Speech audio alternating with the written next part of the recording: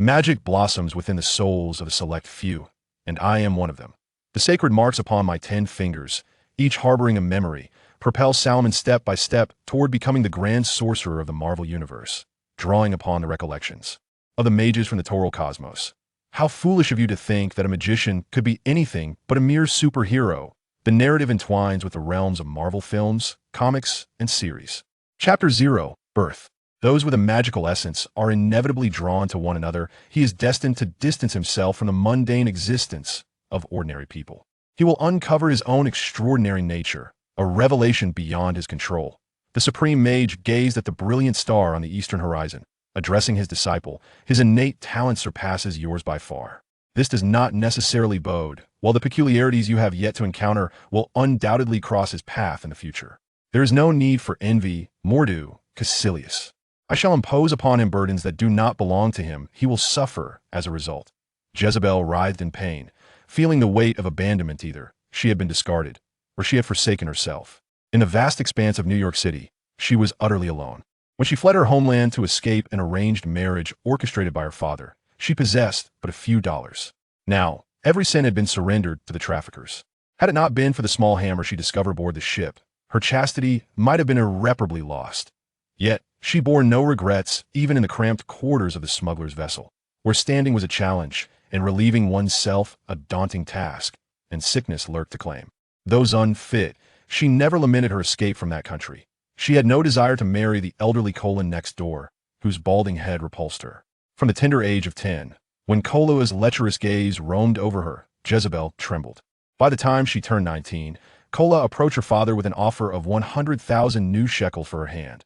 Her father, without a moment's hesitation, acquiesced not solely for the sake of Jezebel's brother, who had never served in the military and required a spacious home, nor for the myriad younger siblings who needed ample support, but also because the pilgrimage to Jerusalem demanded a substantial sum. She longed to scream families as impoverished as theirs were becoming increasingly rare. Yet, within their community, they were surrounded by the destitute, where the men merely nodded in prayer while all financial sustenance fell upon the women. They could not afford to provide her with an education in mathematics or the sciences. Jezebel refused to let her future resemble those women standing dazed on dust-choked streets, cradling children, only coming to life on the days government aid was dispensed. She envisioned that marrying Kola would condemn her to the same fate, transforming her into a lifeless puppet. Though she had resisted, her defiance only invited her father's wrath, leading to beatings and increased labor. He envisioned her future as a docile wifey, the very least, one who could secure payment from Kola. During that harrowing period, she fervently recited the holy name of Yahweh, yearning for a prophet to deliver her from this wretched place. One day, the water flowing from the tap inexplicably transformed into blood. This phenomenon persisted for 7 consecutive days, yet her father dismissed it as mere rust in the pipes, paying it no mind. Jezebel, who had only studied the Pentateuch, was taken aback. She perceived this as a revelation, akin to Moses persuading Pharaoh. Without hesitation, she pilfered the dollars her father had earned through labor and fled to this land, heralded as a beacon of democracy and freedom, a place rumored to flow with milk and honey, in hopes of a new life. However, how could a girl with only rudimentary religious knowledge and no other skills find employment? Despite her industrious hands, her lack of identification rendered her incapable of signing any contracts. Jezebel was left to struggle on meager daily wages, often disguised as a pagan, donning a veil to obscure her fair beauty and evade the harassment of street thugs. Then, one day, she felt a wave of nausea, and a fellow illegal immigrant sister informed her that she was pregnant. She could scarcely believe her ears. She was still but a girl. The more she pondered, the more frantic she became. After inspecting her body, she confirmed her virginity. Yet, as her belly grew day by day, she began to dream of a being bathed in light who spoke to her, saying, "Bear him, and you shall be called holy." This filled her with dread, for this was a deity from pagan tales. Even if such a deity existed, she did not believe herself worthy of divine favor. She was no Mary. Jezebel was uncertain whether this was a hallucination or a genuine visitation from the Holy Spirit. Nonetheless, she felt a pang of reluctance, for this child was destined to be fatherless. She had no intention of hastily marrying a Joseph, and regardless of the circumstances, doctrine forbade abortion, leading her to forego seeking a doctor's assistance. Thus, Jezebel laboriously toiled along with her burdensome body, but her meager wages could scarcely sustain both her and the fetus. She grew weaker by the day, her limbs growing feeble, making it increasingly difficult to work. Losing her job also meant losing her shelter. Yet a compassionate priest, having heard her story, offered her refuge. Though he did not believe her tale, he took her in out of pity, allowing her to clean the benches during the day in exchange for scraps of bread and leftover wine from communion. She found temporary lodging in the church's parking lot, where the priest provided her with blankets and warm water. Jezebel was immensely grateful for the priest's kindness. As her child continued to grow, her mobility diminished further, yet she forced herself to consume food, determined that her baby would be born healthy. She sensed that on this starry, cold night, her child was about to arrive, but her body had deteriorated due to prolonged malnutrition, the child within her greedily drawing on her sustenance like a parasite.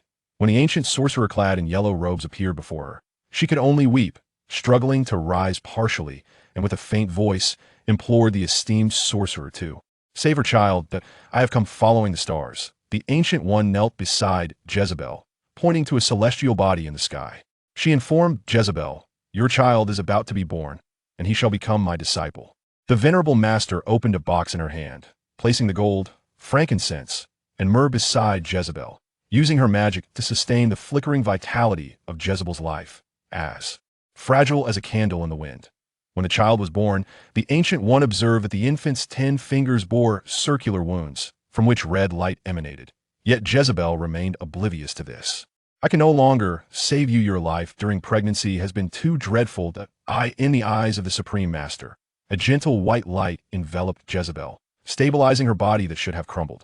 However, upon the birth of this extraordinary child, that benevolent energy dissipated, and even the Master's magic could not sustain Jezebel's body any longer.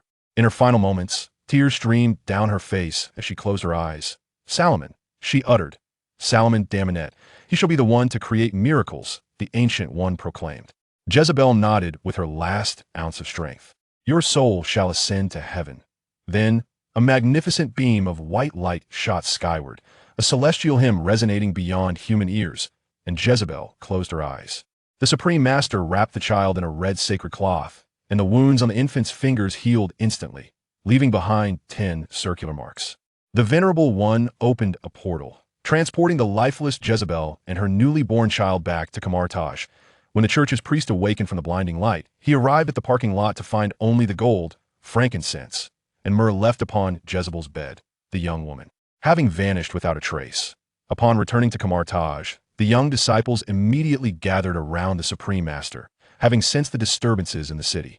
However, the Venerable One silenced their inquiries, handing the child over to them before interring Jezebel in a tomb near Kamartaj. On the very night of Salomon Daminet's birth, the number of abyssal creatures invading Earth surged unexpectedly. Although these were merely the spontaneous actions of low-level demons, they were sufficient to leave the mages of Kamartaj in disarray for some time. Ultimately, it was the Supreme Master who ventured into the abyss to consult several abyssal lords to quell the turmoil. Regarding the wounds on Salomon Daminet's fingers, the Supreme Master referred to them as sacred marks. The Ancient One wrapped them in the sacred cloth to staunch the bleeding and subsequently employed magic to promote healing, after which the sacred marks vanished. Yet, Salomon Daminet himself was ensnared in a labyrinth of memories. Upon being brought back to Kamartaj, he was entrusted to several experienced female mages for care. However, when he opened his eyes, he did not cry, but instead displayed a look of confusion.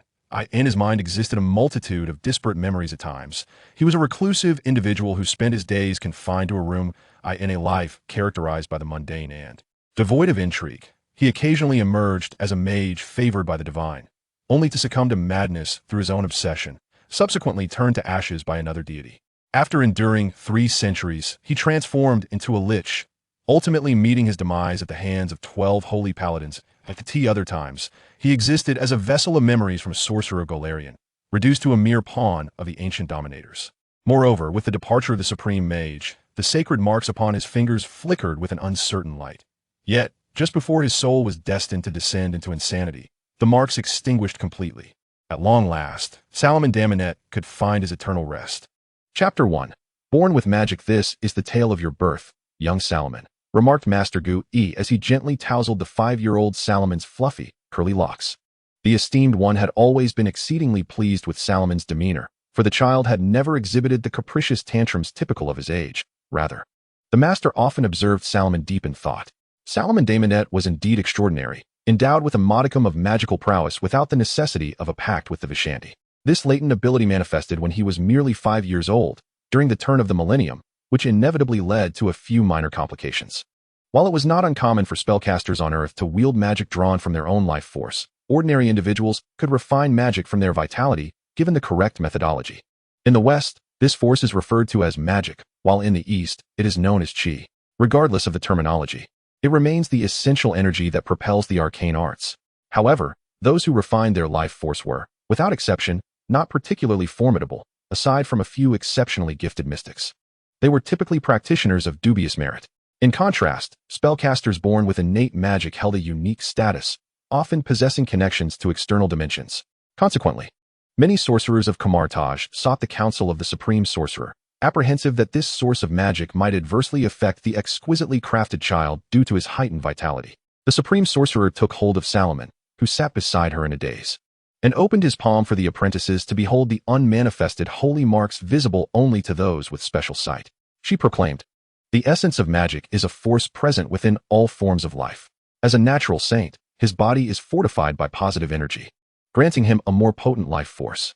This overwhelming vitality is automatically transmuted into magic through the holy marks. Thus, his magic merely utilizes his life force and bears no relation to external dimensions.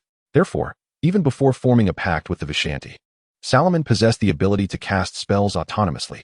Moreover, his physical form boasts greater strength and heightened senses than that of an ordinary person. Yet, the supreme sorcerer chose not to divulge to anyone the additional implications of the holy marks, deeming such knowledge unnecessary for the other apprentices.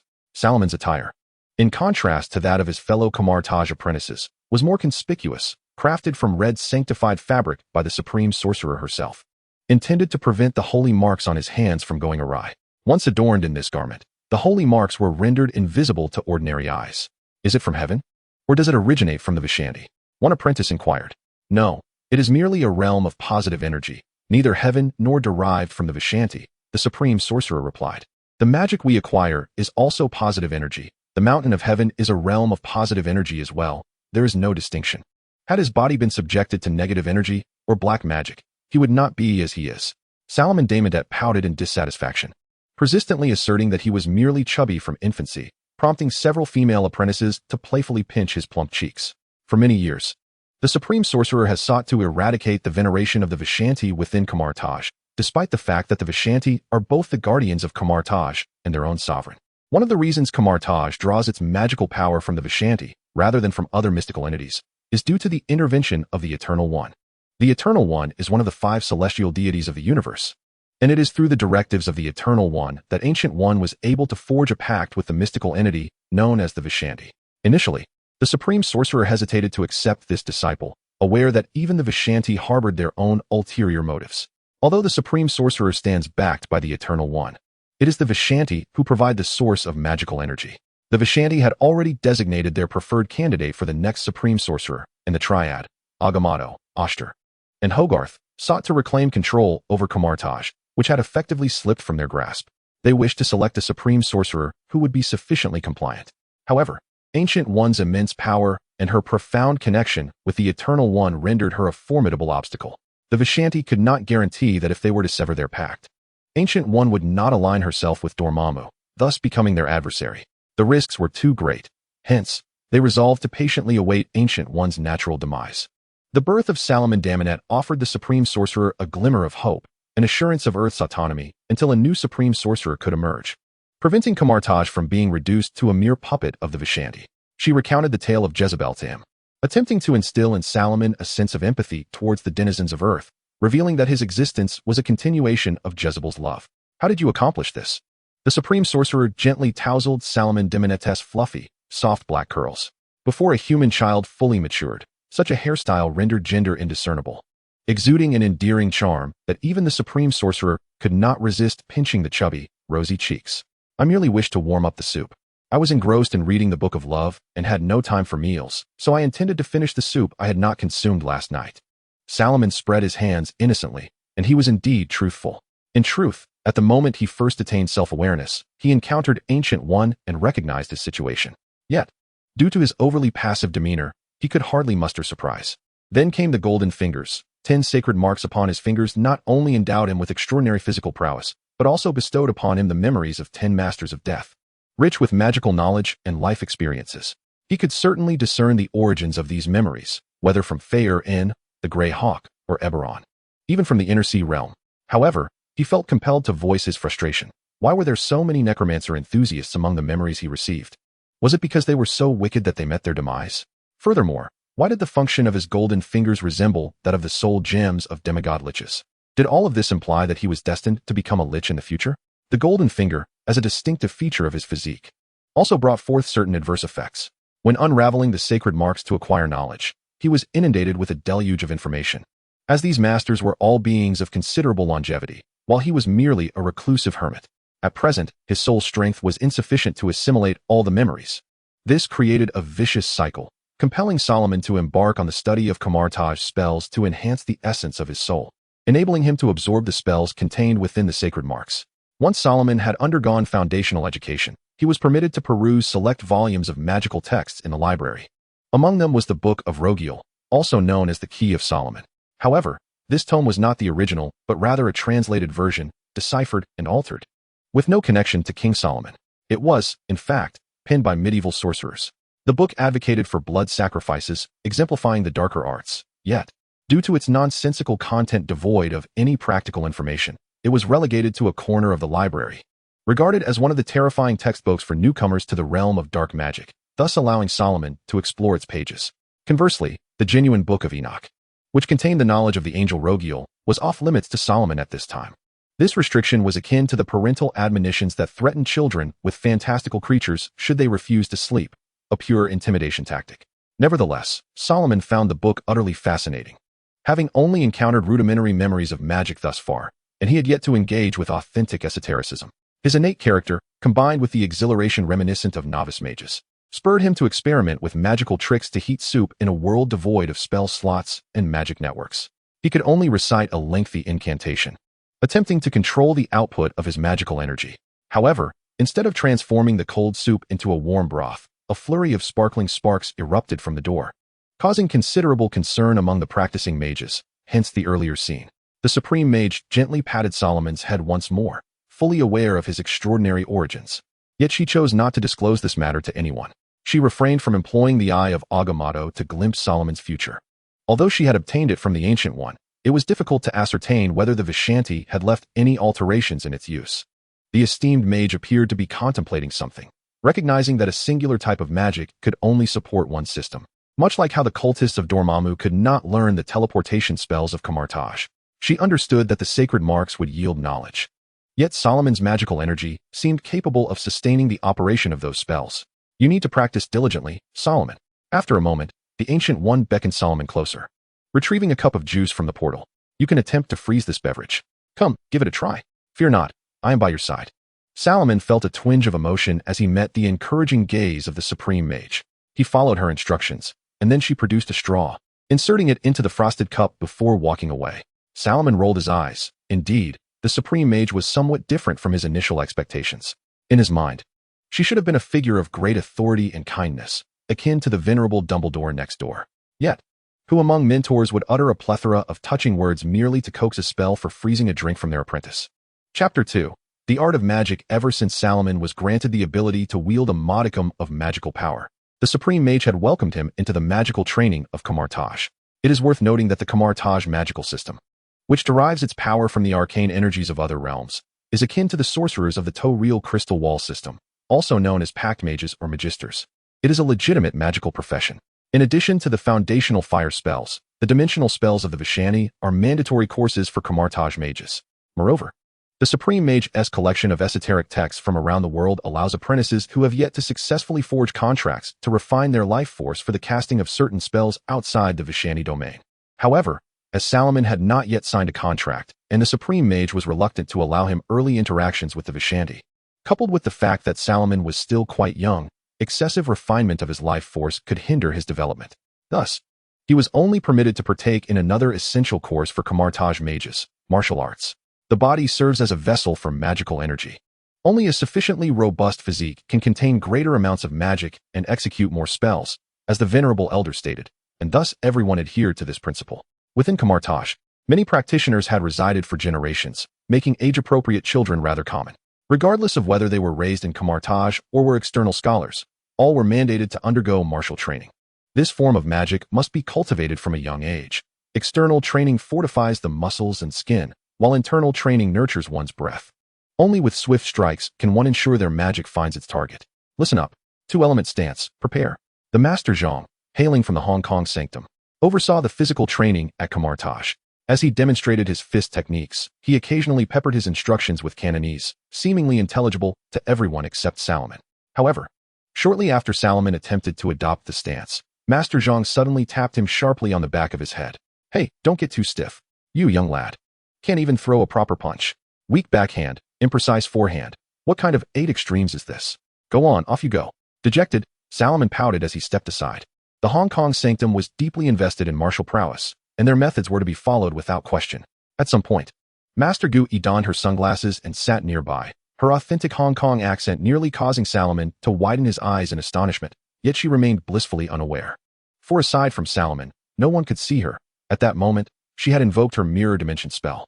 Oh, you don't wish to train in 8 extremes? Then go learn Wing Chun. Teacher, I cannot comprehend your tone, Salomon replied with a furrowed brow, his knowledge of Cantonese limited to mere expressions, failing to grasp any further nuances. Ah, young lad, you ought to learn a bit more. Master Gu Yi shook his head. Tomorrow, your senior brother will take you to pay respects to a mentor. Learn what? Salomon inquired. As I mentioned, you will be studying Wing Chun. The following day, Salomon was accompanied by his mentor, a venerable master from Converge, the son of Master Hammer. His senior brother bore a round face, which lacked a semblance of cheer, inducing a sense of unease in Salomon. Thank you, senior brother, Salomon responded while shaking his head at a poster by the street. For his senior had attempted to gift him a toy suited for his age. I do not like Captain America. In fact, I dislike any superhero. No Superman, no Batman. No toys, thank you. In truth, this young master was also quite anxious, primarily due to his father's admonition the previous night to keep a vigilant watch over Salomon, ensuring he encountered no mishaps, for he was the cherished disciple of the Supreme Master. Although it was customary that all masters in Converge were disciples of Master Gu Yi, each embarked upon their journey from different starting points. Those capable of wielding magic independently certainly held a higher stature than others. While Master Hammer may not comprehend the concept of a sage, the Supreme Master's esteem for Salomon remained unwavering. To some, Salomon was perceived as the potential successor to the Supreme Master. Thus, when Salomon's gaze lingered on a stall outside the Hong Kong sanctum, his senior brother could only extract his meager worldly wealth to treat Salomon to a bowl of wonton noodles. Salomon deftly resumed using chopsticks, a skill he had not forgotten. And his senior brother was indifferent to this, as the cuisine in Converge was a hodgepodge of various dishes. Senior brother, is Converge truly so impoverished? Salomon innocently questioned, pointing at the assorted coins on his brother's person. Converge is not lacking. Rather, I am, Master Wang replied with an eye roll. Indeed, Converge had stood for millennia and possessed ample connections in the mundane world. Furthermore, Converge engaged in a practice of attracting patients with terminal illnesses to seek treatment. And although Master Gu Yi treated all with equality, affluent individuals often sought their services, leaving behind wealth and connections that constituted vital economic resources for Converge. Additionally, the eradication of dark entities, such as vampires and sorcerers, yielded treasures that naturally belonged to Converge. After all, even sorcerers must earn their sustenance. It is said that Master Gu Yi holds shares in several publicly traded companies, having procured land during the Great Boom in the American West. To put it frankly, Converge and its benefactors are among the largest landowners in New York, albeit Converge emphasizes asceticism and thus does not require excessive resources. Upon hearing this, Salomon inquired, then why? Senior brother, are you so impoverished? In the realm of storytelling, the narrative unfolds with young Master Wang, who, upon taking a deep breath and clutching his chest, recounts the past involving his father, the esteemed Mage Hammer. It was Hammer who, in his wisdom, appropriated all of young Wang's living expenses, proclaiming that he wished to save money for his son's future home when he would eventually marry. After all, not everyone resides within the sanctified halls of the temple, as young Wang lamentingly observed. However, his disillusionment grew when he discovered that his father had squandered his funds during games of mahjong with the guardian of the Hong Kong temple, the enigmatic Wu Guiwei. From that moment, faith in Hammer's words waned. The curious incident regarding how Hammer, lacking hands, could engage in mahjong was a matter for another discussion. Where are we headed? Solomon inquired between mouthfuls of noodles. The place we are visiting has only recently begun accepting disciples. were it not for Kamatage's connections within the Hongmen. Who knows if they would even welcome you, a foreigner. Young Master Wang could not resist indulging in a bowl of noodles himself. If it doesn't work out, you can immerse yourself in the study of Bejiquan at Kamatage. Their adversaries cannot contend with such refined martial arts, he added. Solomon, however, scoffed at this notion. He was not oblivious to the mage's intentions. She sought to cultivate bonds for Solomon within this world, to instill a love for it. She narrated tales of Jezebel and encouraged him to interact more with the mages of Kamatage, revealing the beauty of this realm. Yet, he found little utility in her efforts. Although he adopted a mindset of acceptance, as an adult, he maintained his independent thoughts. While he indeed found this world more fascinating than his previous existence, the allure stemmed from magic rather than anything else. After all, he had dreamt of attending Hogwarts since childhood. As for other matters, he upheld a worldview grounded in a philosophy of non-aggression. Despite the Ancient One's proclamations of his potential as a saint, Solomon would undoubtedly refuse any call to heroism. He firmly believed that all of life's dilemmas could be distilled into two statements. It's none of your business, and it's none of my business. Nevertheless, it would be unjust to claim that the Supreme Mage erred in placing hope in him, for there will always be foolish individuals who disrupt the tranquility of others. And when that day arrives, Solomon would find himself compelled to fight for humanity's salvation. The Supreme Mage had already orchestrated every detail with meticulous foresight. Chapter 3. The Ring of Vishanti. The apprenticeship process was unremarkable. Solomon was profoundly grateful to Old Master Yi for not being put off by his foreign visage. In the ensuing years, due to the educational program orchestrated by the Supreme Mage, Solomon's daily routine consisted of a relentless cycle between the Kamatage Training Hall and the Hong Kong Temple. Each day began at dawn, and he found camaraderie with the guardians of the Hong Kong Temple, a bond forged easily over culinary preferences. While they presumed that a foreigner would shun beef tripe, Solomon delighted in devouring a hearty bowl, for no ill-intentioned soul could resist such a dish. Solomon was rather impressed with his ability to restore the routine of his student days. Since entering the workforce, he found that he would close his eyes after work, only to awaken with the dawn. Youth truly is a blessing.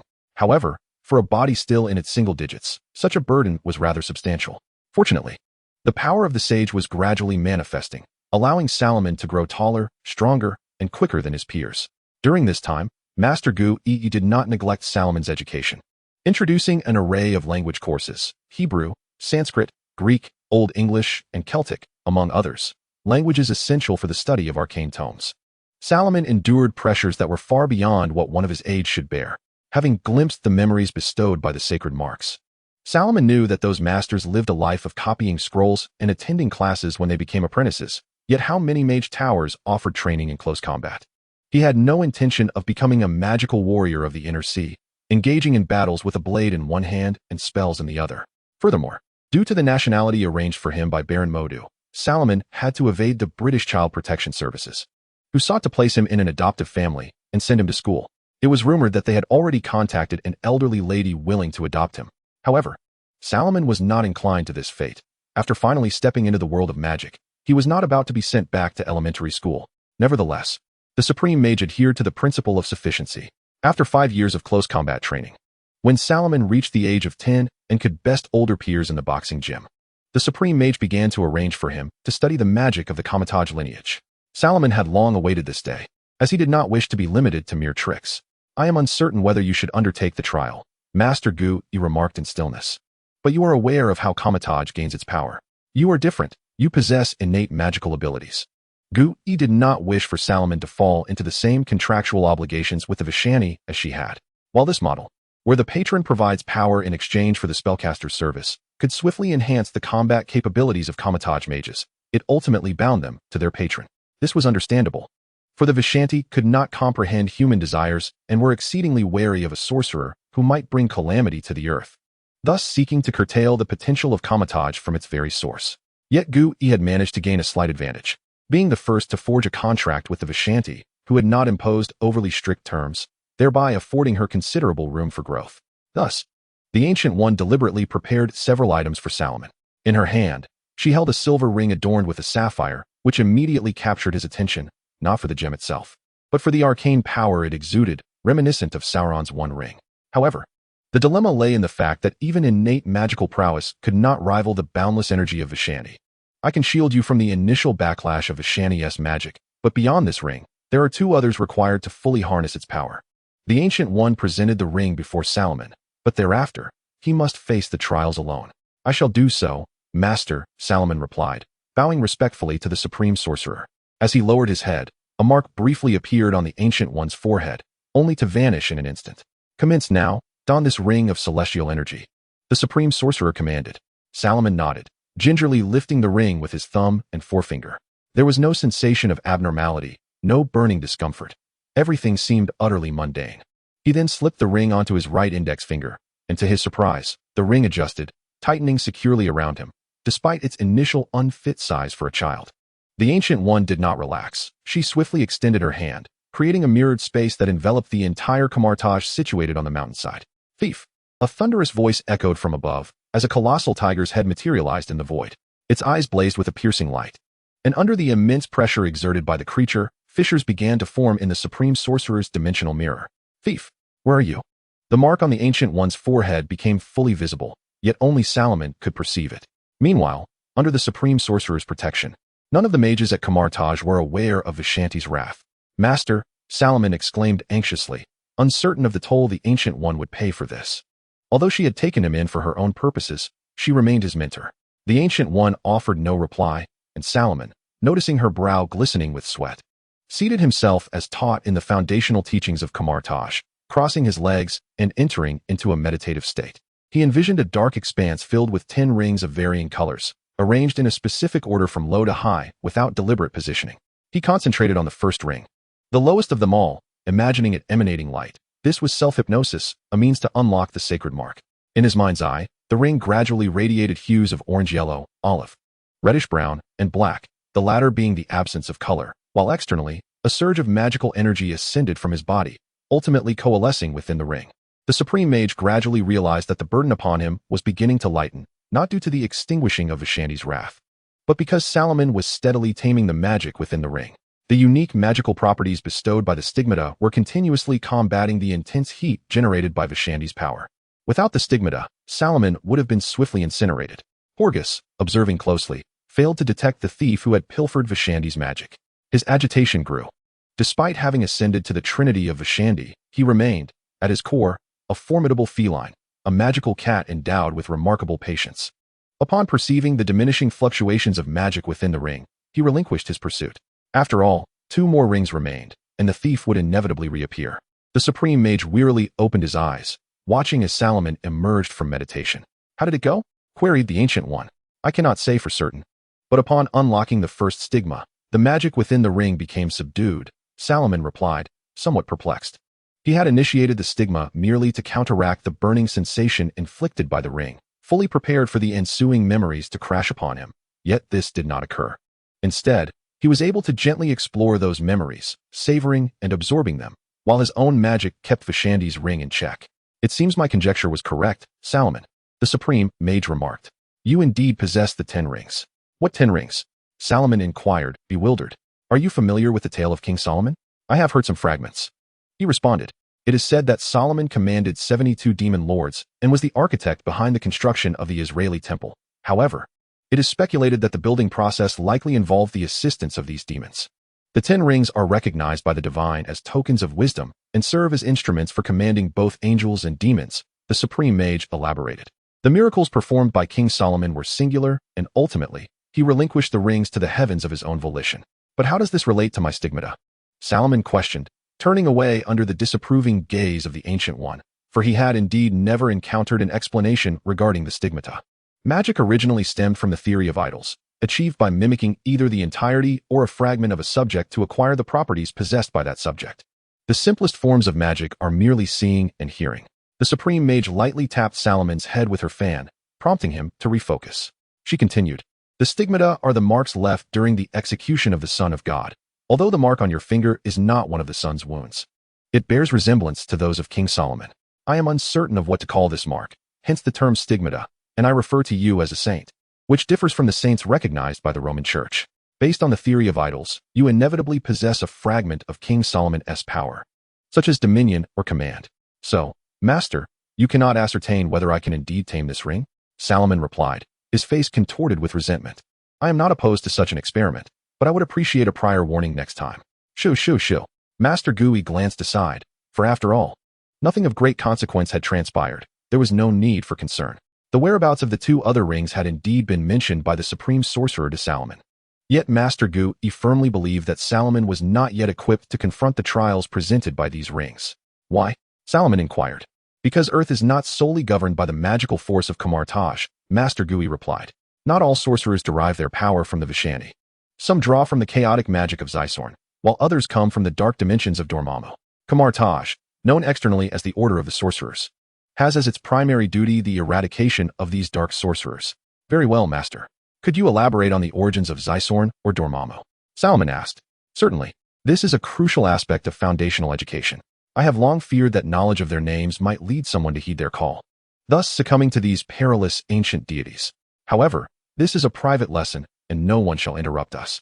The Supreme Sorcerer stated. What you are about to hear must remain deeply entrenched in your mind. I swear by the Vishanti, by the source of magic.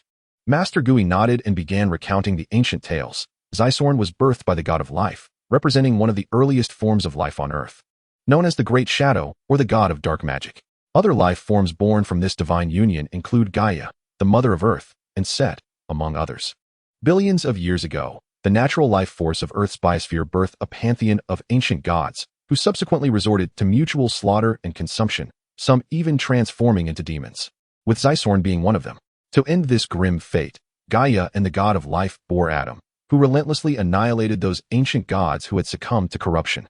Eventually, he fell from grace, becoming the formidable devourer of gods.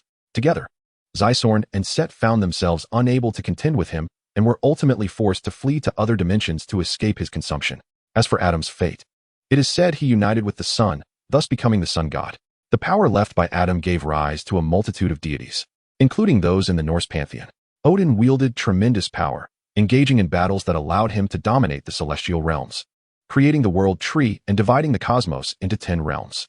Concurrently, various other deities emerged across Earth, including the Jade Emperor and others within the earthly pantheon. Additionally, Gaia and her other son, Uranus, or Kronos, whose progeny included Zeus, the figure found in the tales of Greek mythology. However, the specifics of what transpired remain unclear to me.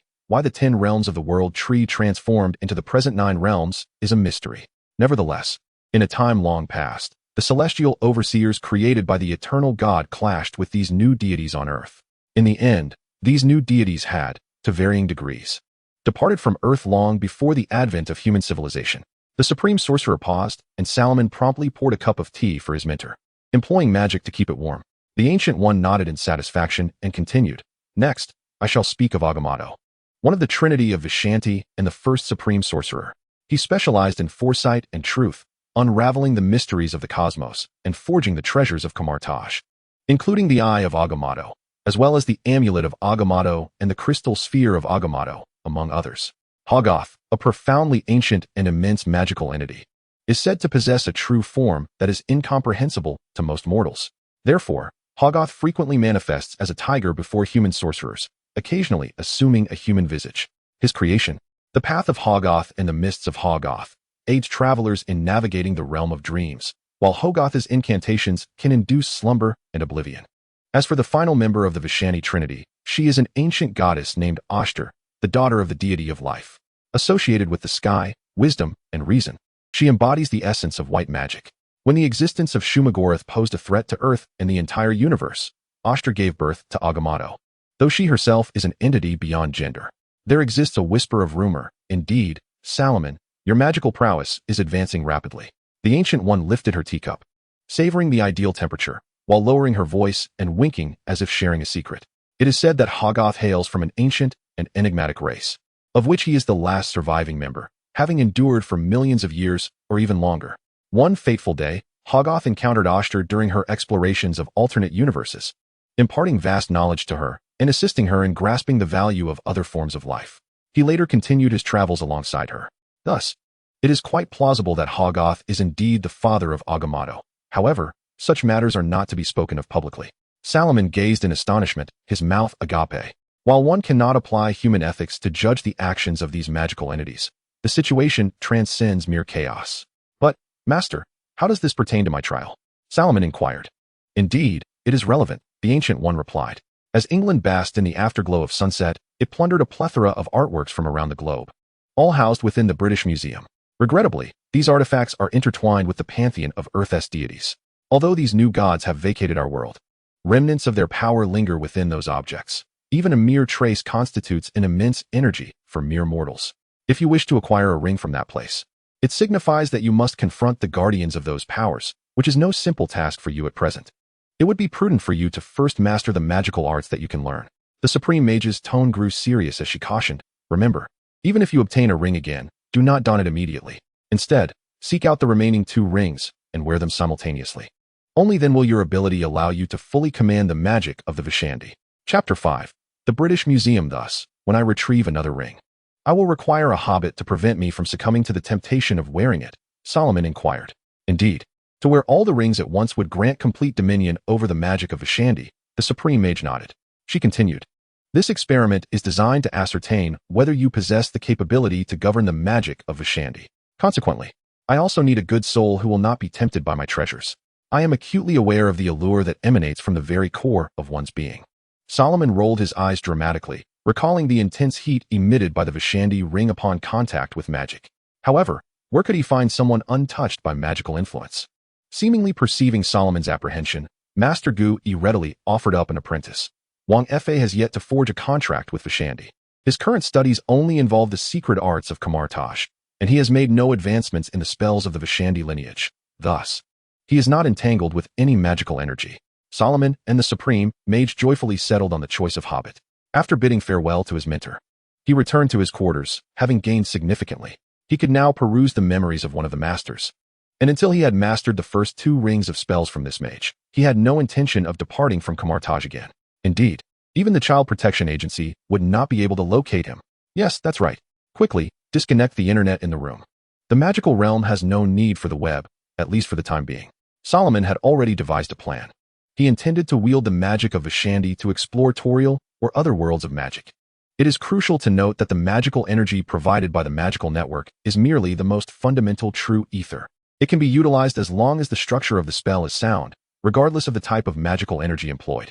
Of course, due to the overwhelming brilliance of Vishandi's power, some necromantic spells would still necessitate the support of his own magical energy. However, contrary to his expectations, while Solomon was engrossed in the study of spells from the Toril universe, Baron Modu arrived at his door. This fellow disciple of the Supreme Mage greeted Solomon with remarkable friendliness, often reminiscing, when you were a child, I held you, uttering such foolishness. At last, I understood the source of my discomfort during that period. Baron Modu sought out Solomon primarily to train him in the use of the magical artifact from Kamartaj, which is rather distinct from those of other realms. For instance, the staff of the Court of Life bears little relation to its namesake. It is less a staff and more akin to a whip. Furthermore, the boots of Vortho should not be classified as an artifact, but rather as a magical oddity. Their principal function is to enable a double jump, which, while not particularly advantageous, is far from ineffective, wouldn't you agree? The latest chapter of the rather lackluster work Marvel's Magical Chronicles was initially published and updated on the site conch.com. This is an endeavor that even the devilish gelatinous hand cannot accomplish. You have already learned to fight with your body, have you not? Baron Modu grinned like a fox that had pilfered a chicken, stating that it was now time for you to practice wielding your weapon in combat. We are not wizards from fairy tales, merely brandishing a wooden stick to cast spells. Solomon attempted to dismiss this training, claiming that for close combat, Modu's skills would suffice. However, the Baron, with the cunning of a mischievous child, seized Solomon by the collar and pulled him along like a kitten. This is a fallacy, Solomon, Modu gently asserted. Beings from other dimensions will not afford us the luxury of time to recite our incantations. Resigned, Solomon ceased his struggles, fully aware that he could not escape. So, the Supreme Sorcerer has sent you here to retrieve an artifact, while you expect me to play the role of your hobbit? Grumbled the increasingly robust Mage Xiao Wang. To be honest, Solomon was taken aback by how aged Xiao Wang appeared. The latter replied, do you think I resemble Frodo? I feel more akin to Sam. Indeed, the resemblance is striking, my friend, but you lack culinary skills, Solomon retorted, adding that he required Xiao Wang's fists. So, you have finally come to recognize that fists can surpass magic? Xiao Wang exclaimed joyfully. Even without signing the contract with the Emperor of Vistan, I can still best you in training. Bah!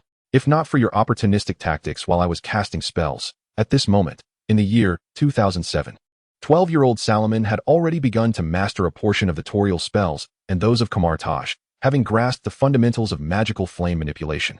The two arrived in London through the portal from Kamartaj to the London Sanctum. The city appeared to have recently experienced rain, the cobblestone streets slick and treacherous. Yet the rainfall seemed to have purified the air, with a hint of ozone refreshing the atmosphere considerably. Although it could not compare to the crisp, invigorating air of Converge, it was certainly superior to that of many large cities. The only issue was that Salomon inadvertently stepped into a puddle, soaking the shoes provided by Converge. Do not exhibit that expression, Salomon. Modu has facilitated your acquisition of British nationality. You must acclimatize to this weather. The young mage appears somewhat gleeful, while the supreme mage seems intent on sending you to a mundane school in England. To be precise, it is an institution focused on foundational logical reasoning. Most of the mages who come to Converge have attended such schools in the mortal realm. Salomon shook his head, continuing forward with a creaking sound emanating from his shoes. Mathematics, physics, chemistry, these are the essential disciplines, as stated by the supreme mage. Yet, I have not studied them. It is likely due to your birth in Converge. You lack even health insurance. However, I believe that once you acquire magical powers, Converge will provide you with an identity. Loman concealed part of the truth. The supreme mage instructed him to inform others that he had forged a pact with Vishani, while in reality, Salomon merely leveraged Vishani's power. The supreme mage is quite familiar with this approach. Ancient One employed it to harness Dormammu's strength, and now it is merely applied to Vishani. Furthermore, this artifact must be held by someone with a lesser connection to magic to avoid backlash. Salomon glanced at the young mage, and indeed, the latter seemed troubled by the inability to enter into a contract. Do not worry, he reassured him.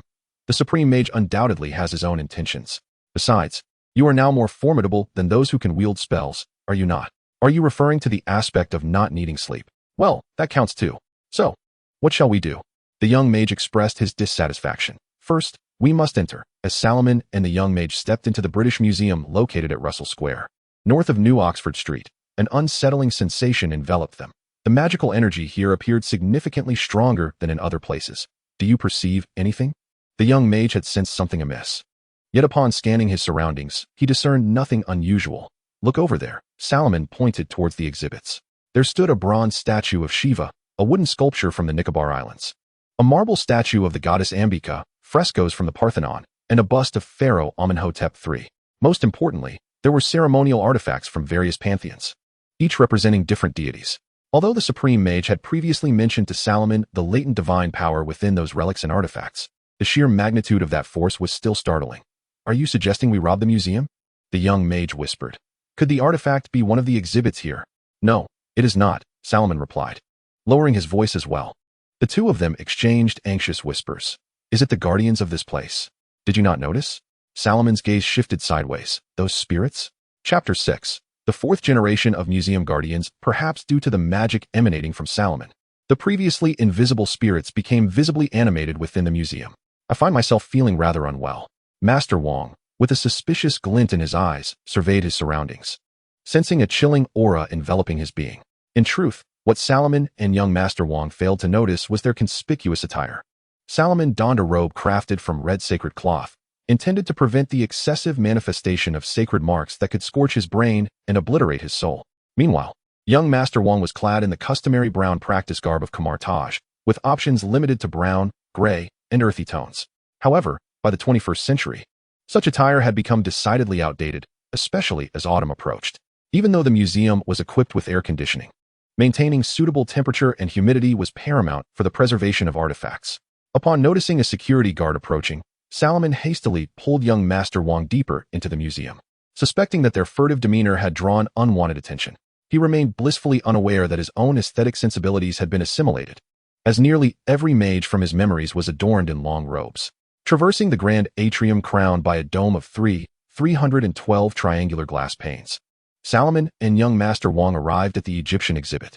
This space housed numerous artifacts, many of which were seized by the British from the French during Napoleon's ill-fated campaign in Egypt, totaling over 10 pieces. And it was also a site rich in magical energy. What are you staring at? Young Master Wong seemed agitated, frustrated by his inability to perceive what he felt he ought to see. Nevertheless, Salomon firmly pressed him onto a public bench, stating, "Enter a meditative state. Only then will you be able to perceive those entities."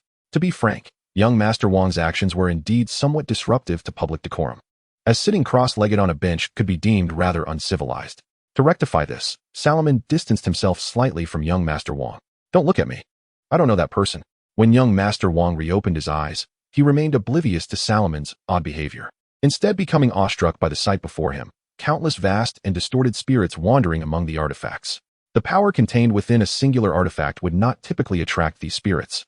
But the sheer number of treasures seized by the British was overwhelming, displayed according to different civilizations, amplifying the resonance of powers from the same pantheon.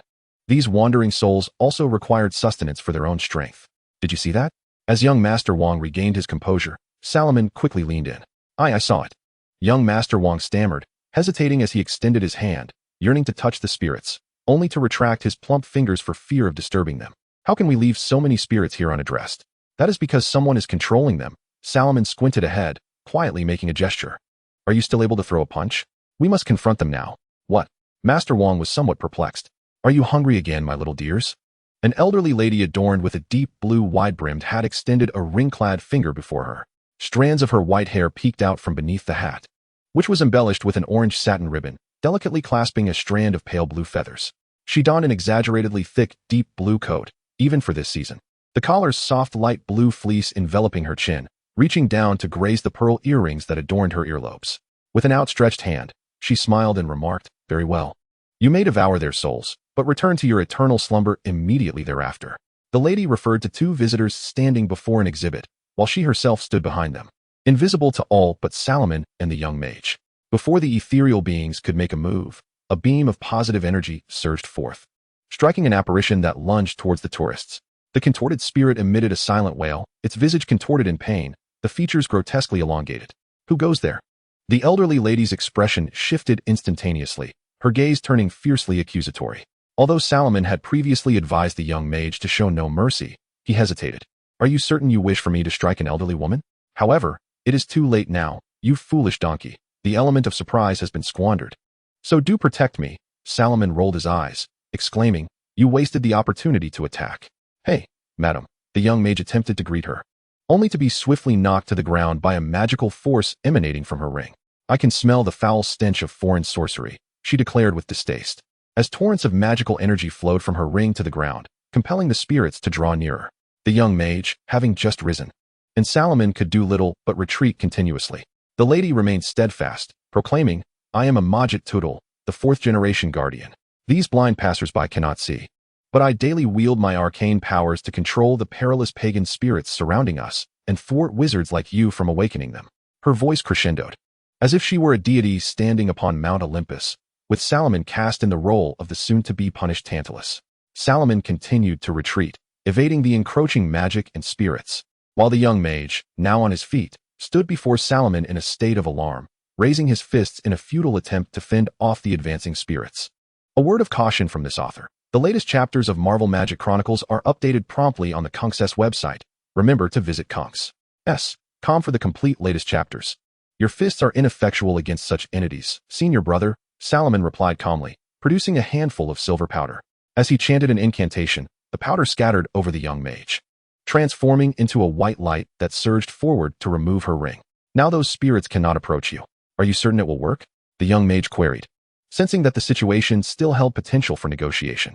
Yet, after Salomon's incantation, an inexplicable dread dissipated from his heart. He shouted, Madam Tudul. We are not. It is Miss Tudul. She interjected. Very well, Miss Tudul. We do not wish to awaken these spirits. Indeed, Salomon can only interface, as that is not our intention. Are you not a sorceress? Emoji Tudul neither heard nor witnessed Salomon casting spells, for his incantations and movements were obscured by the king's formidable presence. Our young sorcerer, momentarily at a loss for words, had yet to sign a pact or undergo magical training. Enough of this idle chatter, king. Her method of binding these phantoms involves devouring souls. But from whence do souls originate?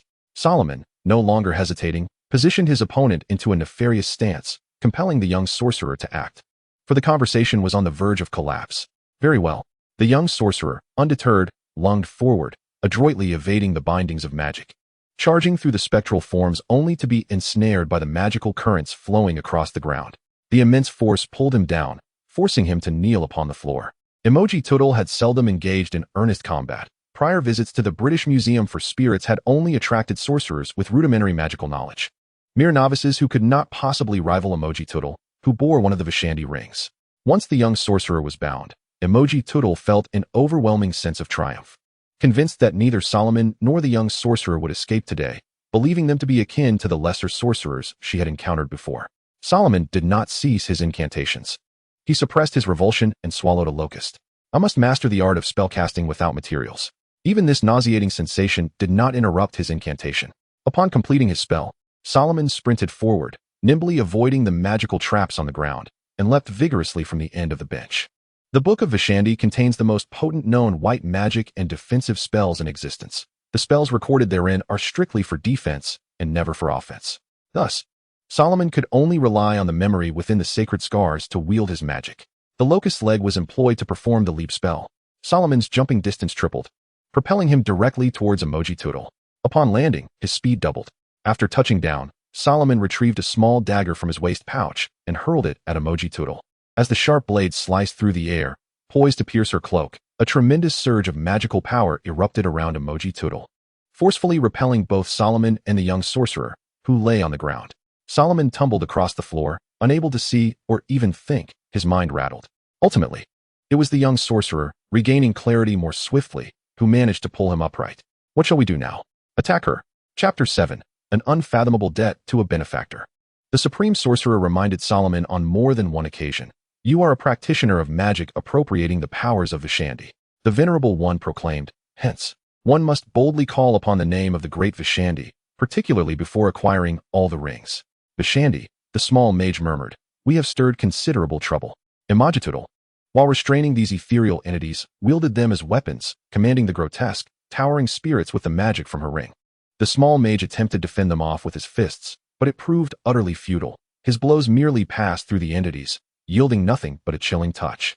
Had it not been for the spell binding him, the small mage would have been possessed or had his soul devoured by now. And the positive energy rays emanating from Laman's fingertips could scarcely deter the spirit's advance. What to do? The mage cried out. "I do not know," Solomon admitted, perspiration beading upon his brow, acknowledging his underestimation of the guardian of the British Museum. This guardian could brazenly wield the rings of Vishandi, while Solomon could only surreptitiously acquire power, rendering their magical outputs incomparable. Suddenly, akin to a serpent coiling around his neck, a soft, icy sensation crept from behind Solomon. As if hands caressed his cheeks, and with the arrival of the night heralded by the flapping wings of an owl, Salomon's vision faded. "Call upon my name. O child of man," a gentle voice whispered in his ear. "I am the dew, I am the clear sky, I am your spring thunder. I am the goddess of the city, the goddess of birds and serpents. I shall be your shield and spear." Solomon regained his composure. His education had enlightened him as to her identity. "I praise you, resplendent as a serpent, ever-changing dragon Tritiglea. I shall offer olive oil, figs, and woolen robes unto you." Solomon spoke earnestly, in the name of the lady bearing the golden spear, in the name of Etheria, the goddess of the skies. As Salomon's voice rose, all the divine powers participating among the treasures of the British Museum stirred, akin to boiling water, leaving the mage speechless at the spectacle before him.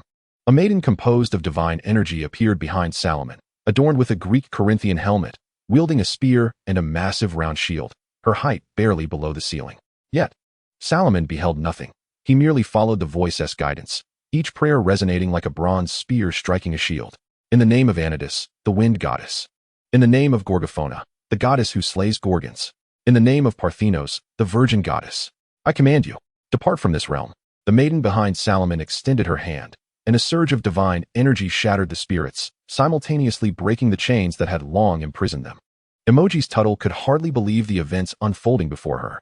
In her eyes, she was the silent guardian of this world, a duty passed down through generations since her distant ancestors began their watch. This responsibility, while burdensome, filled them with pride. Protecting these spirits was the very mission of the Tuttle family. It was due to the infinite power of this ring that the darkness dissipated, allowing Solomon to regain his sight. But before he could open his eyes, he urgently called out to the young mage to remove her ring, bereft of her spirit. Emoji Turtle had no comprehension of combat. She had never received any magical education and had not even practiced the most basic of protective spells. As the young mage reacted, he charged forward with vigor. The aged Emojis was utterly defenseless. The young mage seized her hand and swiftly stripped the ring from her finger. "Oh no, my ring." Once the ring was removed, Emoji Turtle ceased to be invisible. Her tattered garments and disheveled white hair made her appear somewhat like a deranged old woman. Solomon hastily grasped the young mage's hand, and together they sprinted towards the exit of the museum. A small white snake slithered silently and swiftly up Solomon's leg. Burrowing into his clothing, and ultimately wrapping around his arm. "Are you all right, madam?" A tourist approached, inquiring. "What are you looking at? Can't you see me?" As her magical essence ebbed away, no longer sustaining her mind, Emoji's Tuttle's nerves began to deteriorate, and her already wrinkled skin shriveled even more. To onlookers, she appeared to be mumbling incoherently. "I am the guardian. I am the only one who can prevent your destruction." Emoji's Tuttle began to shout, her eyes gleaming with madness as she incessantly screamed at the crowd, attempting to prove she was a saint burdened with the sins of others. Yet, a tourist had already pulled out their phone to call for help. The young mage and Solomon stood breathless on the street. The young mage patted his sturdy chest, saying, "You truly have a talent, Solomon." "Indeed, brother," Solomon replied, rolling up his sleeves as he glanced at the little snake peacefully resting on his forearm. Everything came at a price. Solomon was acutely aware that he had not summoned Athena's name. She had appeared of her own accord. Hadn't he, the Greek pantheon, long departed from Earth? He needed to clarify this with the supreme mage. Otherwise, he could not find peace. "Well then, where shall we go next?" the young mage asked, still shaken but managing a smile. "Is there more adventure to be had? I think we need a day of rest." "Brother," Solomon suggested, motioning for the young mage to stow the ring in his pocket. "Let us return to converge." Due to the numerous undue embellishments added to the ring by Emoji Tootle, such as excessively long artificial nails, Solomon entrusted the ring to the supreme mage, seeking her assistance in transforming it into a more conventional piece. After all, many magical artifacts within converge have originated from the hands of revered masters, so this should not pose a significant challenge. However, Solomon's primary intention was not merely this. Upon observing the serpent coiled around Solomon's forearm, the supreme mage gestured for him to remain calm. The Celestial Assembly does not perpetually monitor Earth, and I have previously recounted the reasons for the departure of the new gods. The supreme mage poured 2 cups of tea, yet I did not mention that they might return clandestinely. Currently, Earth is home not only to Athena, but also to Hecate and others. "All of them," Solomon exclaimed, his eyes widening in surprise. "Of course, not all," the supreme mage replied. "With so many new deities residing on Earth, it would indeed become rather congested. Moreover, we have long since departed from an era of divine worship. Humanity now venerates science. Even if deities were to appear before them, their thoughts would be consumed with how to capture and dissect them. I harbor no aversion to this phenomenon, for magic flourishes only within the souls of a select few. It is technology that embodies humanity's future." The master pushed a cup of tea towards Solomon, who drained it in one gulp, the fatigue from his spellcasting dissipating like the dirt washed from leaves by a gentle summer rain. "Some have returned, but I advise you to meet with this one only after acquiring all 3 rings." The supreme mage indicated towards the languid little serpent slithering across the table. Surprisingly, both Solomon and the supreme mage could discern an expression on the serpent's face. Though peculiar, it was indeed present. The serpent's demeanor resembled a nonchalant indifference, as if to say, "Do as you please, just do not disturb me." It barely lifted its eyelids, glancing at Solomon and then at the supreme mage, before opening its mouth wide, attempting to swallow an orange from the table. "It seems quite content," the master remarked casually. "I am uncertain when this goddess of wisdom will seek you, but I presume it will not be too dire. After all, this is the first time I have witnessed a snake consuming fruit in reality, not merely in a game. But what gift should I bring as a guest who has never been a deity? Olive oil, figs, or perhaps a wool sweater? It is the 21st century, Solomon." The supreme mage replied with an air of disdain. "Do not be so outdated. A bottle of wine or skincare products would make splendid gifts for a visit." Solomon departed from the supreme mage's meditation chamber, the little serpent, having just stuffed an orange into its mouth, clutched in his hands. From a distance, he resembled someone holding a ball tethered by a string. Chapter 8. The cost. In the 3rd ring, the supreme mage has always been selfless towards Solomon, much like her demeanor with other disciples. However, she did not hesitate to lead Solomon through the darkest recesses of converge, akin to shadows under the sun. Converge is not an organization of unblemished righteousness. You now witness the cost of magic. The Venerable One led Solomon into a courtyard, where numerous ascetics clad in crimson robes and smeared with white ash stood. Their bodies bore grotesque and unimaginable boils and deformities. Yet the pain and itching did not alter their serene expressions. They remained composed, chanting softly. The Venerable One remarked, "They believe in magic and are thus willing to bear the costs incurred by it, specifically for me. But how will you settle your debts?" "I believe utilizing magical materials would be a prudent approach, Master." Solomon, suppressing his nausea as he observed the festering sores and wounds, attempted to steady his breath to avoid inhaling the foul stench of decay. He replied, "You are aware that the knowledge bestowed upon me by the stigmata is rather unique. Yet I believe I can indeed repay my debts, and I am not limited to merely sprouting peculiar growths on my body. During the Second World War, there was a mage named Mantle, who still lives and whom you may encounter in the future. For every maiden he saved, he would drown a rabbit on his way home. The Venerable One put away his fan and gently tapped Salomon's head, stating that the costs of using magic were not solely physical distortions but encompassed other sacrifices, emotions, beloved ones, interests. None could predict what they would pay for their debts, nor could these be offset by magical materials. I have already paid my price, and you too shall pay yours in time. According to the Venerable One, embarking on this path meant incurring the debts of life. Unbeknownst to Salomon, he had already paid a price to arrive at Camartage, perhaps a fragment of Jezebel's life or something else entirely, which even the Venerable One could not ascertain. As for the final ring, the Supreme Mage urged Salomon to obtain it swiftly, providing a map and a book. Many years later, near the site of an old sunken grave, a new grave was excavated. The two graves shared a single tombstone, inscribed with the words, "A patch of ink-black earth, a red letter." When the young mage perused the book, he reached an ending passage authored by Nathaniel Hawthorne, the most illustrious romantic novelist of 19th century America. The ink-black earth referenced in the scarlet letter pointed to Hawthorne's hometown, Salem. This land was referred to as New England by the Puritans. Passengers of the Arbella disembarked in Salem, initially settling in Salem town, from which Boston gradually emerged, ushering a continuous influx of Puritans, including Hawthorne's ancestors. This place had also witnessed a notorious episode of religious persecution, famously known as the Salem witch trials, during which the fervor of the Puritans was unfathomable to modern sensibilities. And the presiding judge of that trial was none other than Nathaniel Hawthorne's ancestor, John Hawthorne. However, in contemporary times, the local government of Salem has transformed the concept of witches into a prominent attraction, fervently promoting tourism. There even exists a witch cemetery, imbuing the entire town with a profound aura of mysticism. During Halloween, an eclectic assembly of witches and devils gathers in celebration. In Salem, there is even a witch museum, albeit diminutive in size. Solomon sits at the center of the museum, as the surrounding walls illuminate in sequence, depicting scenes from the infamous witch trials of yore. For the average person, the Salem witch trials may seem a tragic religious farce, yet for Solomon, they evoke an indescribable essence, reminiscent of a foul odor of otherworldly magic. Perhaps the trials were not without their ambiguities.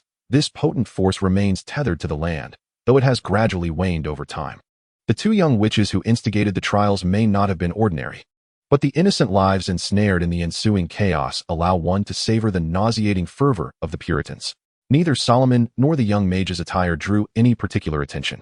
As previously mentioned, the atmosphere of mysticism is notably dense here, and the descendants of those fervent Puritans no longer cling to their faith. Each day, numerous tourists arrive in pursuit of witches, and it is quite commonplace to encounter individuals donned in wizardly garb, hardly warranting astonishment. "Where's the ring?" as the esteemed one mentioned. The young mage, glancing around, scrutinized everyone's rings intently, attempting to discern any unusual details. "Oh, does it move?" "What moves?" "Why, the map," Solomon replied, gesturing to the open map before him, which bore a small red marking the location of the ring.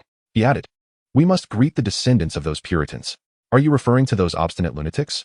The young mage clenched his fists, recalling the esteemed one's teachings. Magic must not be displayed before ordinary folk. Thus, fists might prove more useful.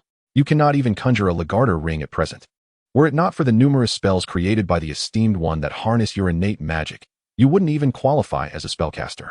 Solomon lifted his gaze, attempting to correlate the location on the map with the actual buildings, mindful that others may possess firearms. Let us not forget, this is America. The Lagarter ring, as Solomon described, is one of the commonly employed spells of Camartage, manifesting as a magical shield in each hand, one orange-yellow, the other red. This reflects a distinction in magical output, though the structural essence of the spell remains largely unchanged. It is the first spell with a defined structure that Camartage mages learn upon acquiring their powers. "What shall we do now?" The young mage's chubby cheeks were tinged with impatience, quivering slightly. "Utilize magic, my dear Wong," the young mage said, "and await the appearance of our target. Do you have the money?" The Supreme Mage's decision to allow Wong to accompany Solomon was not solely due to Wong's lack of a contract with the Empire of Vishan, but rather because Wong was one of the rare apprentices in Camartage who was not excessively rigid. While other mages often resorted to violence upon encountering wild sorcerers, their capabilities seldom matched their bravado. Years of guardianship had bred a sense of arrogance, rendering them incapable of respecting ordinary individuals. In truth, the more formidable adversaries were predominantly dealt with by the Supreme Mage himself, leaving only lesser foes to the other mages of Camartage. In simpler terms, the Supreme Mage was a legendary figure, while most other mages did not even exceed level 10, caught off guard. A single bullet could easily end the life of any mage in Camartage aside from the Supreme Mage. The Supreme Mage recognized this issue, understanding that humanity's progress in the past century had far surpassed that of the preceding millennia. If Camartage failed to acknowledge the strength of ordinary people, they risked significant repercussions in the future. Wang was among the talents the Supreme Mage was keen to nurture, and broadening their horizons was essential for both him and Solomon. Chapter 9. The trick. Solomon's approach was straightforward and rather crude, lacking in cleverness. Their adversaries were not as formidable as the guardians of the British Museum, at least not in a magical sense. Nonetheless, their current opponent was not to be underestimated. The descendants of the Puritans who participated in the Salem witch trials, the families of those who unjustly hanged innocent women, continued to dominate every aspect of Salem. Richie White was one such individual. He served as a senator for Salem. Solomon and young Mage Wang located a CAF across from the city hall, where they waited for this politician's arrival. Ugh, this tastes like scalding mud. Solomon held a cup of coffee overly laden with milk and sugar, a beverage he despised, as it always left a sour taste in his mouth, regardless of the additives. He cast a sidelong glance at young Mage Wang, seated across the small white table. Brother Wang, how many tuna sandwiches have you consumed now? We are here to observe, not to indulge. Just received my allowance yesterday. My father hasn't had the chance to confiscate it yet. Mage Wang patted his plump belly, unabashedly declaring, of course. I must seize the opportunity to enjoy some good food. Would you prefer the fare from the Camartage cafeteria? Aren't we all just mooching off the meals at the Hong Kong temple? Solomon rolled his eyes. Young Mage Wang maintained an optimistic view of his physique, firmly believing that consuming more food and gaining some weight would provide him with the strength to endure the arduous training at Camartage. At least when someone punched him in the stomach, there would be some cushioning. While being plump was considered a virtue in some respects, it was an anomaly at the rigorous Camartage headquarters, where individuals were either slender or robust. As the sole overweight individual, adorned with a non-existent six-pack, who else would they choose to target? How long must I wait here? Master Xiao Wang let out a satisfied belch, reveling in what had been his most indulgent day. Having escaped the supervision of Master Hamel, he devoured his meals with the abandon of a wild dog unleashed, content and devoid of any impatience. He merely sought to ascertain if there was still time to indulge further. I don't know, Solomon replied, shaking his head. Politicians do not linger indefinitely. They must attend to social engagements and manage their affairs, a hallmark of the capitalist regime. Patience is required, and eventually, he will come to you. If you send me to Washington, I will ensure reform, vowing my life to uphold my principles. On the CAF television, Richie White delivered an impassioned speech, clearly positioned before Salem City Hall. I am forever Richie White, son of Salem, and I shall tirelessly fight for all that we hold dear. The antiquated television emitted a grainy image accompanied by static, rendering Richie White's campaign declaration increasingly indistinct. Leaning back in a plush chair, Solomon observed the dry yellow leaves swirling down the street, feeling as if everything around him was drifting away. With his eyes gently closed, the cacophony faded. The sounds of passing vehicles dissipated, and he could even hear the faint drip of water from the kitchen faucet, the resonance of droplets striking the stainless steel sink, and the electrical hum from a faulty fluorescent light.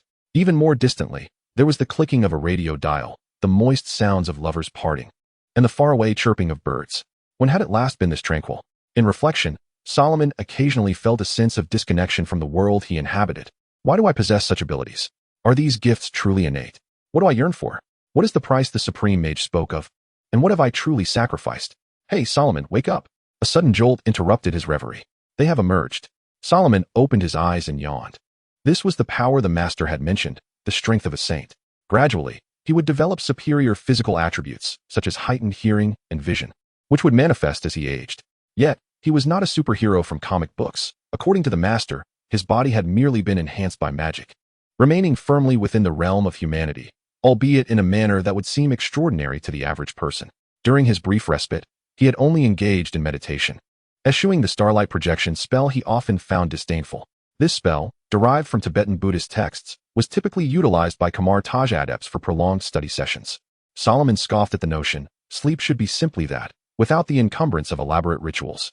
Certainly, the scriptures pertaining to Camartage encompass more than merely the projection of starlight.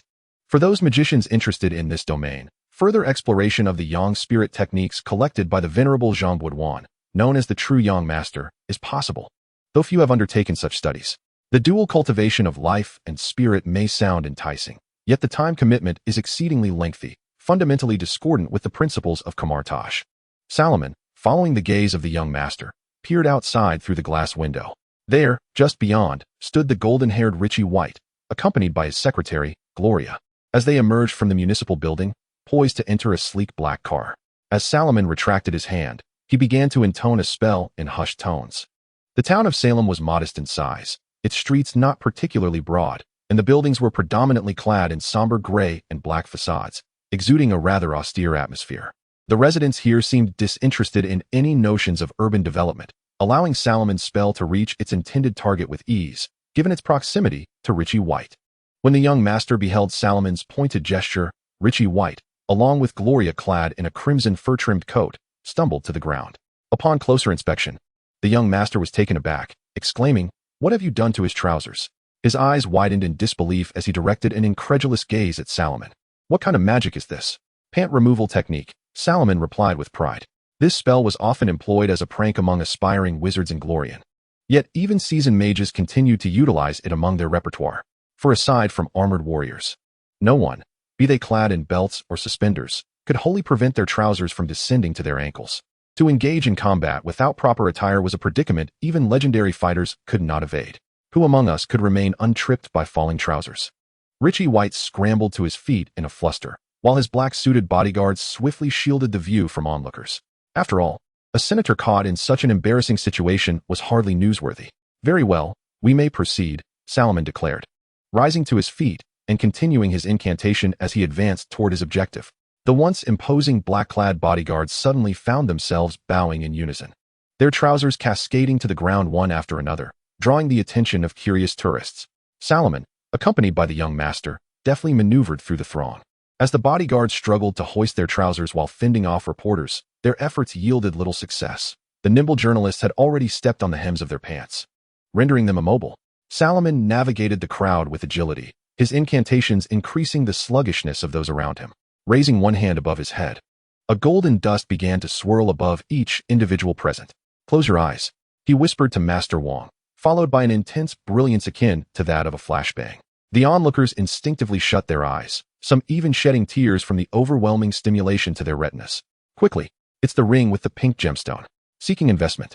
More investments for updates." Chapter 10. The Ghost of the White Family, Seeking Investment. "Did you get it?" Salomon inquired, lifting his gaze.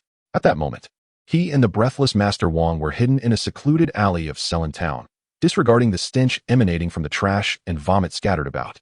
As he urgently questioned Wong, "This is my first time stealing," Master Wong said, repeatedly patting his chest, seemingly attempting to calm his racing heart. An experience far too exhilarating for him. Yet, as he took a deep breath, he was choked by the foul odor of the alley, leading to bouts of dry heaving. "Actually, our actions lean more towards robbery," Salomon innocently blinked, patting Master Wong's back. "I hope no cameras caught you. Otherwise, next time you step outside, a few police officers might just appear before you. Given such circumstances, a mere warning could lead them to open fire. So I suggest we prepare protective spells before our next outing." "What? Me? No need to worry. I've always concealed my face. Oh, I regret choosing this place. It's absolutely repugnant."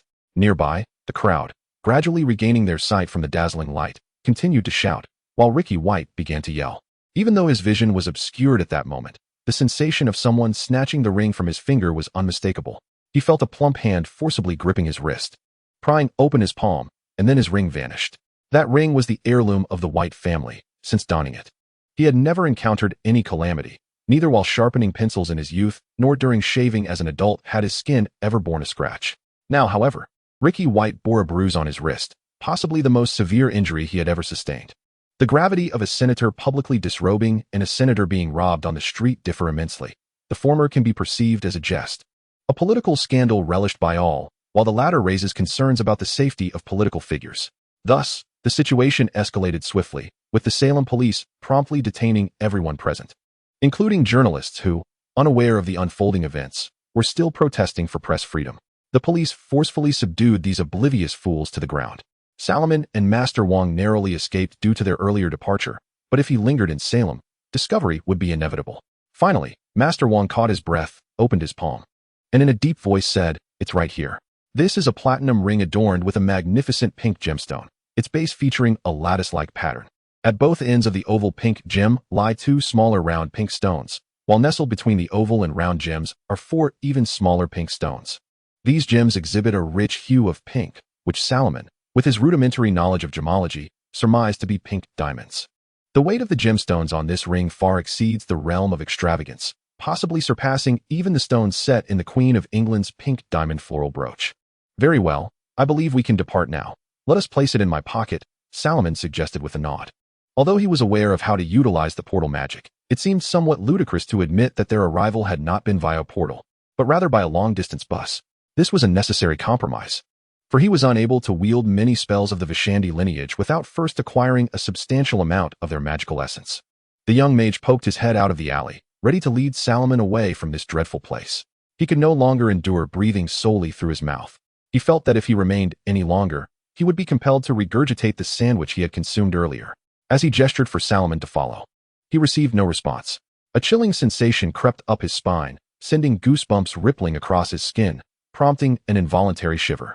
This feeling was eerily familiar, reminiscent of their previous encounter at the British Museum when they had procured the ring. I knew it wouldn't be so simple, he murmured, just as a thunderous noise erupted behind him, followed by an irresistible force that sent him tumbling to the ground. As he scrambled to rise from the street, brushing away the fallen leaves clinging to his face, he noticed that the once narrow alley had now widened significantly, as if the cobblestones at the entrance had been shattered by some unseen force. The chaos continued unabated, with Solomon huddled in the alley, shielding his head as fragments of stone rained down upon him from all directions. He was unable to halt his flight. He could only evade the onslaught. For something formless in the air was unleashing its fury, intent on shattering everything in its vicinity, including Solomon himself. Bystanders gasped in alarm, and some of the police diverted their attention to this scene. The young mage, disregarding the wary glances of onlookers and the watchful police, shouted urgently, "Come out! Solomon! Come out!" No. Solomon glanced around, seeing spectral figures clad in tattered garments, infused with a pink aura, crashing towards him. Ignoring the sharp shards of stone beneath him, he rolled aside to evade the impending attack. Heretic! Thief! Sorcerer! The ghastly apparitions bore no discernible expressions upon their decayed visages. They shouted in voices inaudible to the average ear, demanding the return of what had been stolen from their lineage. Amidst the chaos, Solomon defiantly raised his middle finger at the specters, though it was merely a mental retort, for he lacked the time to utter any incantations. The spirits, however, were not to be underestimated. Seizing the moment of Solomon's distraction, they struck him violently on the back with a solid brick. At that moment, Mage Wang charged into the scene, braving the hail of falling debris. He swiftly hoisted the prone Solomon under his arm and fled the narrow alley. "Are they still pursuing us?" he inquired, his legs aching as he ran. "If you let me down, I could deal with them." Solomon's pained response was labored. Each word he uttered tightened the grip of his abdomen, rendering him nearly breathless. "Easy now, easy. Put me down." "No, not here," Mage Wang stammered. "We cannot reveal our magic. I thought Carmitage was free from the Ministry of Magic. Yet, these apparitions were far from ordinary. Unlike the grotesque and selfless phantoms found in the British Museum, these spirits were bound within rings, sustained by the power contained within. They served as guardians to each generation of the White family, their strength surpassing that of mere ghosts. In their pursuit of Mage Wang and Solomon, they shattered numerous shop windows, cracked the asphalt beneath their feet, and even overturned several vehicles, as if an invisible beast rampaged through the streets. The air filled with a cacophony of noise. Nevertheless, the specters' vulnerabilities remained unchanged. Even the most formidable of spirits were susceptible to fire and lightning, and physical magical attacks could indeed harm their ethereal forms. It was here that Mage Wang found refuge in a secluded spot, an alleyway nestled between two abandoned buildings, a choice dictated by Solomon's insistence. Solomon, in immense agony, repeated his request until it registered with Mage Wang, who, prioritizing discretion, sought the most obscure location possible. Upon arriving at their destination, Mage Wang unceremoniously dropped Solomon to the ground, leaning against the wall to catch his breath. He felt as though his lungs were ablaze, the ringing in his ears and the urge to vomit nearly suffocating him. Solomon crashed heavily to the ground. Mage Wang's earlier maneuvers had nearly rattled his brain. Without time for complaints, Solomon hastily regained his footing, shaking off the pain in his back and abdomen, neglecting the dust clinging to him, and focused intently to commence his spellcasting. For the first time, Solomon appreciated the utility of his training at Carmitage, which accustomed him to enduring pain without permitting it to interrupt his incantations. Casting spells in the heat of battle was a skill possessed by every mage from Carmitage. There exists a spell that is particularly favored by Solomon, a magic that unleashes the most primal form of magical energy. Due to the unique nature of this incantation, Unless the target employs a counterspell, the spell, possessing a tracking characteristic, is destined to strike its intended victim. When a mage confronts an adversary who is not of the magical profession and is unaware of the target's vulnerabilities, this spell becomes the foremost choice. Indeed, it is the magic missile. Chapter 11. The emergence of the Visandi 3 missiles, trailing azure flames, collided with the specters that had just emerged, pushing them back several inches. However, this assault not only failed to render them completely insubstantial, but instead ignited their wrath. They emitted a piercing wail, inaudible to the ordinary ear, shattering glass and dislodging trembling yellow leaves from the treetops. The number of spells one can cast in a day is finite, as each individual possesses a limited reservoir of mental energy. Casting spells requires sufficient mental fortitude, akin to the consumption of stamina, once depleted. Mental energy necessitates ample rest for recovery. Salomon now found himself perilously close to this limit. Yet, mages invariably devise solutions.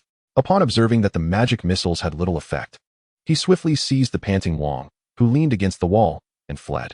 No one could justly condemn Salomon for his retreat. Is it not customary to flee when one cannot prevail? Alas, the specters were unwilling to allow Salomon to slip from their sight, especially since the heirloom of the White family rested in Salomon's pocket. I can run on my own, Wong gasped, though he could not see. He exerted every effort to propel his weary legs forward. He had read about the fate of those possessed by specters, and it was evident that the pursuing spirits were formidable malevolences. He now pondered why the esteemed one had dispatched Salomon to retrieve these phantoms, clearly beyond their capacity to confront, and he harbored no illusions of experiencing the same good fortune as before. At this moment, he longed for the soft chairs of the CAF, where he could comfortably sit and indulge in delectable pastries, rather than being caked in dirt, with trembling limbs and labored breaths. Currently, the two were in frantic flight across a desolate expanse, neither having anticipated such a dire predicament. To describe their state as merely fleeing would be an understatement. Anyone witnessing their dusty, disheveled appearance would surely believe they were escaping for their lives. As Salomon ran, he retrieved a parchment from his waist pocket and tore it open. Silver motes of magical energy adhered to him before swiftly dissipating. He produced another parchment, casting the same spell upon Wong. Having completed these actions, he slowed his pace, took a few steps forward, then turned back, bringing his hands together. Run quickly. The young mage, Wong, halted upon seeing Salomon stop, his face etched with urgency. All he desired was to find a public phone to call for assistance back at Karmatek. What do you intend to do? Fight. Brother Wong, they can no longer possess us. We can unleash our full potential now. Sparks of orange-red ignited between Salomon's palms as he separated his hands, and lines of dancing sparks weaved and morphed between them. What? Are you insane?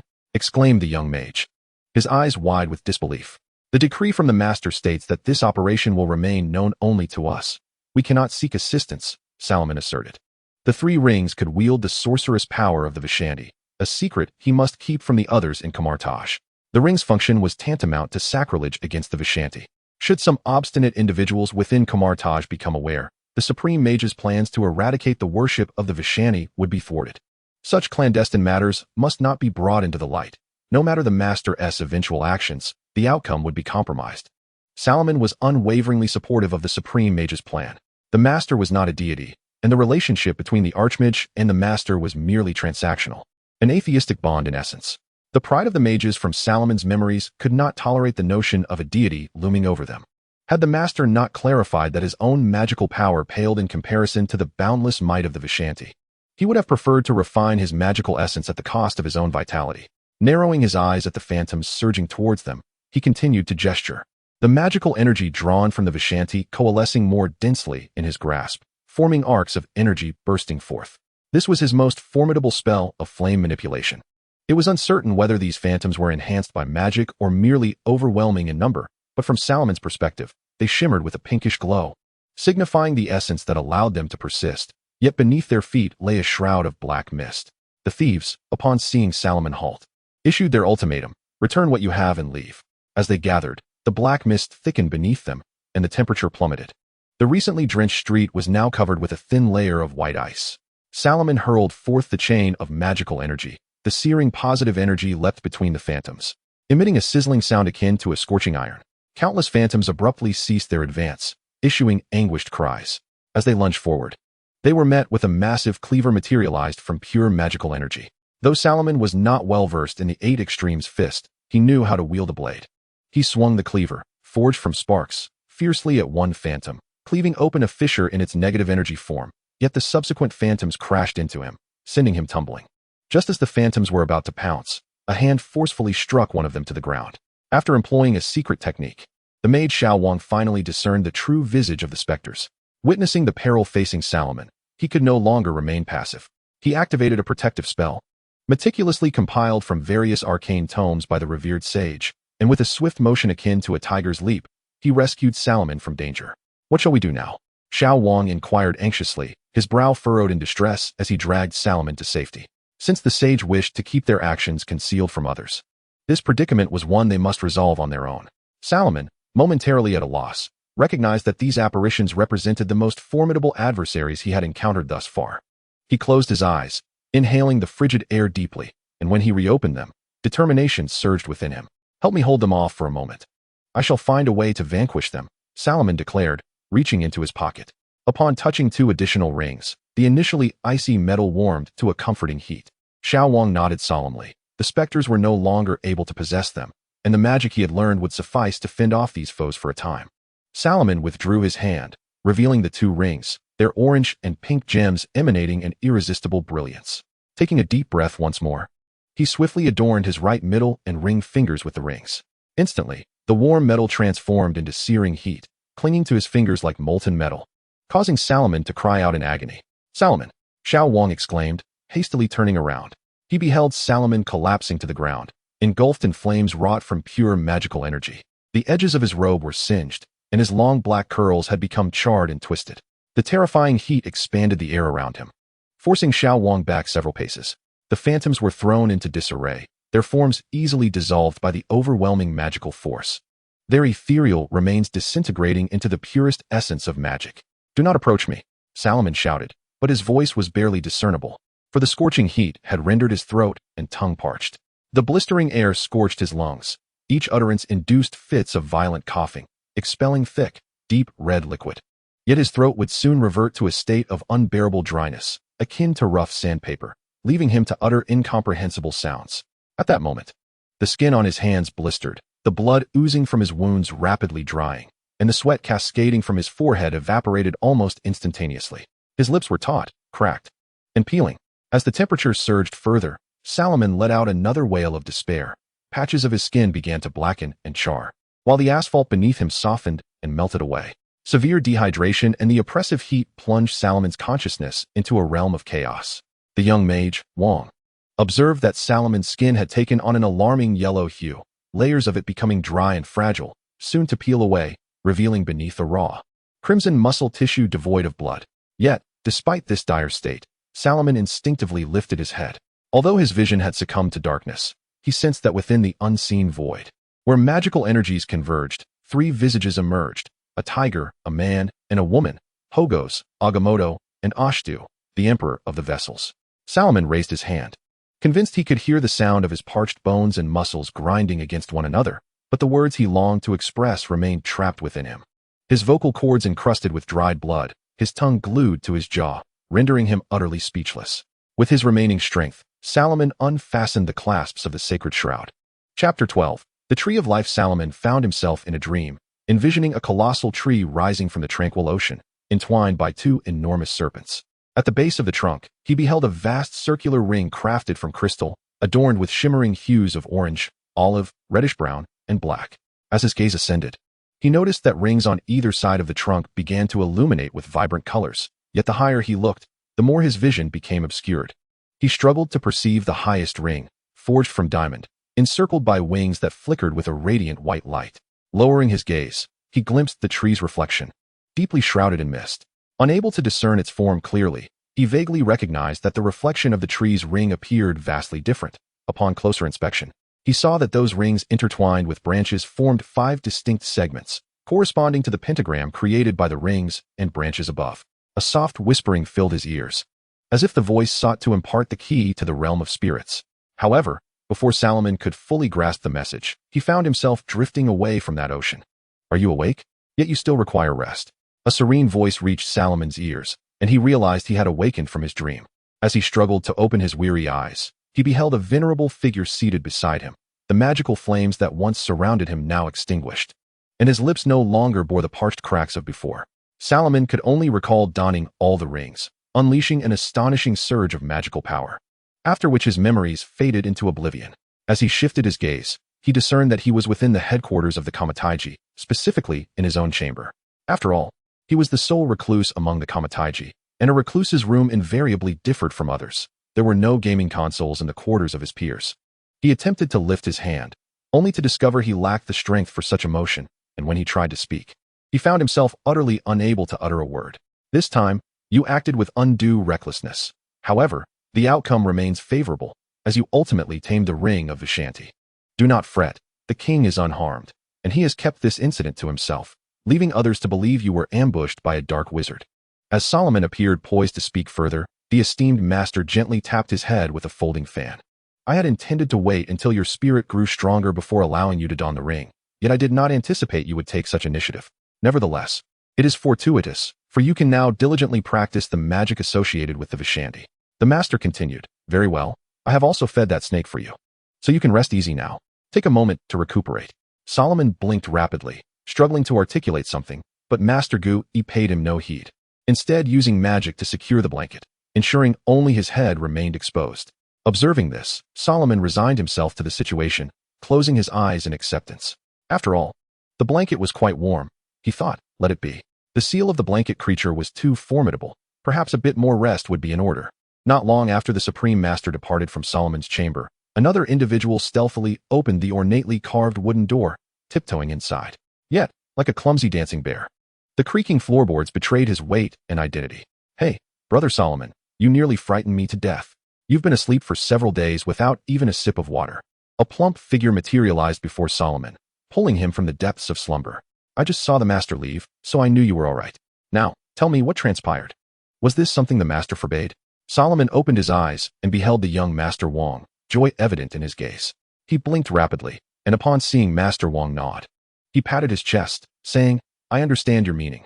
Fear not, I shall keep this secret. What do you comprehend? Master Wang inquired, leaning in closer, disregarding Solomon's protests as he rambled on. Through Master Wang's incessant chatter, Solomon finally pieced together the events that unfolded after he donned the ring. When that tempest of magical energy tore apart the specters, it also sent Master Wang tumbling through the air, and then the triune Vishanti manifested before Solomon. They loomed above him, three formidable magical entities encircling Solomon, enveloping him in a torrent of magic akin to surging waves. Immediately, the orange-red flames composed of arcane energy surged forth like the wrath of the triune Vishanti. The asphalt began to soften and bubble, while trees along the roadside were instantaneously ignited. The expanding hot air stirred up a tempest, swirling dust and burning ashes. As immense energy shattered the stone walls of abandoned structures, melting everything around into an unrecognizable viscous substance. Young Mage Wang had already crouched down, as a member of Kamartaj. He could hardly fail to recognize the triune Vishanti. Cursed! What task did the elder assign to Solomon? What were those rings? Why were they connected to the Vishanti? It appeared those rings had surely desecrated the Vishanti. Mage Wang incessantly cursed within. At that moment, he believed Solomon to be dead. In such extreme heat, without employing protective magic, one's only fate would be to be consumed by the flames. Mage Wang feared he would only witness the charred and brittle remains of Solomon. He had always held a fondness for Solomon. Unlike the other children in Kamartaj, Solomon was never loud. But now, with Solomon gone, he could not afford to grieve. He merely wished to find a safe place to hide. The planetary defense system of Kamartaj would undoubtedly detect the magical fluctuations here. He could only await his peers to resolve the aftermath. He had already contemplated how to shoulder the burden of this calamity. However, when the sacred shroud was torn from Solomon's body, that colossal, uncontrollable magical force abruptly subsided. Young Mage Wang found it challenging to articulate the scene before him. Amidst the flames, Solomon's body emanated an extraordinarily brilliant light. Upon witnessing that radiance, Mage Wang felt as though he beheld countless profound and intricate truths. It seemed as if the triune Vishanti began to communicate among themselves, yet Mage Wang could not comprehend their discourse, only vaguely discerning a couple of words, angel and demon, terms commonly used in esoteric studies. When other words reached his ears, he felt an overwhelming torrent of unfiltered information flooding his mind, leaving him dizzy. Ultimately, he retained nothing but those two words. In reflection, young Mage Wang, still shaken, remarked that next time such a terrifying event was to unfold, he must be informed beforehand. Do not look at me like that. I would surely flee first. His soul was sufficiently robust. In contrast to the other two magical entities, whose genders and forms were ever-changing, Agamotto, the former supreme sorcerer, exhibited a far more favorable attitude towards humanity. When Solomon donned the rings, this erstwhile supreme sorcerer took it upon himself to exonerate Solomon, and as a disciple of the current supreme sorcerer, you can imagine what that signifies. But he is a thief, roared Hoggoth, the entity with a tiger's head. Had it not been for Agamotto, he would never have found the rings. Agamotto glanced at his mother, the source of white magic, Oshter, yet she remained silent. Thus, Agamotto stated, surely, someone must wield our rings, mustn't they? Why did he refrain from signing the contract? You are aware of the constraints we face regarding the agreement, and once he removes the ring, he shall forfeit our magical power.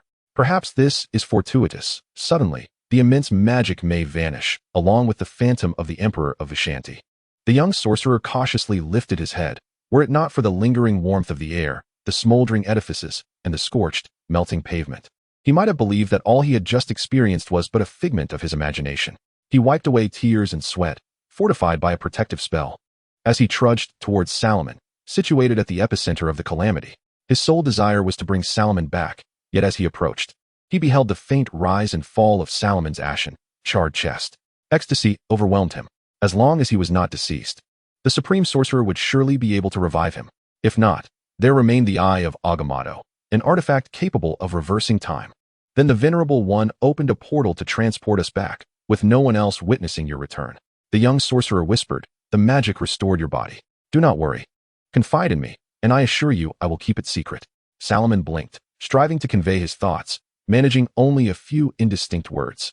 However, the young sorcerer could not comprehend. Why do you keep blinking? He inquired. Let me out. I barely had time to relieve myself. Hurry and release me, you scoundrel. Chapter 13. The investigation begins, seeking investment.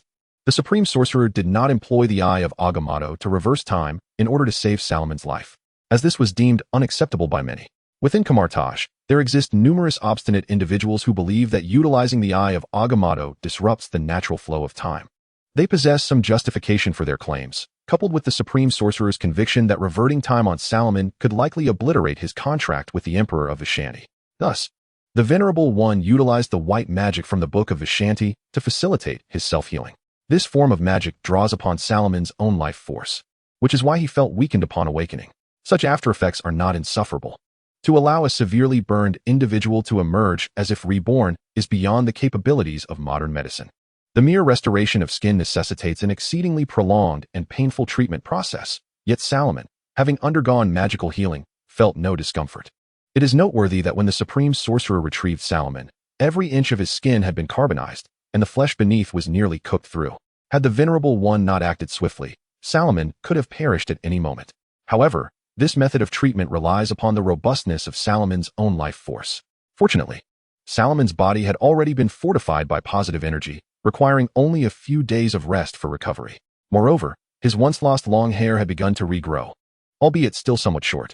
Solomon was thoroughly satisfied with the situation, for he could hardly endure the sight of his hair, which had grown no longer than the length of a fingernail. This discomfort was more unbearable than death itself. During the moments when he was able to rise and partake in meals, he took the opportunity to examine the charred remnants of his former self that he had shed during treatment. In truth, the esteemed practitioner had extricated him from this blackened shell much like one would peel a chestnut. Moreover, his newly emerged skin was exceedingly delicate. Having lost the calluses acquired from years of martial training, his face had regained its youthful paleness, which unfortunately made him a target for the female sorceresses of Camartage, each of whom felt compelled to pinch his cheeks as they passed by. Sitting in his chamber, Solomon dipped a quill into ink and began to draft scrolls on parchment. He believed that a significant portion of the failure of his recent endeavor was attributable to his lack of the necessary scrolls. Had he not possessed 2 protective scrolls at that moment, his fate alongside the young mage would have been far more dire. Those possessed by malevolent spirits seldom met with a favorable outcome, and if they were to be overtaken, they would have no opportunity to await the Supreme Mage's rescue. According to the Supreme Mage's instructions, he needed several more days of rest before he could resume normal activities. Master Zhang, who taught the 8 Extremes Fist, did not wish to see Solomon in such a feeble state, thus he was excused from the protective arts class. To this day, Master Zhang still held the belief that Solomon had been attacked by the Dark Wizard due to his lack of diligence in studying the protective arts. The unfortunate incident of being assailed by the Dark Wizard was a pretext that had nearly deceived everyone, aside from the esteemed practitioner and the young mage. No one knew the true circumstances. As for the Dark Wizard, with the esteemed practitioner intervening, he was surely dead, his soul unable even to descend to the underworld. Solomon set down his quill and raised his hand, scrutinizing the 3 rings adorning his fingers. The sapphire ring on his index finger, the orange sapphire on his middle finger, and the pink diamond on his ring finger, all appeared pristine, without any traces of scorching, their gemstones radiating a captivating brilliance under the sunlight. Although these rings seemed exceedingly precious, they bore no resemblance to ordinary rings, nor did they appear to be magical artifacts. Little did anyone suspect that these rings held dominion over the magical powers of the Empire of Vishanti. He cautiously attempted to remove the rings, only to discover that they not only adapted seamlessly to his fingers, but also clung to him with an almost affectionate tenacity. As he gradually exerted more force, he ultimately found himself unable to pry the 3 rings from his grasp. Solomon sighed. It seemed that these rings had become as inebriated and obstinate as a rogue, refusing to part from him. In the realm of knowledge possessed by sorcerers, such actions signify that a pact has been established, granting him the right to utilize the powers of Vishanti openly. Regardless of Vishanti's motives, Solomon could only await his directives. However, his covenant was considerably more lenient compared to that of others in Kamataiji, allowing for a relatively effortless dissolution of the agreement, thus endowing him with the authority to decline, provided he could remove the ring. For him, the advantages of wearing the ring extended beyond the extensive use of Vishanti's magic. It also enabled him to gain preliminary control over the stigmata. Nevertheless, pondering over such matters was futile at this juncture. Solomon sighed once more, picked up the ruler and protractor, and resumed his work on the scroll, as augmenting his grimoire and scrolls was his immediate priority. The events transpiring in Salem naturally attracted the attention of certain organizations, leading them to respond promptly to the supernatural occurrences. Given the moderate scale of the incident and its location on the outskirts, it did not escalate to a level requiring notification of the World Security Council. However, in response to protests from the Senator of Salem, the SHIELD dispatched a seasoned agent to address the situation. Mutants? A terrorist attack? Or merely an accident? Wearing a black suit, Coulson received a tablet from his colleague, removed his sunglasses to scrutinize the screen, and then returned the tablet. He glanced at the personnel conducting the investigation at the scene. Was there any information uncovered? Nothing at all. Silvert shook his bald head. According to reports from the Salem police, that day, Senator Richie White had been robbed. It was said that after a flashbang was deployed, a ring adorned with a pink gemstone was snatched from the senator's finger.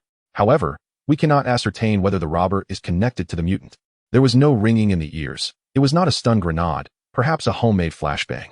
Eyewitness accounts? Coulson sighed. He had prepared himself to confront an uncontrollable mutant, bringing lightweight weaponry for this mission to Salem. Since Melinda's experience during the Bahrain incident, she had transitioned to a desk job. If Melinda were present, Coulson would feel a greater sense of security. The reassurance offered by these weapons was no match for the comfort of having Melinda by his side when confronting a mutant. No, after the sudden flash of light, Senator Richie White realized he had been robbed. The only useful information we extracted was the bruise on his wrist. Silvert adjusted his gold-rimmed glasses, speculating that we could deduce the assailant's height and weight from this. However, most individuals present at the time were apprehended by the police, and we could not locate anyone fitting the description. The true robber undoubtedly fled the scene. We are not here to hunt down robbers, beggars, gamblers, or drunkards. Our purpose is to investigate supernatural events, while the local police can handle the matter of the robber. If the local authorities had not failed to locate the remnants of the bomb, they would not have sought us out.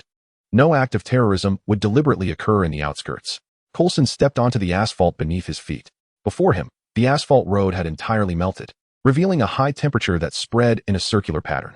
The degree of melting varied according to the distance from the center. The asphalt closest to Coulson was only slightly raised, while the very center had clearly liquefied.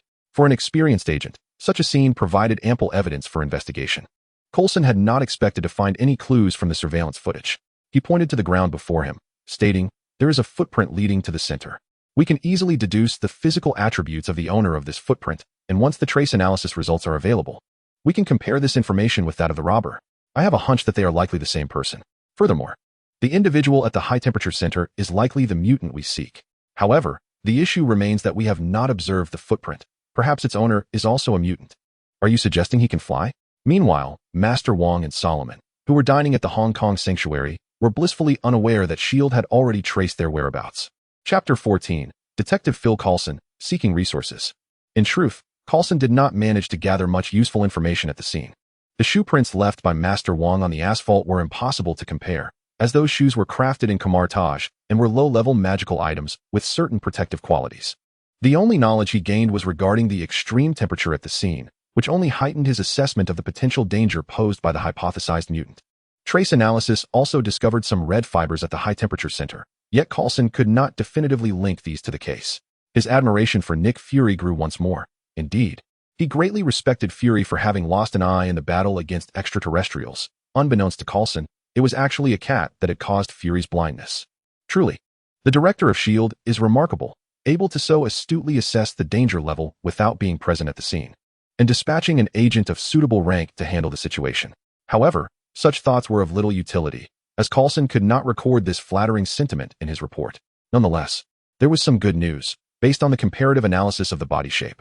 The individual who robbed the senator and the one who left the shoe print were indeed the same person. Now, he has concluded that there are two mutants, one capable of emitting intense heat and light, while the other appears to manipulate air or something akin to it. Moreover, the areas affected that day were not limited to the outskirts. Traces of destruction extended from the town hall all the way into the suburbs. The agents refuse to believe it is mere coincidence. It is improbable for two unknown mutants to converge on that day. This is clearly a case of organized crime. This realization prompted a sigh from Coulson. Some mutants, upon suddenly acquiring powers, engage in behaviors they would typically shy away from, such as storming into a company to confront a relentless boss who exploits employees with grueling 996 work hours, or they may resort to nefarious activities in dark alleys, forming small gangs to exert dominance. However, even those mutants who lead a law-abiding life may be lured down an antisocial path, which is why S.H.I.E.L.D. monitors those who have yet to commit any offenses. This situation is exceedingly complex, as no one desires a neighbor wielding an assault rifle. Even if they promise not to use it, who could trust such assurances? Hence, while mutants yearn for a tranquil existence, the exposure of their abilities renders them susceptible to denunciation. Furthermore, S.H.I.E.L.D.'s surveillance protocols lack compassion. It has become commonplace to install cameras and listening devices in the homes of targets. Few mutants can endure such exposure and constant observation, and often, targets lose their jobs due to S.H.I.E.L.D.'s inspections, leaving them with no choice but to comply. Nevertheless, this monitoring system proves to be quite effective under S.H.I.E.L.D.'s watchful eye. The likelihood of mutant criminality diminishes significantly, with action teams often neutralizing targets at the onset of their illicit activities.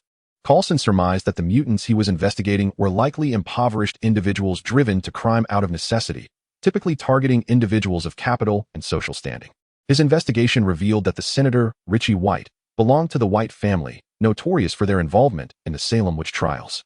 The two mutants were likely recent recipients of their abilities, still unskilled in their control, which is why they fled to the outskirts to experiment with their powers. They probably did not intend to harm anyone, as evidenced by the senator and his bodyguards still being alive. With this thought, Coulson felt a slight relaxation.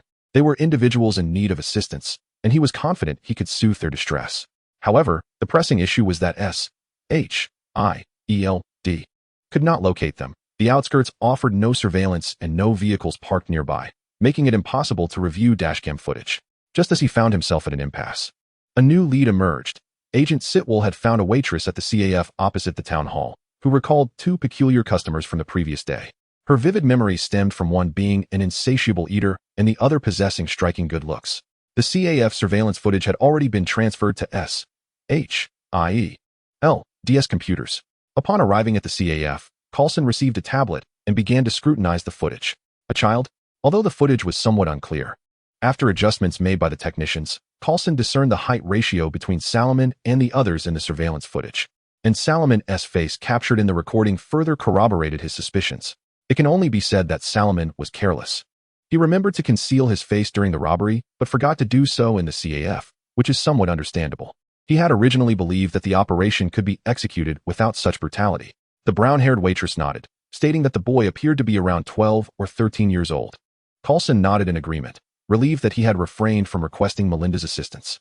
Confronting a mutant who was also a child could likely evoke painful memories for her regarding the tragedy on Bahrain Island.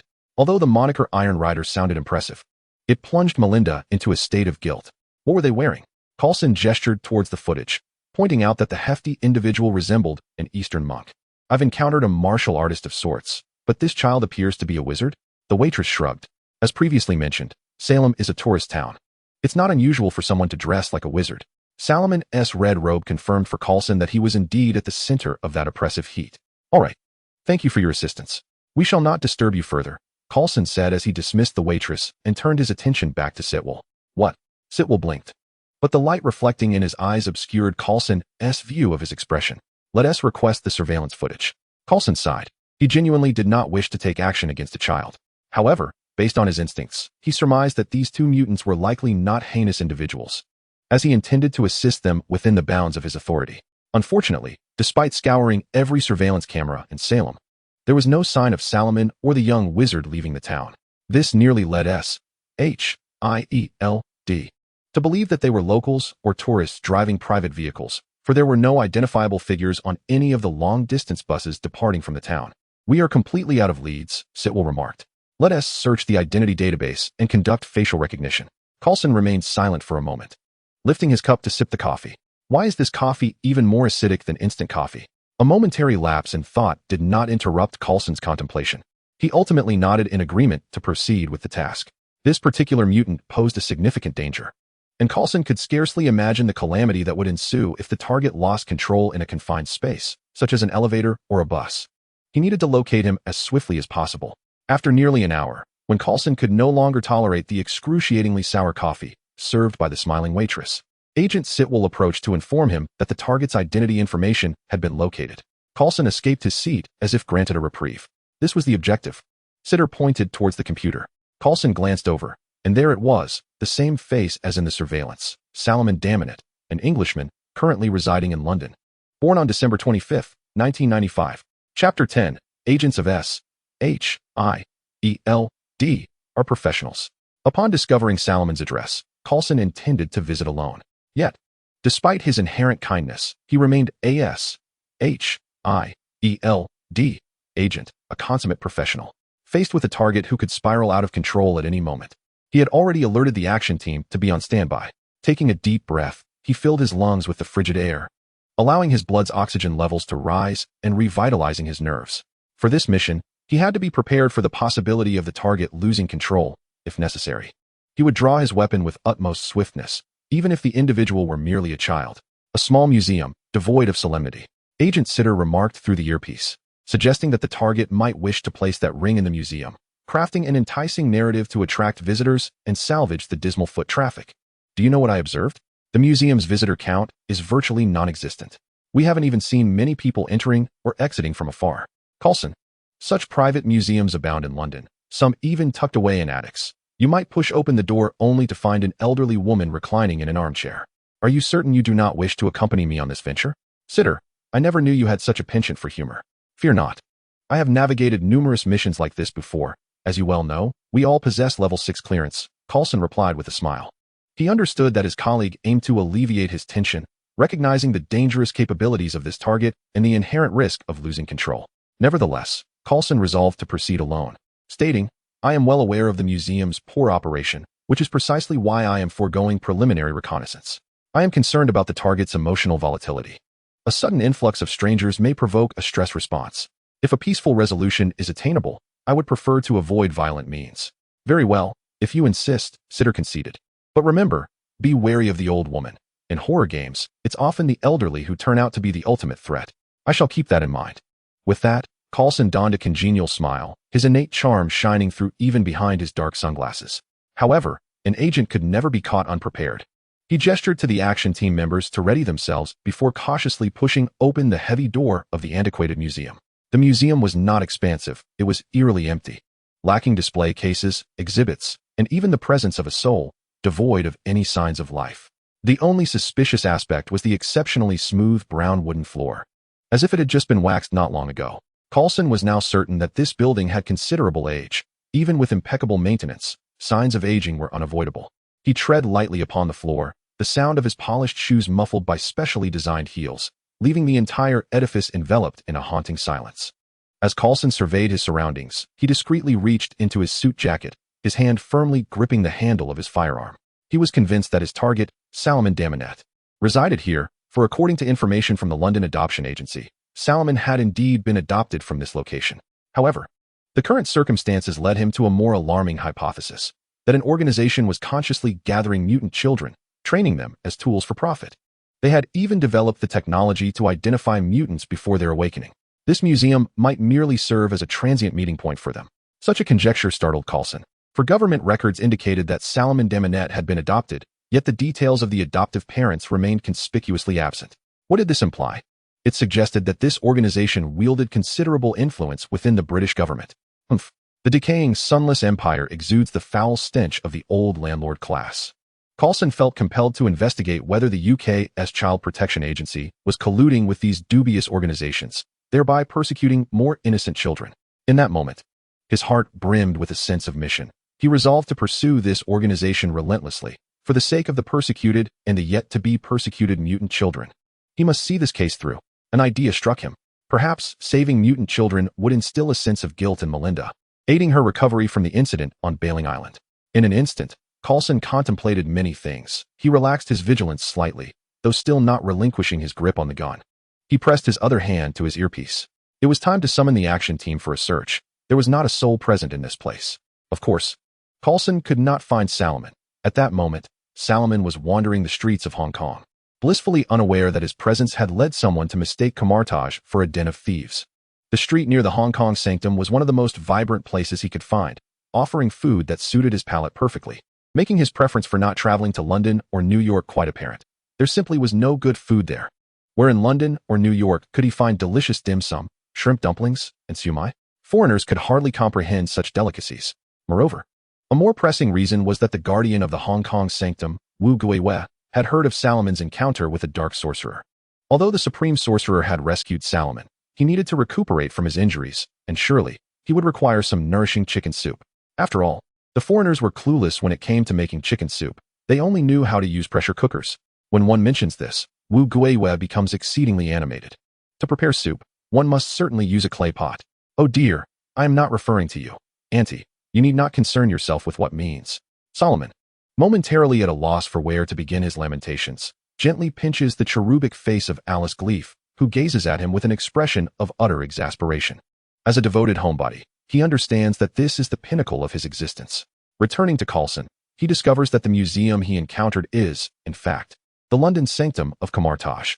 The reason he perceives no one else is rather straightforward. Upon opening the door, he unwittingly steps into a mirrored space. The spatial manipulation magic of Camartage is unparalleled. When non-Camartage members open that door, they automatically enter an already established mirrored realm, which can be summoned or dismissed at will. This mechanism is designed to prevent unauthorized individuals from intruding upon the London sanctum. It is akin to the sanctum having two doors, and Coulson merely opened the incorrect one. As for why Solomon's status is marked as adopted within the Child Welfare Agency's records, the explanation is even simpler.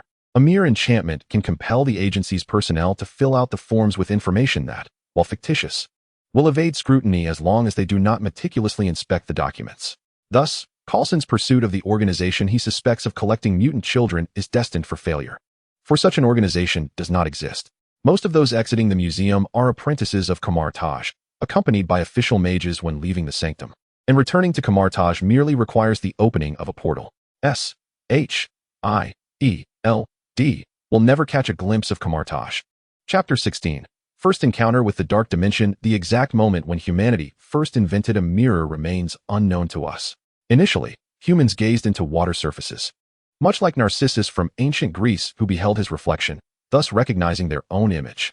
In many ancient cultures, reflections in water were often regarded as the abode of one's soul, and seeing one's reflection was deemed perilous. Therefore, when the first mirror was created, it was naturally perceived as a magical artifact. Indeed, the initial tool for humanity to glimpse other realms was the mirror. Though the images reflected may not necessarily be true, mirrors resonate with their reflected counterparts, be it the environment, reality, or individuals. Consequently, numerous legends speak of mirrors containing an alternate world. When Solomon prepares to practice his spells, the Elder provides a safer environment, the mirrored dimension. The simplest method to enter this dimension is to don the Camartage suspended seal. In the eyes of Salomon, the suspended is a shortcut meticulously prepared by the master for the sorcerers of Camartage. The master inscribed magical formulas upon them, enabling the sorcerers to effortlessly wield the profound art of teleportation. The supreme sorcerer intertwined the distance of the portals and the dimensions of the mirrors with the sorcerer's magical prowess, rather than their mastery of spells. Such an act of convenience indeed alleviated numerous troubles, bestowing unparalleled mobility upon the sorcerers of Camartage. Even the supreme sorcerer would occasionally employ the today's lesson was intentionally conducted within the mirrored dimension, not only because practicing spells in this realm would not cause destruction in reality, but also due to the master's desire to shield other Camartage sorcerers from knowledge they ought not to possess. Salomon, she declared, your stigma is a testament of wisdom, a qualification for achieving true sagacity, and this stigma grants you knowledge. Clad in a black mystical robe, the master stood before Salomon and continued, yet, within this universe, there exist boundless dangers, which you have yet to encounter. You must experience them firsthand. Dangers? Salomon mused, glancing at his own hands. He wore a black robe of similar design to the master's, but over it draped a coat fashioned from red sacred cloth, cascading down to his calves, secured to him with 7 silver chains. Following the incineration of a previous sacred cloth, the master had fashioned a new garment, infused with protective spells. Although Salomon could initially harness the power of the stigma, the master believed he required restraint. Otherwise, the overwhelming energy would ceaselessly refine his vitality. After undergoing a healing, Salomon appeared significantly leaner, his hair cropped short, exuding an air of cold intensity. Indeed, the master nodded. For instance, Dormammu, he perpetually gazes upon this planet, yearning to engulf Earth within his dark dimension. Only a few senior sorcerers in Camartage have heard this name, yet today's lesson is one they have not experienced. And I have chosen you to learn. Learn what? Salomon inquired. Learn balance. The master placed her hand upon Salomon's forehead, invoking the stellar projection spell. This marked Salomon's inaugural experience with stellar projection, a manifestation of soul and spirit, where his ethereal form appeared indistinguishable from his corporeal self. Without further ado, the supreme sorcerer forcefully propelled Salomon's spiritual essence, and he felt himself plummeting at an astonishing speed, descending into a vibrant tunnel. Everything around him, be it starlight or vistas, twisted rapidly, the swift changes in color nearly inducing a strong sense of nausea within his ethereal form. Salomon felt infinitesimal, swept away uncontrollably through numerous dimensions and spaces. However, liberation soon arrived. After traversing a pitch-black curtain, he ceased to descend, finding himself in a realm of utter darkness and silence. In this realm, countless shattered planets are cloaked in darkness, sprouting grotesque and misshapen limbs, resembling repulsive fleshly tumors. The surfaces of these celestial bodies are encrusted with a viscous, obsidian energy, while nauseating, iridescent glimmers ebb and flow across them. Solomon's eyes widen in an attempt to absorb the sights, yet he finds himself unable to retain any memory of this place. The bizarre hues of darkness surge into his pupils, accompanied by an incessant whispering that teeters on the brink of madness. Like an ant traversing a vast expanse, Solomon meanders between these planets, oblivious to the passage of time, which has lost all meaning in this unsettling domain, as he endures the relentless onslaught of frenzied utterances. Just when he believes he is on the verge of insanity, he encounters an immense visage, an overwhelmingly colossal face seemingly composed of that viscous black energy, with an eye the size of a planet. Upon noticing Solomon, the owner of that face unleashes a deafening roar, a sound so powerful it reverberates through Solomon's very essence, shattering the grotesque planets around him. Even as he clutches his ears, he cannot shield his soul from the penetrating sound.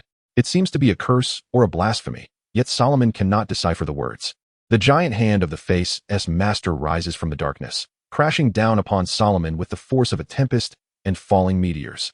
As he looks up, he is met with an overwhelming shadow that threatens to engulf an entire planet, a terror so immense it sends tremors through his being. When Solomon awakens, he discovers he remains within the mirrored space of Camartage, facing the Ancient One, who sits calmly across from him, cross-legged on the floor. Solomon appears pale and drenched in cold sweat, his mind clouded, the disordered whispers and dizziness still haunting his thoughts. All he longs for is to expel the contents of his stomach and succumb to a restful slumber. Summoning his strength, he addresses the Ancient One. Dormammu, the Lord of the Dark Dimension, he states. The Ancient One's expression remains unchanged. I believe you have already encountered him. Stifling his nausea, Solomon nods in affirmation. In truth, the Ancient One's tutelage for Solomon diverges significantly from her approach toward Strange. While she merely aimed to provide Strange with a rudimentary understanding of the Dark Dimension to prevent him from falling into Dormammu's snare, Strange's initial perception was but a fleeting glimpse. In contrast, the Ancient One has chosen to thrust Solomon directly into the heart of the Dark Dimension. eager to impart all her knowledge of it to him. Her expectations for both are distinct, for she intends for Solomon to bear a weightier burden.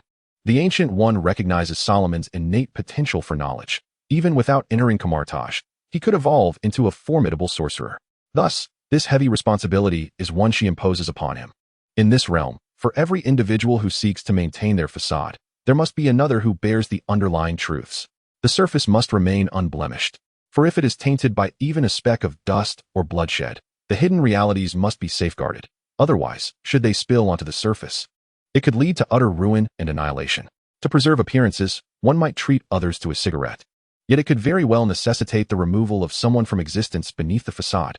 If one were to assert that the future strange embodies the outward visage of converge, then the Ancient One intends for Solomon to serve as its hidden foundation.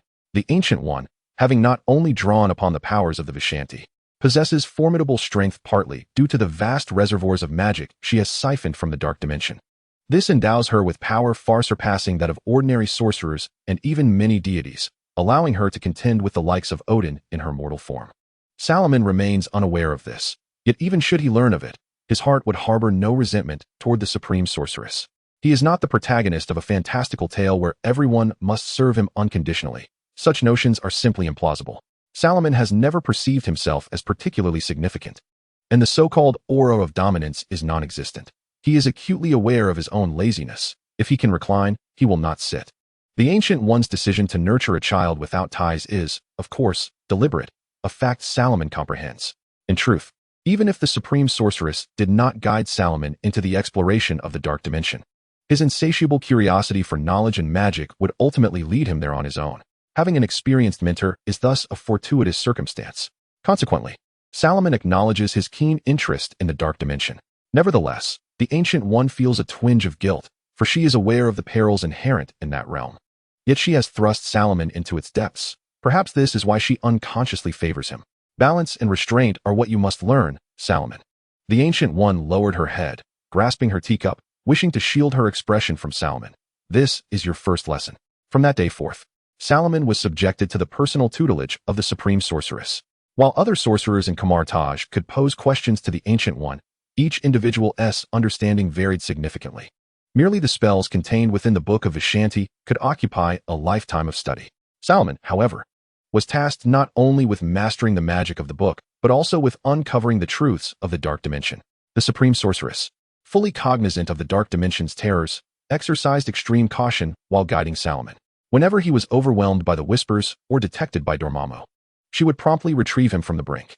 Thus, Solomon's outward appearance merely reflected a pallid complexion. His body did not exhibit the crystallization of flesh that accompanies prolonged exposure to the dark dimension. Despite such careful instruction, the burden on Solomon was immense. His mental fatigue hindered his ability to wield greater magic. Only the Ancient One, possessing the audacity to forcibly siphon power from the dark dimension, stands alone in the cosmos, while Solomon remains far too inexperienced. Until one day, the Supreme Sorcerer paused the course on Solomon's exploration of the dark space. You are required to pay a visit to an individual, or rather, a deity. The elder pointed to the plump serpent on Solomon's table, which had already extended her assistance. Now, it was time for you to heed her conditions. Solomon wore a troubled expression. In Greek mythology, the goddess Athena was not known for her temperance. He vividly recalled the tale of Alcmene transformed into a spider. Deities presiding over law and order are seldom amiable. Although Athena is not a true deity in the Toril universe, her partial divinity implies a character to match. Seemingly sensing Solomon's apprehension, the elder spoke in a soothing tone, stating that her tolerance for Athena's return to Earth was contingent upon the goddess's adherence to the order she had established. I will not tolerate any revival of the divine age on Earth, not even by Zeus himself. Rest assured, this time she likely seeks something from you, and you may gain some advantages in return. Seeking something from me? Solomon exclaimed in surprise, unable to fathom why a Greek deity would desire anything from a mere sorcerer. However, the supreme sorcerer had a different perspective. Do not underestimate yourself, Solomon. You are unique. She must have witnessed your talents at the British Museum, prompting her to assist a mortal. Go now, do not dawdle, and take a gift with you. That serpent will guide you. According to the supreme sorcerer, Athena now assumed the identity of Minerva, her Roman counterpart. She had authored a book titled The Hero's Journey, which detailed the connections between fact and myth. Though its sales were far from impressive, to locate her, one must journey to Mount Athena in New York, where she operated an orphanage. Solomon's trepidation finally eased as he recalled the formidable reputation of the Ancient One, a reputation forged through his own prowess, not merely bestowed by the likes of Dormammu. According to the Ancient One, the Greek pantheon was one of the most restless among Earth's deities, having connections with a race known as the Eternals, who acted as representatives of the Greek gods on Earth. While Solomon was not privy to the specifics, he surmised that the Eternals and the remaining Greek deities had long vanished from Earth. Considering the timeline of the Ancient One's ascendance, he could piece together a semblance of understanding. In times past, the Elder had emerged, wielding the Ring of Ragdur, vanquishing countless interdimensional beings attempting to breach Earth. Solomon believed that the so-called deities on Earth were no exception. The Ancient One was the mightiest sorcerer in the multiverse, and now, he brimmed with confidence in his mentor. As Solomon emerged from a secluded alleyway, he found himself on the bustling streets of New York. He gently tucked the plump, white serpent into his sleeve. Although the cold, scaly texture coiled around his arm was somewhat disconcerting, he bore it with fortitude. For the revered one had made it abundantly clear that this creature would be the key to discovering Athena. He sensed the little snake stirring restlessly within the confines of his sleeve, its head bobbing and tongue flicking as it sought to ascertain the direction. "Are you certain this is the way? Is the path you're facing a straight line?" Solomon inquired, gazing into the round eyes of the serpent, only to discern a hint of disdain reflected back at him. With a sigh, Solomon remarked, "Little one, I do not possess the wisdom of a serpent nor the druidic prowess to comprehend your tongue. I would prefer to resolve matters with simple nods or shakes of my head. Is that not so?" Solomon's flamboyant red robe, adorned with silver clasps, drew the attention of many passers-by, while the serpent coiled tightly around his arm made them recoil in apprehension. Yet, oblivious to the gazes of onlookers, Solomon remained fixated on the small serpent, which guided him like an arrow in a game, leading him toward his destination. He stood before a white apartment, gently tapping on the door, which swung open to reveal a tall woman clad in a sheer white home dress, its edges embroidered with golden threads in a Greek meander. Her beauty was striking, towering over the 12-year-old Solomon, with thick golden curls cascading like silken waterfalls over her alabaster shoulders and collarbone. Her arms, while not as slender as those of ordinary women, were elegantly toned, showcasing the beauty of her musculature as she extended a hand in greeting. "Greetings, goddess of the foundational arts, Trite, maiden of Athens. Solomon Daminet is at your service." As Athena accepted the serpent from Salomon's arm, he remained frozen in place, offering his respects to the divine being, cradling a bottle of wine in both hands as a gift for her. "I am aware of your name. Please, step inside." Athena replied with a smile, accepting the offering as she opened the door wider for Solomon to enter. The interior of her apartment, perhaps owing to her divine status, was adorned with exquisite marble sculptures reminiscent of ancient Greece, some gilded in gold. In the center of the living room lay a vast white woolen carpet, complemented by a matching sofa, while a few apples for guests rested upon the table, and a brown owl perched on the windowsill. "Why do you appear so apprehensive?" Athena inquired after pouring him a glass of water, observing as Solomon sat quietly on the sofa. "Do you truly believe in the tales of mythology?" Solomon was momentarily at a loss for words.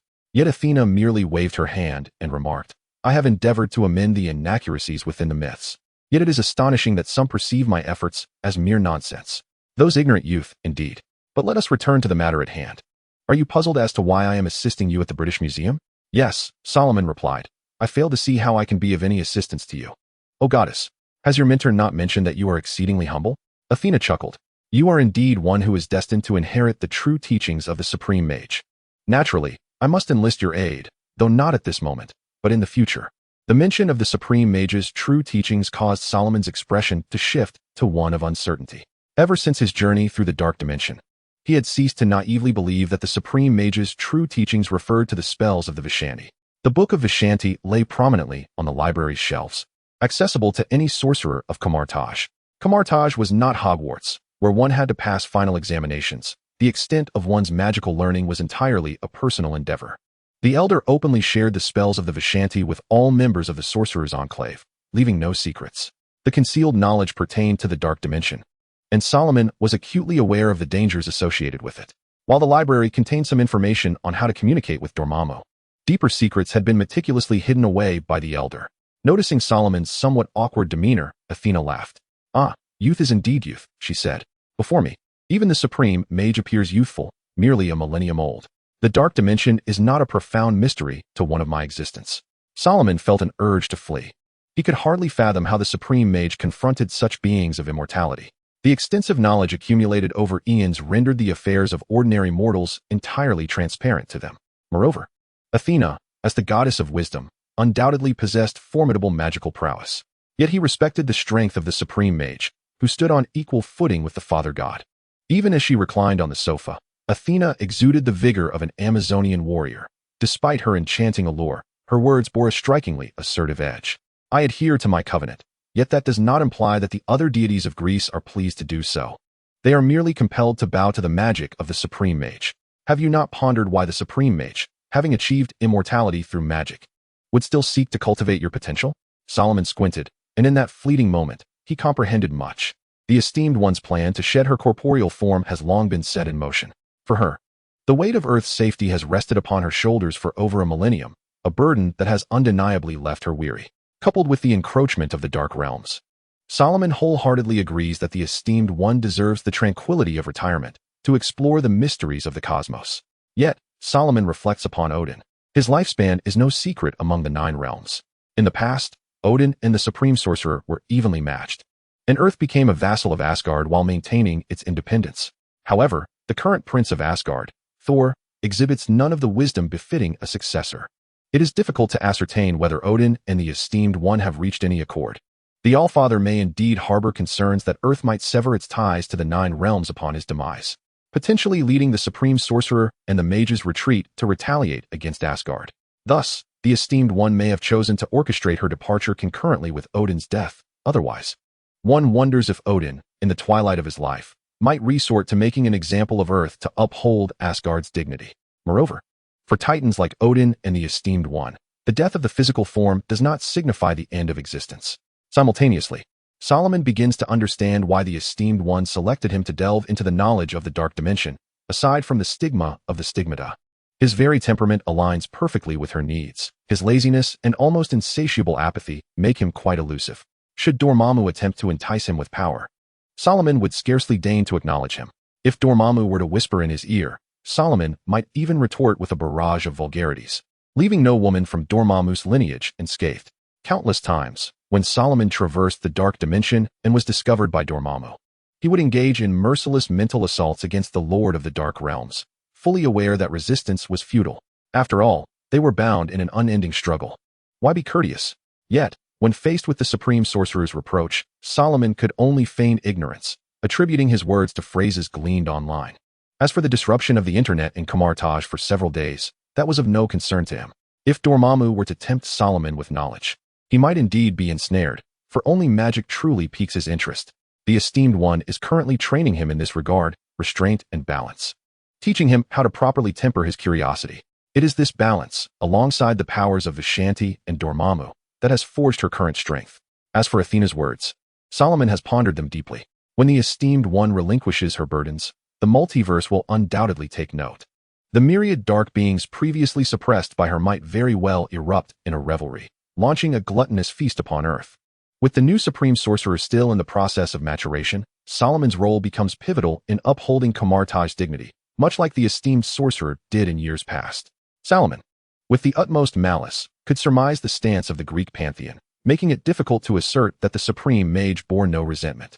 At that juncture, whether Zeus or Hades, they would tentatively endeavor to reconstruct Olympus upon the earth. The young mage regarded the golden-haired goddess with a skeptical gaze, unable to discern whether Athena's relationship with the other gods was one of camaraderie or enmity. It was hard to dismiss the notion that Athena might not be an emissary of the Greek deities, testing the supreme mage's attitude towards their return. However, the fact that the esteemed one permitted Athena to remain on Earth indicated that discussions were still possible. The supreme mage's intuition proved correct. It seemed you had gleaned some insights as well. Upon noticing the change in Salomon's expression, Athena nodded, although she could not penetrate the thoughts swirling in Salomon's mind. The light of wisdom was sufficient to deduce a close approximation. She expressed, I hope you will continue the mission of the supreme mage, keeping those deities at bay from Earth. I suspect this is not enough to compel you to offer assistance to me at the British Museum. Solomon, with an impassive countenance, retorted that he harbored no belief in serendipitous favors from above. Any seemingly innocuous assistance could very well conceal a dagger. I still need your permission to live, and this is a transaction. Athena then opened her palm, revealing a small white sculpture, merely half the size of her hand, intricately carved into the form of a vivid Pegasus. Adorning the head of the alabaster steed was a finely crafted golden bridle. Solomon could not discern the material from which it was fashioned, as its surface was as smooth as marble, yet not as cold as he had anticipated. Pegasus? Was the only thought that came to his mind, for the only winged horse associated with Athena was indeed Pegasus. Do you think this possible? I have already stated. Do not conflate human-written myths with reality. You should peruse the book I authored, for therein lies the truth. Athena, somewhat displeased, softened her expression slightly due to her reverence for the supreme mage and Solomon's contrition. She continued, even Zeus lacks the ability to arrange the stars. And the notion of the constellation Pegasus is mere folly. Pegasus is merely my exclusive summoned creature. I once lent this steed to Bellerophon to aid him in vanquishing the Chimera. Now, I bestow it upon you, for a duration extending until the end of your days. Ah, look, this is indeed unprecedented. Chapter 19, Equus. The life form of Pegasus piqued Solomon's curiosity, for upon seeing the small sculpture, the first thing that sprang to his mind was a renowned summoned creature, a beloved companion of a male drow ranger who often traversed the realms of Fair and, indeed, that was Gonador, a creature of astral magic. The so-called astral realm is an immense and boundless sphere, enveloped by a pristine, silvery sky. Occasionally, one might encounter a sparse scattering of solid matter within this expanse. However, to refer to the astral realm as merely a plane is somewhat misleading. In truth, the astral realm transcends the confines of a plane. It is a purely ethereal domain, the silvery void that exists between all planes. Solomon raised the statue before his eyes, scrutinizing the intricate carvings. He could almost ascertain that the famed Pegasus was, in fact, a magical creature of the astral realm, bearing little resemblance to the legendary Medusa or Bellerophon. He remained uncertain how Athena or any other Greek deities managed to capture this winged horse from the astral realm. Yet he remained cautious. Despite Athena's repeated assertions that human-crafted Greek mythology diverges significantly from reality, if she indeed lent the winged horse to Bellerophon, then it was a truth that Pegasus was cast down from the heavens, rendered both lame and blind. After cradling the Pegasus statue in his hands, Solomon bowed in gratitude towards Athena. While his outward display of etiquette was impeccable, Athena, the goddess of wisdom within the Greek pantheon, easily discerned his apprehensions. Leaning forward with an air of palpable authority, she inquired, "Are you not satisfied?" Solomon lowered his head even further. At the tender age of 12, he was amidst the throes of development, and Athena's attire was decidedly loose. After a furtive glance, he dared not gaze again, for the sight was rather overwhelming in both form and hue. The influence of his hormones rendered the scene too stimulating for one of his age. It was beyond the realm of control. "No, my lady, this gift has truly astonished me." Though his breath grew heavier, Solomon's thoughts remained clear, and his response was devoid of error. Athena, slightly bowing her head, recognized the underlying issue but chose not to straighten up immediately. Instead, she leaned in closer. In contrast to the ancient Greek decor of the room, her attire resembled a fusion of Minoan and Mycenaean styles, characterized by a slender waist cinched with a metallic belt and a cascading, cone-shaped skirt that was both exquisite and elaborate, yet in keeping with contemporary trends. Her upper garment bore a resemblance to a flowing and ample chiton, albeit with delicate ties replacing the traditional pins, and the material transitioned from leather to soft cotton. As a member of the Greek pantheon that had been evolving since the Minoan era, Athena possessed no psychological barriers to baring her bosom. Rather, she embraced it as a weapon, believing her beauty to be worthy of admiration and pride. Indeed, Solomon found himself nearly retreating behind the sofa. Although Athena was a virgin goddess, she did not shy away from the admiration of men. In fact, she preferred being revered by heroes over mere affection, which is why she nurtured young champions, earning her the title of the Mother of Heroes. Perhaps in her eyes, Solomon is a splendid accolade, if nurtured under her guidance. He might even evolve into a grand hero. A true man ought to engage in combat with a spear rather than delve into the frivolous arts of magic. Although the supreme mage possesses formidable strength, iron and blood are indeed more befitting of a hero.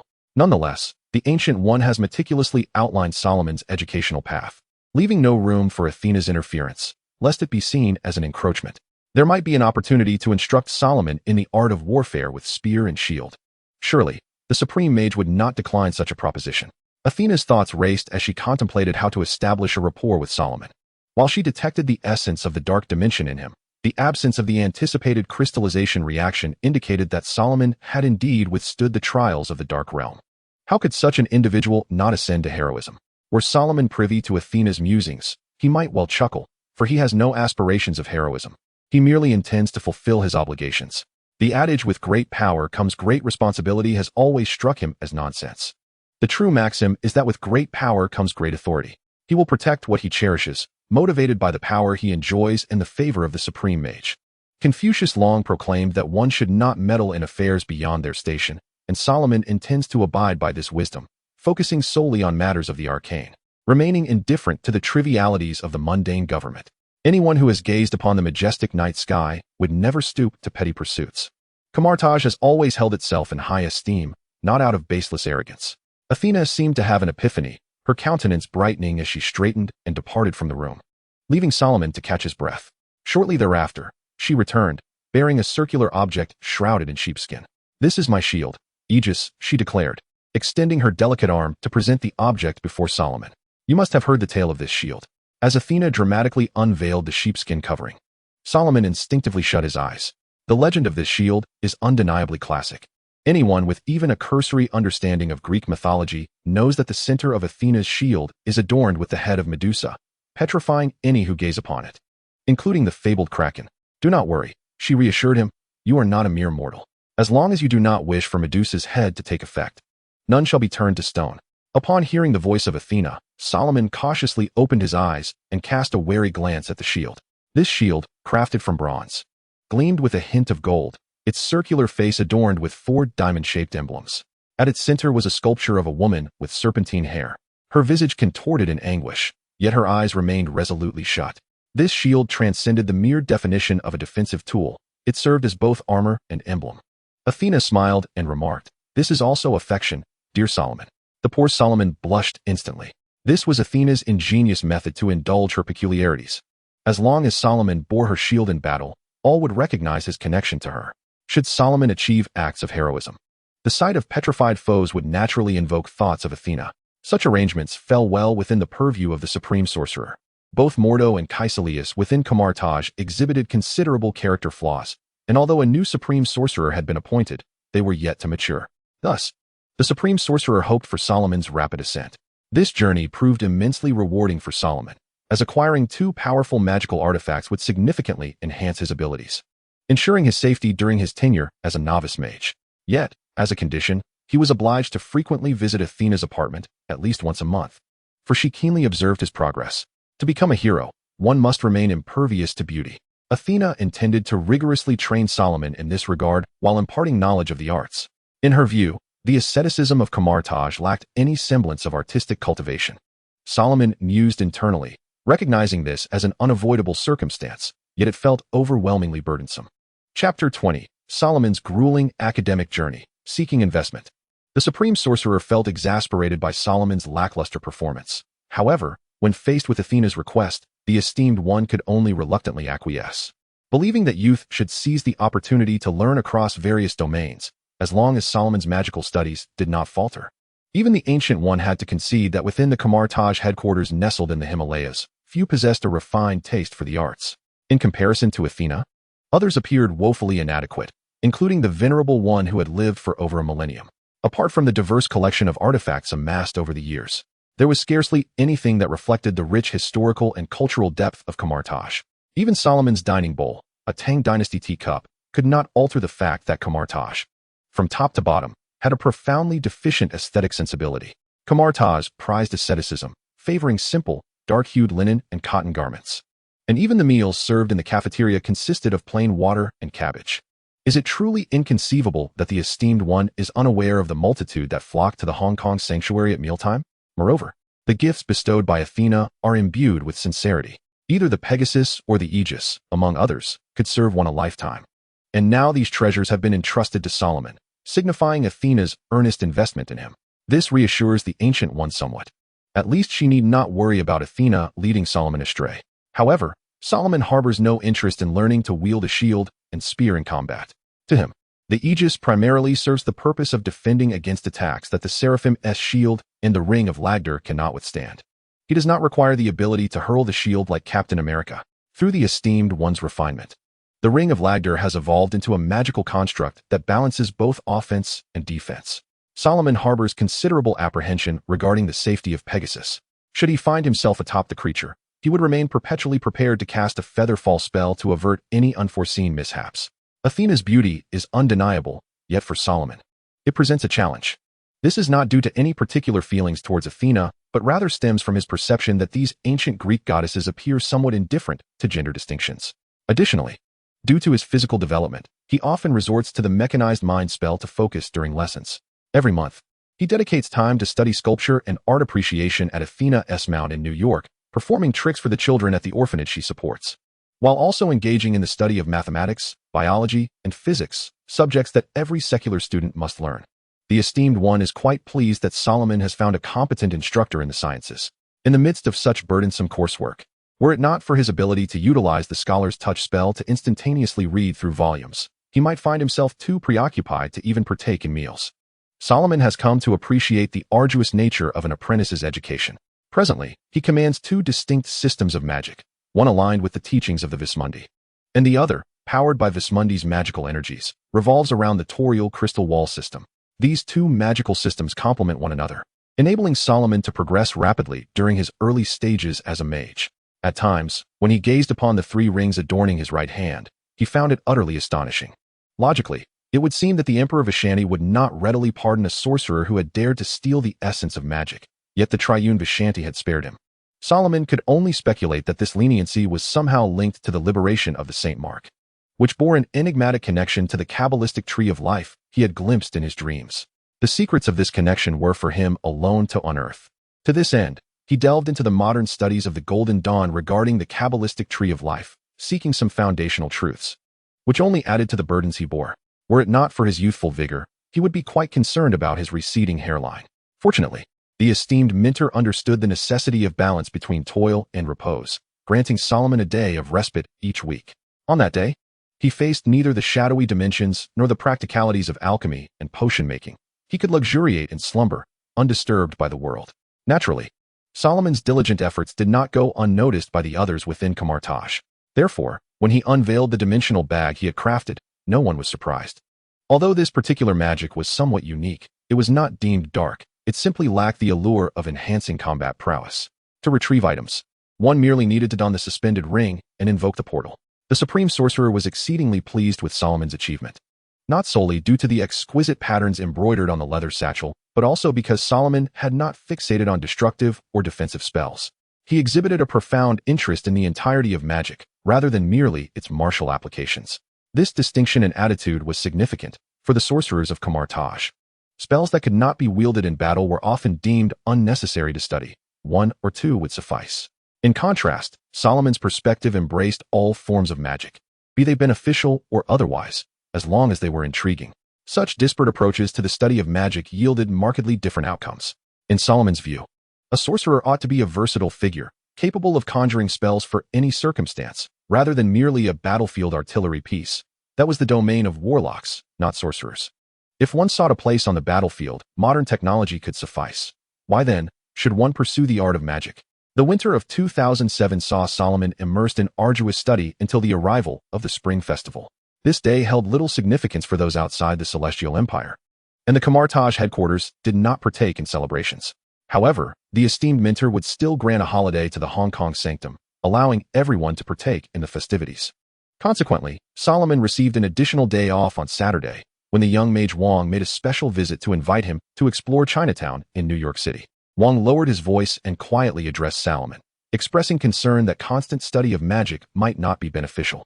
Given Solomon's young age and the weighty tasks assigned by the esteemed master, he urged Solomon to engage more with the mundane world, clarifying that he was not disparaging the master, but simply wished to prevent him from becoming a mere bookworm.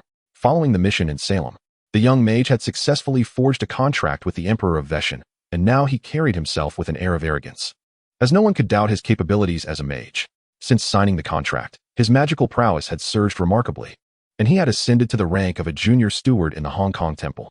One of his primary reasons for visiting Solomon was to showcase just how formidable he had become. Solomon, grinning, tossed a satchel to Wang, a gift he had prepared for the young mage. Previously, he had crafted several dimensional bags, one each for the esteemed master, Mordor, and himself, while the rest had been given away. This particular bag was reserved for Wang, as his status as Solomon's adventure companion entitled him to such a gift. Wang was thoroughly pleased with the present, especially since his living expenses had surplus, allowing him to store snacks within. The dimensional bag would enable him to access food at any time. Let us go, Salomon urged. I still need you to lead the way.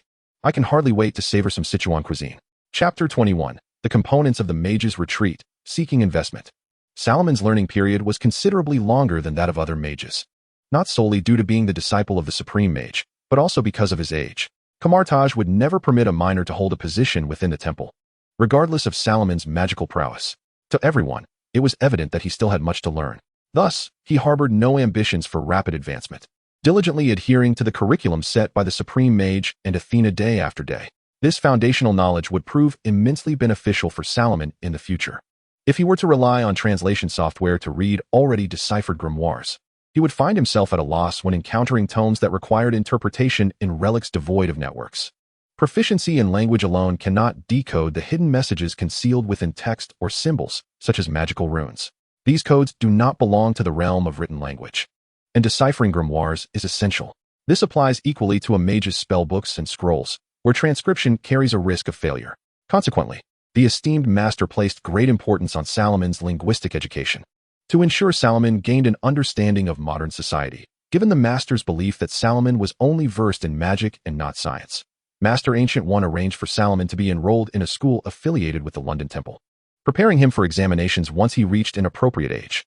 At the tender age of 7, he had already participated in the first and second examinations. With the results of this particular test, Salomon could seamlessly partake in the crucial entrance examinations required at the age of 13. Although he had never attended school, the London Temple adeptly navigated this issue with financial means. This was a novel occurrence for Camartage, as typically, children of appropriate age would only practice martial arts before attending secular schools. For instance, Alice Glibbert, the daughter of the Hong Kong temple guardian Wu Gue, merely came to the Camartage headquarters to learn self-defense techniques. Never before had a minor dedicated themselves to the study of magic as wholly as Salomon did, and he appeared to revel in this seemingly isolated existence. However, Master Gu harbored concerns that such a detachment from the mundane world might cultivate a reclusive disposition in Salomon. At times, the esteemed elder even questioned whether he had inadvertently imparted his own detached nature to Salomon. This could not be tolerated, for such a temperament would fail to instill fear in those interdimensional beings seeking to invade Earth. Yet, the joy of a recluse is beyond the comprehension of others. Salomon frequently changed the posters in his room every 3 months, and due to his proficiency in languages, he could swiftly access newly aired shows without the need for translation. Others found it difficult to grasp Salomon's happiness. As long as he had internet access and sustenance, he could remain ensconced in his sanctuary indefinitely. Apart from Mount Athena, he had little need to venture outside. This month, his virtual companion was Hello, a girl adorned with a wolf's tail and ears, wholly indisputable in her allure. However, to outsiders, this lifestyle appeared decidedly improper. Countless times, Master Wang had attempted to coax Salomon out of his room for a stroll through the streets, but each time, Salomon declined. The persistent rain of London made him somewhat uncomfortable.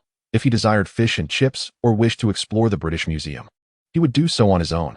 As for New York, it was best to avoid drawing attention there. Who knew when a large green figure might suddenly emerge to wreak havoc? Perhaps even 2 of them. He frequented Hong Kong more often, being a regular patron of the street food vendors outside the temple. Now, Salomon could converse fluently in Cantonese with the stall owners.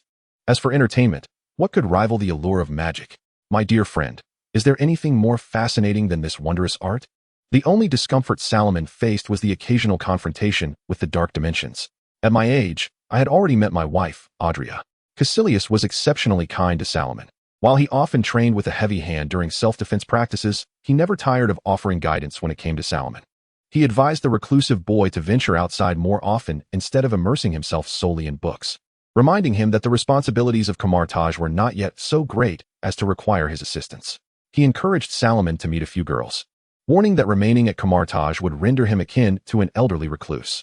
If my child were still alive, he would likely be of your age now. Perhaps I would even risk legal repercussions to let him taste beer. Regardless, remaining confined to a room is hardly beneficial. Should you wish to engage in some exercise, feel free to seek me out. As Caecilius uttered these words, he kept his head bowed, leaving Salomon unable to discern his expression. Was it one of sorrow or nostalgia? Yet, years later, when reflecting on that moment, all Salomon could recall was the biting scent of the cold wind from the Himalayas mingling with the decaying dust of the room, along with the figure standing before him, a man with gray-white hair who had lost everything. It is said that Caecilius was introduced by Baron Mordo, as the tenets of Camartage have always extended a hand to those in need, provided they possess magical potential. Apart from those personally recruited, such as Salomon and Strange, nearly all other sorcerers embarked on their journey in this manner. The original Camartage was established by the Ancient One through such recruitment. The Elder's philosophy resembles that of renouncing worldly attachments. It is only those who have nearly lost everything that are drawn to Camartage's mission of safeguarding the earth, enabling them to resist the temptations of material wealth and honor, and wholeheartedly assume the responsibility of battling external dimensions. Hence, Camartage emphasizes ascetic practices, aiming to soothe the tormented souls of its practitioners. One cannot dismiss the merit of this philosophy. The selection criteria of the Ancient One have endured for over a millennium, and this system has withstood the test of time. However, there remain many apprentices like Caecilius. Not everyone is willing to immerse themselves in the realm of magic as Salomon does. Some are attracted to Camartage's ideals, such as Mordo, who was drawn by the sorcerer's commitment to protecting the earth, willingly becoming a mage to resist external dimensions, and he holds the Ancient One, who has dedicated over 1,000 years to this struggle, in profound reverence.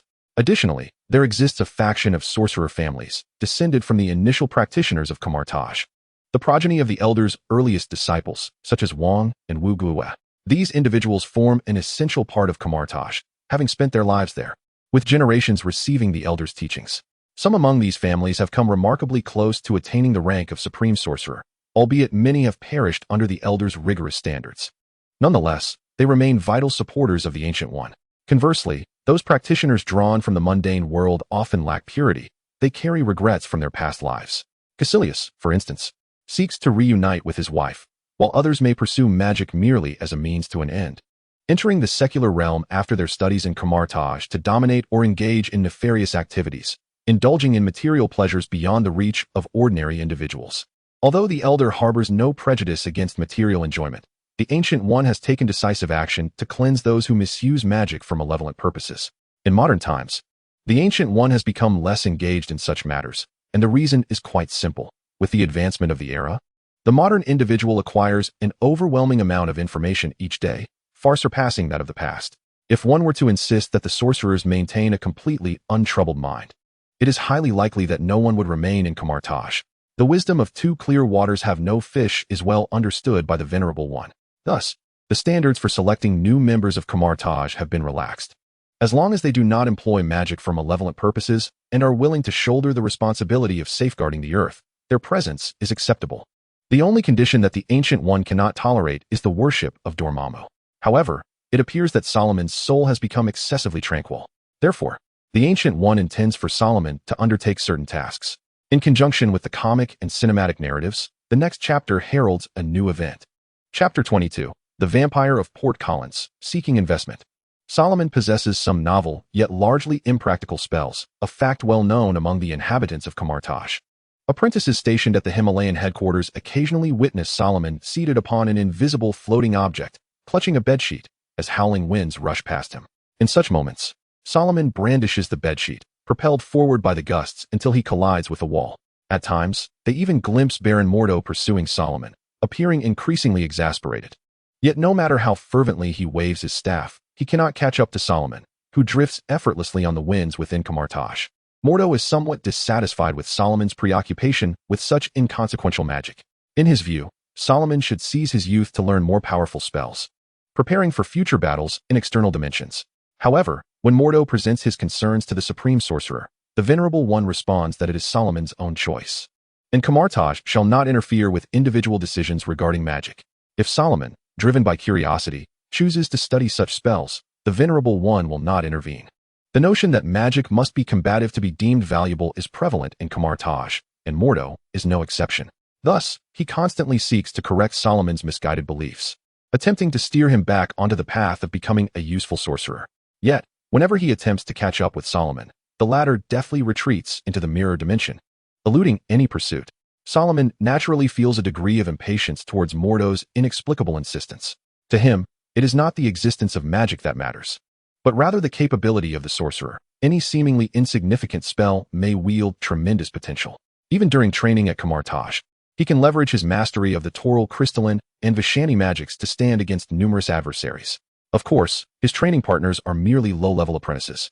Should he face Caecilius or Mordo, they they would not grant Solomon the luxury of time to utter his incantations. I had not intended for you to embark on your journeys so early, Solomon, the Venerable One remarked, adding a generous spoonful of honey to Solomon's tea. The taste of Master Ancient One has always been a subject of disdain for Solomon. Every dessert consumed by the esteemed one is excessively sweet. Whether it be orange soda or tea, a spoonful of honey is invariably included. Yet, Solomon obediently swallowed the tea, so sweet that the flavor of the tea was rendered undetectable, always presenting himself as the obedient child in the presence of the revered figure. I have no desire to travel, Solomon muttered, pouting slightly. Is it not splendid to remain in Kamartaj? There's also the internet. It seemed Master Ancient One was oblivious to Solomon's protests, as she poured herself a cup of tea. I have a task for you, she declared. A task that you must undertake alone. Wang is now a steward of the Hong Kong sanctum. He lacks the time and should not be involved in this matter. I need you to seek out a book, the clues to which date back at least 200 years. What book? Solomon inquired with curiosity, imagining that it must be a tome of great significance in the arcane arts. That book is exceedingly perilous, the revered one replied. This is a lengthy quest, and I do not expect you to locate it immediately. The last trace I uncovered was from 237 years ago, when a witch transformed a human into a vampire through her sorcery. The magic capable of creating a vampire originates from the Dark Grimoire, and the Book of Vishanti serves as its perfect counter. Every spell in that tome has a corresponding counterspell within the Book of Vishanti. Master Ancient One took a sip of her sweetened tea and continued, Your destination is Port Collins in Maine. Rest assured, I will arrange for your leave from Athena. Cough, cough, cough. Solomon struggled to extricate himself from the dense branches, emerging from the thicket covered in grass and dirt, looking quite disheveled. Once he surveyed his surroundings and confirmed that no one was near, he exhaled in relief and employed a small trick to clean himself of the mud and fallen leaves. His teleportation point had not been precisely determined. This was not his fault, as he had relied solely on a map and Kamartaj's planetary defense system to ascertain his location. Falling into the thicket was never his intention. Prior to arriving at Port Collins, Solomon had perused local legends, adhering to the principle taught by the wizards of his memories that one must be well prepared when facing any adversary. According to the lore, over 200 years ago, the master of the prominent fishing family, the Collins, named Barnabas Collins, was indeed a vampire who was subsequently entombed by enraged locals. This incident, akin to the burning of witches and the Salem witch trials, was the handiwork of those fervent Puritans and is still ridiculed by outsiders today. However, based on the clues provided by the revered one, there indeed existed a vampire in Port Collins, leading Solomon to conclude that this vampire was likely Barnabas Collins. Yet, doubt lingered in Solomon's mind. Even the weakest vampire cannot be subdued by an ordinary human. However, the witch mentioned by the esteemed elder heightened his vigilance. His objective was to locate this witch, for if she possessed the power to curse individuals into vampires, she must have had some connection to the Dark Grimoire, or at the very least, knowledge pertaining to it. Solomon had also heard that the estate of the Collins family had suffered a fire in 1972, and the present-day Collingwood Manor was a reconstruction that followed this calamity, which aroused his suspicions. Rather than recklessly venturing to Collingwood Manor, he chose to first visit the local library to gather information. In 1972, Linz Harbor had witnessed numerous significant events. For instance, the discovery of 11 workers' corpses in the woods adjacent to Highway 9 caused a considerable uproar, and local media extensively reported on the incident. Amidst the piles of old newspapers, Solomon unearthed articles detailing the news. It was reported that the throats of the workers had been gruesomely bitten, leading the police to suspect a deranged killer was responsible. Furthermore, a black coffin had been unearthed at the construction site beside Highway 9. A chill ran down Solomon's spine. Had a vampire emerged?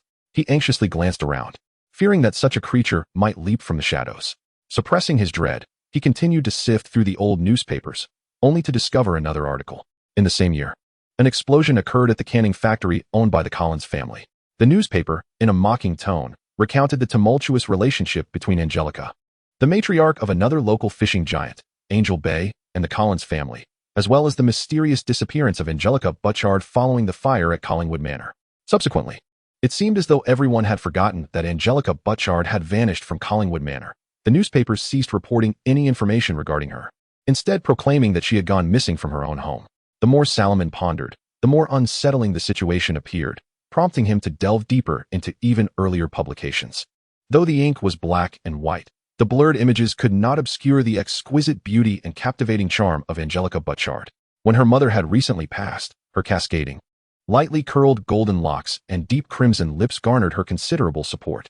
Her formidable business acumen mirrored that of her mother, And she even commanded the vessels along the Grand Bay Area 95, while the Collins family could only scavenge for scraps, rendered powerless to maintain their grand estate. Salomon expended considerable time and effort, employing charms and various magical means to sift through the musty archives of the library, ultimately uncovering a portrait of the Butchett family. However, it is noteworthy that no male member of this lineage had ever been depicted, and the identity of Angelica Butchett's father has long been a topic of public speculation. Despite the variance in hair color, Salomon immediately discerned that Angelica bore an uncanny resemblance to her mother, grandmother, and great-grandmother. This was indeed the witch. Where is she now? Chapter 23. The wizard's visit. Salomon departed from the library and sought a taxi in the quaint town, making his way to Angel's Bay located on the outskirts. As he entered the vehicle, he concocted a tale to engage the driver in conversation, for while he was not fond of socializing, he was adept at crafting deceptions when the occasion demanded it. According to the taxi driver, a lifelong resident of the town, its name was rather unremarkable, and it lacked any rare mineral resources. Apart from fishing, there were hardly any opportunities, and the public high school was notoriously underperforming, forcing the youth to seek lives in larger cities. In essence, this town was but a microcosm of countless ordinary agricultural and fishing communities across America. Nonetheless, Salomon skillfully steered the conversation, coaxing the driver into inadvertently revealing more information. He alluded, both intentionally and unintentionally, to the Collins family. This piqued the interest of the dark-skinned driver, who had spent his entire life in the town. He recounted that the mistress of Angel's Bay was a captivating beauty prior to her disappearance, a kind and lovely woman he had encountered in his youth. With a distinctive accent, he spoke animatedly, gesturing with one arm, and had he not been required to grip the steering wheel, he would have been even more animated. "Hey, brother, let me tell you, I saw her when I was just a kid. Damn, I've never laid eyes on a woman so exquisite. To this day, she remains the star of my dreams. Don't tell my wife. Are you doubting me? I assure you, once you see her, you won't question it.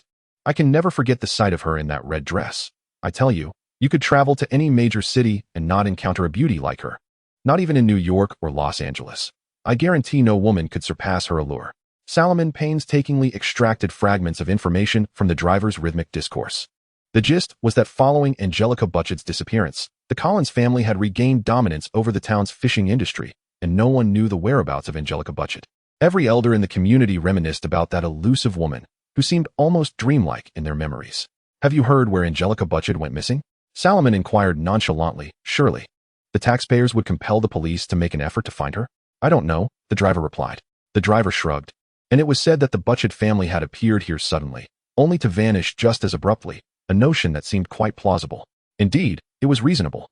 Salomon gazed with a furrowed brow out of the car window as they slowly entered Angel's Port. Ever since Angelica Butchett had gone missing, the town had been in a steady decline, frequently overshadowed by Collins Port, which had been appropriating its resources. Fishermen were now reluctant to sell their catch to Angel's Port. The once thriving canning factory lay in ruins, and decaying fishing boats and nets lingered in the harbor. Only the famished seagulls still visited, perched on the wooden pilings extending into the sea, scavenging for rotting fish. Salomon sensed that a dark web, woven from black threads, extended from the Collins family, enveloping the entire town, akin to the fine nets used for catching sardines, ensnaring anything that failed to pass through its mesh, including the police and the media. Had it not been for Salomon's diligent search through the tomes in the library, where he uncovered enough discrepancies and clues, no one would have suspected the Collins family, who appeared to provide the town with economic sustenance, of harboring such profound darkness. Since 1972, the town had been plagued by homicides, yet police investigations and media coverage invariably fell short, hastily concluding cases. Initially, there were some who expressed interest in the gruesome fates of the bodies, but as time passed, indifference settled in, and no one seemed to care about the victims whose throats had been ruthlessly torn apart. Salomon expended a considerable sum to hire the driver, who would accompany him to explore the town from dawn until the dead of night. After agreeing to meet again the following day, Salomon retreated to a secluded corner and activated a portal, returning to the headquarters of Comitage. At present, Comitage was not shrouded in darkness, yet Salomon collapsed into slumber. For the arduous task of sifting through the chaotic array of documents in pursuit of useful leads was truly exhausting. Upon awakening, he began to prepare the necessary items to confront a vampire, silver, and certain specific spell components. After hastily concluding what may have been one of his meals, he once again opened a portal, returning to Collins Port, where the driver awaited him. Collinswood Manor, Salomon stated as he took his seat in the front passenger side, his face set in a hard expression, as if he had steeled himself for what lay ahead. In truth, he intended to extract information about the witch from Barnabas Collins. If necessary, he would eliminate the vampire in the process. They were cursed, perhaps due to the substantial fee Solomon had paid. The driver seemed reluctant to take him to that eerie place. Despite the Collins family's ability to sustain many in the town, they remained generally unliked. Never mind, Solomon murmured. I seek them precisely for the curse. Willie, stop drinking. You bald-headed drunkard. Hurry and clean up the hall. Did you hear me? Caroline Stoddard stood at the broad steps of the living room, shouting loudly. Even in the daylight, the heavy black velvet curtains were drawn tightly, allowing only a few beams of light to penetrate, while the rest of the room remained shrouded in shadows. Caroline, a woman of graceful form, slightly voluptuous, showed no signs of aging. Even in her middle years, her figure remained captivating, particularly her alluring hips. Her shouts were prompted by her brother, David Collins, who had, once again, dropped food onto the carpet. Under her raised voice, David, with his curly black hair, trembled visibly. Calm down, Caroline, spoke an elderly woman with silver hair, who, after moving a chess piece, added, do not make David too anxious. Also, remember that Willie is old. Be considerate of his slow movements. You still refuse to let me transform you into a vampire. I believe you have already experienced the consequences of aging, Elizabeth, remarked a pallid man seated on the opposite sofa, clad in the classic attire of an 18th-century English gentleman, adorned with an array of colorful gemstones on his black coat. His cuffs and hem were exquisitely embellished, and a white lace cravat graced his neck. After a moment of contemplation, he moved a chess piece. We have reconstructed the Collins family. Look around at this living room. Everything here, including these exquisite sculptures and artifacts, was acquired after that catastrophic fire. And this? He gestured toward the crystal chandelier above. I hope you can continue to witness the Collins family regain its former glory. Aging is the joy of life, a concept you cannot grasp. I am weary. Let Caroline and David handle the rest. Age had not diminished Elizabeth's elegance as she interjected. Barnabas, it is your turn. Willie, where are you? Caroline raised her voice upon noticing Willie's absence. Suddenly, hurried footsteps echoed, and the hall door swung open. Willie, bald and breathless, rushed in, exclaiming, Master, relax, take it easy. Barnabas, with his sharp-nailed hand, picked up a glass and, standing, approached Willie, offering him the cup. Here, Willie, tell me, what has happened? There is someone here. Willie gulped down the sparkling wine, belching. Is it the police? Or the press? Barnabas turned away from Willie, directing his gaze toward Elizabeth. I assure you, I have resolved everything. No, it's neither the police nor the press. Willie exclaimed, his eyes wide with terror. He looks like a sorcerer.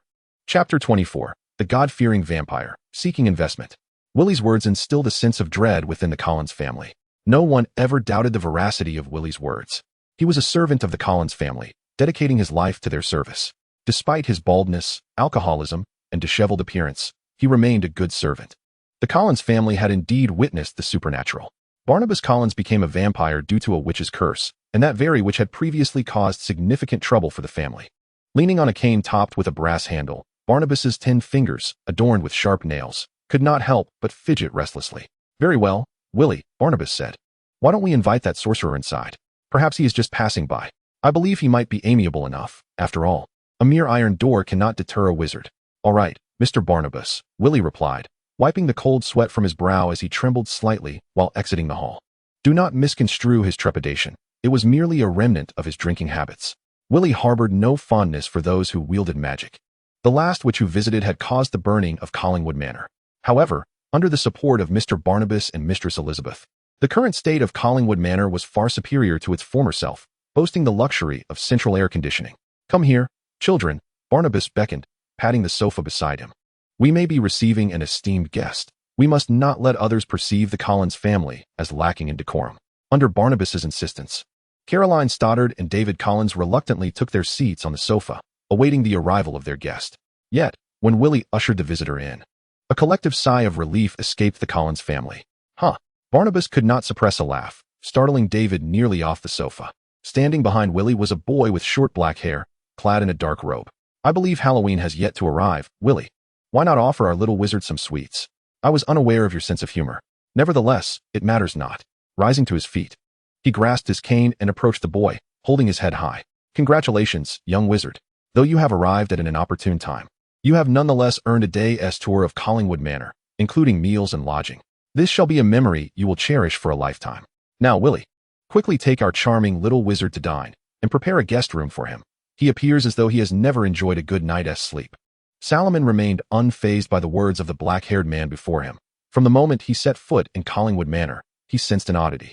Compared to other places, the once lush shrubs were now withered, at least half in decay, their branches twisted and overgrown with thorns. Perhaps this simply indicated that the gardener was a drunkard. Yet Solomon noted that the garden was rife with far more mice than elsewhere. According to his observations, the Collins family was not thriving, and the food discarded daily could not sustain such a multitude of rodents. The phenomena, he discovered, were often found near vampire lairs. Thus, Solomon became increasingly convinced that Barnabas Collins resided within Collingwood Manor.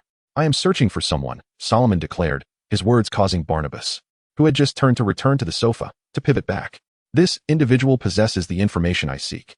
The vampire glanced at Solomon from the corner of his eye. He now recognized that this peculiarly dressed little wizard was no lost child, but rather a person of intent. Solomon's statement had also captured the attention of the other members of the Collins family. Caroline Stoddard, who had been languidly seated on the sofa, suddenly leaned forward, emitting a low, guttural sound. Elizabeth placed a reassuring hand on Caroline's shoulder and inquired, "Who?" "You are soliciting aid from the Collins family," Barnabas interjected, stepping closer and pushing Willie aside, gazing down into Solomon's eyes.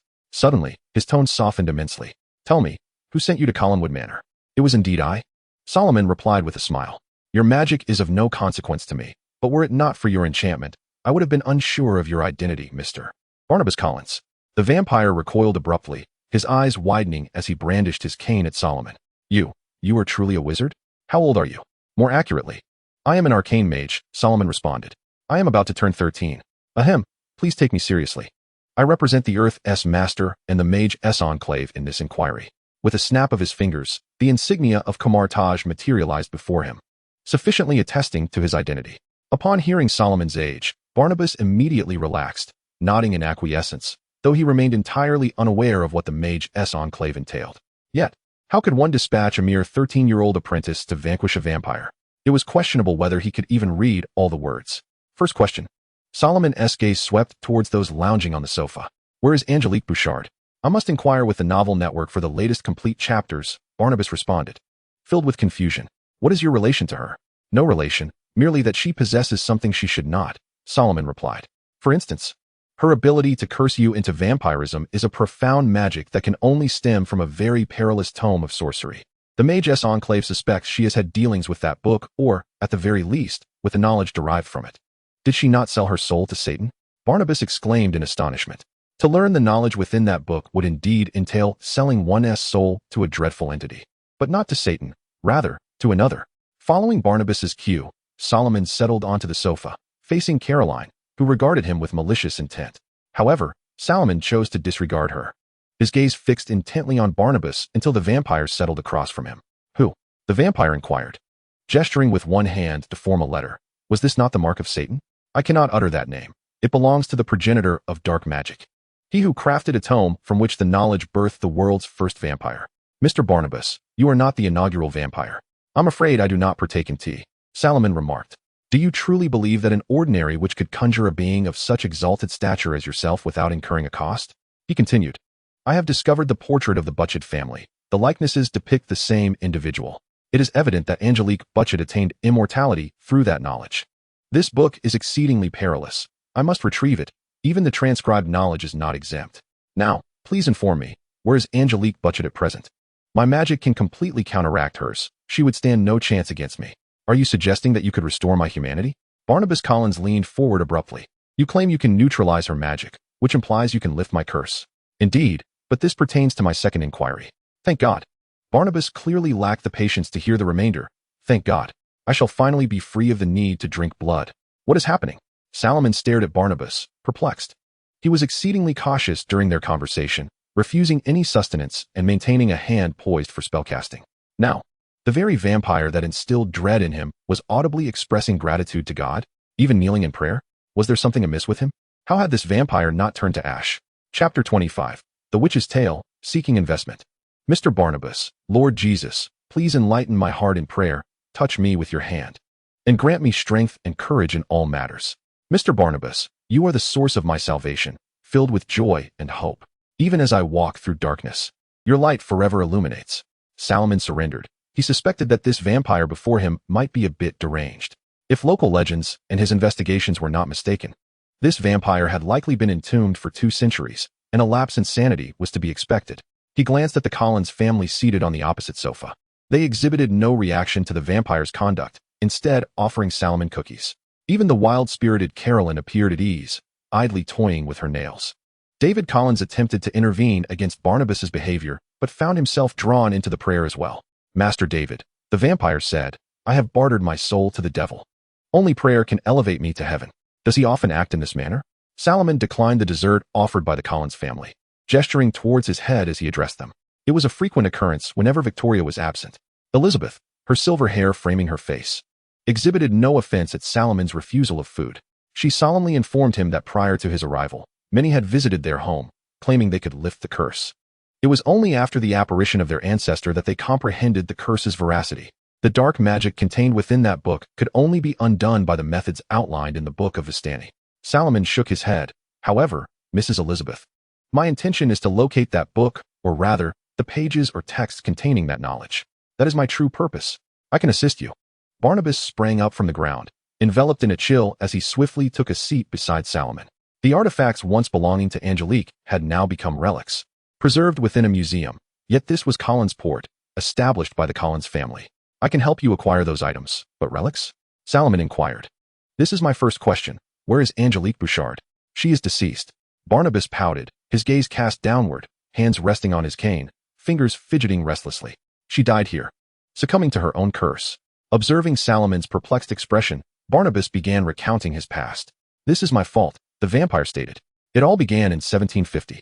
At that time, Joshua Collins and Naomi Collins, accompanied by their young son, Barnabas Collins, the vampire pointed to himself, journeyed from England to America in pursuit of a better life.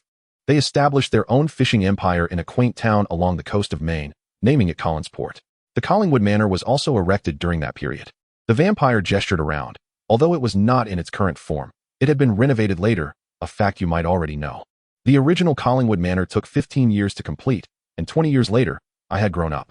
Barnabas Collins was wealthy and powerful. Yet he was a notorious libertine until one fateful day, he committed a grave error he would come to regret. At this point, the vampire rose to his feet, raising a hand as if to emphasize a point. I fell in love with a beauty named Josette Dupraise, Barnabas lamented, while Angelique Bouchard's heart was shattered because I could not marry her.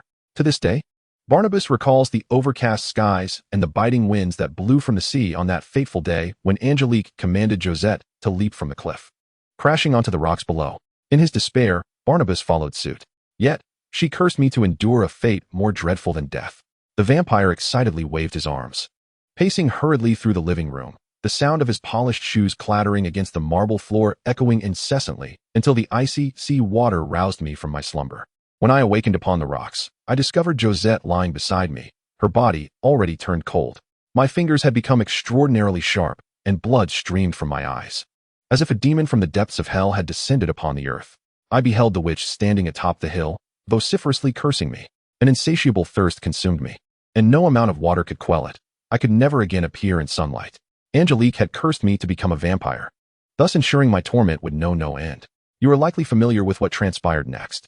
Angelique led a throng of torch-bearing villagers towards Collinwood Manor, proclaiming me the devil, and the townsfolk sealed me within a coffin, interring me beneath the ground. The cadence of bloodlust slowed, and 2 centuries later, I was unearthed and returned to Collinwood Manor. At that time, only Elizabeth believed in my true identity, and not merely because my portrait hung in the living room.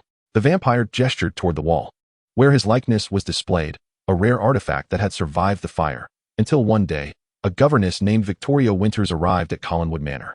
According to Barnabas, this Victoria bore an uncanny resemblance to Josette. After reclaiming his family's legacy, he sold the cherished treasures of the Collins family, allowing their fortunes to flourish once more, while simultaneously developing feelings for Victoria. Everything seemed to unfold beautifully. However, your words were that it was the most fertile rear you had ever encountered. Caroline showed no regard for her ancestors' dignity. Nevertheless, Barnabas paid her no mind. Yet that witch, Angelique Bouchard, became aware of my awakening. The vampire's agitation surged again. Her creation, Angel Bay, had seized control of the majority of Collinsport's fisheries, rendering the Collins family destitute. Upon my revival, she sought to replicate her past misdeeds with Josette upon Victoria, that wicked woman. In summary, as she endeavored to employ her former tactics to manipulate the residents and the police into apprehending me. We clashed. Her skin shattered like glass. And Collinwood Manor was engulfed in flames, with the Collins family's most treasured possessions reduced to ashes. But she perished, Salomon remarked, and here you stand. Indeed. She extracted her heart, a piece resembling pink glass, marred by cracks. Barnabas solemnly stated, I witnessed her heart shatter into fragments, leaving her motionless like a marionette. What a fascinating tale, Mr. Barnabas. As Salomon heightened his vigilance, he retrieved several sheets of printed paper from a small pouch at his waist. With a smile, he inquired of the vampire, pray tell, which homicides have you committed? Chapter 26. All are villains, seeking investment. Do not misunderstand. Salomon is not a hero eager to dispense justice. The deceased can no longer benefit from delayed justice, which is ultimately worthless. His sole intention is to acquire certain information he deems necessary. It is important to note that while vampires are classified among the undead, they possess the ability to procreate. They can produce offspring through means akin to those of humans, and they can also transform humans into new vampires through the act of embracing, which is a blood covenant, a magical pact that is unbreakable and flows through the veins of vampires, passed down through generations. Barnabas Collins holds a uniquely special identity. He is a vampire transformed directly by the magic within the dark grimoire. Perhaps he himself is unaware of the high status he possesses. Many years ago, the so-called purebloods and blood-sucking vampires that infested Detroit would bow in his presence. The esteemed one once recounted to Salomon the absurdity of those vampires who summoned the so-called blood god, although Salomon can no longer behold those vampires, as they were exterminated by a figure known as the Blade Warrior. Currently, Barnabas remains quite young in terms of vampires, and has not yet amassed significant power. Otherwise, Salomon would not dare to approach him recklessly. Salomon merely seeks to ascertain whether Barnabas has proliferated like a rodent, for this knowledge would reveal the true number of vampires inhabiting this small town. I acknowledged the incident at the construction site on Route 9. I had just been unearthed, and I was exceedingly thirsty. Barnabas spoke with a pronounced Southern English accent, pinching a sheet of printed paper between his fingertips and holding it aloft. After scrutinizing it closely, he added, Oh, and there were these individuals, a group of hippies whose blood had soured due to their indulgence in wretched substances. Is that all? Salomon maintained a cordial smile, though he noticed the Collins family, seated across from him, growing increasingly impatient. Caroline's demeanor darkened once more, and David subtly retreated, a palpable tension filling the air. Yet, Salomon appeared oblivious to the shift, stating, I wish to confirm one matter, Mr. Barnabas. Have you ever transformed a human? You mean embracing? Only once. The vampire abruptly shook his head. Sir, I forgot to inquire your name. DeMonte. Very well, Mr. DeMonte. The vampire clasped his hands over his heart. I once contemplated converting Elizabeth into a vampire, but she declined, as Liz, a nickname for Elizabeth, succumbed to aging. As for Victoria, she did not escape the clutches of Angie. After Angie caused her demise, I transformed her, thus granting her a second chance at life. If this constitutes a transgression, I am willing to bear the burden. Then, it seems there are two vampires in this regard. Laman rose to his feet, pushing the remaining printed sheets towards Barnabas. Are these all the misdeeds of your wife, Victoria? No, no, no, Barnabas replied, pushing the papers back. He did not feel anger at the quantifiers employed by Salomon. He shook his head vigorously in denial, asserting that Victoria would never engage in such actions. The Collins family had invested in the hospital, and now they had resorted to utilizing blood bags from it. In truth, they were perplexed, for the only vampire I had transformed was Victoria. To conceal this fact, they frequently spent considerable sums to divert suspicion away from the Collins family, despite the fact that those deeds were not their own. Could there be other vampires in the vicinity? Salomon paced the living room, deliberately distancing himself from the Collins family. Mr. Barnabas, I implore you to consider whether you have transformed another human. The bite marks on those corpses are unmistakable. By your account, I do not believe that witch has transformed any other vampires. She is already sufficiently devoted. The vampire wandered about the living room with his head bowed, his cane tapping rhythmically against the marble floor, while Barnabas mumbled incessantly. Regardless, he was certain that he had only transformed Victoria. In fact, the Collins family had investigated those cases through the police on more than one occasion, but had ultimately found nothing. Later, to obscure the traces of the Collins family, Barnabas had to employ his ability to manipulate human emotions to halt the police investigation. Nevertheless, the Collins family had unearthed a slight clue regarding another vampire. No, I am certain. Barnabas finally halted his movements. Elizabeth signaled to him with urgency, and the vampire, glancing at her, swallowed the words he had nearly spoken. However, I can assist you in re-investigating this matter. Excellent, Solomon nodded. Please prepare what I require. I shall return tomorrow to collect it. After Solomon was escorted from the hall by Willie, Elizabeth rose with David's assistance. You cannot truly believe that sorcerer, can you? He claims to represent some order of wizards, and I fear he may bring others with him. Of course not, my dear Liz, the vampire replied, blinking. Even though Barnabas had been entombed in his coffin during the prime of his youth, just unearthed, he retained a hint of Navi romanticism. However, as a former patriarch of a prominent family, he could hardly be swayed by the proposals of a stranger, regardless of his inclinations. The negative energy residing within him would inevitably lead his thoughts down dark and malevolent paths. This was the very essence of how black magic could lead to one's downfall. Now that Victoria and I both enjoy eternal youth, why would I wish to revert to humanity? The only regret I harbor is not being able to indulge in human delicacies. And what of the other vampire? Elizabeth's brow furrowed, for this could expose the Collins family. Do not fret, Liz, I am beginning to piece things together. Barnabas inquired, do you remember Julia Hoffman? A sudden arc of circular sparks erupted in the hall of Collinwood Manor, startling the Collins family, who had been awaiting the arrival of Solomon. Poor Willie was still anxiously waiting at the grand entrance. Yet at that moment, Solomon had already stepped through the portal into the hall. My dear Mr. Danforth, Barnabas greeted, curiously peering behind Solomon, but saw nothing beyond the orange sparks. He had to turn his attention back to Solomon, lamenting that he had not properly hosted him the day before, but assured him that he had prepared everything he needed. Elizabeth's eyes sparkled with intrigue.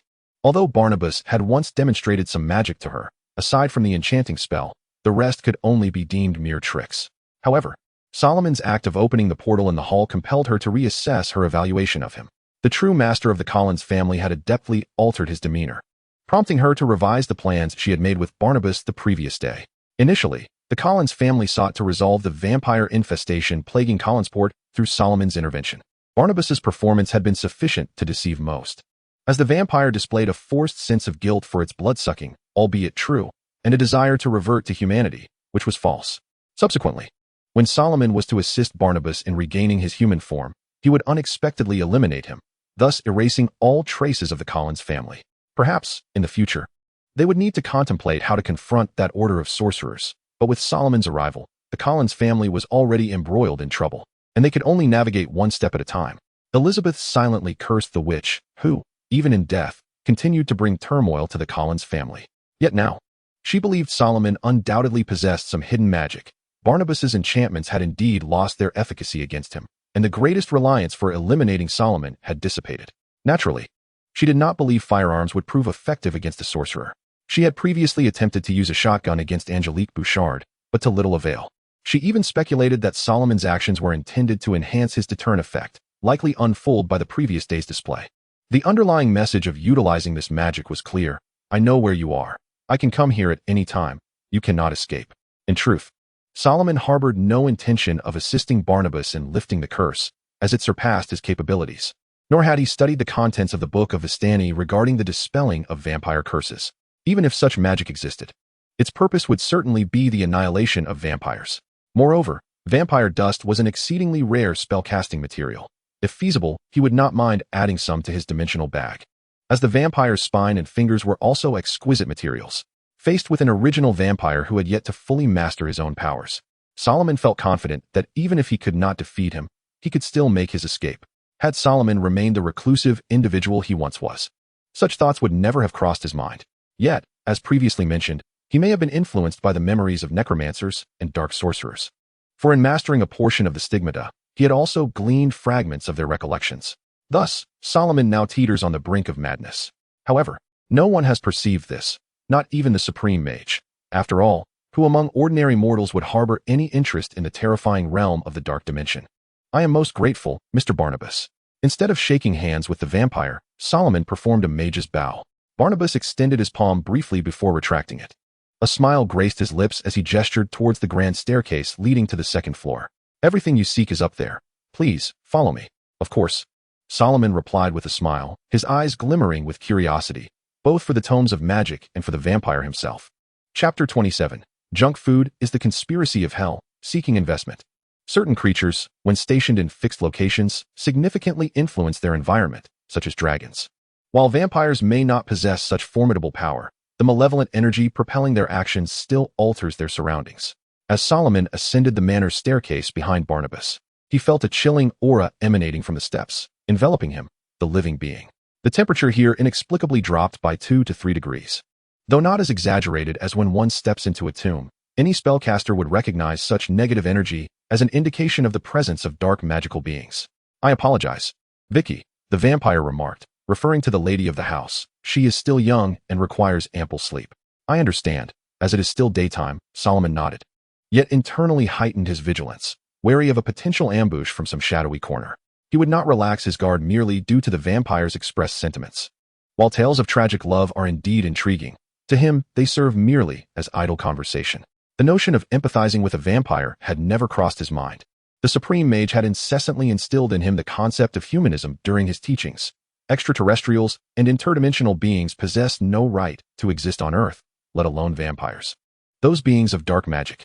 Solomon might shed a few feigned tears for them after using them as spellcasting material, but he would never feel sympathy for them while they still drew breath.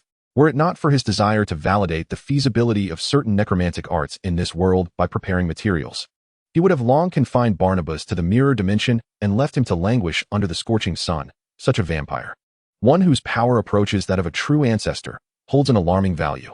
Yesterday, after your departure, the Collins family contacted the museum to acquire Angela's collection.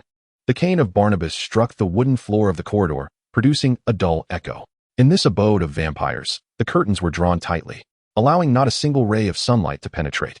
The temperature here was considerably lower than that of the staircase, and the occasional sunlight that struggled through the tightly drawn curtains was swiftly devoured by shadows that seemed almost alive. Perhaps Barnabas was not exceptionally powerful, yet his rank and supernatural essence were sufficient to create an anomaly within Collin Manor.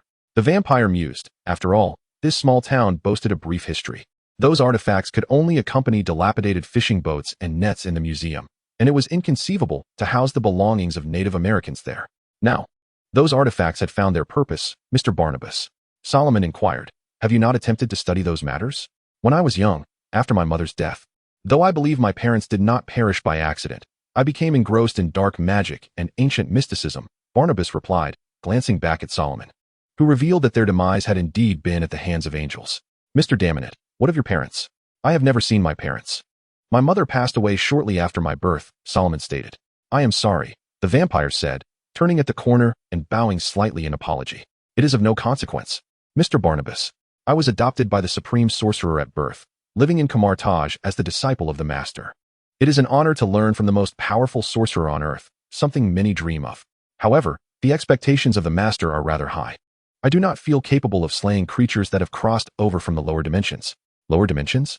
Barnabas inquired curiously. What does that mean?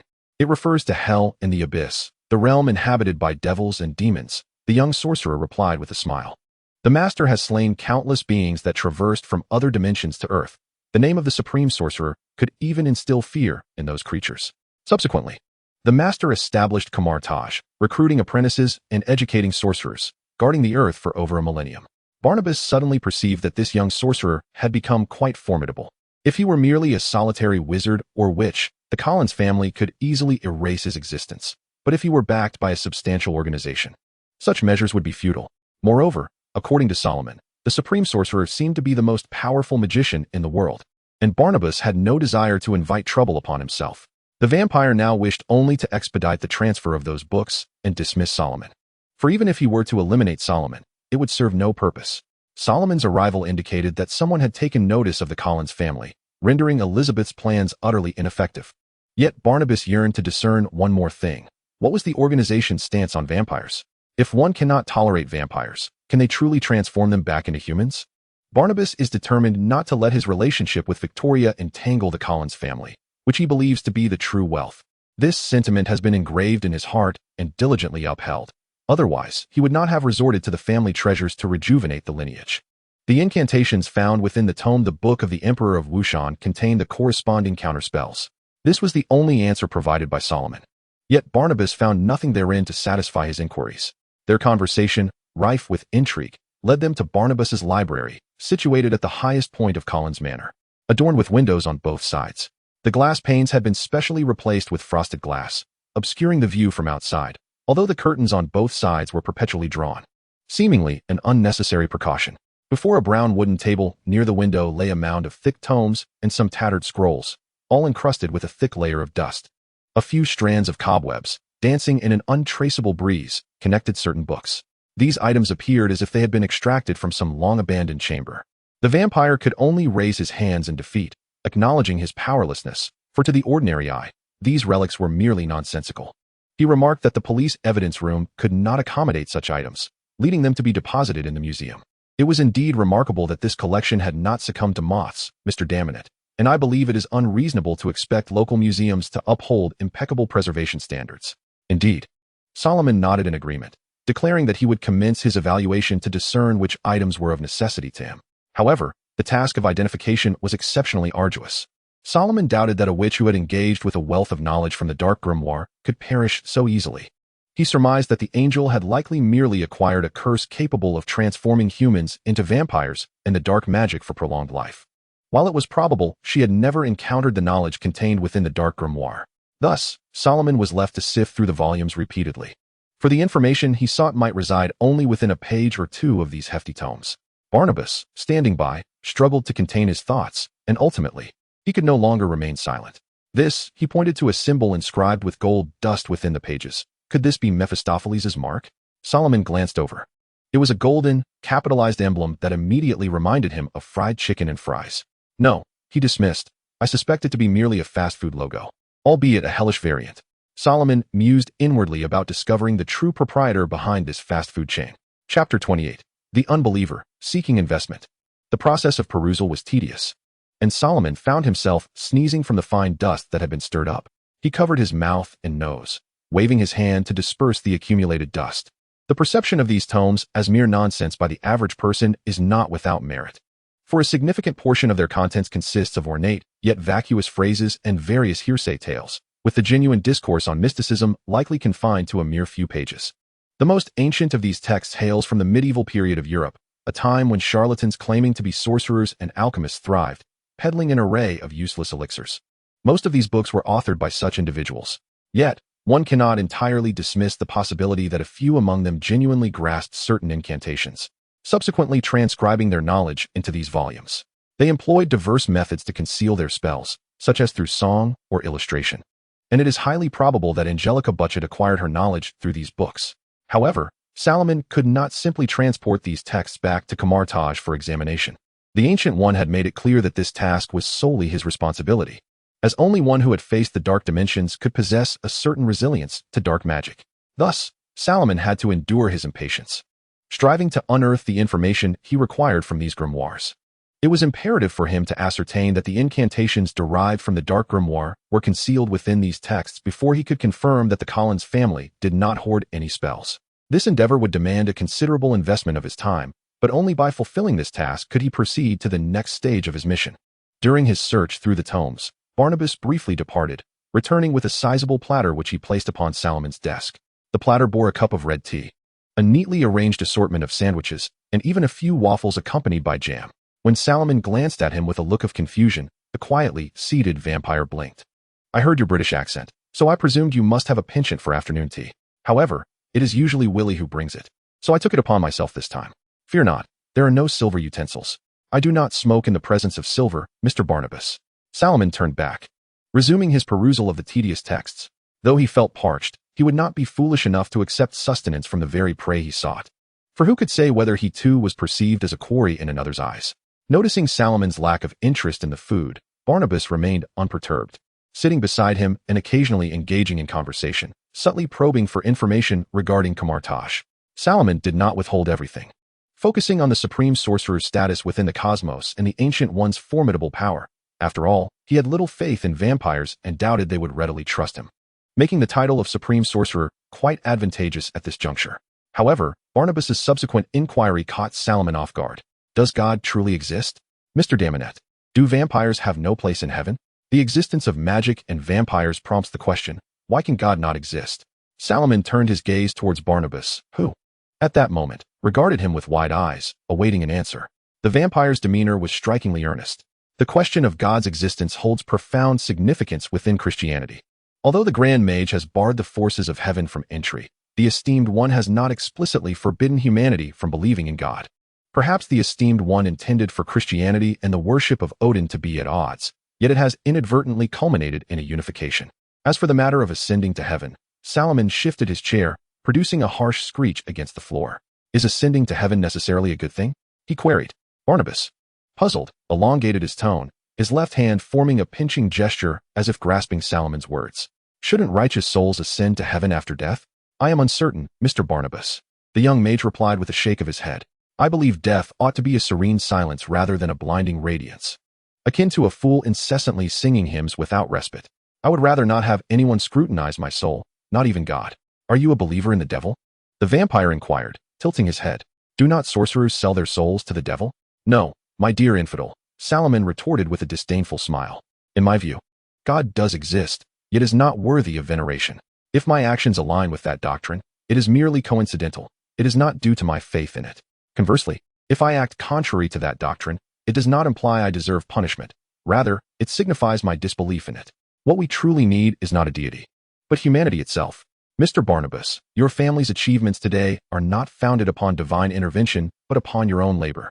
This notion emerged from Salomon's synthesis of knowledge gleaned from his past life, intertwined with the teachings of the Grand Mage. Though this idea may seem naive, Salomon was, at his core, a fervent humanist. His perspective left Barnabas astounded, his mouth agape. Those with faith often look down upon the faithless, a sentiment prevalent in any realm.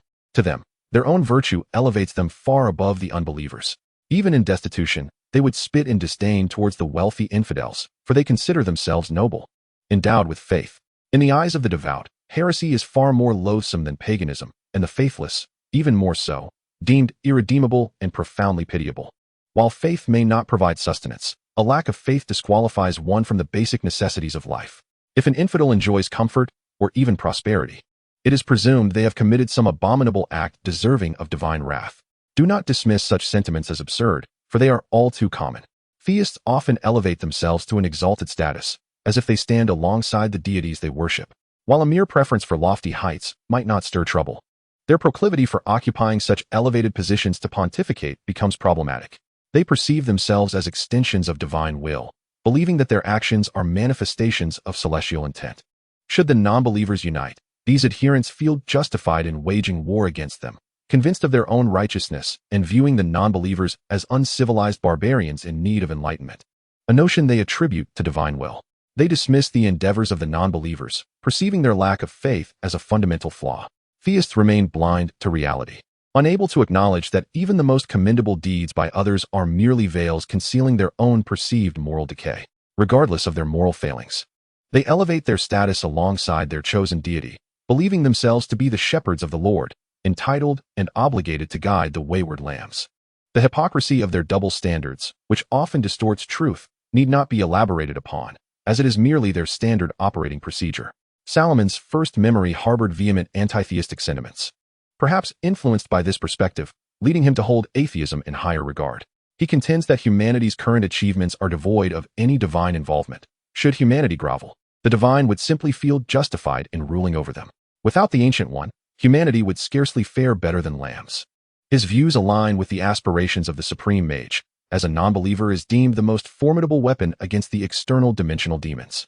The vampire had evidently not anticipated Salomon's radical stance. He raised a finger, managing a strained smile, suggesting that Victoria should awaken. Please proceed, Mr. Barnabas. Salomon, devoid of expression, turned back, stating that he would notify him once his work concluded. Chapter 29. The hunt begins, seeking investment. Theistic beliefs have wielded considerable influence in the Western world. Although technological advancement has curtailed the Roman Church's ability to excommunicate kings or meddle in royal marriages, notably referring to Henry VIII. And while the Puritans could no longer instigate witch hunts at will, religion continues to permeate various facets of secular life, particularly in the United States. The world's foremost technological powerhouse, religion holds substantial sway. For instance, witnesses are required to place their hands on the Bible while swearing an oath, without which their testimonies lack legal validity. Presidential candidates must receive the blessing of a pastor through prayer and upon election. They must also place their hand on the Bible to assume office, with the president appointing a White House pastor. Moreover, within the military, the presence of a chaplain is mandatory. Should the chaplain refrain from prayer, soldiers may be reluctant to engage in battle. Even esteemed universities boast divinity schools, whose admission standards rival those of certain scientific institutions. As previously articulated, theists often proclaim themselves as shepherds of the divine. Americans, in particular, regard themselves as warriors of God. waging what they deemed to be righteous wars, liberating ignorance, and saving humanity under divine favor, believing themselves to be the epitome of correctness in the world, with others compelled to learn from them. Whether anyone uncovers that the motives behind these wars are rooted in oil or other interests depends on how politicians deceive the masses. Currently, at least half of Americans believe that religion should influence science and politics, which is one of the reasons for the prevalence of anti-intellectualism in theocratic nations. In Salomon's view, it would not be surprising if these Saxon brutes someday took syringes and injected disinfectants into their bodies. When the living embodiment of Athena appeared before him, Salomon did not offer his faith. He even disbelieved in the Emperor Vishnu. So how could he possibly have faith in God? He believed that God is likely an entity akin to Odin, while Vishnu exists as a magical being within the multiverse, making the comparison of strength and weakness quite apparent. Not to mention the true deities of the universe, the eternal God being the most formidable ally of Kamartaj. Even regarding the eternal God, Salomon expressed only a modicum of respect. Salomon concluded that, under the divine laws granting magical powers, religion serves no purpose in the advancement of humanity. However, he refrained from interfering. Western society has long since eroded the scientific spirit of the Renaissance, yet the world remains tumultuous. The incessant invasions by extraterrestrials will make humanity realize that they are not alone in the cosmos. To survive in this universe, humanity must advance technology, and religion will inevitably be rendered obsolete. Salomon need not lift a finger to witness the decline of theology. Upon sharing his conclusions with the Supreme Mage, she was greatly pleased with Salomon's insights and rewarded him with a bottle of soda. In her understanding, Salomon's birth was shrouded in mystery, with the stigmata likely of divine origin, bestowing upon him magical talents beyond the reach of ordinary mortals. As the Supreme Mage who had guided Salomon into Kamartaj, she naturally wished for her disciple not to become a lackey of extra-dimensional beings. Only a saint who does not believe in God can safeguard Earth until the next Supreme Mage comes of age. Now, while poring over materials in the upper floors of the Colleen Manor, Salomon harbored disdain for Barnabas. Having already become a vampire, he should abandon any delusions of ascending to heaven. Does transforming into a supplicant truly seem appealing? Judging by the standards of Judaism, Anglicanism, Orthodoxy, or Catholicism, it is likely that only a minuscule fraction of modern society could meet the criteria for heavenly ascendance. If one doubts this, a glance at their browser history would reveal the multitude of transgressions they have committed. It has been the 5th day since Salomon dedicated an extensive amount of time to sifting through books. Each night, he returned to Kamatij after laboring long into the hours of darkness, only to open a portal in the grand hall of the Collins estate by day. Initially startled, the Collins family soon grew accustomed to the sight of sparks illuminating the drawing room each morning, along with Salomon hastily ascending the staircase. At his feet lay a multitude of hefty tomes and yellowed scrolls, remnants of his meticulous exclusions, while a few contained the notation of minor spells. They paled in comparison to the dark arts he sought, derived from the grimoire of shadows, posing virtually no threat.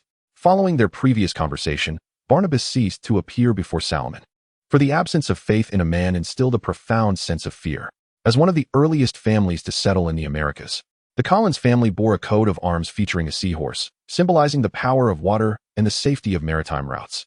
In those days, no merchant reliant on the sea was free from superstition. Influenced by his parents, Barnabas had long become a devout Puritan. To him, the lack of faith equated to the absence of moral boundaries, leaving him uncertain whether Salomon would uphold his promises or turn against him in Victoria. Even God could not assure him of Salomon's integrity.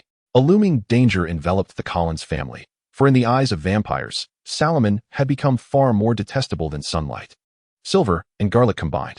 Unbeknownst to him, Salomon, already a figure of disdain, stretched languidly, hearing the crisp sound of his spine elongating. As he drew aside the curtains, he beheld the deep crimson hues of the sunset mingling with gray clouds. Had it not been for the soreness in his neck, he might not have realized the passage of time. His efforts bore evident fruit, as several books remained on the table, still rife with what now seemed like nonsensical drivel. Yet Salomon had unearthed the information he sought. Although he had not read the lengthy incantation in its entirety, he grasped its potential dangers. Now, he needed to investigate the origins of this spell, for the mandate of the esteemed one was to locate the grimoire of shadows, rather than to satisfy with only a few incantations. This was a tome written in Latin, an unsurprising fact considering that the transformation of a human into a vampire belonged to a nature of life, thus categorizing it within alchemical texts. On the title page, Salomon discovered the author's name, an Arabiaized appellation, Jabir. In medieval Latin, it was rendered as Geber. This name frequently appeared in the most influential Latin alchemical works of the 13th century, yet the Latin spelling of Geber belonged to another individual, who merely appropriated the name of this Aragonese alchemist. Furthermore, he adopted Geber's characteristic guiding style and rewrote portions of Geber's 70 books. The author has even incorporated passages translated into Latin, yet seemingly reflecting typical Arabic grammatical structures and expressions, attempting to create an illusion of authenticity to enhance the credibility of his work. The motivation behind this endeavor is intertwined with the historical exchange between Christian and Arab civilizations, particularly the transmission of alchemy to Europe, a subject that requires no further elaboration here. In summary, subsequent historical investigations suggest that the true author behind Geber is likely to be Paul of Taranto, a Franciscan cleric and scholar, as he penned an alchemical text nearly contemporaneous with Geber's, exhibiting striking similarities in both style and content. The original of that work is presently housed in the library of Carthage, which Solomon has previously perused. After determining his next course of action, Solomon placed the book into his dimensional bag, for he had other matters to attend to. Barnabas's conjecture proved accurate. Solomon would not adhere to his commitments, as this small town harbors dark magical entities. That night, Solomon would partake in the hunt. Chapter 30. The sharpening stone. Solomon moved with silent footsteps, the half-moon orange-red glow in his hand casting faint sparks that barely illuminated the dim corridors of the Collin manor. Perhaps due to Solomon's presence, the Collin family seemed to shun him, with even Willie, who should have turned on the lights, keeping his distance. As night fell, the manor succumbed to a heavy darkness. Solomon refrained from employing illumination spells or drawing the curtains to allow the scant twilight to seep in. Instead, he relied solely on the flickering light in his grasp to navigate this dismal environment. After a short while, his pupils gradually dilated, accommodating more reflected light, enabling him to discern the black curtains that swayed like living shadows in the still corridor. As the last vestiges of twilight vanished, the night swiftly enveloped the entire manor, a chilling aura of negative energy permeating every corner. Only the 3 gemstone rings on Solomon's fingers retained their luster, shimmering under the sparkles and casting fleeting hues of light across the corridor. I have allowed them to take a stroll, including Victoria, ever since she became a vampire. She has taken to wandering beneath the starry sky, having bid farewell to her beloved sunlight and woods, he mused. Suddenly, Barnabas emerged from the darkness behind Solomon, still adorned in his 18th century attire, leaning on his cane, his posture impeccably straight, the white lace cravat meticulously arranged. Do you truly intend to uphold your promise and transform us back into humans, Mr. Damonette? The Book of the Viscount indeed contains the perfect antidote to that curse. For every dark magic recorded therein, there exists a corresponding white magic. Solomon stiffened momentarily, yet gradually relaxed. Without turning, he retorted, even so, do you still believe that white magic will not harm you? In other words, the vampire gradually emerged, raising an eyebrow as he inquired, am I forever unable to return to humanity? And the method to lift the curse in the Book of Vashandi is simply to slay the vampire? Indeed, it is a magic specifically designed to counter vampires. Moreover, I never promised you that I would transform you back into a human. Solomon slowly turned to face the vampire, maintaining his spell, and stated, my original words pertain to my second question. Therefore, I have not violated my oath. Mr. Barnabas, while your tale is indeed poignant, it bears no significance to me. I merely seek that book. As for the third vampire in the town, he is also my quarry. You have intended to kill me from the very beginning. The vampire elongated his tone. My story matters not, does it? Indeed, Solomon readily acknowledged. You may not fully comprehend your uniqueness, Mr. Barnabas. You have become a vampire through the magical curse of that very book, not through birth or the embrace of another. Your power possesses virtually no limits. The last individual transformed by that magic was ages ago, and I know only that they are an entity that cannot be slain. Vampires are akin to cancer. The existence of but one can give rise to countless others. Mr. Barnabas, your age is still too tender for a vampire. You have not amassed sufficient strength nor acquired that dreadful immortality. With that said, do you think I would spare you? Of course, these are merely lofty proclamations. In truth, the dust of vampire annihilation is also a precious material. My existence is the original sin. Barnabas incessantly tapped his staff against the ground, producing a dull, thudding sound. Although Solomon could not discern his expression, he could sense the bitterness and agitation within him. My existence is the original sin, and I have burdened Victoria with guilt. We have been forsaken by God. Ever since the revered one expelled all divine and demonic beings from the earth, humanity has been abandoned, and the advancement of civilization has transpired without the involvement of gods or devils. Solomon stepped forward, gently tapping his heel. The intricate spell structure on his short boots flashed momentarily. The young sorcerer gradually approached, ultimately halting at a suitable distance. Do not harbor thoughts of ascending to heaven, nor of descending into hell. Your soul has already been reserved by that terrifying entity. Should I manage to slay you, your soul would only return to the god of dark magic, much like Angelica Bouchard. Zysorn, the name echoed from the supreme sorcerer's lips, one Salomon dared not utter. For he had not yet attained the power to reach the revered one's stature. Even mentioning the name could draw attention upon him. Although, should he be observed, Zysorn could not influence the earth due to the presence of the supreme sorcerer. Salomon wished to avoid finding himself on the god of dark magic's list. Including Victoria? Barnabas inquired. No. Salomon remarked that if what you speak is true, she was transformed after her death, though she cannot ascend to heaven. As long as she has harmed no one, she shall not descend to hell. Her soul will merely return to death, the realm of eternal silence. The vampire remained silent for a long while, as a gentle breeze, seemingly from nowhere, tugged at his garments, urging Barnabas to hasten his decision. Salomon too awaited Barnabas's resolution in quiet anticipation, knowing that regardless of the outcome, he would engage in a battle with the vampire before him. When I was your age, I had just arrived in the new world. At that time, I knew nothing, yet my father often told me that family is wealth. This phrase has since become my guiding principle in life, for it is precisely through the efforts of family members that the Collins family secured its foothold in Europe and the New World, evolving into a prestigious lineage. In Gran, the Collins family still holds nobility, and in the New England region of Maine, it possesses near monopolistic control over the fishing resources along the northeastern coast. As Barnabas spoke, he spread his arms wide, as if embracing the monumental achievements of the Collins family. He looked at Salomon with utmost seriousness and declared, "We do this for the family. No matter the outcome, I need you to promise me that the Collins family shall not be implicated." He swore in the name of the source of white magic, the Lord Vishanti. Salomon nodded in agreement. "Excellent. I have finally discerned your faith," Barnabas replied with satisfaction, but then added, "I have one more question. You could have found me during the day. Why come at this hour?" The expression of the young mage grew somewhat rigid. He had never fought nor attempted to harm any sentient beings. He acknowledged that Barnabas's tale had influenced him. After all, who could resist the charm of lovers reunited after 2 centuries? Who does not wish for Romeo and Juliet to find their destiny together? Who does not long for a world filled with beauty and sincere emotions? Who does not envy the fervent kisses and the meeting of vibrant roses? Alas, they are merely vampires. From the perspective of Camartage, such beings must inevitably be eradicated. As long as Salomon remains in Camartage for a day, drawing magic from Vishanti, he will encounter such matters. Even if he spares them this time, he will face them again in the future. Salomon has enjoyed the finest magical education the world, indeed the universe, has to offer, and this has become an inescapable responsibility. Yet, Salomon is utterly unwilling to admit that he wishes to grant Barnabas some advantage. He even dares not acknowledge that he harbors a slight hope for his own failure and retreat. Although those memories constantly shape his character, hardening his heart, the time he has spent wielding a fragment of the Holy Grail is still too brief, and the softness cultivated in his previous life remains difficult to alter in an instant. Perhaps the Supreme Mage sensed this and thus entrusted Salomon with this task. The youthful vampire Barnabas, despite his formidable prowess, could easily be vanquished by any senior cleric of the temple with utmost effort, without the intervention of the temple guardians. However, Solomon's demeanor, marked by an unsettling indifference, revealed a laziness that suggested he must bear some burden, as the esteemed elder had once conveyed to Modul. The suffering Solomon was destined to endure was but a subtle fraction of the greater torment he must face. This vampire was merely a whetstone prepared by the Supreme Mage for Solomon's sharpening. "This matter does not concern you, Barnabas."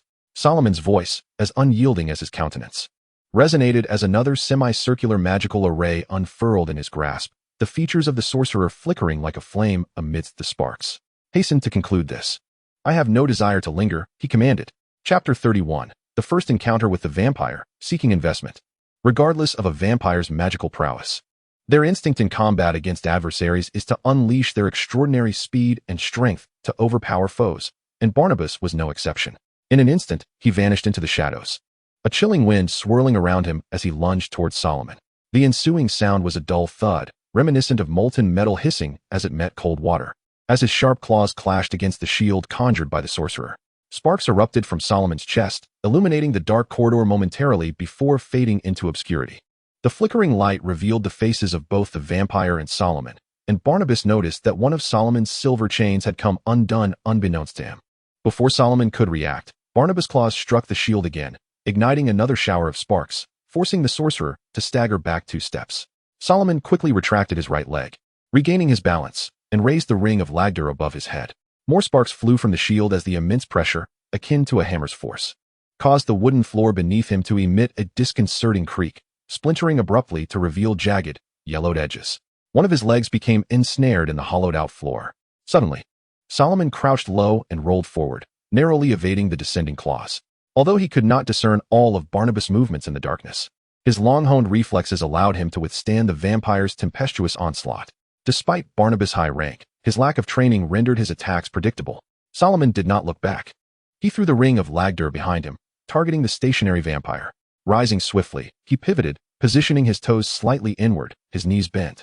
Left palm raised defensively before his chest, and right arm angled downward. Yet, before him lay nothing but emptiness. As the ring of Lagdur had merely shattered a decorative porcelain piece at the corridor's end, the vampire had vanished without a trace. Solomon heightened his vigilance while chastising himself for his lack of preparation. He discreetly reached into his pocket, retrieving a small handful of dried carrots, which he hastily consumed, chewing and swallowing in a flurry. The darkness before him no longer posed an obstacle. He would no longer be like a blind man, relying solely on intuition to gauge the direction of attacks. The spell of dark vision enabled him to discern everything within a range of nearly 20 meters in the absence of light. Before long, Solomon heard the rapid flapping of wings and a cacophony of hurried footsteps echoing through the corridor, suggesting a multitude of creatures drawing near. He pivoted once more, but this time only half a turn, using his right elbow to deflect an arm that had emerged from the shadows. Advancing a half step with his right foot, he followed closely behind Barnabas. With his left hand, he grasped the elbow of the protruding arm, while his right hand thrust forward, aiming a finger towards the vampire's eyes. This maneuver, intended to bait his adversary into striking first, was a lesson learned from observing the apprentices of Kamartaj practicing Bagwazong. In his self-defense training, he had faced various martial arts and absorbed numerous experiences in combat. However, unlike the immortality of a vampire, he could not afford to be careless in an environment rife with potential ambushes. Close-quarters combat was his most prudent choice. There was no room for hesitation in life-and-death struggles. Solomon unleashed his strike with remarkable speed. Yet, his opponent was no ordinary human but a vampire of exceptional swiftness, who effortlessly evaded his attack. The strike whizzing past the vampire's ear. The vampire lunged to bite Salomon's palm, but the spellcaster's right hand clenched into a fist, and the arcane ring of Lagagador glimmered to life, intercepting the vampire's sharp fangs. Releasing his left hand, Solomon stepped forward with his left leg, narrowly avoiding Barnabas's slashing claws, and forcefully swung his right hand outward, delivering a resounding slap to the vampire's face. Barnabas was sent sprawling, crashing into the corridor's glass window. Enveloped in a swirl of silvery mist, Solomon vanished from his original position, only to reappear above the trajectory of the vampire's flight. He landed on a magically conjured disc and launched another punch, striking down with the ring of Lagagador. Boom! The spellcaster slammed the vampire into the ground, the dark wooden floorboards groaning under the impact and caving in, sending a shower of wood shavings into the air. This was the second-tier spell, the Misty Step. Solomon did not wish to unleash a torrent of energy-based spells. Rather, the vampire would not grant him the opportunity to chant incantations. Before he could channel sufficient combat prowess through the Toril crystal wall spells he had studied, the combination of the Vishandi series magic, which enhanced his melee capabilities, remained his primary means of attack. Before the vampire could regain its senses from the violent impact, Solomon fully unfurled the orange ring in his grasp. With his fists clenched, he struck Barnabas's face with astonishing speed, each heavy blow causing the vampire's head to collide forcefully against the floor. The rhythmic sound echoed through the corridor, reminiscent of celebratory drums at a festival, yet devoid of beautiful maidens in kimonos, boisterous tourists, or rambunctious children. Instead, there were only 2 beings, one standing and the other sprawled on the ground, accompanied by the blood that splattered across the shattered floor and the scattered, broken teeth. Solomon took a half step back, panting heavily, his chest rising and falling rapidly. His bloodied hands hung limply at his sides. Even the 3 rings of Vishanti were stained with crimson. He felt a profound ache in his arms. The series of movements initiated to lure the enemy had been executed in a single breath. Never before had he engaged in such intense hand-to-hand combat. Even during the rigorous training at Kamartaj, he had unleashed nearly 50 punches at a speed that pushed his limits, and lactic acid surged through every muscle in his arms. After a few seconds of catching his breath, he once again opened his hands, resembling a blooming flower. The wooden floor shattered like a mirror beneath him, and a sound akin to breaking glass emanated from beneath Barnabas. Solomon was not a supreme sorcerer, while the Ancient One could open the mirror dimension in an instant. Solomon required incantations and gestures. Thus, he needed to subdue the vampire before he could imprison Barnabas within. As the cracks in the mirror widened, the vampire gradually sank down. However, before Solomon could completely confine Barnabas in the mirror dimension, the sound of flapping wings and a cacophony of footsteps resounded once more. Upon raising his gaze, Solomon was met with a horde of rats and bats surging from the far end of the corridor. These repulsive creatures almost inundated the passageway, rushing forth like a tidal wave and swarming around Solomon's feet. He was compelled to abandon his actions and interrupt his spellcasting. Retreating a few steps, a thin flame erupted from his palms, scorching the rats and bats before him. The flames ignited all the curtains in his vicinity, dispelling the darkness with a brilliant light. Yet, these creatures did not attack Solomon. They flowed past him like a stream, with the sorcerer standing as an island upon the water's surface, as the bats and rats circumvented him entirely. Once the swarm had vanished from the end of the corridor, Solomon turned his attention back, only to find that Barnabas had disappeared from the floor. In his stead stood a woman clad in a vintage, light blue gown, the whalebone petticoat giving her skirts an ample appearance, adorned with intricate lace. Amidst the flames illuminating the corridor, Solomon discerned her features, and behind her floated a ghostly apparition that bore her exact likeness. Solomon meticulously observed the woman standing before him. With his exceptional eyesight, he noted the slight redness of her eye sockets, the densely veined eyelids of a profound black hue, akin to congealed blood. Her hands, crossed over her abdomen, bore sharp black nails, and even the flickering orange glow of the flames could not alter her pallid complexion, making her crimson lips appear strikingly vibrant. The specter floating behind her not only mirrored her visage, but also donned identical attire. Even without having met her, Solomon could surmise her identity. She was Victoria, the woman who had been murdered by Angelique and subsequently transformed by Barnabas, while the ghost was undoubtedly Josette. Though both women had met their demise, their appearances remained unblemished, which explained Barnabas's unwavering remembrance of Josette. On a side note, Solomon couldn't help but feel that Angelique Bouchard possessed a greater beauty. The golden-haired witch had an exquisitely proportioned figure, leaving him bewildered as to why Barnabas had not accepted her proposal. Victoria regarded Solomon with an icy glare, her eyes brimming with a potent blend of hatred and rage. The fury directed at her murderer, long suppressed, mingled with her loathing for the living and an insatiable thirst for warm blood, all projected onto Solomon. It would take merely 4 seconds for her to drain his life force. Had Solomon not been a sorcerer, such a gaze would have instilled fear in him. Victoria's animosity was not without foundation. Her heart shattered as she witnessed Solomon pummeling Barnabas's face with relentless fists, a sentiment echoed by Josette at her side. Thus, she chose to utilize a power she had independently discovered to abduct Barnabas, subsequently confronting Solomon alone. She sought vengeance, as did Josette. The curse that had transformed Barnabas into a vampire had already claimed Angelique Bouchard's life. Now, this youth before her must also perish. No one who harmed a member of the Collins family could remain alive. Flames ascended the velvet curtains, scorching the wooden ceiling, while the corridor filled with the acrid scent of charred flesh and the rich aroma of slightly carbonized teak. Yet, Victoria exhibited no signs of panic. As though she were indifferent to Colin Manor's fate, she had no intention of engaging in conversation. Instead, she crouched down to retrieve the cane Barnabas had left on the ground. Firmly grasping its tip, she held the brass head askew, directing it toward the floor. Although she wished to remain silent, Solomon broke the stillness, stating, "I intended to kill him before seeking you. I will return him to where he belongs, and your soul shall find eternal repose in silence. Yet, I have discovered that my targets have multiplied." As Solomon spoke, his hands did not cease their movements. He produced a small piece of tanned leather and a glass vial containing silver powder, casting a targeted protective spell upon himself. However, Victoria had no intention of engaging in conversation. She charged at Solomon, her long skirt supported by whalebone crinoline allowing for swift movement, followed closely by the ghost behind her, which flew forward with claws bared. "You are no match for me," Solomon declared. Yet the two undead creatures before him paid no heed. The vampire and the ghost moved with remarkable speed. Had Solomon not already gained mastery over certain holy marks, he would have been unable to discern their actions, particularly that of the flickering ghost. This was the ghost's inherent trait, allowing it to traverse freely between the ethereal and the corporeal realms, posing a threat to any inexperienced individual susceptible to its ambush. Solomon deftly dodged the ghost's attack, while Josette's palm brushed against the protective field surrounding him. Victoria's staff followed in quick succession, and Solomon extended a hand, swiftly closing the distance as the brass tip collided with the protective sigil he had conjured. Another fierce impact followed, Yet it still failed to breach the sanctity of the mark that shielded Salomon. Undeterred, Victoria raised her staff, attempting to strike down with all her might. Salomon stepped forward with his left leg, narrowly evading Josette's claw strike. He crossed his hands before him, blocking Victoria's wrist, then turned his left hand, using his thumb to support her cold wrist.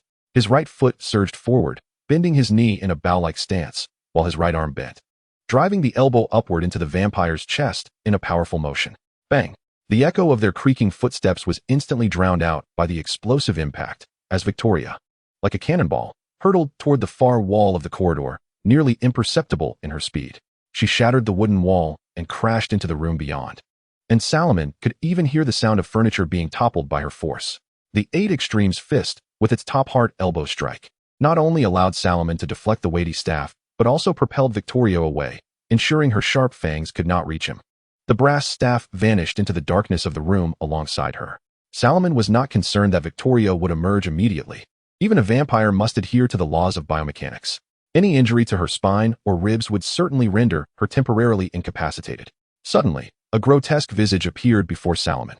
The face was barely held together by rotting flesh, with misaligned and decayed teeth, maggots writhing beneath the skin. Half-rotten eyeballs bulged from their sockets, oozing yellow pus, while sparse dark hair did little to conceal the damaged scalp and the blackened brain beneath. A worm quickly wriggled its way out of the brain, raising its head to greet Salomon. A surge of power emanating from within his soul steadied Salomon, with his left hand clenched into a fist. The orange-red ring unfurled in layers as he pivoted to his left, striking the specter's visage with the ring of Lagargador. Before he could distance himself from the apparition once more, the frantic scurrying of rodents and the rapid flapping of bat wings reverberated from another direction in the corridor. He remained rooted in place, uttering an incantation as a tempest surged towards the far end of the hallway, repelling the mice and bats and sending the small creatures tumbling to the ground. Seizing the moment amidst their frantic squeaks, Salomon leaped backward, crashing into a space that resembled a shattered mirror. Josette followed suit, and shortly thereafter, the fragmented mirror vanished from the corridor.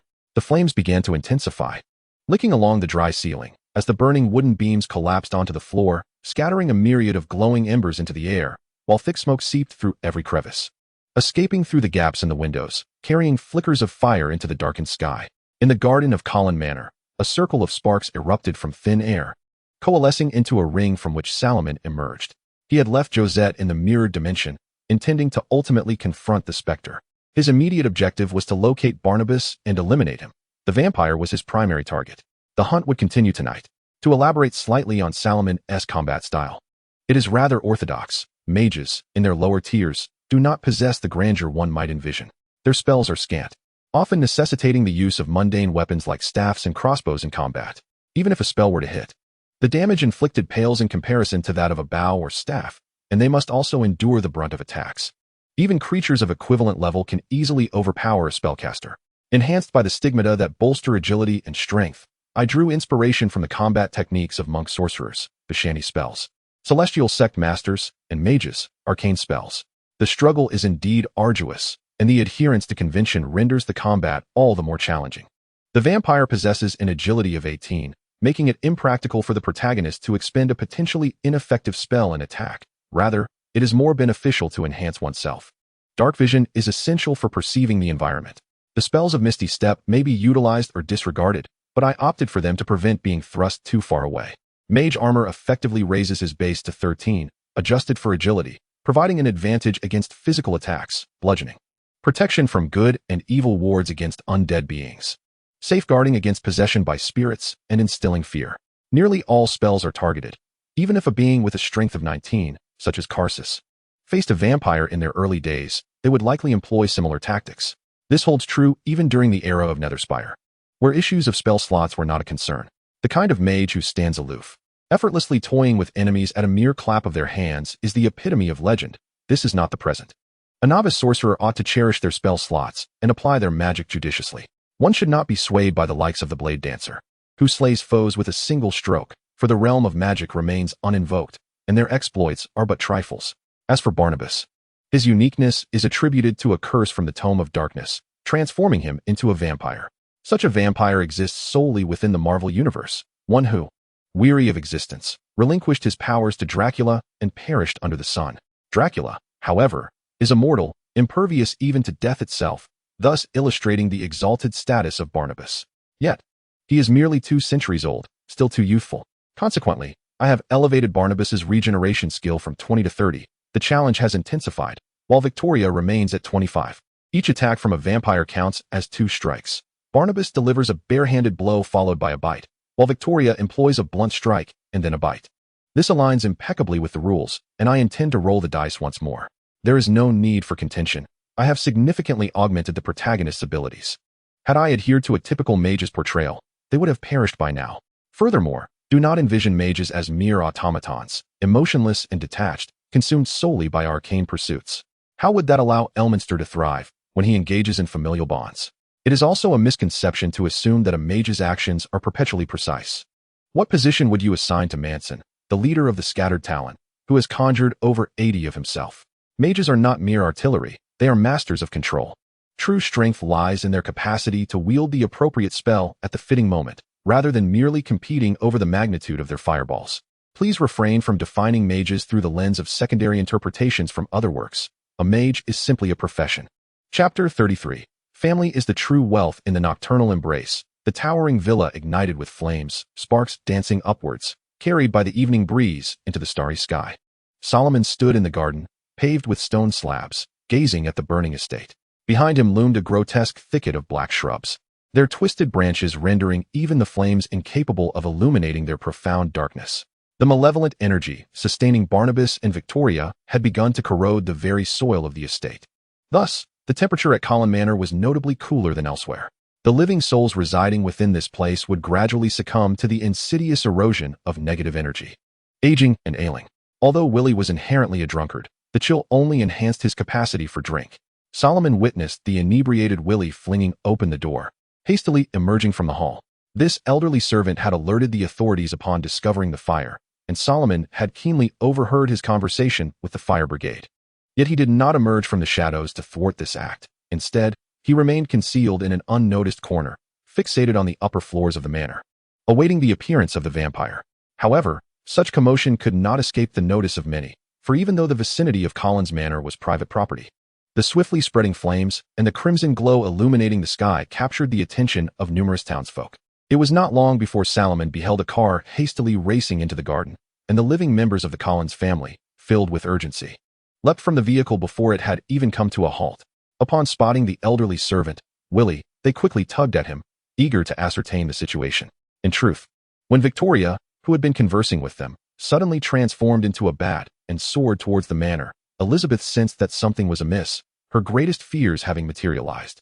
The most resolute woman of the Collins clan promptly instructed Caroline to drive back to Collins Manor, but before they could pass through the gates, they were met with the sight of the towering flames.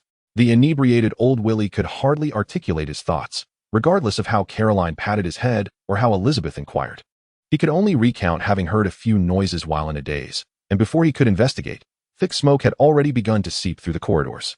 By the time he rushed out to assess the situation, he discovered the blaze. It was that sorcerer, Caroline exclaimed furiously, her throat emitting a low growl as she inhaled deeply, attempting to discern something. Elizabeth's expression was impassive, her emotions obscured, yet her posture remained resolute, reminiscent of the shrewd and capable head of the Collins family from 31 years prior. Once, after Angelica's arrival, Elizabeth had pondered whether the Collins family might one day face such a predicament. Thus she had prepared to the best of her ability. Handing a key to David, who stood beside her, she commanded, "Child, follow Willie and retrieve some firearms from the armory." "But those will be of no use against the sorcerer," Caroline remarked, as dense hair began to sprout across her visage, her athletic legs strengthening further, joints contorting akin to those of a canine. Her height noticeably increased, while her upper and lower jaws elongated, teeth sharpening into vicious points, and her once graceful nose grotesquely swelling, her voice deepening into a threatening growl. Yet, the living members of the Collins family regarded Caroline's transformation with familiarity, for she was a werewolf. Angelica Butchett had perpetuated her vendetta against Barnabas onto the Collins family, seeking not only to embarrass them in business, but also to taint their bloodline. Thus, Angelica commanded that a werewolf bite Caroline during her childhood. This secret remained shrouded until 31 years ago, when Angelica clashed with Barnabas at Collins Manor. "The sorcerer is undoubtedly still inside," Caroline declared. "Now, let us enter and slay him." As David retrieved the firearm, Elizabeth refrained from recklessly storming into the villa to confront the sorcerer, who might still be lurking within. She remarked that with the gun in hand, they could at least offer some assistance. Trusting in Barnabas and Victoria, she acknowledged their formidable nature, at the very least. They needed to make it clear that the Collins family was not to be trifled with. A swarm of bats shattered the glass windows of the estate's upper floor, and shards of glass cascaded onto the cobbled ground, prompting Elizabeth and Caroline to look up. They observed the bats circling near the flaming roof for a moment before they suddenly dove toward a shadowy corner of the garden. "Yes, there!" Caroline shouted as she dashed in that direction. Just then, David and Willie returned, and Elizabeth took the shotgun from David's hands, skillfully loading the shells. The weapon was an old Winchester 1917 trench gun, but old did not equate to ineffective. It remained in military service until 1945 and is still utilized today. After chambering the shotgun, Elizabeth assisted David in loading his 1911 pistol. "You must learn to fight," she advised him while inserting the bullets. "I have grown old, and you are the last of the Collins family's normal lineage. Caroline is a werewolf, which is why she has remained unmarried. The family needs you to carry on. Be brave, David. Regardless of whether we survive today, you must fight. Remember, David, the family is the true wealth." Salomon clenched his fist, using the ring of Lagador to shield himself from the oncoming horde of bats, feeling the impact akin to crashing waves against his arm. Unfazed, he extended his fingers, and ghostly blades sliced through the air around him, cleaving several bats in two. However, this did little to deter the remaining creatures. As they swooped down from the night sky once more, he opened his palm, and a deafening thunderclap resonated, heard even by Elizabeth and David 30 meters away. Lightning erupted around him, striking each bat and causing them to plummet from the sky, their singed fur emitting a charred stench and their shrieks echoing. At that moment, Caroline charged forward across the cobblestones. Salomon raised his shield to deflect the werewolf's sharp claws, then stepped forward, delivering a powerful punch to the werewolf's abdomen, sending the whimpering creature crashing back into the garden. In the next instant, a multitude of sparks erupted from the shield before him, as countless tiny steel pellets struck the ring of Lagador, toppling Salomon onto the grass. Before he could retreat behind the shield once more, another gunshot rang out, and several stray steel pellets pierced his calf. The excruciating pain momentarily clouded Solomon's mind, rendering him incapable of sustaining the spell. The ring of Lagarder flickered a few times before extinguishing. He felt an overwhelming heaviness in his legs, as though they were being seared by flames, with blood incessantly gushing from the torn flesh. Yet, this agony paled in comparison to the torment he experienced when he donned the ring. Taking a deep breath, Salomon forced himself to stabilize his emotions. He rolled over, his body covered in countless blades of grass, and with great effort, he rose from the blood-soaked ground. A soft white light emanated from his hand as he pressed it against his calf. Contract sorcerer, celestial sect master, first circle, healing wounds. Elizabeth brandished a shotgun, racking the slide as she strode forward, aiming the barrel at Salomon, who knelt upon the grass. Victoria appeared behind Elizabeth, accompanied by a swarm of bats. Her gaze filled with loathing as she declared, "You are doomed. No one can save you." Chapter 34. Dilemma. Seeking investment.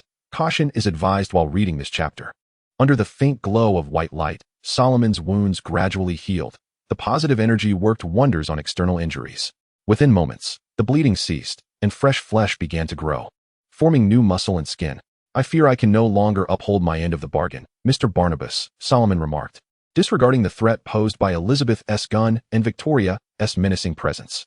He maintained his kneeling posture, speaking to himself, "Unless you allow them to leave now, I shall not harm them. Are you not coming out, vampire?" His trump card had been well concealed until now, granting him confidence to threaten the vampire.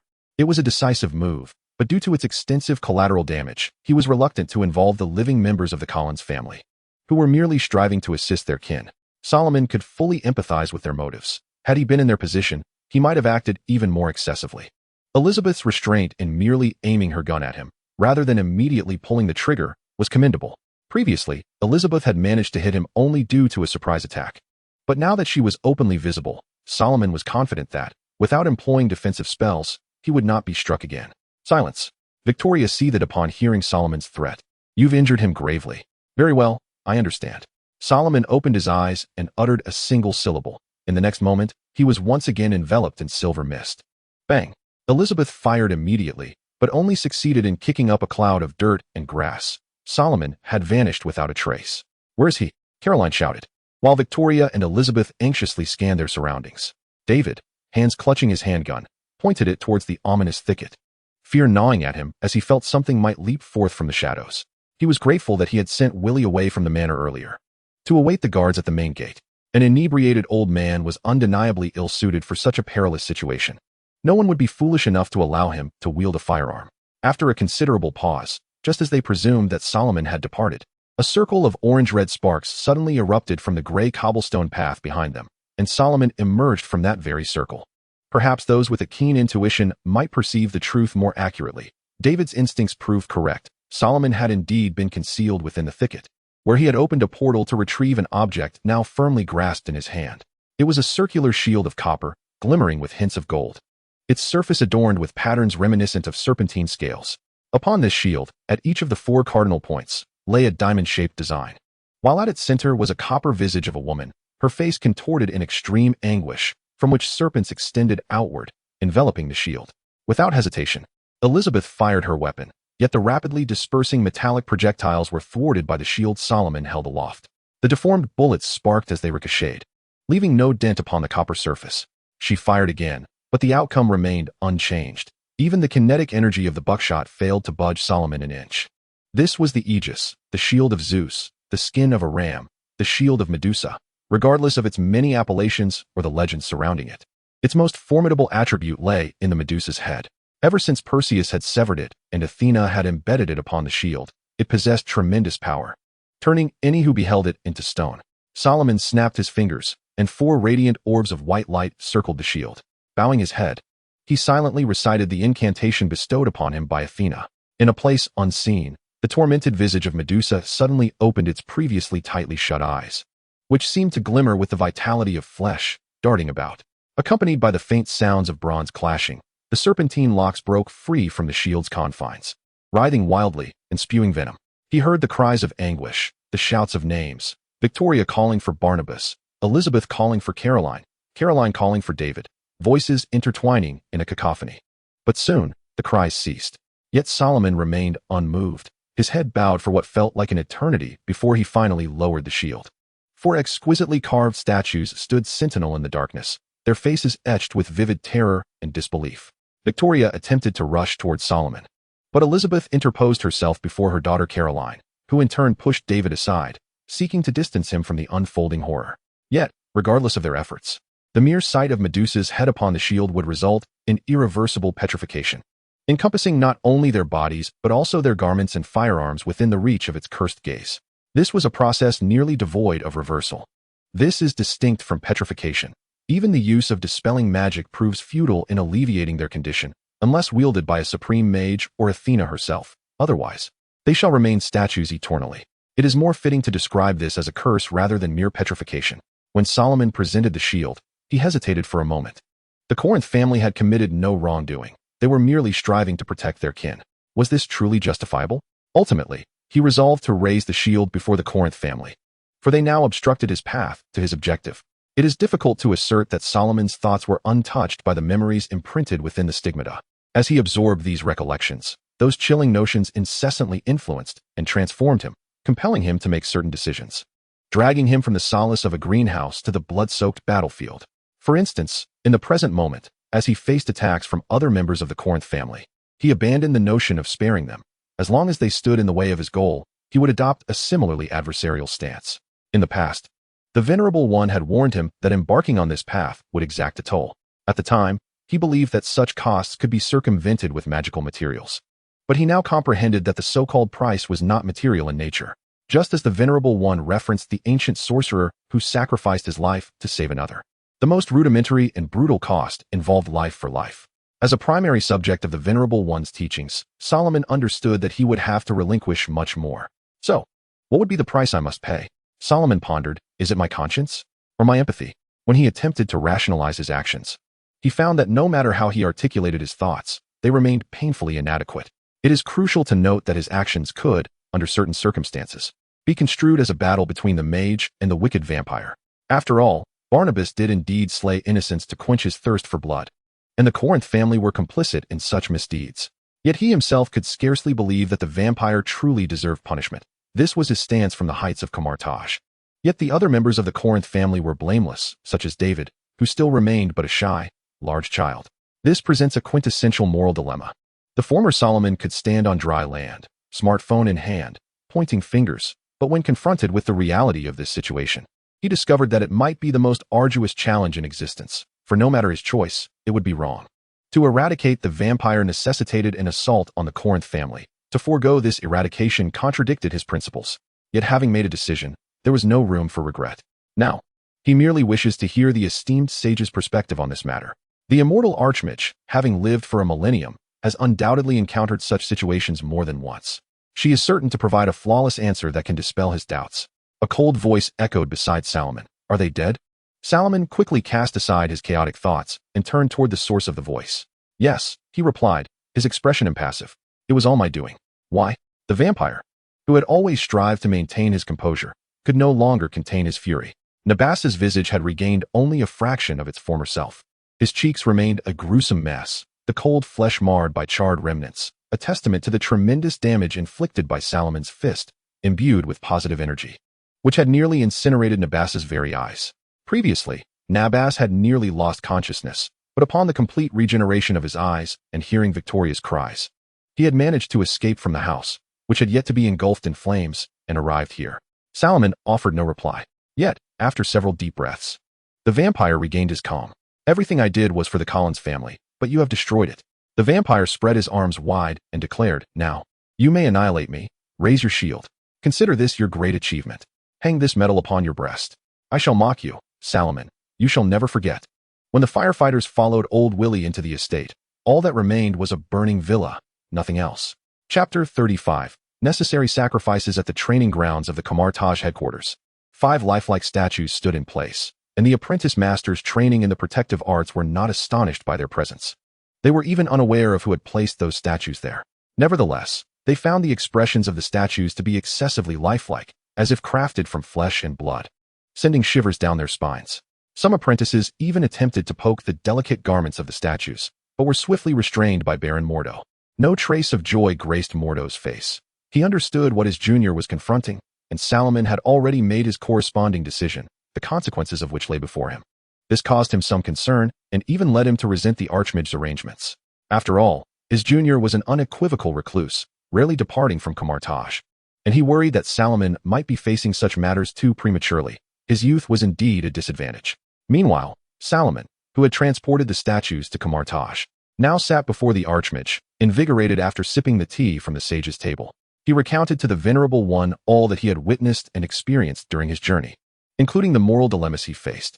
Now, he earnestly hoped to receive some valuable counsel. You dwell in the serene environment of Camartage, where such choices are foreign to you. However, once you step beyond these confines, a plethora of challenges will arise, and the predicament you previously encountered is merely one among many. The Venerable One gestured towards the training ground, expressing his satisfaction with the decision made by the young one.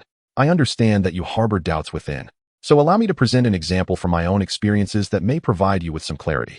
Dormammu has not only recently cast his gaze upon Earth, he has long desired to engulf it in the dark dimension, thwarted only by the first Sorcerer Supreme, Agamotto. In due course, I too ascended to the role of Sorcerer Supreme, undertaking the same responsibilities. In the past, countless individuals worshipped Dormammu. There existed a small village where nearly all inhabitants were devoted to him, as fervently and foolishly as one might be devoted to a deity. They remained oblivious to the fact that they were venerating a malevolent entity, yet their lives improved significantly. They could rear livestock, harvest bountiful crops, and hunger ceased to plague them. Before long, they organized a grand feast, inviting numerous merchants and villagers from neighboring settlements with their surplus grain. At that time, the planetary defense system was still in its nascent stages, yet they effortlessly summoned Dormammu through the magic bestowed upon them. I became aware of this through the planetary defense network. Just as Dormammu was on the verge of being summoned, I intervened. The Sorcerer Supreme paused, turning to Solomon and asking, "What do you suppose I did?" Solomon shook his head, admitting that he would not know how to respond in such a scenario. The followers of Dormammu were indeed culpable, even if they were unaware of the nature of their devotion. But what of the other villagers and the passing merchants? The answer is straightforward. As Dormammu was about to descend, I summoned a rain of fiery meteors, which fell from the heavens and claimed the lives of all present. The Venerable One pointed out that this included not only the worshippers of Dormammu, but also the nearby villagers and merchants. Do you understand my reasoning behind this action? Solomon shook his head once more, perplexed. My inability to discern who among them was a follower of Dormammu and who was not compelled me to act swiftly. Dormammu's arrival was imminent. Had I taken the time to identify the innocent, Earth would have already been consumed by the dark dimension. The most straightforward, swift, and effective solution was to eliminate all present, thereby interrupting the summoning ritual. Just as you face the necessity of vanquishing a vampire while ordinary lives seek to protect him. Should you choose to pursue this course of action, you must inevitably harm those innocent bystanders as well. The esteemed one's tone was exceedingly grave as she articulated. But you possess no alternatives, Salomon. No one can assure that those two vampires will not perceive humans as mere sustenance in their relentless thirst for blood. It would be utterly irresponsible to place the safety of the other inhabitants of that small town in the hands of the vampire's conscience. We are here to safeguard humanity as a whole, rather than isolated individuals. I trust you are aware of Barnabas's rank. The emergence of another Dracula upon this planet is absolutely intolerable, for it would spell disaster for humanity. In the grand scheme of human safety, certain lives may indeed be sacrificed. This truth is well understood by every sorcerer of Converge. Though it may seem callous, it remains a justifiable choice. The planetary defense system has long been established, allowing Converge to monitor magical fluctuations worldwide. We are often able to intervene at the onset of summoning by followers of Dormammu or other malevolent entities, thereby preventing the escalation of dire situations. Nevertheless, we must frequently confront such dilemmas. Salomon bowed his head, contemplating the words of the Supreme Sorcerer. From the perspective of the Supreme Sorcerer and Converge, which is fundamentally aimed at the protection of all humanity, this approach is indeed valid. Should those terrifying entities be summoned, countless lives would be lost. Seeing Salomon deep in thought, the Supreme Sorcerer felt a sense of satisfaction. Many within Converge blindly revered the esteemed one's decisions. Yet she still hoped that the sorcerers would cultivate their own thoughts. She earnestly wished for Salomon to comprehend the noble intentions behind her actions. The esteemed one continued. Converge's actions do not signify a disregard for life. Whenever possible, we strive to offer assistance. Otherwise, we would devolve into typical utilitarians, valuing life solely by quantity, which is unacceptable. We recognize that the worth of life is immeasurable, yet for the sake of the many, we may be compelled to extinguish the few. Cherish life and deliberate carefully on every decision, especially when you resolve to forsake another's life and soul. In truth, every adversary Salomon faced this time was anticipated by the esteemed one, including the ordinary members of the Collins family. This mission was orchestrated by the esteemed one herself, designed to confront Salomon with such choices in advance, compelling him to make decisions personally. Only then could Salomon cast aside unnecessary frailties, adopt a resolute mindset, and ultimately mature into a worthy guardian, as envisioned by the esteemed one. However, such choices are indeed agonizing, are they not? Salomon raised his gaze, questioning. Have you borne such a burden for so long? It is our duty, she replied. In safeguarding humanity, we also shoulder the weight of its sins. The esteemed one's expression remained unchanged. As long as we continue to protect humanity, such occurrences will transpire. Even without Converge or the Supreme Sorcerer, decisions of this nature would still be made. This is a necessary sacrifice, and it is the price you will have to pay. Cherish the compassion and kindness you currently possess, for they are invaluable. Preserve them. Only in doing so can you avoid disregarding the value of life when making decisions. And only then can you utilize these lives more judiciously, including your own when necessary. I apologize, Salomon, for this pain is not yours to bear, but mine. The Supreme Mage painfully closed her eyes, but soon reopened them, the hesitation in her gaze replaced with resolve. Chapter 36. Final touches. The Ancient One is the sovereign of the Middle Realm, the ruler of Midgard, the monarch of the globe. This title, born of his formidable magic, is acknowledged by most in the cosmos. Thus, the Ancient One regards humanity with the same affection as a ruler cherishes their subjects, treating each life with utmost care. He expects Salomon to do the same, to love humanity, to scrutinize the necessity of every sacrifice, and to eliminate any senseless waste of life. In the eyes of the Ancient One, the Collins family was deemed an acceptable sacrifice. While harboring vampires may not warrant death, opposing the secretive mages who seek to eradicate them is indeed a transgression. This is the law established by the Supreme Mage as king, a law that, despite the ignorance of ordinary people regarding the existence of Converge, they are nonetheless obliged to follow. As for the anguish accompanying this decision, the Ancient One believes he should bear it, and in time, so too shall Salomon. Salomon swiftly embraced this perspective. For when the Collins family assaulted him in a bid to protect their kin, he hesitated briefly, but ultimately resolved to draw forth the aegis. He was not a man overly burdened by sympathy. Rather, he possessed a degree of empathy. Otherwise, his previous tranquil existence would have rendered it difficult for him to harden his heart against taking a life, yet he proceeded nonetheless. Once a decision is made, regret is not an option. However, he still had some concluding tasks to complete. After a day of respite, he would return to Collins Town to eliminate the vampires and werewolves there. After all, both vampires and werewolves can propagate through ordinary humans. Akin to cancer cells lurking within human society, these creatures hiding in the shadows have long been targets for eradication by converge. The task of cleansing Collins Town was entrusted to him by the Supreme Mage. The Ancient One deemed the quest for the Dark Grimoire not to be pursued with undue haste, for the tome Salomon had discovered was penned by a medieval Italian alchemist. Even if Salomon were to arrive there, it was highly probable that the Dark Grimoire would have been relocated and concealed. Should it be read at this juncture, chaos would undoubtedly ensue, and Converge's planetary defense system would not overlook it. The Ancient One was not concerned about any dangers Collins Town might pose to Salomon. Thus, she permitted him to visit the town to clear his mind, while simultaneously hunting werewolves and vampires as practical training. The Collins family, however, did not provide any information regarding other vampires in the town, compelling Salomon to commence his search anew. Nevertheless, this afforded him an opportunity to hone his magical abilities. For mere skirmishes in the training grounds would not suffice for his advancement. During the subsequent month, apart from his daily studies with Athena, Salomon would return each day to Kamatagi bearing an assortment of seafood. Among his catches, the Boston lobsters, particularly abundant from Maine, were his favorites, alongside salmon and tuna.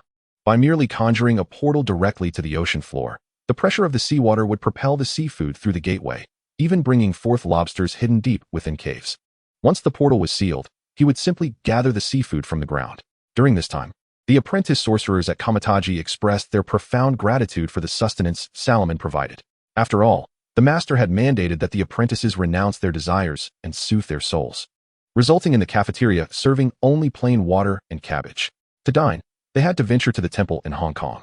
Now, each evening, the Kamatagi headquarters was graced with fresh seafood, and the master turned a blind eye to the fact that the cafeteria's limited offerings had become a tradition, unwittingly perpetuated over centuries by former apprentices. The master was ambivalent about whether this was a positive or negative development, thus allowing it to remain unchallenged. In addition to delivering seafood to Kamatagi, Salomon also provided some to his Wing Chun training hall and to Athena. He had done exceedingly well. After hearing Salomon's explanation for his previous absence, Athena's initial dissatisfaction dissipated. In her eyes, a young hero ought to showcase his prowess by vanquishing a monster or two, thereby earning the immortal accolades of bards. She was indifferent to the mundane affairs of the Collins family. Her focus lay on Salomon's use of the aegis she had bestowed upon him, a fact that delighted her immensely. What did this signify? It indicated that Salomon was indeed the hero nurtured by Athena. Should he present himself riding the majestic Pegasus, her satisfaction would soar even higher. To indulge her peculiar tastes, Athena specially prepared a portion of Atlantic salmon for Salomon. This rich, fatty fish, once deboned, marinated, and seasoned, was pan-seared to perfection, allowing Salomon to indulge in several generous portions until he was thoroughly satisfied. Athena's culinary skills far surpassed those of the deteriorating chefs at Kamatagi, leading Salomon to relish his lunches with her during his hunts for vampires and werewolves in Collins Town. Each midday, Athena would prepare multiple servings of teriyaki salmon, beetroot salmon slices, and roasted lobster to replenish the energy Salomon expended. In truth, the affairs in Collins Town were not particularly complex, yet they proved to be exceedingly time-consuming. The town's third vampire was, in fact, Julia Hoffman, the Collins family's physician, who had been missing since 31 years prior, as duly noted in the local police records. Although Salomon was unaware of how she had been transformed into a vampire by Barnabas, after lying in ambush for a while, she effortlessly employed the second-tier prophecy spell hunting mark, utilizing the strand of hair she had left at the scene, which she had also located through magic, to easily track her quarry. With remarkable ease, she severed the head of the young vampire and left it to be scorched under the sun until it turned to ash. More troubling, however, were the werewolves. While both werewolves and vampires drew their power from the Dark Grimoire, the initial embrace of a vampire was a complicated affair, whereas the means by which werewolves could increase their numbers was exceedingly simple. A mere bite would suffice. The curse of lycanthropy embedded in their saliva would enter the human body, and if they could refrain from consuming a single person in their endless rage, their pack would thrive. Laman was oblivious to the origins of these werewolves and had no clear understanding of their numbers. These creatures maintained normal identities within the town of Collin, and unlike vampires, they did not fear the sun, allowing them to move about freely. After the death of Angelica Butchett, these werewolves dispersed throughout the town, prompting Salomon to spend a considerable amount of time investigating and employing vast quantities of honey and lotus oil ointment to cast the second-tier spell disguise detection. enabling her to identify the werewolves in their human forms. Salomon also enlisted the loquacious, dark-skinned driver who had transported him to Colin Manor to help track these werewolves and document their addresses. He planned to return to Colin once he had fully rested and could utilize all his spells, seizing the opportunity to hunt them down when they were isolated. "Hey, brother. I discovered that the person you had me follow died just a few days later," the driver remarked while counting his money. "What exactly do you do?" "I am an agent of SHIELD. Those individuals were drug traffickers." Salomon extended his hand, revealing a black identification card. But before the driver could touch it, he snatched it back. After all, it was merely an illusion. A slight touch would reveal the trick. "You can't be serious?" The driver widened his eyes, nearly fleeing in fright, but once he regained his composure, he expressed his skepticism. He scrutinized Salomon, who was scribbling in a notebook. And in a tone tinged with incredulity, he exclaimed, "You must be joking. You look younger than my son. Due to my exceptional intellect, I was directly admitted to the SHIELD Academy." Salomon feigned a sigh. "I cannot play games, read comics, or even freely use my phone. This existence is unbearably stifling, which is why I accepted this assignment. Remember, you have never seen me and must not mention me to anyone. And why does your dilapidated vehicle lack a dashcam?" Understood. I get it." The driver gestured affirmatively. "Now, go buy me a bottle of cola, ice cold, and not Pepsi." Chapter 37. A pause in the descent. This chapter is unsuitable for animal protection associations, self-righteous individuals, benefactors, one-sided pacifists, fans of the Twilight Saga, and those lacking in cerebral engagement. This list may extend further, depending on the extent of human folly. Salomon leaned out of the vehicle, casting a glance outside to ensure that the loquacious driver would not turn back midway. The nearest vending machine was over 200 meters away, situated in a desolate and dilapidated residential area predominantly inhabited by fishermen, where Salomon's target resided. It was still daylight, and the streets of this neighborhood were bereft of trees, adorned only with patches of yellow-green grass, clearly indicating that the residents had little inclination to tend to the lawns. Moreover, tire rims, empty beer cans, and decrepit RVs cluttered the spaces between each dwelling, with weeds growing to the height of axles. Upon disembarking, Salomon accidentally stepped on a rusted bolt, obscured within the grass, awaiting its inevitable oxidation amidst this desolate landscape. As a gentle spring breeze wafted through, a dilapidated swing set in a disorderly yard creaked softly, releasing a fine dust of rust-red particles into the air. The scarcity of people in this area brought Salomon immense satisfaction. He dismissed the driver as soon as he spotted his target leaving the house.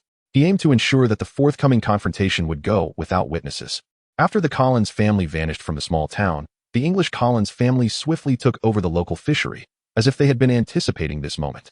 Following Barnabas's petrification, the local police finally awakened to the reality, initiating investigations into previously accumulated homicide cases.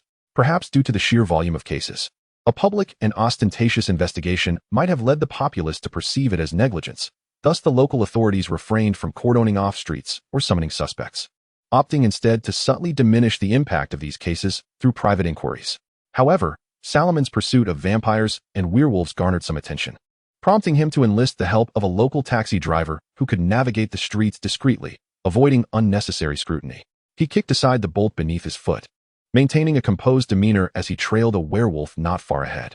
This individual was a quintessential fisherman, with graying hair, sun-kissed skin, and clad in a wrinkled dark plaid shirt, his attire mirroring the creases of his face. Wood, accustomed to leaning against walls, sidled down the stairs upon leaving his home. Perhaps due to occupational instinct, as he was about to exit the neighborhood, Salomon's unfamiliar visage piqued his interest. Not to mention, Salomon's attire was far from ordinary. Any discerning observer could recognize the 7 silver chains adorned with saintly relics that draped across his form. Wood was indeed such an observant individual. Upon being discovered, Salomon ceased his pursuit and approached with an air of nonchalance.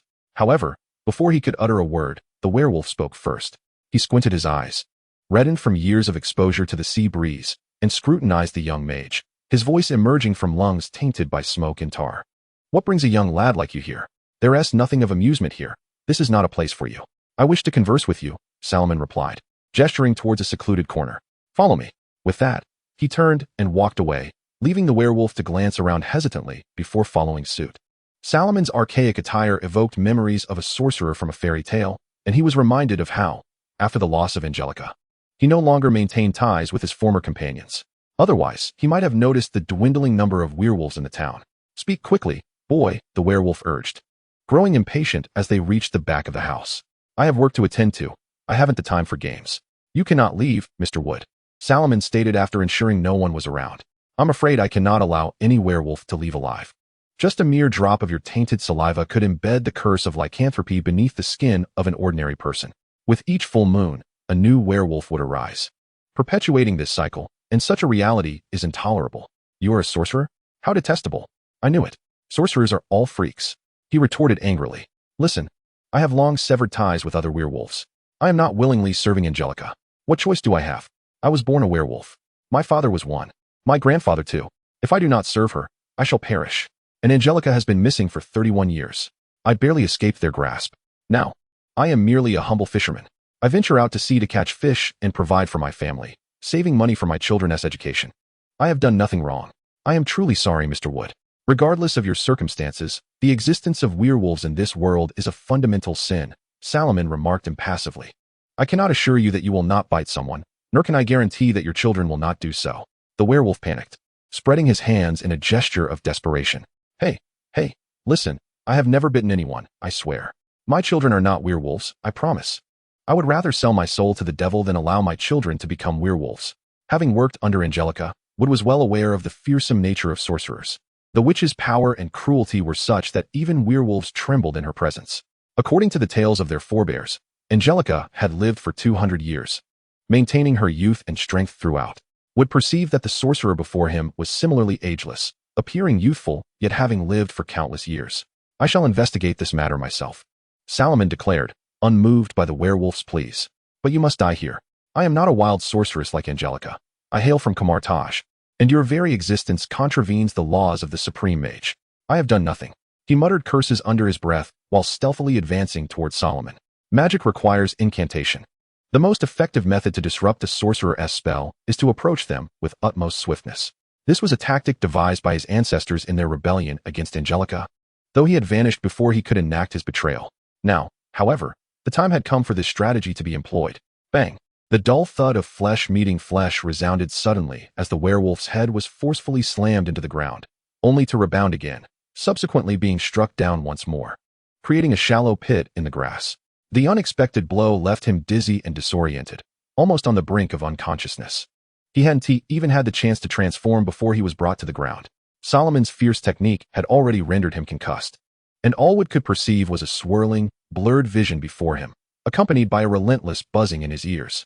Despite his best efforts to breathe, he found himself unable to even lift a hand. All sins shall be borne by me.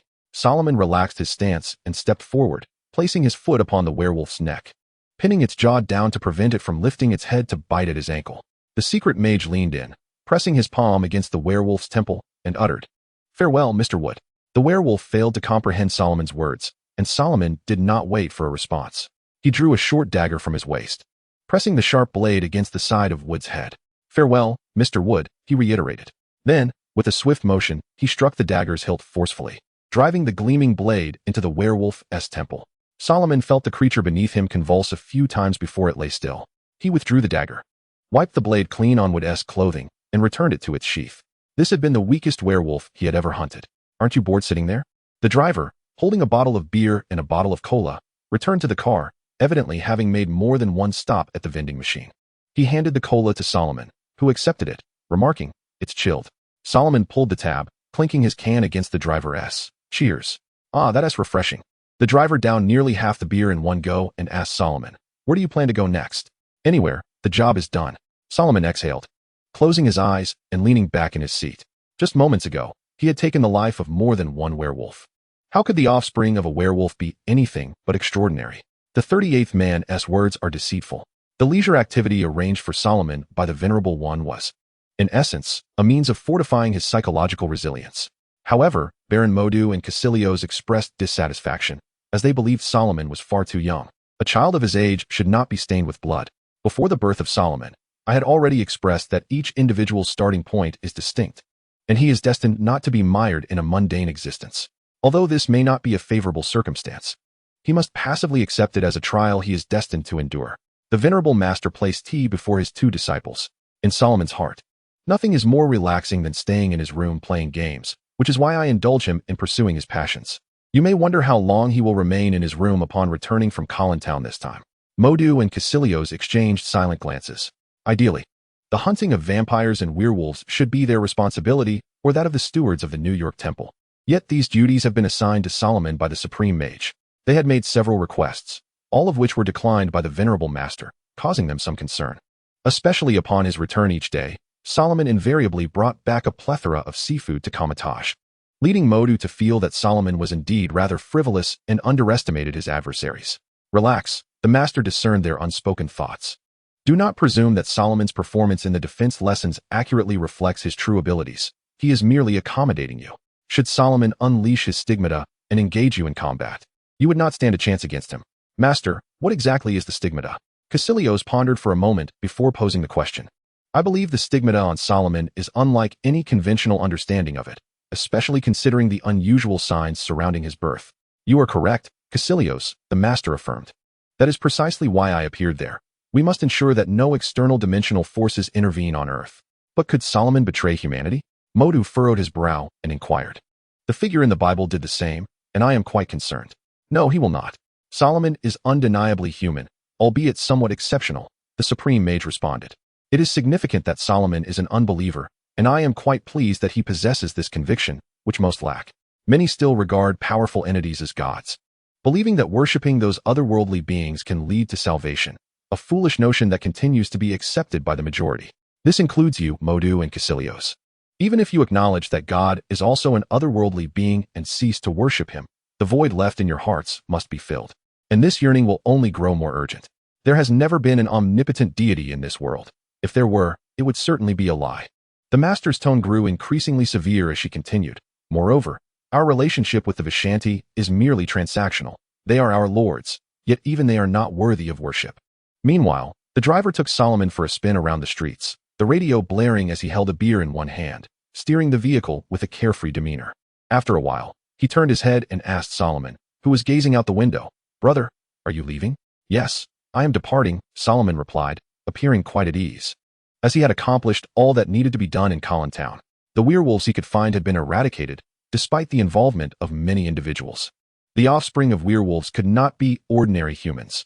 He did not believe a word of what that werewolf named Wood had said, and Solomon could not allow any potential young werewolves, who might one day bite, to remain alive.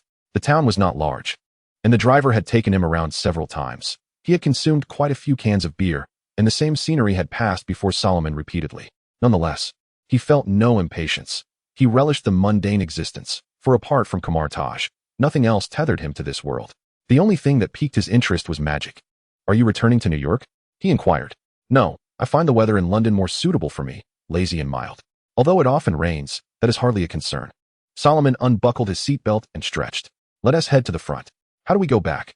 The driver took another sip of his drink. The taxi suddenly accelerated, then slowed down again.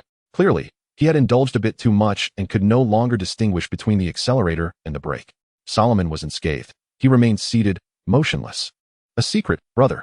Solomon slipped a few bills into the driver's front pocket. "You've had too much to drink. Pull over." Wait. After the driver parked, he continued to wave his hands. Solomon watched curiously as the driver tore a piece of paper from the drawer and hurriedly rummaged through his phone, scribbling on it. After a moment, he handed over a small note, inscribed with a name and a phone number. "I know someone in London who is said to be quite formidable. You can contact him for such tasks next time." Solomon gazed at the name on the note, his mouth agape in surprise. Recently, fires had plagued Collintown.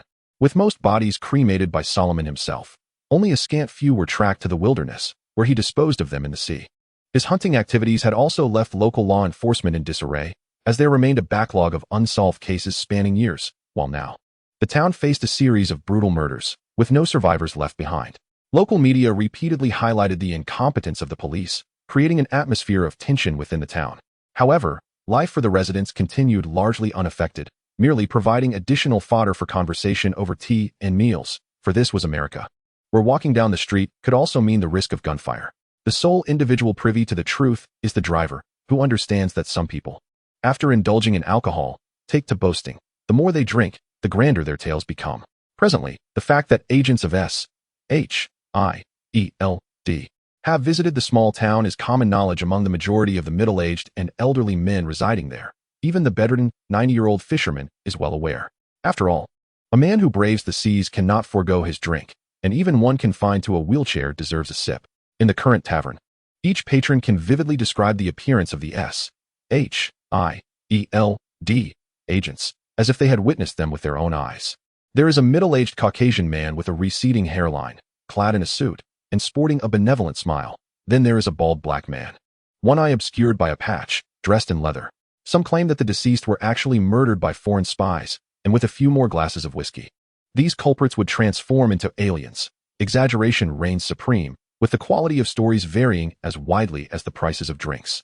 Of course, this demographic of middle-aged and elderly men also comprises a segment of the local police force. This has left the Collintown Police Department perplexed and indignant, compelling them to issue a formal protest against S-H-I-E-L-D for their overreach. The methods employed in these murders exhibit striking similarities, suggesting they were the work of the same perpetrator. In truth, such a series of homicides should have been reported, yet the Collintown Police neglected to inform the federal authorities, let alone S-H-I-E-L-D, for the past 31 years. Murders have occurred annually in this small town, yet none have been solved. This very reason led the police to suppress all cases. Should the media uncover these past occurrences, revealing such waste of taxpayer money could jeopardize the mayor's electoral prospects. Would they still have funding for their police department? Deception, both upwards and downwards, is a universal practice among politicians, a skill readily acquired. No one desires the town to be inundated with local reporters, fraudulent mediums, and half-hearted television crews. Maine has always had its share of misfortunes, and Collintown hardly stands out. However, the protest from the Collintown police bore little fruit, for S-H-I-E-L-D is not governed by the federal authority, but rather by the World Security Council. Upon receiving the correspondence from the Collintown police, S-H-I-E-L-D was left in confusion. They had not dispatched agents to Collintown, which indicated that someone had assumed a false identity. Consequently, an agent who had just completed a mission was dispatched to investigate the matter in Collintown. Indeed, I saw him, exclaimed an elderly man with sunglasses and white hair, leaning on a cane. The one in the suit, the kind-hearted man with the high hairline. Father, you're standing. Huh. Chapter 39. The left eye and the right eye. Agent Coulson swiftly traced the source of the rumors to the dark-skinned taxi driver. Initially, the driver attempted to resist the investigation, but he soon stammered out a confession. Based on his description of Salomon, Coulson quickly drew a connection to the molten pit on the highway of Salem, compounded by the frequent fires in Collintown. Indeed, the criminal organization that traffics in mutants had resumed its activities. The individual they dispatched was none other than the youth with thermal abilities from Salem. Now, all clues pointed to Salomon Damonette. Regrettably, Agent Coulson did not linger long in Collintown. He could only report the matter to his superiors, for there were more pressing concerns at hand. More crucial to the American government was the disappearance of the renowned capitalist Tony Stark. In comparison to the organization trafficking mutant youths, a capitalist held far greater significance for the United States, and thus S-H-I-E-L-D could only focus its attention on Tony Stark. Meanwhile, Salomon, who had narrowly missed Agent Coulson, was currently engrossed in a game within the chambers of the Comartage headquarters. He planned to take a few days of rest before swiftly heading to Europe to continue his pursuit of the whereabouts of the Dark Grimoire. The master had mentioned that he had an acquaintance in Europe who could assist, as he had assigned some tasks related to combating extra-dimensional creatures to this individual. However, this person was largely unknown to most within Comartage, as the master had deliberately erased their whereabouts from the planetary defense system. The master's reasons for this were rooted in the individual's uniqueness. This person was a quintessential demon sorcerer, possessing the power to control demons and specializing in hunting angels to feed them to demons. Should some of Comartage's obstinate mystics discover this fact, they would likely call for the individual's demise. Yet, in the master's view, both angels and demons are extra-dimensional beings, regardless of who perishes among these invaders. Comartage stands to gain. However, are angels not the messengers of God? Does heaven still wish to intervene on earth? Salomon could not help but question his own origins. For according to the master, the aberration at his birth was identical to that of the descent of the Holy Son. Was his presence here also a divine orchestration? In response to Salomon's inquiries, the Supreme Master patiently provided answers. He stated that angels are not merely messengers of God, Salomon. They are beings of a positive energy plane, not exclusive emissaries of any particular deity. Upon their birth, they seek powerful entities within the positive energy plane to serve, which includes gods, and even God himself. The angels depicted in the Bible are merely beings of positive energy, serving God. However, there exists a covenant between heaven and myself. as long as I exist. Heaven cannot penetrate the earthly realm. The angels that invade earth serve a different deity. The reason why the angels belonging to God do not intrude upon earth, while those of this other God do, is quite simple. This deity has fallen into a deep slumber, and no entity can act on its behalf to forge a contract with me. This slumbering God is known as Jubilius, a name too profound for human tongues to articulate. Hence it is referred to as such. Jubilius was formed from the remnants of a chaotic deity known as Eshel, who fragmented upon death. Eshel disintegrated at the dawn of humanity. Part of its essence ascended to the realm of positive energy, giving rise to Jubilius and many angels, while another part descended into the abyss, evolving into a demon lord and spawning numerous demons. Consequently, the angels serving Jubilius are perpetually striving to reclaim that other part of power to awaken the slumbering Jubilius, believing that with the acquisition of this power, Jubilius would revive and create a new world. This notion is, of course, their own grandiose delusion. Fervent believers often exhibit such behavior. It is wise to heed these words, for the eternal God would never acquiesce to such folly. As for why they choose to invade earth instead of directly assaulting the abyss to obtain power, it is wholly due to the fact that the two most significant fragments of Eshel's power have found their way into the mortal realm. The demon sorcerer I mentioned possesses one of these fragments, known as the left eye, which is the force that birthed the demon lord and is what the angels seek to reclaim. The other fragment is referred to as the right eye, the essence that contributed to the formation of Jubilius. According to ancient mages, those who possess the left eye are known as the shadow sorceresses, while those with the right eye are called the luminary sages.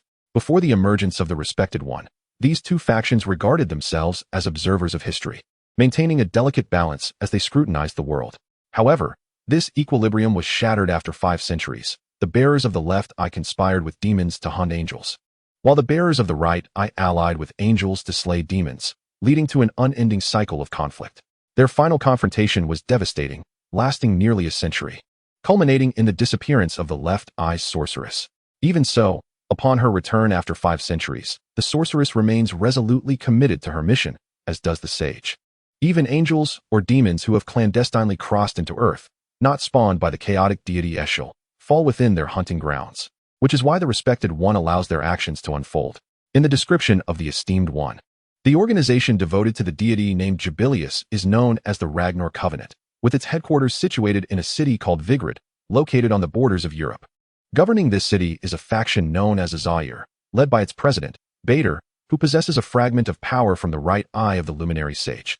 The supreme mage merely needs to maintain the delicate equilibrium between them, preventing the slumbering Jubilius from awakening, thwarting the summoning of the demon lord to earth, or restraining the chaotic resurrection of Eshel. Should these conditions be upheld, the witch and the sage would be bound in eternal conflict, aiding Kamataj in eradicating the demons and angels that have clandestinely trespassed into the mortal realm. Retaining them would significantly alleviate Kamataj's burdens.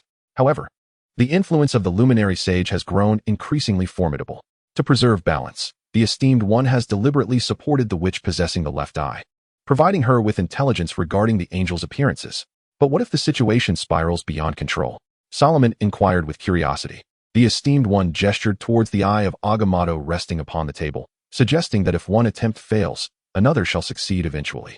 As for the origins of the chaotic deity Eshel, neither the esteemed one nor the emperor of Visha holds the answer. In ancient times, the earth was besieged by chaos, and the scant records available are vague at best. The texts of the Ragnar Covenant are even less reliable, riddled with irrational praises and accolades. Solomon's self-doubt was anticipated by the supreme mage. "You are human, a veritable human being," the esteemed one asserted with unwavering conviction. "No matter your origins, this remains true. Regarding the holy mark, I suspect it is the legendary tome that encapsulates 1,500 profound pieces of knowledge from the heavens and the earth. Known as the Book of Angel Raziel, the other branch of magic you have studied likely derives from this source." The esteemed one did not refer to the translated Book of Enoch found in the Kamataj library, but rather the original arcane text, the Book of Angel Raziel. As for the Kabbalistic tree of life that Solomon envisioned during his coma, it is highly likely to be a fragment of the Book of Angel Raziel. Yet the specific secrets remain for Solomon to explore on his own. After resting for a few days, Solomon would set forth once more, journeying to Europe in search of the witch Bayonetta. Chapter 40. The Bar of Hell's Gate. After spending nearly a week replaying the recently released Assassin's Creed, Solomon was ready to embark again. However, he first needed to pay a visit to a certain entity, perhaps not entirely human, where he might locate the witch Bayonetta. To this end, Solomon must don the insignia of comatage to avoid being perceived as an unwelcome guest. I have adhered to the Supreme Mage's rules. Behind the bar stood a burly African-American man, his gaze fixed resolutely on the glass he was polishing. The discontent etched across his face, coupled with the intricate tattoos that adorned his bald head, lent him an air of formidable intensity. Setting the glass down, he remarked, "I have summoned neither demons nor angels. And I have even slain a few. Is that not sufficient? Wait, what is a child doing here? This is the Hell's Gate Tavern, is it not?" The proprietor, indeed, was the imposing figure behind the bar. At first glance, this man appeared merely intimidating, but beneath the surface lay the truth that he was once an angel, now fallen to the lower realms. When the Supreme Mage broached this topic, Solomon was not taken aback. It was not uncommon for beings of the upper planes to descend into the lower realms. Typically, fallen angels transformed directly into lustful demons. However, the sage revealed that this particular fallen angel was named Rodin and was male. This revelation surprised Solomon, for angels with a defined gender were often high-ranking. And in Solomon's experience, there was only one fallen high angel, the daughter of destruction, Zariel. Though uncertain of the nature of this world, Solomon surmised that any high-ranking angel that fell would inevitably become an exceedingly fearsome demon. Yet, it appeared that his estimation was flawed. This fallen angel had not become a demon, but rather transformed into something altogether different. Rodin was an exceptional craftsman. Yet unable to find a place in either the upper or lower realms, he had taken residence among humans. Upon agreeing to abide by the rules set forth by the sage and promising not to interfere in earthly matters, he was permitted to reside on earth. Currently, this fallen angel served as the equipment supplier for Kamataiji, crafting many essential items, including the boots of photo that adorned Solomon's feet. Hellish taverns often thrived in the slums, engaging in the modest trade of food and drink. Following the clues provided by the Supreme Mage, Solomon successfully located this establishment. Upon entering, perhaps due to the magical aura surrounding him, the tavern's ambience transformed dramatically from a shabby roadside bar into a realm adorned with dark purple wallpaper, causing the patrons who had been indulging moments before to vanish. Unwittingly, Solomon had stepped into the demi-plane of this fallen angel. "What brings you here?" "We do not serve alcohol to minors." "Milk? Or perhaps warm water?" Rodin inquired theatrically, extinguishing the ember of his cigar and casually placing a glass of warm milk on the bar. "I believe you can reach the counter," he continued. "Now, speak plainly. What business does the Supreme Mage have with me?" "The sage has no matters to discuss with you. Rather, I have business of my own," Solomon replied as he took a seat at the bar, his feet dangling uncomfortably above the floor. He managed to endure the discomfort and took a sip of the warm milk. Sweet," he remarked. After Solomon finished the milk in one gulp, he let out a contented burp and said, "The esteemed one has instructed me to seek a particular object and mentioned that there is someone who can assist me. A person who frequents this place. To find an object? What you truly require is information." Rodin poured another cup of hot milk, lowering his gaze once more to continue polishing the wine glass. "Enzo, someone is looking for you." "Huh." A portly figure clad in a light-colored trench coat, topped with a wide-brimmed black hat and sunglasses, emerged from behind the sofa. "Looking for me? Extinguish your cigarette. There are minors present." Rodin did not lift his eyes. This sorcerer from Comet G was on a quest for something, and who knew why the Supreme Mage would send a child on such a task? "But the person I seek is Bayonetta." Solomon declined the cup of hot milk, resolute in his stance. Rodin abruptly raised his head, scrutinizing Solomon closely. When his gaze fell upon Solomon's hands, realization dawned upon him. "It's you. You know me?" Solomon asked, a hint of confusion shadowing his expression. "Everyone connected to the magical world remembers the spectacle of your birth. Child, you are far more renowned than you realize." Rodin poured himself a glass of ice-cold cola. "That beam of light from above is visible to all but the blind. Subsequently, you were adopted by the Supreme Mage, a fact well known within magical circles." "What is your name?" "Solomon." "Not surprisingly, your name is evident from your holy mark." Rodin nodded. Perhaps due to Solomon's youth, his tone was unusually gentle. "However, I believe the time for you to retaliate against heaven and reclaim your mother's soul is not yet ripe. Bayonetta cannot assist you in breaching heaven. You must rely on your own strength."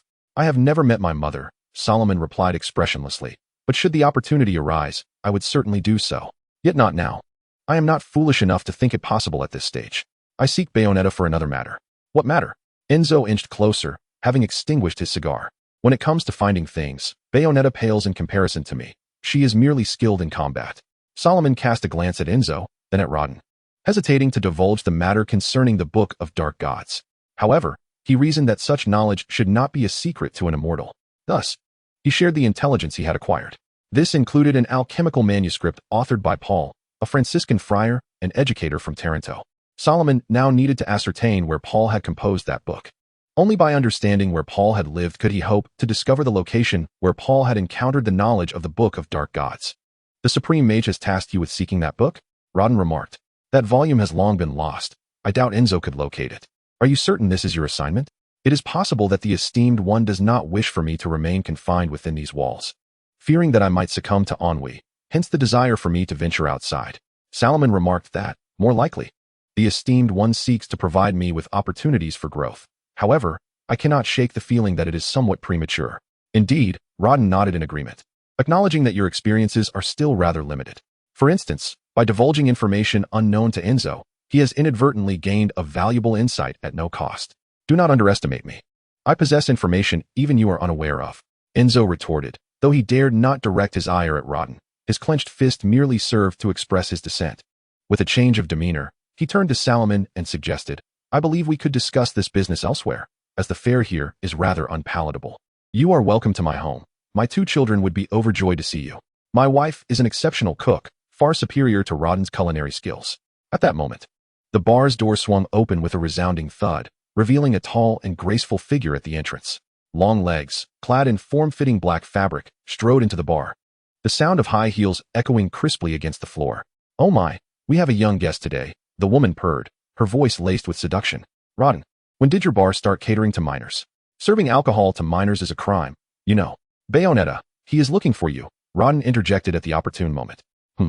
The woman approached, her slight bow emanating an intoxicating fragrance that enveloped Solomon from all angles, revealing a stunning curve accentuated by the black fabric.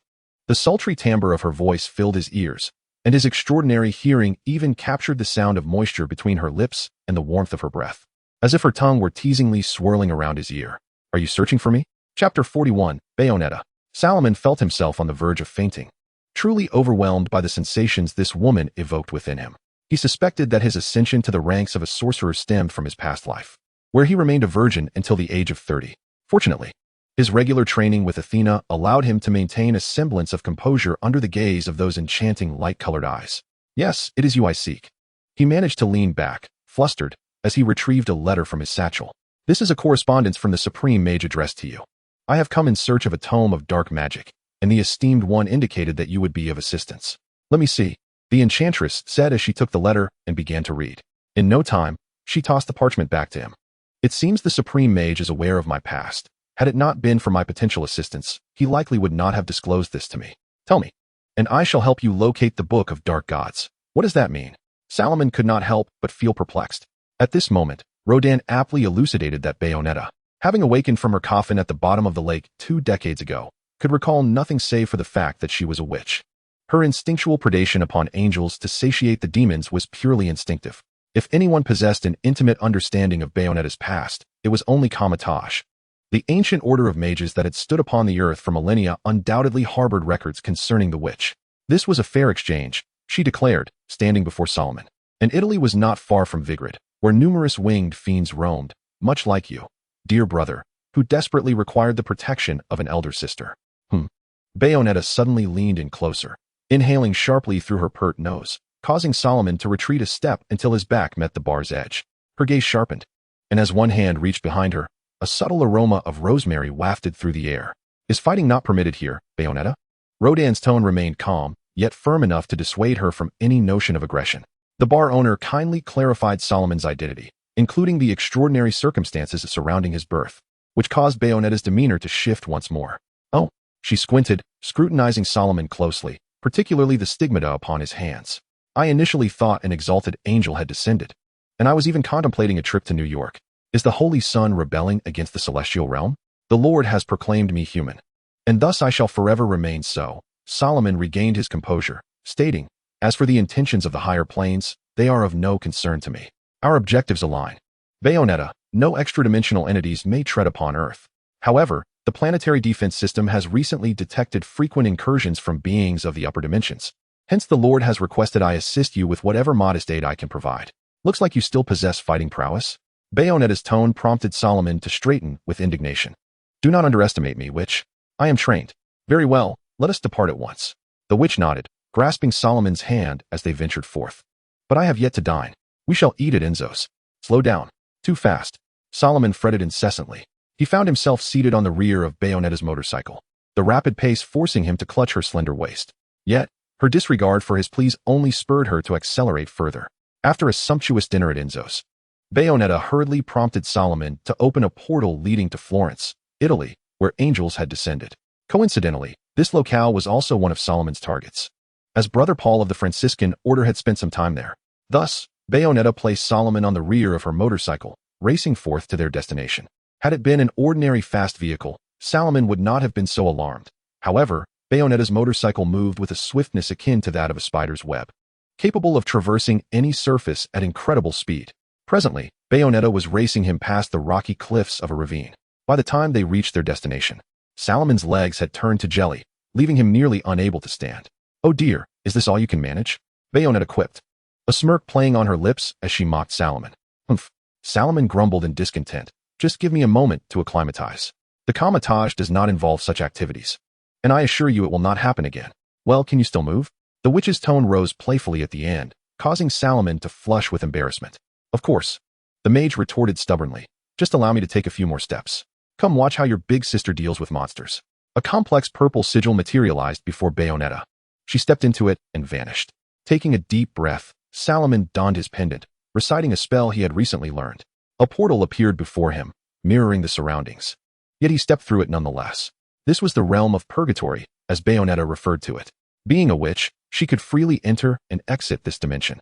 It existed as a thin veil between the material plane and the outer dimensions. When beings from other dimensions descended upon Earth, they first manifested here before passing through purgatory to reach the material realm. This dimension and the material realm remained unaffected by one another. Here, only the transparent shadows of humanity could be seen, incapable of interaction, while inanimate objects could still influence one another. Buildings, for instance, resembled those in the material realm, and damaging an object in purgatory would result in destruction in the material realm. Solomon speculated that this might be a unique dimension of this world, as it did not align with the dimensional knowledge he had acquired. Upon entering, a golden spear sliced through the air towards him. The mage deftly sidestepped the attack. Before him stood a creature, entirely white with the head of a bird adorned with a red mask trimmed in gold. This was an angel, or rather, a serving angel. Without the halo above its head and the pure white wings behind it, one might not recognize it as such. Besides its avian head, its limbs were also clawed like those of a bird, firmly grasping the golden spear with its talons. With no time to utter a spell, the mage swung a powerful punch, the ring of Ragdoll striking heavily against the angel's mask, causing it to stagger back several steps. Solomon advanced, stepping on the golden spear with his right leg, and forcefully kicked forward with his left, sending the angel reeling and causing the spear to fall to the ground. Solomon bent down to retrieve the long spear. Though not excessively heavy, the weapon resembled a crossbow, adorned with a blade shaped like a crescent moon at its tip, accompanied by variously sized metallic spikes. Despite its mediocre design, it was still serviceable. The angel, bereft of its weapon, could not withstand for long against Solomon. When he effortlessly pierced its avian head with the spear, it transformed into a cascade of golden light. Turning his gaze, Solomon observed that more angels were assailing Bayonetta. However, her lithe form deftly evaded their attacks, allowing her to dispatch several uniquely shaped angels in the process. Evidently, the angels targeting Solomon were of the cowardly sort. The mage, dissatisfied, hurled the spear with precision, honed by Athena's training. It surged through the air, imbued with tremendous kinetic energy, and impaled an angel with a marble visage and golden wings, pinning it firmly to the ground. "Come help your big sister," Bayonetta called out, even taking a moment to greet Solomon. He snorted, bemused by her playful taunting. Yet, this presented a rare opportunity he could not afford to squander. It was the perfect moment to experiment with his dark magic. Chapter 42, Journey to Florence, Seeking Investment. Bayonetta moved with remarkable agility, the sharp blades often narrowly missing her without inflicting any harm. With each dodge, her speed only intensified. Armed with a pistol in each hand and foot, she fired with a velocity that left Solomon struggling to keep up, the thunderous gunshots often echoing just once yet striking multiple foes. With a teammate capable of stalling the enemies ahead, Solomon found solace in casting his spells. It was his first taste of the joy of being a mage. He pointed toward an adversary and uttered an incantation, employing a deceptively simple trick. Enemy Insight, a spell best suited for gauging the weaknesses of unfamiliar foes, allowed Solomon a fleeting glimpse into the angel's defensive vulnerabilities. Without this knowledge, he would be at a loss for how to employ his magic effectively against these celestial beings. Soon after, an ethereal bell materialized above the head of an angel wielding a large trumpet. Its mournful chime resonated, and a wave of negative energy surged forth like sound waves. Compressing upon it, the angel emitted a note, and the positive energy it released clashed with the negative, annihilating each other and leaving behind only a residual energy wave. However, a fiery blast soon followed, striking the angel squarely in the face and charring its mask to a burnt yellow. Salomon's assault captured the angel's attention.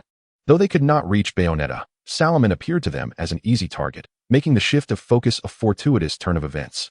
Yet before they could soar towards Solomon, a revolting green energy surged from the hands of the sorcerer, striking a birdman wielding a golden spear.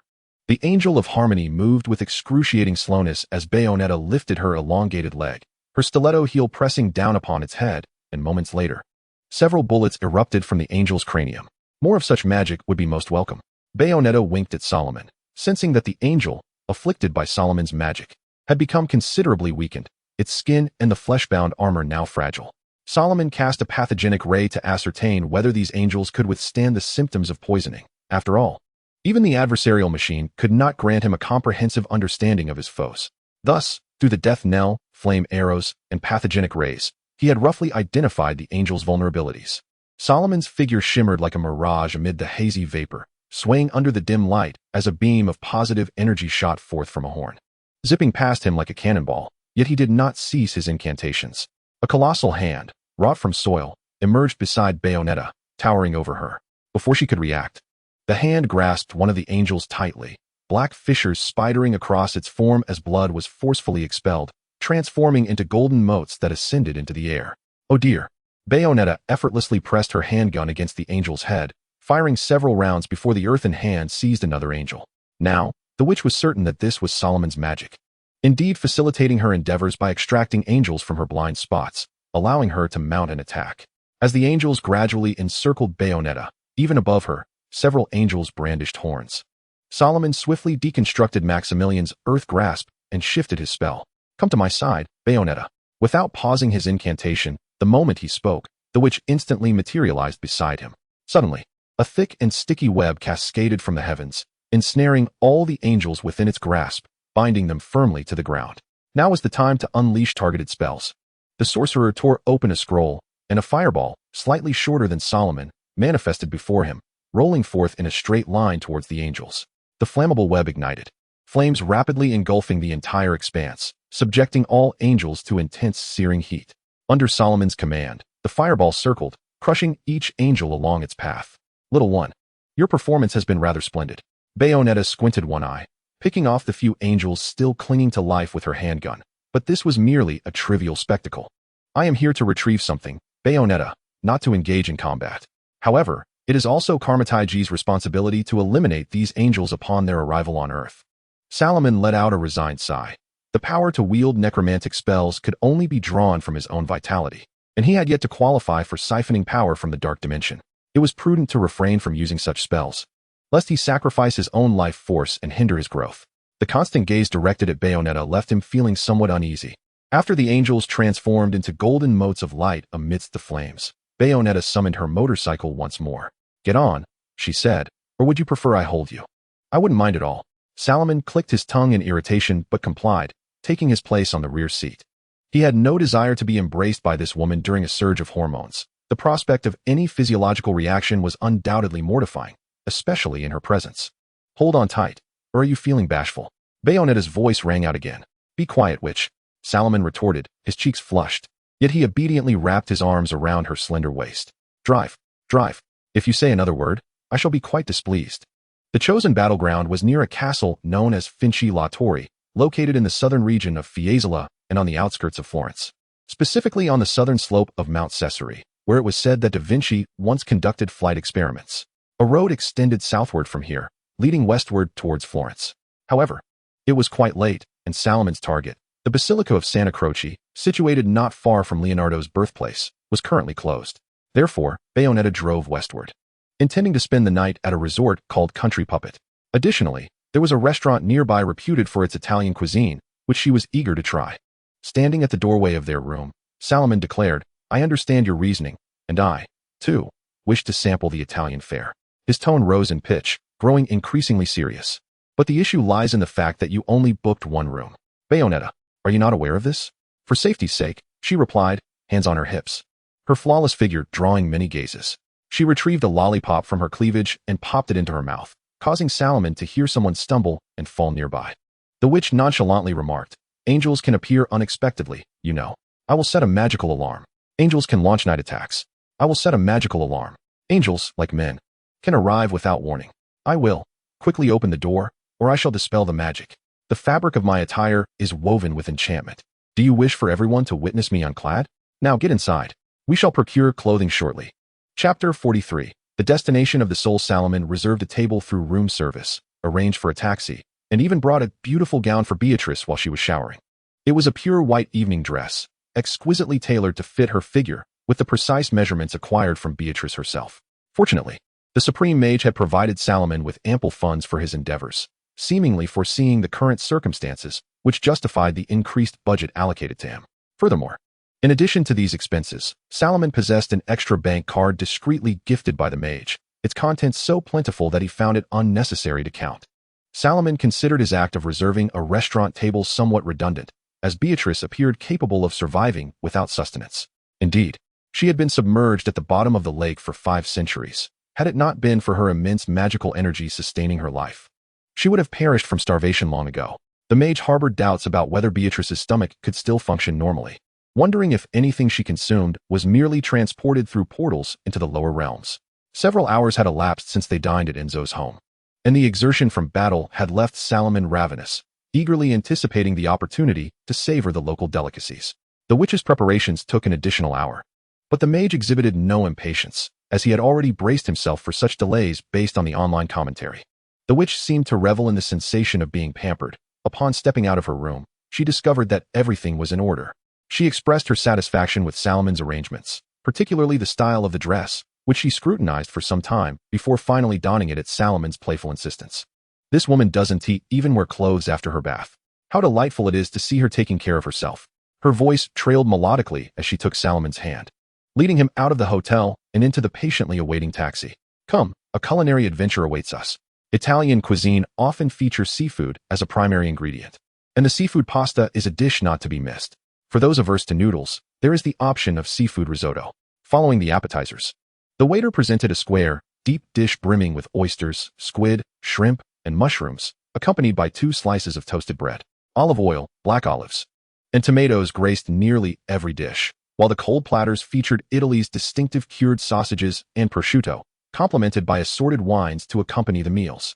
Although no one here would concern themselves with the notion of underage drinking, Salomon declined Beatrice's suggestion to partake in wine, opting instead for a glass of iced cola. For the main course, he chose a bone-in ribeye, a generously thick steak cooked to a perfect medium rare, bold yet refined. The steaks are priced by the kilogram. Yet for Salomon and Bunita, this is of little consequence. Italians, in particular, place great emphasis on dinner, and the restaurant is always bustling with patrons in the evening. To ensure a sense of intimacy for its guests, the establishment opts not to illuminate the space broadly, instead placing a single lamp upon each table, leaving the surrounding area enveloped in darkness, allowing diners only to discern the face of the person opposite them. Consequently, Bunita's beauty did not attract excessive attention, creating a conducive atmosphere for conversation between the witch and Salomon, enabling certain topics to surface more readily at the dining table. When do you intend to reveal to me what I ought to know? Bunita inquired, delicately scooping her dessert, a crisp cream cake, with a petite silver spoon. Despite consuming a considerable amount, Salomon observed no signs of satiety from the witch. She appeared quite capable of indulging further. Do not emulate your teacher by concealing this matter from me. At your tender age, one ought not to engage in deceit, she continued. Fear not, if you wish. I can narrate the tale to you first, the mage replied, ordering another cola. He believed that alcohol was detrimental to brain development, and as a mage, he must safeguard his intellect. After all, the quest for the Book of Dark Gods is a protracted endeavor. I am in no haste. I find your response intriguing. Bunita gazed at Salomon, sensing that within this dialogue lay the answers she sought. Have you completely forgotten your past? Salomon raised his gaze, questioning. Do you recall nothing at all? Not even a trace? I remember that I am a witch, Bunita asserted, and that hunting angels and summoning demons feels instinctual, as if those magical abilities were innately bestowed upon me. After consuming the final piece of beef, Salomon wiped his mouth and divulged all he had learned to Bunita. However, for the sake of secrecy, he employed a subtle enchantment, allowing his voice to resonate directly in the witch's ear, while others merely observed his lips moving without comprehending his words. Are you saying that the power I possess, known as the left eye, is the ability to summon demons? And that the angels pursue me to reclaim the left eye and awaken their deity? After a moment of silence following Salomon's explanation, Bunita pondered. Indeed, in the right eye, which embodies the power to summon angels, resides in the realm of Vigrid. The multitude of angels frequenting that place is not without reason. Yet, no one knows the true intentions of the Sage of Lumens in Vigrid. On the surface, Vigrid appears technologically advanced, but there is nothing particularly extraordinary beyond that. I am not a specialized information broker, so my knowledge is limited. Salomon continued. However, the current population of angels has exceeded manageable levels, which is why the Esteemed One has tasked me with assisting you in hunting them. It seems the Esteemed One regards me as merely a tool. Bunita chuckled. After all, I am but a vulnerable woman being hunted by angels. Those angels you have slain would weep upon hearing such words. Bayonetta? Salomon rolled his eyes, asserting that anyone who believed the witch was a fool. Perhaps once Salomon unlocked the sacred marks, he could rival Bayonetta in power, yet his swiftness would remain lacking. The Archmage had once witnessed Bayonetta pulling the trigger numerous times in the blink of an eye. Should he confront such an adversary unprepared, only death awaited him. He remarked. Moreover, the Esteemed One has dispatched me here. While my assistance may be limited, it signifies that Katia stands behind you. TSK, you truly are a mischievous child. Bayonetta turned to the side, extending her slender leg, declaring, I fear that it would be best for the older sister to perish alongside the angels in the end. Would it not? The witch's words stripped away the fa-ade of warmth, yet those seated at the table paid no heed to such matters. Bayonetta, you must understand that the Esteemed One has established rules. Neither beings from the higher realms nor those from the lower shall set foot upon earth, for humanity has no need for them. Presently, only witches and sages possess the capability to summon such entities on a grand scale. The power of the left eye and the right eye brings more detriment than benefit to earth. Salomon sighed, continuing, and do you believe that summoning demons comes without a price? I fear your soul has already found its destination. I suspect it belongs to the chaotic god Eshel, emerging from the abyss, spawning a demon lord.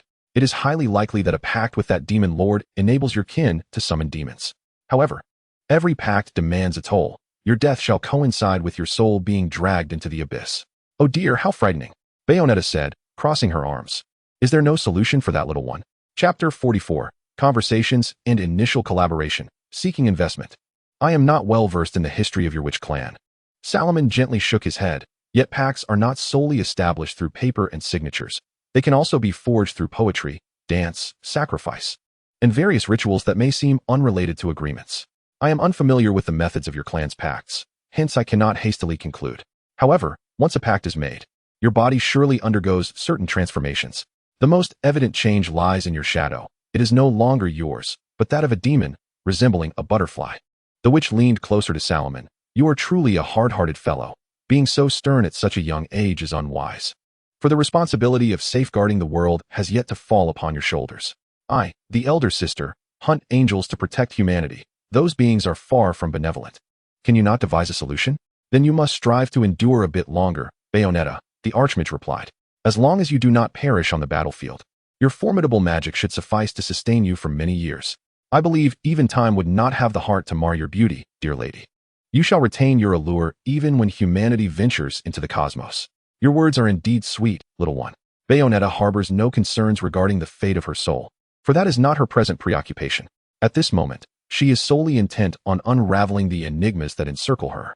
Although Salomon has divulged a portion of her lineage, including the disheartening truth that she is the last of the witch clan, and that the final luminary sage, possessing the right eye, corresponds with the existence of Vigrid in her left eye, many mysteries remain shrouded in fog. The fragments of her midnight reveries continue to elude comprehension. Additionally, there lies the lipstick that delineates the arcane incantations, an item that accompanied her into the coffin. She remains uncertain of its purpose, yet Bayonetta instinctively perceives its significance, carrying it with her at all times. Nevertheless, she has now set her sights on a singular goal, Vigrid. In legend, the witch clan and the sage clan are counterparts. If Salomon speaks true, the sage bearing the right eye must possess knowledge of certain truths. However, she is entirely oblivious to the machinations of the Vigrid Azal group and its president, Bader. a figure who has never graced the pages of any newspaper or appeared in any video. Thus, she finds herself in need of an ally, someone capable of aiding her in her investigation of Vigrid. Before her stands a saint, a rebellious one at that. How intriguing, how serendipitous. The moment Bayonetta glimpsed the stigmata upon Salamon's hand, she foresaw his potential, for he is destined to perform miracles upon this earth. With one hand resting upon the table and the other cradling her chin, she spoke in a melodious tone. Dear sister would be willing to assist you in ascending to paradise. Would you not lend your aid to her? In the future tense, Bayonetta. The simple present does not suit me. I do not wish to associate with paradise at this moment. That is a matter for another time, too premature to discuss now. Salomon replied, shaking his head. Moreover, a contract cannot be breached without understanding its terms, not even by the Lord of Hell. As for demons, I would prefer to deal with the devil, knowing whether or not they possess the sense to uphold a contract. A slender hand with sharp crimson nails emerged from the shadows, its skin tinged with an unmistakable hue that defied humanity, forcefully striking the table, causing the silver cutlery to gleam in the flickering candlelight. Salomon nearly leapt from his chair in surprise. In an instant, that unearthly hand vanished back into the gloom. The sound of the table's impact resonated conspicuously within the hushed atmosphere, filled with whispers and faint candlelight. Nothing to worry about. Nothing has transpired here. Salomon promptly rose to his feet and discreetly cast a spell to divert the attention of those around him. Upon returning to his seat, he beheld Bayonetta, who sat there with a glass of wine, her expression a playful mix of amusement and intrigue. Salomon glanced around before lowering his voice to inquire, Was that you? No. Bayonetta replied with a smile. You have indeed provoked the wrong demon. Not all demons are chaotic lunatics, at least. The demon lord with whom I have contracted does not appreciate such characterizations. Salomon cleared his throat softly. It seems I cannot speak ill of demons in your presence. However, Bayonetta continued, I doubt the lady would mind your disparagement of devils, particularly if you were to commend her beauty in the process. With a playful blink, she added, What truly concerns my dear sister is something else entirely. Do you not wish to hear about it? Certainly not, Salomon retorted. It is merely about your origins. Is it not? I surmise you intend to seek answers in Vigrid, but my current abilities are insufficient for wandering about where throngs of archangels congregate. I require study and training. My magic does not arise from instinct. Bayonetta, I must construct intricate formulas to wield it. It is indeed a pity, the sorceress observed, seemingly unperturbed by Salomon's refusal. But have you not considered why the supreme mage would assign you to accompany me? I do not believe I can assist you in locating a tome that no one knows the whereabouts of. Do not fret, Salomon quipped. It is merely a matter of experience and exploration. While the grimoire of darkness is significant, I have ample time to seek it.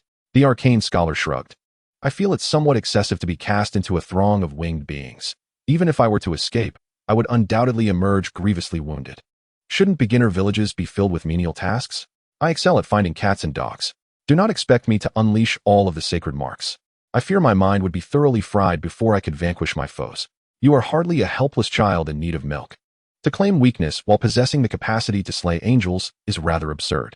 Suddenly, the sorceress shifted the conversation to an unrelated topic, stating, It is said that the supreme mage can foresee events to come. In a manner of speaking, much remains undisclosed, Salomon replied, as he pushed the dessert the server had brought back towards Bayonetta.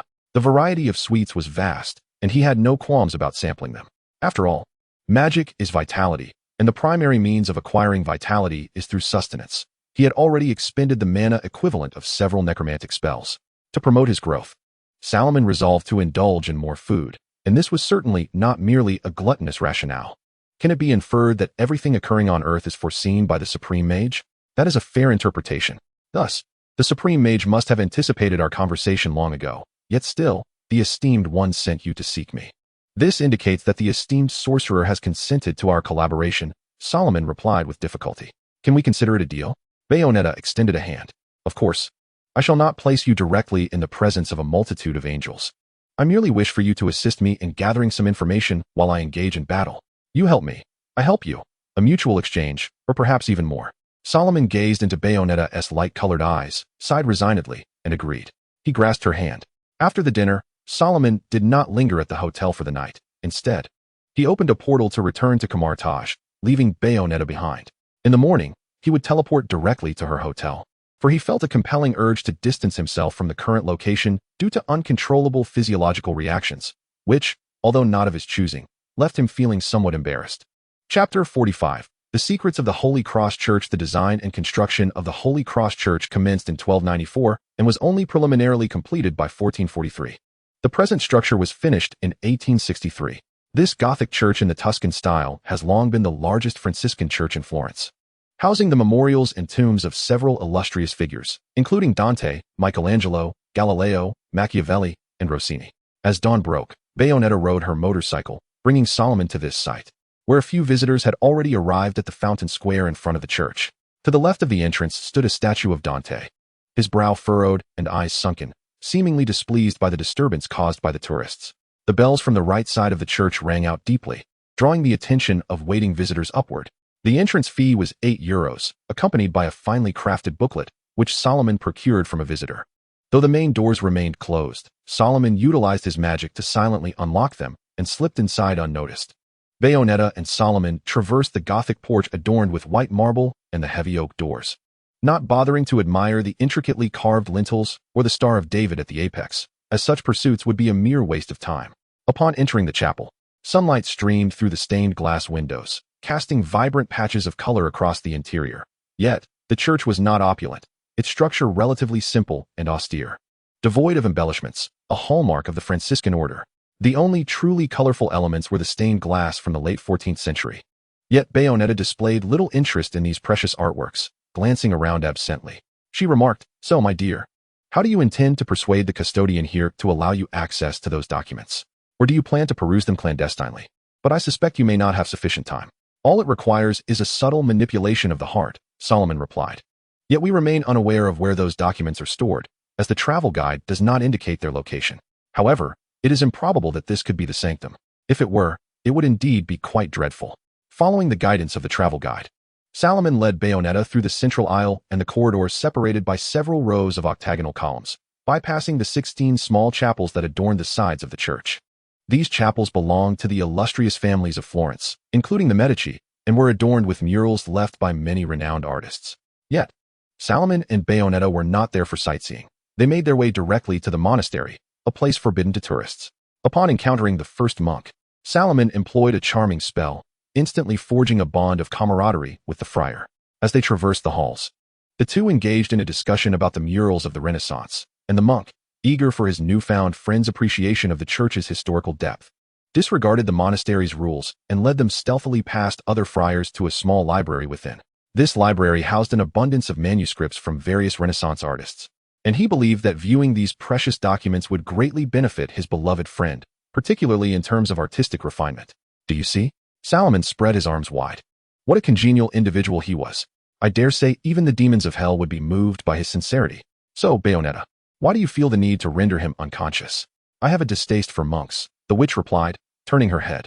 Once the monk had guided them to the library, Bayonetta swiftly struck the back of his head with the butt of her gun, and the amiable friar silently collapsed to the ground. Hopefully, he wouldn't awaken with too severe a headache. The mage grasped the monk's legs, dragging the completely unconscious figure behind the bookshelves. "I mean a literal headache. I hope he doesn't come to believe he was seduced by a demon. Oh well, whatever. I actually quite like him. Whence do you acquire such artistic discernment?" the witch inquired, observing Solomon bustling about, rummaging through the shelves. "I would think that studying magic would consume most of your time. From where have you gleaned all this knowledge?" "Supplementary lessons, Bayonetta," the mage replied without turning, as he delicately retrieved those precious manuscripts using his mage's hand. "Not only do I have courses in art appreciation, but painting and sculpture are also mandatory. Not to mention, I have scientific courses as well." The Renaissance was a pivotal time for humanity's liberation from religious ignorance, and it occupies a significant portion of my studies. Among the manuscripts housed in the Church of the Holy Cross were not only notes from numerous artists of the Renaissance, but also alchemical studies led by the Church. The Franciscan order has long been a pioneer in alchemy, and Roger Bacon, a friar of their order, was one such figure. He was invited by Pope Clement IV to pen 3 treatises on alchemy. These works encompass compelling arguments advocating for the enhancement of knowledge and the fortification of Christian nations through the study of language, mathematics, natural philosophy, and alchemy. Brother Bacon posited that human alchemy is not inferior to nature. Rather, it has the potential to surpass it when executed correctly, asserting that all tangible products can indeed be superior to their natural counterparts. This ideology has persisted through the ages, laying the groundwork for modern chemistry. Within this church, manuscripts belonging to the spiritual Franciscans are even housed, which astonished Solomon. due to the fervent zeal of these spiritual clergy for eschatological prophecies. Believing in the imminent arrival of the Antichrist, the church ordered the arrest of these monks, including Jean de Rochdad. He was imprisoned in 1344, spending the remainder of his life in confinement, yet many, including high-ranking clerics, came to visit him. During his incarceration, Rochdad authored numerous works, including the Book of Light, and he was the first to introduce the concept of mass balance in his treatise on the creation of the philosopher's stone, positing that the weight of the reaction products must precisely equal the weight of the initial materials. Salomon speculated that the Franciscans had not entirely abandoned spiritualist thought. They believed that the church required knowledge to combat the Antichrist's onslaught, which elucidated the presence of such manuscripts in the library. As Salomon perused the manuscripts, he could not help but exclaim in astonishment, "What is it, little one?" The witch, bored, leaned over with her long legs crossed on the table. But Salomon remained unperturbed by her sudden approach, entirely captivated by the manuscript before him. On the yellowed parchment was a hand-drawn emblem, a circular design resembling a shield, adorned with a majestic eagle spreading its wings. Salomon glanced back. The manuscript belonged to Leonardo da Vinci. Chapter 46. The Brotherhood of the Sacred Shield and Alchemy. What is this? Beatrice inquired, pointing at the emblem. The Brotherhood of the Sacred Shield. Salomon inhaled deeply. He knew the world harbored peculiarities, yet he was astounded that the Brotherhood truly existed. This organization traces its origins back over 2 millennia, emerging during an extraterrestrial invasion of Earth, when the architect Imhotep rose to the occasion, leading armies to vanquish the invaders, earning the title of the first of the Sacred Shield. Kamar-Taj, founded by the Ancient One, was the second supreme sorcerer, and the history of this organization predates even Kamar-Taj. Numerous illustrious figures in history, including Newton, Da Vinci, Galileo, Tesla, Zhang Heng, and even Howard Stark, were members of this organization. The mystery behind the Franciscan order's extensive collection of alchemical texts was thus unveiled. The renowned alchemist Abu Musa Jabir ibn Hayyan was indeed a member of the Brotherhood of the Sacred Shield, whose Latin alchemy was significantly influenced by Middle Eastern practices. Paul's manuscript must certainly be preserved here. Moreover, if there exist manuscripts by Da Vinci here, it would not be so astonishing to discover the manuscripts of Abu Musa Jabir ibn Hayyan. Furthermore, the concerns of Franciscan monk Roger Bacon regarding the Antichrist may indeed hold some merit, likely stemming from the documents of the Holy Shield Brotherhood. The Gospels extensively recount Jesus prophesying to his disciples about the forthcoming great tribulation and persecution, stating that after these events, he shall return as the glorified Son of Man. What exactly is the Antichrist? What calamity is imminent? The arrival of the Holy Son? Solomon glanced at the stigmata on his hands, feeling a surge of apprehension that compelled him to halt his thoughts. He was filled with questions and believed that the esteemed one must possess some knowledge. Yet regardless of the truth, he must be prepared. Rising to his feet, he donned the suspended ring upon his left hand, and with his right, he traced a circle, conjuring a circular portal that shimmered with sparks. On the other side of the portal lay the training grounds of Kamar-Taj. He required an abundance of literature, for the enigmas of history were unfolding before him. Although Solomon was certain that the clues he sought regarding the dark scriptures resided within, such matters had become trivial. He needed to comprehend the extent of chaos that awaited him in this world. "Hey, brothers," Solomon called out, peering over, "could you assist me in moving a few boxes? There are quite a few documents here, and I cannot manage alone. Oh, and please bring some chloroform. Our dear gray-robed monk is likely to awaken soon." Are we now resorting to robbery? Bayonetta watched with keen interest as the apprentices of Kamar-Taj moved in and out of the portal, grateful for Solomon's clandestine enhancement of their rations, making them eager to lend a hand with the transportation. It's barely theft, especially with no cameras around. Solomon gently patted the witch's arm, reassuring her, "Relax. I believe this contains precisely what I need." "Good afternoon, Brother Modu. I am 5 hours ahead of you here. Just in time for lunch. What are you up to?" Modu's eyes widened as he glanced at Bayonetta, standing beside Solomon. "Where did you procure these items? What did the esteemed one send you for? Who is she?" "The Holy Cross Church." Solomon fervently shook his head. "I merely went to hunt some other dimensional creatures. No, I assure you, I have not revealed any magic. This is my partner, a familiar of the esteemed one, adept at dispatching angels. Brother Modu, I simply wish to locate the literature I need, though the quantity is somewhat overwhelming. Could you arrange for them to transport the documents to my room, where I can establish a mirrored dimension for safekeeping? Thank you." Bayonetta, impatient, adjusted her glasses with the barrel of her gun, the sound of her high heels echoing on the ground. Solomon swiftly extended his hand, waving it as all the manuscripts that had yet to be removed from the library began to levitate, making their way into the portal. Even with the assistance of the apprentices from Kamar-Taj, Relocating all these manuscripts would have taken at least 20 minutes. Solomon called out to the other side of the portal. Brother Modu, I am quite occupied here. Remember, they must be moved to my room. Well done, brother, he added, patting the sturdy arm of the last apprentice who had just entered the portal. I'll treat you all to lobster tonight. Thanks to the magic at play. The library of St. Cross was emptied in a matter of moments. Before Solomon and Bayonetta stood only empty bookshelves and a Franciscan monk still lying on the ground. Oh, and a towel soaked in chloroform, the origin of which was unknown. Poor monk, he would likely remain unconscious for quite some time. Are we done? The witch inquired. Her tone slightly elevated. Yes, we are done, replied Solomon. Now I need to thoroughly examine these books. Then let us depart, Bayonetta said. There are still many angels awaiting our hunt. While Solomon had temporarily set aside the pursuit of the dark scripture, Bayonetta had numerous matters to address. Not only did she need to contend with the issue of Viglet, but she also had to regularly feed demons, a non-negotiable aspect of her contract. Only by nurturing these demons could she successfully summon powerful entities to aid in battle. This would keep her occupied for a while, but fortunately, there were plenty of angels to confront. With a bang, Bayonetta carelessly fired a shot at her feet, the bullet piercing the head of the angel she had pinned down with her high heel. Scarlet blood splattered forth, and the body quickly dissolved into golden motes. Ascending into the heavens, she turned to see Solomon smashing an angel against his knee, golden light emanating from the holy shroud upon him, rendering him as pure as a divine child. After concluding a battle that was not overly arduous, Bayonetta proposed a suggestion to Solomon.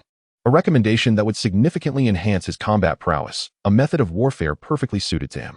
In legend, Solomon was said to summon 72 pillars of demon gods as allies. You should contract with the demon lord Belial to command the 72 pillars of demon gods. That is your fighting style, Bayonetta asserted. Much like me, you can bind demons with magic, restraining their actions. I can do it, and so can you. Unleash your formidable magical power. Worry not. You have reserves to draw upon. Bayonetta's method of binding demons involved her hair, which served as a reservoir of magical energy, enabling her to do so due to the witch lineage's inherent ability to restrain demons. Solomon possessed a similar magical trait. The Venerable One had once mentioned that the stigmata on his hands was a form of idle magic, holding powers akin to those of King Solomon. However, Solomon harbored some reservations about summoning demons, preferring to trust in the magic he wielded. Yet when confronted by those celestial beings, he invariably found himself outnumbered. Bayonetta was not always able to assist. I am certain that the Supreme Mage witnessed this scene. The witch curled her lip, remarking on the rigid demeanor of the Tajik. My dear, why not endeavor to explore this path? I cannot possibly forge a pact with a demon, Bayonetta. My soul can solely belong to myself. Solomon would never summon a demon through a contractual agreement. The outcome would mirror that of Bayonetta, with the soul becoming the property of the demon lord. Solomon, having learned from past mistakes, would undoubtedly refrain from stepping into the same trap again. He remarked that aside from that, there must be alternative methods to summon demons. I shall attempt it, but I will require your assistance. Not a problem, Bayonetta winked, satisfied with the proposition. Chapter 47. The experiment of demon summoning in the realm of Toril. There exist numerous methods for summoning demons, which do not necessarily hinge on establishing a pact with a demon lord, although the latter method is notably convenient. The circumstances for those who enter into such contracts are often less than favorable. Thus, Solomon opted to employ ritualistic magic for summoning demons. And due to the limitations of the sacrificial offerings, the strength of the summoned demons would not be particularly formidable. This was also Solomon's intention. This summoning was merely an experiment, aimed at testing his magical prowess and its purported ability to bind demons. Despite the esteemed one asserting that he possessed the power of King Solomon, magic cannot rely solely on conjecture. Meticulous experimentation is essential. Furthermore, with Bayonetta by his side, should the demon summoned this time go awry, both Solomon and Bayonetta could swiftly regain control of the situation. In esoteric traditions, blood bears immense significance, with most religions positing that it harbors remnants of the soul. The sacrificial offering for demon summoning consists of the blood of humanoid creatures slaughtered within a 24-hour time frame, as only in this manner can the soul fragments embedded in the blood attract demons. As for the selection of the offering, it was not a daunting task. He spent a week reveling in the charm of Italy alongside Bayonetta, during which he discovered several creatures residing in the sewers. Indeed, they were werewolves, albeit in limited numbers, yet sufficient for his sacrificial needs. Solomon chose a night of the full moon to conduct the ritual atop the summit of Mount Secherini, a location elevated and serene. Historically a quarry, the mountain remains sparsely inhabited even to this day. From the peak, one could gaze down upon the illuminated city of Florence, a mere 20-minute drive away, where the red rooftops and the centuries-old, Unaltered yellowed walls remained distinctly visible. As the luminous moonlight bathed the summit, Solomon used a dagger to sever the throat of the werewolf, which was bound tightly by iron chains, rendered immobile, with even its elongated snout ensnared in a tangle of chains. Otherwise, they would undoubtedly deride Solomon as a Venetian. The Florentines have always looked down upon Venetians. It is a long-standing tradition. All of this was gleaned during Salomon's travels, and the allure he and Bayonetta possessed was akin to a sumptuous delicacy for these creatures. Thus, the sorcerer accepted these offerings, which had come to him unbidden, with a sense of justified contentment. To prevent any resistance during the ritual, Solomon granted them a few exhilarating free falls from a height of 10,000 meters, without a safety harness, of course. As for the subsequent refuse, Solomon paid it little mind, believing that the demons he summoned would be equally indifferent. The blood of the werewolf flowed along the magical sigil etched into the ground with acacia oil, not only filling the hexagram drawn by Solomon, but also completing the incantations inscribed within the magical circle. These were directional words, specifically indicating which tier of demons from which plane he intended to summon. Since Solomon was unfamiliar with the lower planes of this world, the abyssal layer he pointed to was provided by Bayonetta. Once the blood filled the magical array to the brim, Solomon discarded the lifeless werewolf aside. He had also inscribed 2 additional magical circles adjacent to the summoning array, employing the magic of the Visantine lineage, should the summoned demons prove unruly. He could utilize these additional spells to bind and attack them. He rolled up his sleeves to his elbows and glanced at the witch, who stood nearby with keen interest. "I am about to begin, Bayonetta," Solomon declared. "I can hardly contain my anticipation," she replied, urging him to proceed. "Offer the tainted blood." Solomon extended his hands toward the magical circle, the stigmata on his fingers emanating a soft glow. "Suck the soul." The sorcerer meticulously recited the incantation, and soon, the mixture of acacia oil and blood ignited the magical array. The air around him became increasingly humid. He could almost discern the acrid smoke and scent of sulfur, along with the briny, damp atmosphere enveloping him. Bayonetta too assumed a more serious demeanor, brandishing her firearm, prepared to confront the summoned demon. With a resounding burst, flames leapt skyward, and a spider, towering as tall as a man, materialized within the magical array. Its carapace was adorned with crimson embers, and as it rubbed its forelimbs together, sparks of sulphurous fire danced into the air. The spider remained quietly ensconced within the magical circle. It was not a formidable demon, merely a beast residing in the abyss, lacking in intelligence. Solomon had anticipated the weakness of the summoned demon, as this was merely a second-tier summoning spell. Yet the fact that only such a diminutive demon emerged from the blood of a wolf left him somewhat disheartened. Just as expected, Solomon glanced at the now relaxed Bayonetta, raising an eyebrow, but found her too feeble. He believed her compliance was solely due to his magic, rather than his power. As soon as Solomon finished speaking, the magic circle erupted in flames once again, and another abyssal spider emerged, pushing the first one aside. Oh, too. That was somewhat acceptable. Then another appeared, making the magic circle quite cramped. 3 spiders. Was someone conducting a thorough cleaning in the abyss? Bang. 4. Do you require domestic assistance? Snap. 5. You are all piled together. Bayonetta, I need you to inquire with the butterfly lady if she is performing some sort of household maintenance. Are these her spiders? This is a demon summoning ritual, not a waste disposal service. No more. Squeak. 6. Are you all related? Squeak, squeak. 7. Stop. I intend to send you back. Suddenly, a gigantic scythe emerged from the magic circle, piercing through all 7 spiders stacked together. A creature adorned with metallic horns and radiating a blue metallic sheen stood atop the spider carcasses. Well, it seems we have found the domestic staff, evidently. This is what I was meant to summon, and those spiders are its handiwork. I suspect its mood will not be particularly pleasant, considering it is at work. Solomon shrugged and asked Bayonetta what kind of demon this was. The abominable, she replied, still at ease, remarking that it was a common demon. The creature glanced at the summoner and then lunged towards Solomon. However, 2 long whips composed of sparks suddenly appeared, ensnaring its arms and firmly anchoring it within the magic circle. All right, it is time to test whether my magic is effective. Solomon extended his hands toward the magic circle, channeling his power. The burning mimosa oil gradually extinguished, and the circle filled with golden energy. Subsequently, 3 shackles, radiant as copper, manifested around the abominable demon's wrists and neck. Clamping down against its struggles, the secret mage relaxed, dispelling the 2 additional magic circles, while the abominable demon remained obediently within the summoning array. The shackles were an embodiment of Salomon's magic, not true restraints, yet sufficient to control this demon. Suddenly, the golden energy within the magic circle vanished, replaced by a deep crimson power. A deep red, clawed hand emerged from the circle. Do modern demons expect to pay their own fare? Chapter 48. Legal Consultation Services. Despite the magic circle brimming with a different kind of energy, and the unknown demon extending its hand, Salomon remained utterly unfazed. Although this demon paid for the summoning magic itself, the summoning circle depicted by Salomon was merely a second-tier summoning spell. Even the mightiest of demons could not emerge through such a narrow aperture to reach the material plane. The grotesque demon's ability to manifest through the summoning circle was already its limit. Any slightly more powerful demon would certainly reject the sensation of squeezing through a constricted passage. Unless, of course, this demon was named Mario, and that particular abyss was known as Nintendo. This was a lesson drawn from memory. A precaution to prevent the summoned entity from conjuring forth more demons through the summoning circle, a subtle stratagem.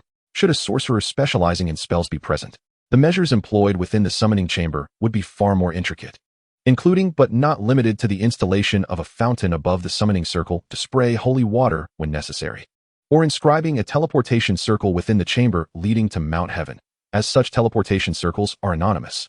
Mount Heaven would remain oblivious to the identity of the one who cast the demon into its domain. Salomon disregarded the trembling, grotesque demon, which was pushed aside by a massive hand, and extended his right hand adorned with 3 rings.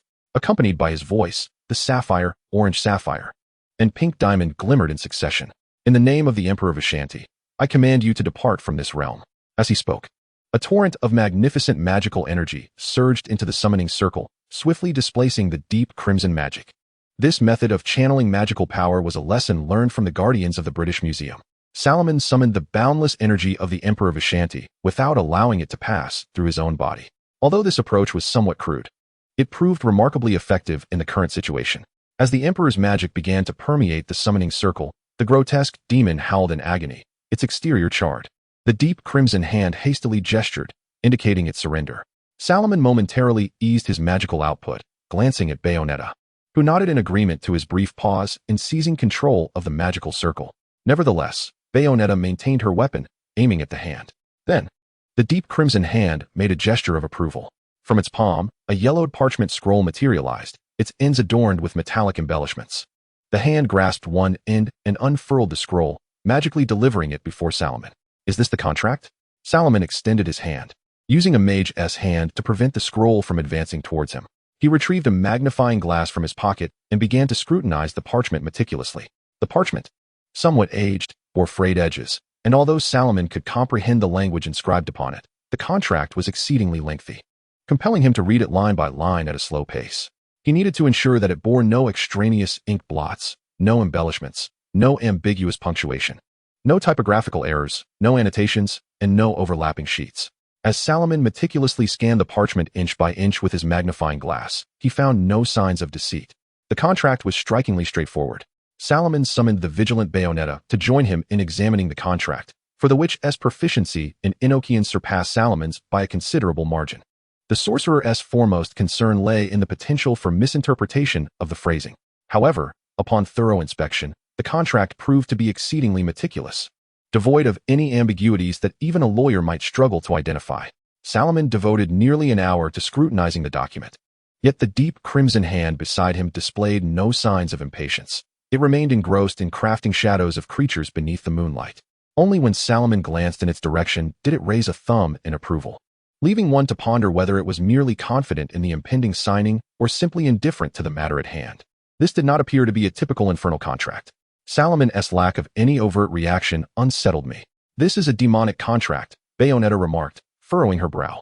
You are communing with the abyss, not hell. Only devils delight in manipulating contracts.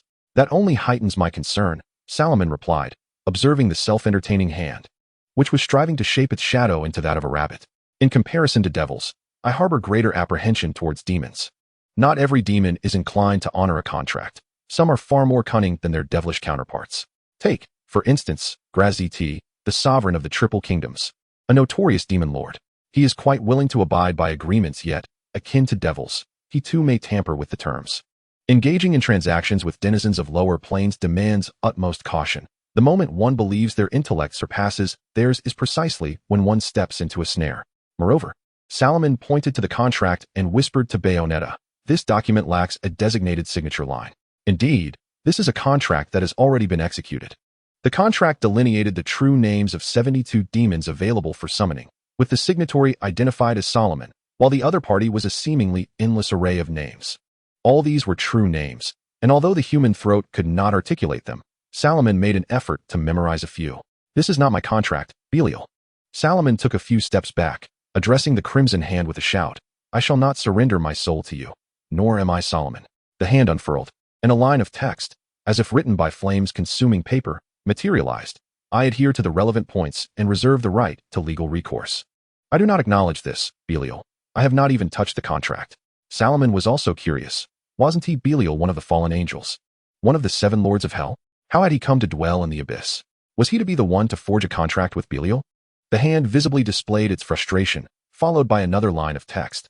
"This is a fair transaction. It serves to reaffirm the contract. Unless the contract is amended, I will not sign." The sorcerer retreated once more, declaring, "Never shall I consent. I believe that summoning willing demons through offerings constitutes a fair exchange." The owner of that hand seemed to ponder for a moment. Then, with a snap of its fingers, the lines of text on the contract ignited and vanished. Specifically the clause pertaining to the sale of one's soul. Loman stepped forward once more, scrutinizing the contract with a magnifying glass, and with a subtle flourish, summoned a quill to inscribe additional conditions upon it. For instance, any amendments to the contract must receive the consent of the signatory, and the contracting party must be fully aware, should consent to modifications arise from magic, drugs, psychic influence, coercion, or similar circumstances, the contract shall be rendered void. Furthermore, Solomon remained astute, penning certain terms that were nebulous in legal interpretation. The word etc., for instance, is exceedingly ambiguous, implying an incomplete enumeration. However, the owner of the hand had already discerned this little trick. It pointed a sharp claw at that term, yet Solomon merely shrugged, offering no further explanation. After all, he could not ascertain whether the demon would adhere to the contract, thus it was wise to remain cautious. Although he was uncertain why Belial insisted on formalizing a contract with him, Solomon could still summon demons without one, albeit with greater difficulty. Therefore, whatever Belial sought from him necessitated a contract, placing Solomon in a position of power. The deep crimson hand raised its middle finger, casually dispatching the wretched demon cowering nearby, before seizing the contract and retreating into the summoning circle. This left Solomon greatly perplexed, for he had merely appended some clauses without actually signing anything. Reflecting carefully, he realized he had not left any blood, hair, or similar offerings upon the contract or the magical circle. What could this mean? A legal consultation service?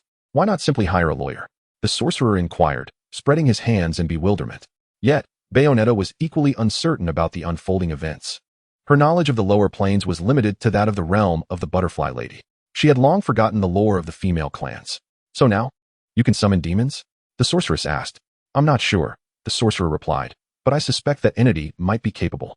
In the center of the magical circle, shrouded in wisps of smoke, lay a ring amidst a bed of ashen remnants. Suddenly, Solomon felt an inkling that this might be part of the supreme sorcerer's design. Chapter 49. The untrustworthy of the lower planes master. What is the meaning of this? Solomon inquired as he sat before the supreme sorcerer. A modest ring adorned with a hexagram resting on the table before him.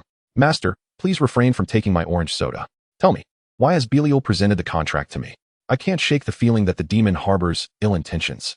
"This is a lawsuit that could endure until the universe's end, Solomon," the supreme sorcerer replied with a relaxed demeanor, several empty glass soda bottles scattered around her.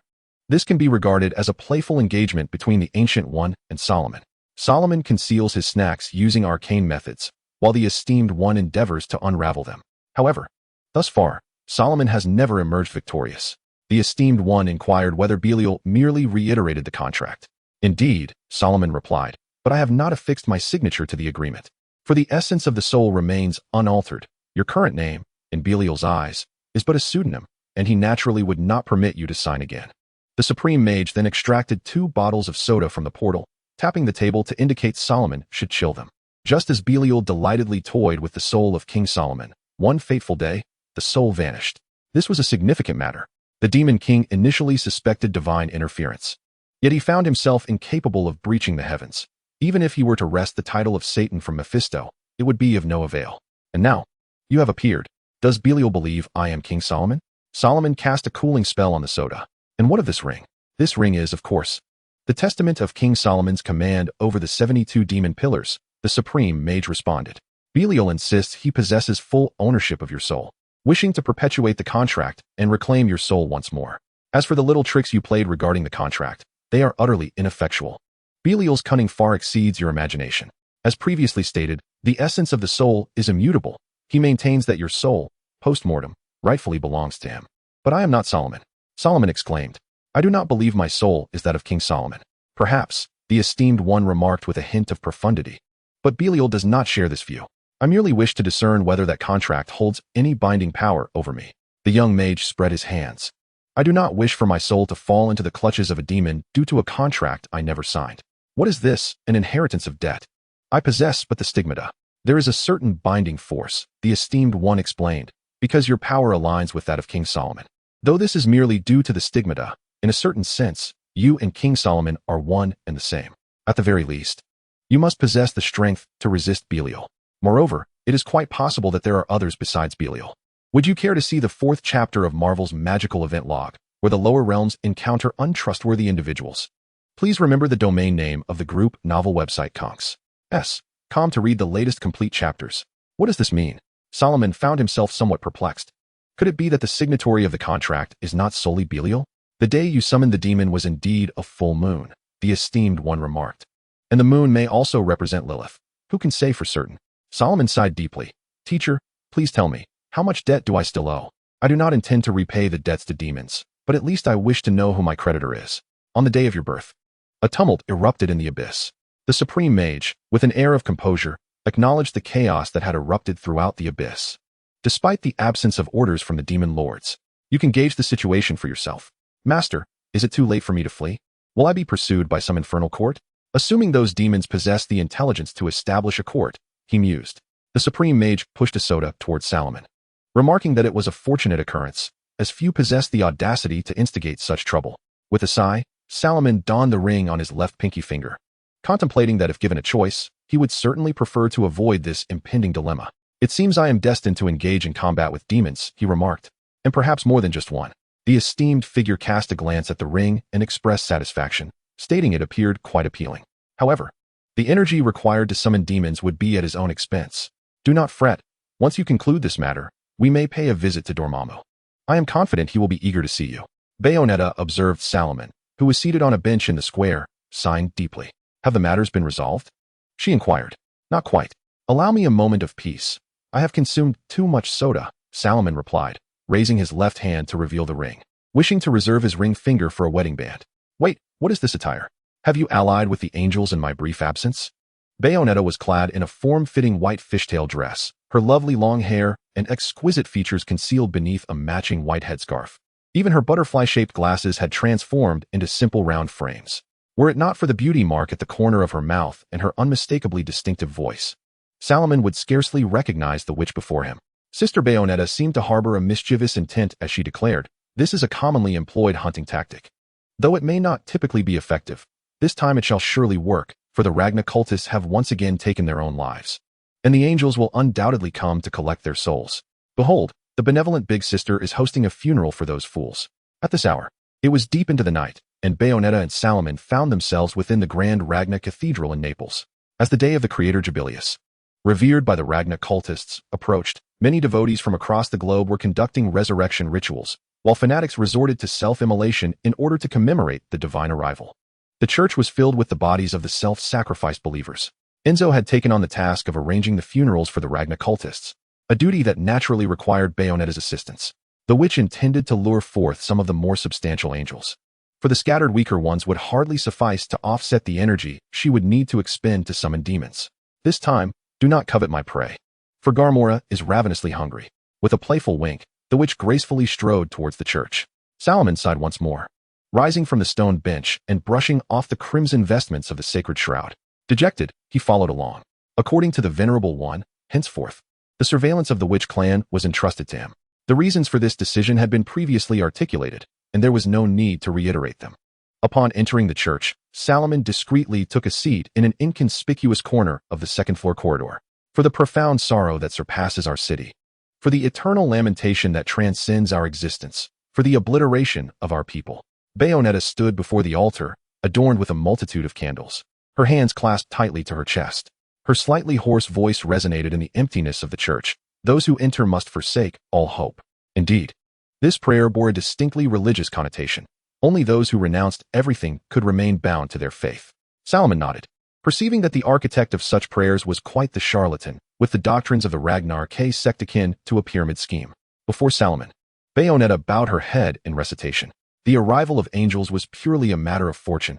However, Bayonetta firmly believed that those angels would not abandon the souls of the Ragnar K devotees. If the angels failed to descend, then one might as well give Enzo a good thrashing. It appeared that a wait was inevitable. Hey, brother. Salomon patted the shoulder of a nearby individual. This is not the time for photographs. Please return tomorrow. Chapter 50. The intruder before him stood a man with curly long hair, pale complexion, deeply set eyes, and a prominent nose.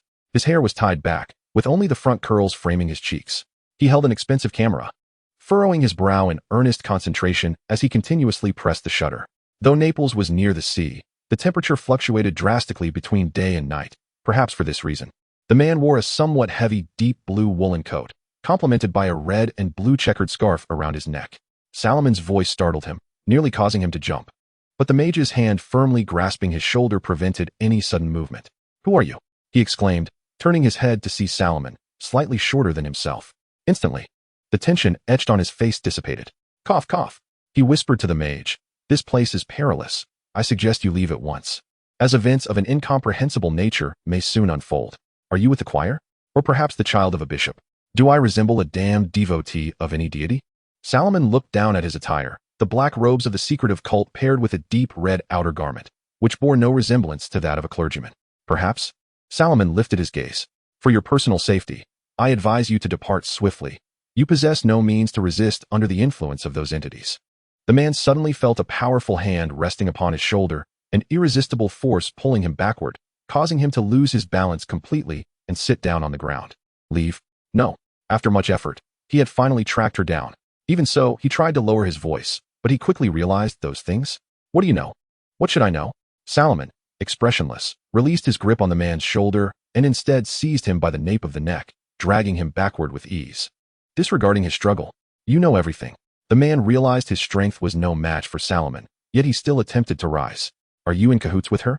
"I don't know who you're referring to, but if you mean the nun inside, I indeed recognize her, though only recently." Salomon turned around, effortlessly stepping on the man's knee, snatching the camera from his hands. "Clearly, you are pursuing matters that ordinary people should not be privy to. Give it back." Salomon awkwardly pressed a button on the camera, bringing up the album. "Oh, I didn't expect you to be a stalker, sir." He glanced at the album before raising the camera in front of the man. "Florence, you actually tracked her there. You promised me. Keep your voice down. There are matters to attend to." Salomon insisted, "I want to know where you came from." Although the man agreed to lower his voice, he couldn't help but raise his volume and quicken his pace of speech. "I have been tracking her for a long time. 20 years ago, she killed my father right before my eyes. You've known her for only a short while. You must not yet know her true nature. 20 years ago, she looked just like this, and 20 years later, she remains unchanged. You've had contact with her. Tell me everything you know. I want the world to see her true face. I found several missing persons cases during my investigation in Florence, and Beatrice was present there. It must be her." The man's expression twisted in realization. "I remember, you were there too." "Indeed, sir." Salomon momentarily displayed a look of uncertainty. "Those people didn't go missing. They were dead. And I killed them." "You?" The man gaped, pointing at Salomon, his eyes wide as he scrutinized the boy before him. "I can't believe this. Listen to my explanation." "Sir," Salomon said with resignation, "those people were werewolves." "Werewolves? You expect me to believe your nonsense? Fine, I'll entertain this for now." He nearly gasped for breath. "But you look only 13 or 14 years old. Who are you to kill? It seems you have been pursuing Beatrice for many years. Shouldn't you be accustomed to such supernatural phenomena? Magic exists, so werewolves must also exist. Humanity is not as isolated as one might think." The mage lamented. "As for killing, someone must bear the burden of things beyond the grasp of ordinary people. I am one of those."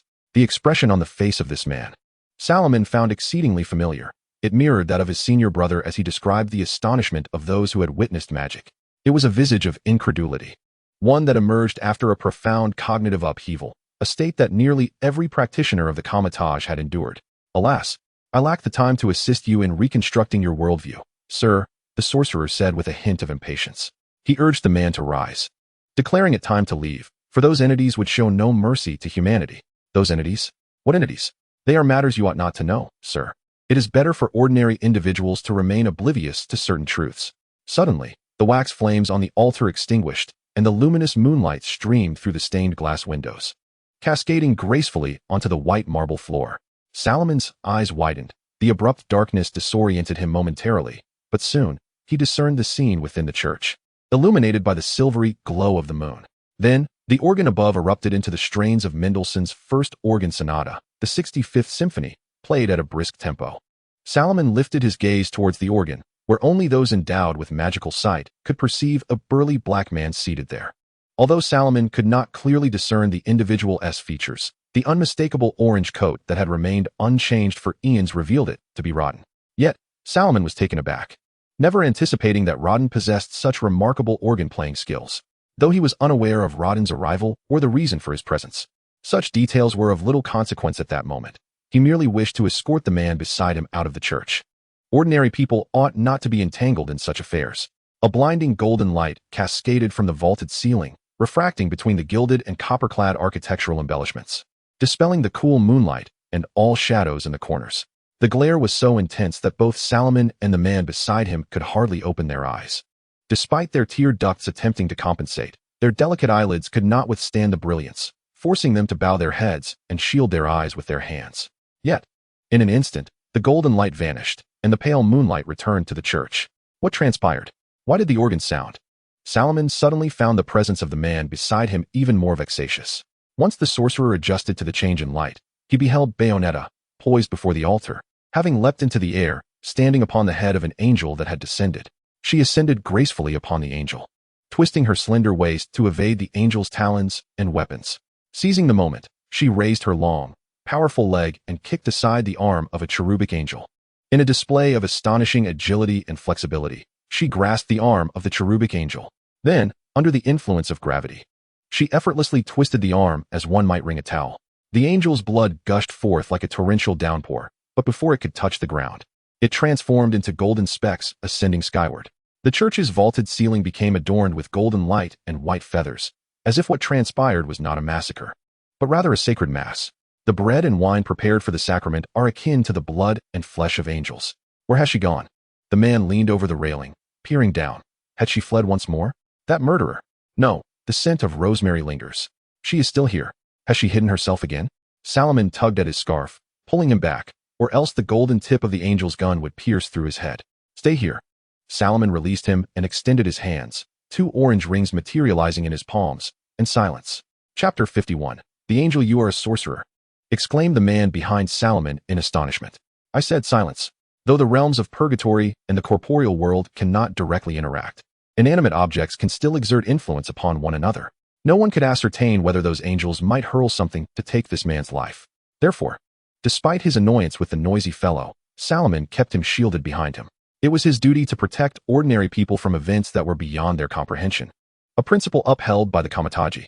The battle did not require excessive concern from Salomon. The tightly fitted white nun's attire did not hinder Bayonetta's movements, as she executed a Texas slam, crashing the amiable angel wielding a long spear onto the altar. However, the amiable angels floating in the air, brandishing horns, posed a considerable challenge. She could only evade the energy attacks emanating from the horns, utterly unable to retaliate, primarily because Bayonetta had deliberately disarmed her handgun for this ambush. The ordinary onlookers, unable to perceive the realm of purgatory, could only witness the marble floor of the church erupting inexplicably, oblivious to the unfolding chaos. Bayonetta leapt from the side of a supporting column within the church, her long legs propelling her toward the floating, amiable angels, though she narrowly avoided the spear's strike. Her white nun's garb was torn by the sharp weapon, exposing her fair skin beneath. This woman wore nothing beneath her nun's attire. The sorcerer could only partially shield his eyes. It would not be his fault to glimpse things he ought not to see. How hasty you are to ruin such fine clothing.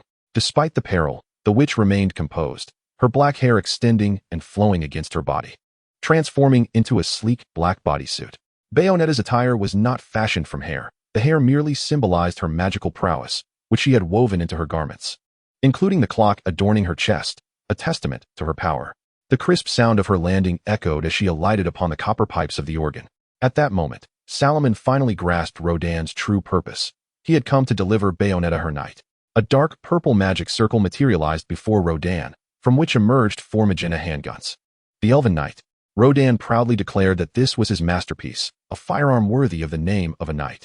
As 4 handguns soared towards Bayonetta, the witch extended her hand to catch 2 of them, while simultaneously raising her leg, allowing the other 2 handguns to affix themselves onto the heels of her stilettos. Bayonetta kissed the barrels, celebrating the birth of her new companions, and winked at the angel, for the amusing events were just beginning. She leaped into the air, inverted, and unleashed a flurry of gunfire. Deep purple magic replaced the flames that erupted from the barrels, and each bullet bore her magical essence. To the angels, these enchanted projectiles were akin to lethal poison. A single bullet striking a vital point would cause a Tier 3 affinity angel to disintegrate into golden specks, reverting to pure positive energy. The potency of her new weaponry far exceeded that of the ordinary firearms she had previously wielded. Rodan's exceptional craftsmanship not only enabled these handguns to channel Bayonetta's magic, but also transformed her power into tangible bullets. As long as Bayonetta's magical reserves held, she could fire incessantly without concern for ammunition, the barrage of gunfire from her hands and feet forming a relentless curtain that the angels could not evade. The witch deftly navigated the walls of the church, evading the angels' ranged attacks. She leapt fiercely, delivering a kick to the angel's crimson mask, which shattered under her assault. The handguns affixed to her heels responded with a deafening crack, the barrels coming into lethal proximity with the angel, unleashing a torrential downpour of blood. Salomon, disinterested in witnessing further, thought that if Bayonetta were to be harmed by these lower-tier angels, she could hardly claim the title of witch. To Salomon, Bayonetta's actions seemed less a hunt and more a display of skill, as if she sought to convey to the angels that their feeble attempts to confront her were utterly insufficient. "I shall send you away now," Salomon declared, dissipating the energy in his hands. "What is your name?" "Luca," the man inquired. "What are those things?" "It seems you do not understand the concept of surrender," Salomon chided, pushing Luca towards the staircase. "Pursuing such dangerous entities could cost one their life. My father has already paid the price." Though Luca could not resist Salomon's force, stumbling forward, his voice remained unyielding. "So will I, even if it leads to peril. And I did not ascend from here." Salomon found himself at a loss for words. An old adage came to mind: good advice is often wasted on the damned. Faced with such obstinacy, he felt powerless. With a resigned sigh, he tightened his grip on Luca's arm, exerting greater force to drag the reckless fool towards the church's entrance. "We have strived to keep ordinary people away from this world, and yet you wish to plunge headlong into it. Those unseen entities could kill you at any moment," Salomon warned. "I will save you this once, Luca. Mark my words. There will be no second chance. The next time, even if you were to perish before me, I would refrain from intervening. For this is a consequence of your own making. I must ascertain." "Very well, I understand your thoughts." The sorcerer, growing impatient, pried Luca's fingers from the stair railing and forcefully dragged him downward, warning him not to compel him to erase his memories. "Erase memories? In a physical manner. Yet, I am unsure of the precise force required, which may result in a concussion." Before Salomon could escort Luca outside the church, a massive golden axe, imbued with tremendous power, cleaved through the stained glass windows of the second floor. The golden blade, shrouded in swirling dust, embedded itself deeply into the stone corridor. The sharp and dense sound of shattering glass and impact momentarily overshadowing the witch's gunfire, as scattered shards of colored glass cascaded from above like a torrential downpour. Although the source remained unseen, Luca could distinctly feel as if the church had been struck by a heavy hammer. He staggered once more, nearly losing his balance on the staircase. Salomon, without allowing Luca a moment to regain his footing, yanked him outside, ignoring Luca's frantic inquiries about the nature of the assault. Upon dragging Luca through the church's grand entrance, they encountered a colossal figure standing beside the edifice. This being was entirely white, crowned with a radiant emblem. Its visage bore a marble-carved countenance, beneath which lay a hollow resembling a mouth, adorned with a golden circlet around its neck, from which extended several sunbeam-like golden spikes. Its stout limbs ended in golden claws, each adorned with rings embellished with green stripes. The creature towered even above the second floor of the church, and as it descended, a heavy tolling of bells resonated from some unknown source, while white feathers floated down alongside the golden light. This was a beloved angel. Yet such an angel heralded not salvation, but slaughter. It withdrew the massive axe from within the church, raised it high, and swung it down with tremendous force. It was as if a violent explosion had erupted within the church, causing the entire structure to tremble incessantly, while the cobblestone square was engulfed in dust. Upon witnessing this, Salomon hastened to pull Luca away, for remaining here was tantamount to courting death. Luca, who had previously boasted bravado, now found himself compelled to run alongside Salomon, disregarding the pain of being dragged. Words of valor are mere ideals. Actions are the reality, and the two are never in conflict. He had no desire to meet an untimely and obscure demise. It was time to flee. Chapter 52. Gamara Salomon had anticipated that Bayonetta's target might be an honor angel, akin to a centaur-like being, or perhaps a lower-tier archangel such as a rapture angel to nourish demons, yet he had not expected such a formidable entity to arrive. The heavenly order categorizes angels into 3 tiers: lower, middle, and upper. The most commonly encountered affinity angels, belonging to the lower tier, were those familiar to both Bayonetta and Salomon. Within each celestial hierarchy, there exists a myriad of angelic varieties, including the peculiar cluster of beloved and ornamental angels. The lower tier comprises the archangels and the virtues. The formidable beloved angel, a being of immense stature, is far removed from the lesser, more amiable angels. It belongs to the 3rd tier, serving as a veritable embodiment of brute force, its identity signified by the radiant halo above its head. The golden axe it wields, measuring 3 men in height at its broadest point, cleaves the sturdy stone corridor into fragments. Suddenly, a figure shattered the circular stained glass at the front of the church, gracefully landing upon the cobblestone floor. In its wake, a surge of deep purple magical energy erupted from the beloved angel's form. Naturally, Bayonetta would not foolishly remain within the church to confront such an adversary. This was not her first encounter with such foes. Drawing on her extensive experience, she shattered the glass and leapt into the square, seeking an opportunity to strike at the beloved angel's vulnerabilities. She recognized that the elf knights might not prove effective, yet their frequent assaults could still draw the beloved angel's attention. I must become the cornerstone to reclaim the eye. The angel raised its massive axe, possessing enough intellect to articulate speech, though its tone was devoid of emotion, lacking even the requisite pauses and intonations. Let me witness the dark power that resides within you. Come and claim it yourself, little dog. With remarkable swiftness, Bayonetta dashed forth, and the beloved angel refrained from engaging in idle banter, swiftly swinging its axe. The blade descended with deadly precision towards the witch's head, but Bayonetta's powerful legs propelled her out of harm's way. Time seemed to suspend as she leapt toward the angel's right rear. She unleashed several shots, and it was only then that the beloved angel appeared to awaken. Retracting its axe and swinging it horizontally, aiming for Bayonetta, who remained suspended in the air.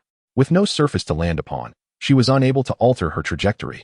Yet Bayonetta maintained her composure, facing the rapidly approaching axe. In the instant the blade neared, she deftly planted her feet on the axe's back, exhibiting astonishing balance and speed as she leapt again, flipping in midair to face the beloved angel head-on. Everything appeared effortless, while Solomon, watching from the sidelines, felt his heart race. The stakes were perilously high. If Bayonetta faltered even slightly, she would be crushed by the descending axe. The creator's return was imminent. A mechanical voice echoed once more. Apologies. Despite the harrowing nature of the encounter, Bayonetta's tone remained nonchalant. We seem to be at an impasse. The beloved angel, exerting all its might, swung the axe that dragged along the ground, yet Bayonetta nimbly evaded it. What on earth is happening? Luca murmured to himself. Previously, he had only witnessed small gatherings. Now, the plaza, paved with stone bricks, seemed as though it had been ruthlessly shattered by an unseen hammer. One that might be as large as a car. He could feel the tremors beneath his feet. Either I have lost my mind, or this world has, he mused. This world has long since gone mad, Mr. Luca.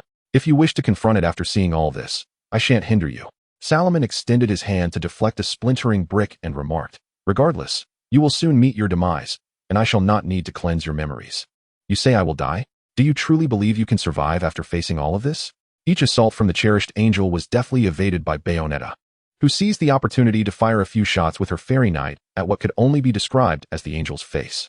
The angel's attacks grew increasingly frenzied and swift, yet Bayonetta always found a way to close the distance, landing powerful strikes. By the time the cherished angel sensed a change in the tide, Bayonetta had already positioned herself on its back. Beneath her feet lay a massive pink orb, half embedded within the angel's body. Compared to the heavy exterior of the cherished angel, this section was far more vulnerable. With a fierce stomp of her stiletto heel, Bayonetta shattered the orb, causing a fountain of blood to erupt, as the angel's white exterior crumbled away like the marble floor it had smashed, revealing the vivid red flesh beneath. All assaults ceased, and the colossal axe was discarded upon the ground. The excruciating pain in its back compelled the cherished angel to straighten involuntarily, emitting a wail that was nearly inaudible to human ears.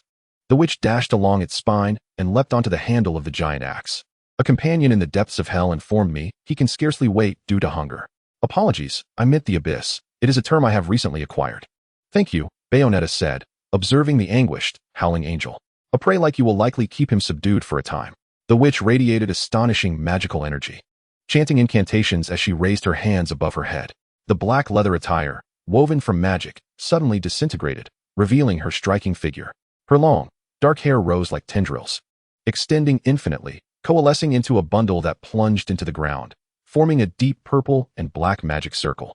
On the shattered ground behind the cherished angel, a matching magic circle emerged, with Bayonetta's hair rising from within it. A creature, remarkably resembling a dragon, emerged from the strands of hair.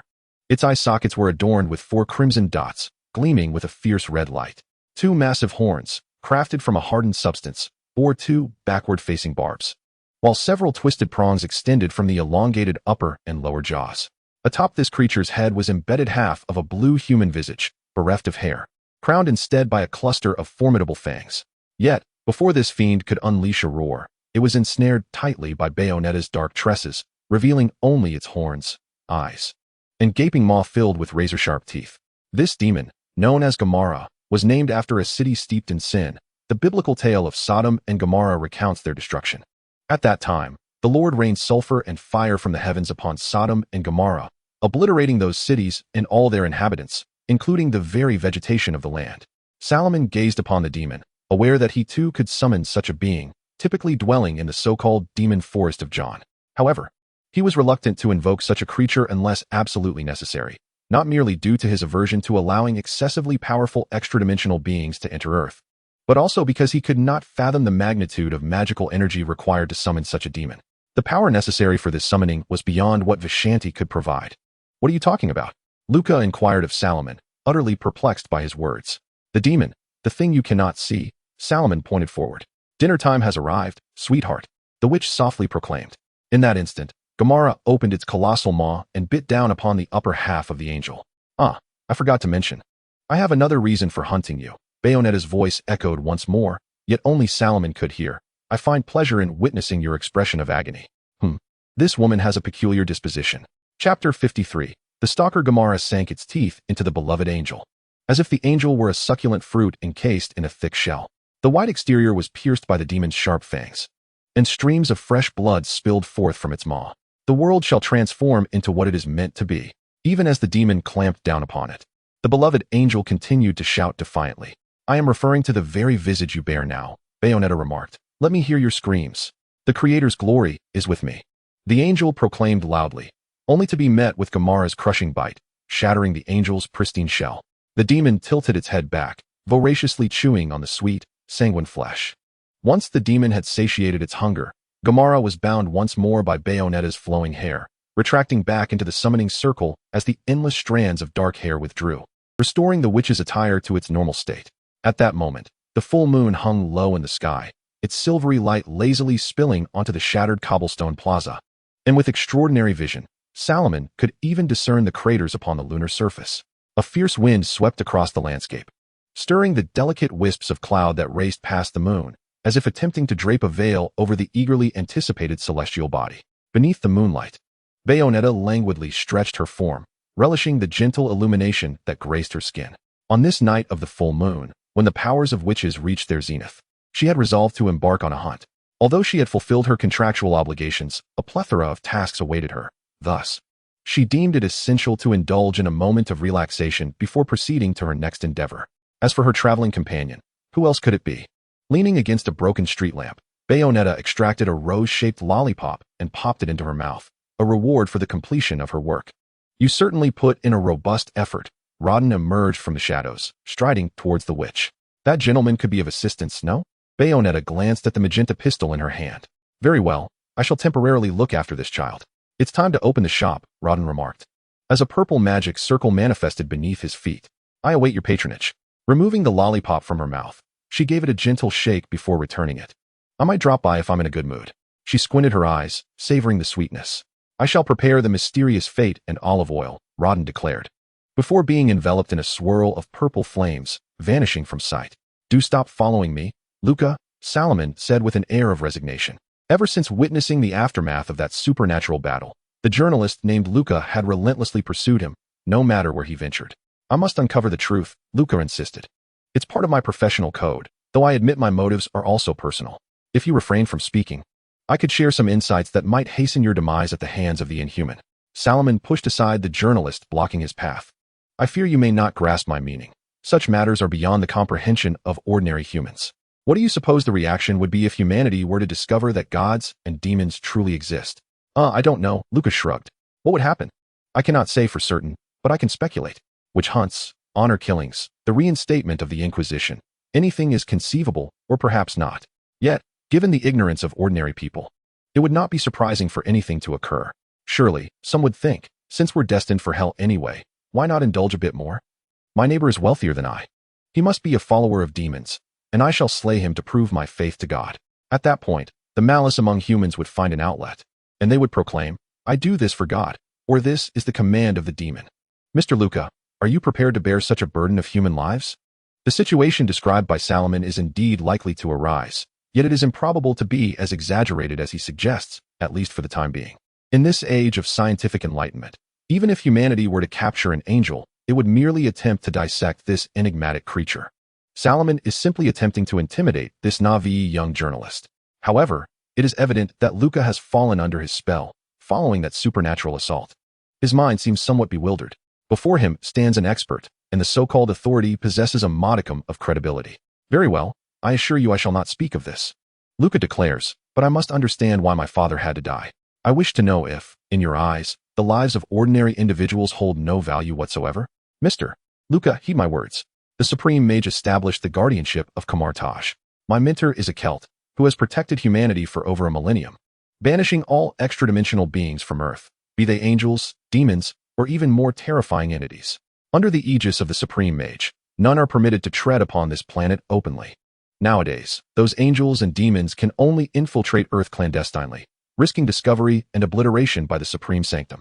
The author wishes to remind you, in a rather ungraceful manner, that the latest chapters of Marvel's Magical Chronicles are updated promptly on the Kunxess website.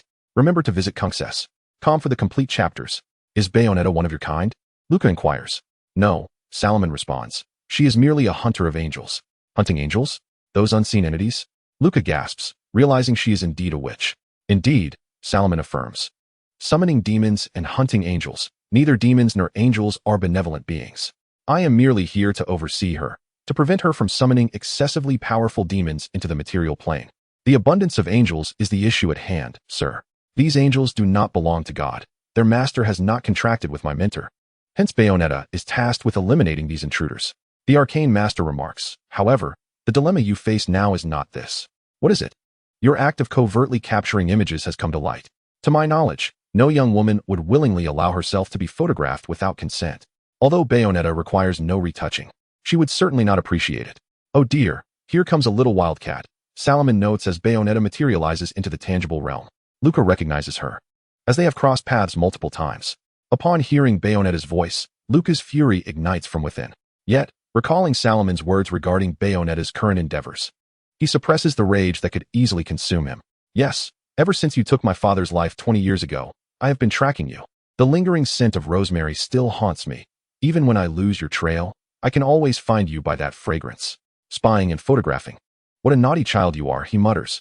Bayonetta appeared unfazed by Luca's accusations. She simply waved her hand, enveloping Luca's camera in a blaze of violet magical flames. The journalist, caught off guard by the flames, instinctively released his grip. Well, that certainly doesn't constitute anger. That camera is essential for my work, Luca exclaimed, hastily diving for the device that was now irrevocably damaged. Rosemary is not the fragrance of Bayonetta, Salomon interjected. It belongs to angels. Moreover, I must say, your behavior is rather peculiar. I suggest you report this to the authorities, Bayonetta. Luca raised his head, his eyes wide with disbelief. What did you just say? Chapter 54. Do you desire another ring upon your finger? I reiterate, your actions are quite abnormal, Mr. Luca. I harbor suspicions regarding your propensity for pilfering women's undergarments. Hence I recommend Ms. Bayonetta contact the police. They will surely issue you a restraining order. No need for thanks, it is merely my duty. You are slandering me. I have no need for such behavior. I am quite popular with women. Luca cried, and I demand you repeat your previous statement. Rosemary? Salomon replied. That is indeed the scent of angels. This revelation prompted Luca to refocus on Bayonetta. On the day my father was murdered, was there an angel present? Was it that unseen entity? Indeed, little wildcat, Bayonetta responded, her gaze on Luca filled with satisfaction. I have grown weary of your fantasies. It is time for you to confront the truth. So, every time I pursued something, it was an angel and not a witch? Luca was momentarily stunned, grappling with a paradigm shift that left his thoughts adrift, yet he was not foolish. If Solomon's assertions held any truth, then each pursuit had indeed been directed toward angels. As for Bayonetta, hunting angels was her profession. My father dedicated his life to unraveling the enigma of witches and sages, only to be torn apart before me. I must comprehend what transpired that day, Luca stated. Furthermore, was it that invisible monster or you, Bayonetta, who killed my father? Ahem, Mr. Luca, Solomon interjected, feeling compelled to speak. I believe your father's quest for the secrets of sages and witches was a miscalculation of the mages' conclave. Otherwise, he would never have encountered such matters. Yet those who seek the mysterious ultimately perish at its hands. Your father should have been prepared for that eventuality. You. Luca's face flushed crimson, as if his rage were on the verge of bursting forth. However, Solomon adeptly interrupted whatever retort Luca was about to unleash, employing magic to constrict the journalist's throat, making it difficult for him to breathe. I advise you to allow me to finish, though my forthcoming words may seem harsh. They are necessary for you to hear. The mage cautioned against dismissing my inquiries with the platitude that journalists merely seek the truth. The truth must be tailored to its audience. Otherwise, why refrain from reporting the misdeeds perpetrated by America to the public?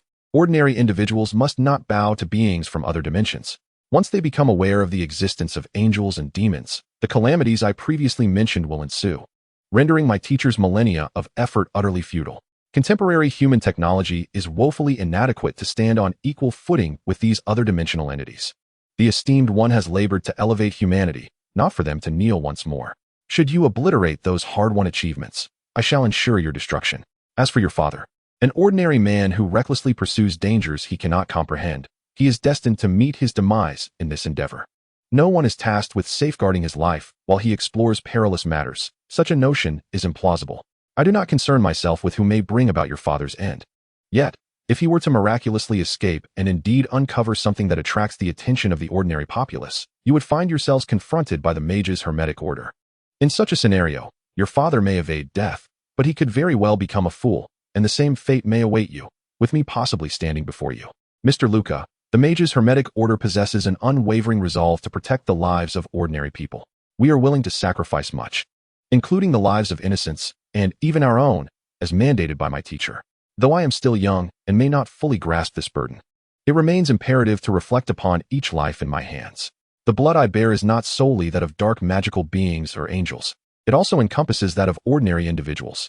Thus, abandon your naive notions. I do not possess the temperament of Bayonetta.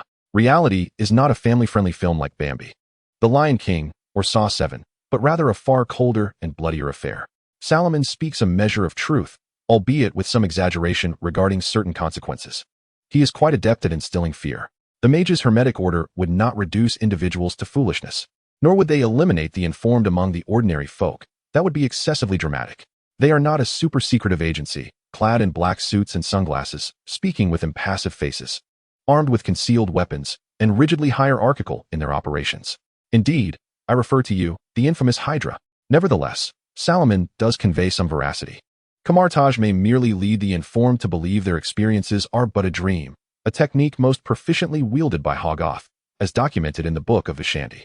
Even if Thor were to descend upon Earth in the future, widely recognized by the masses, he is not an other-dimensional being, to Earthlings.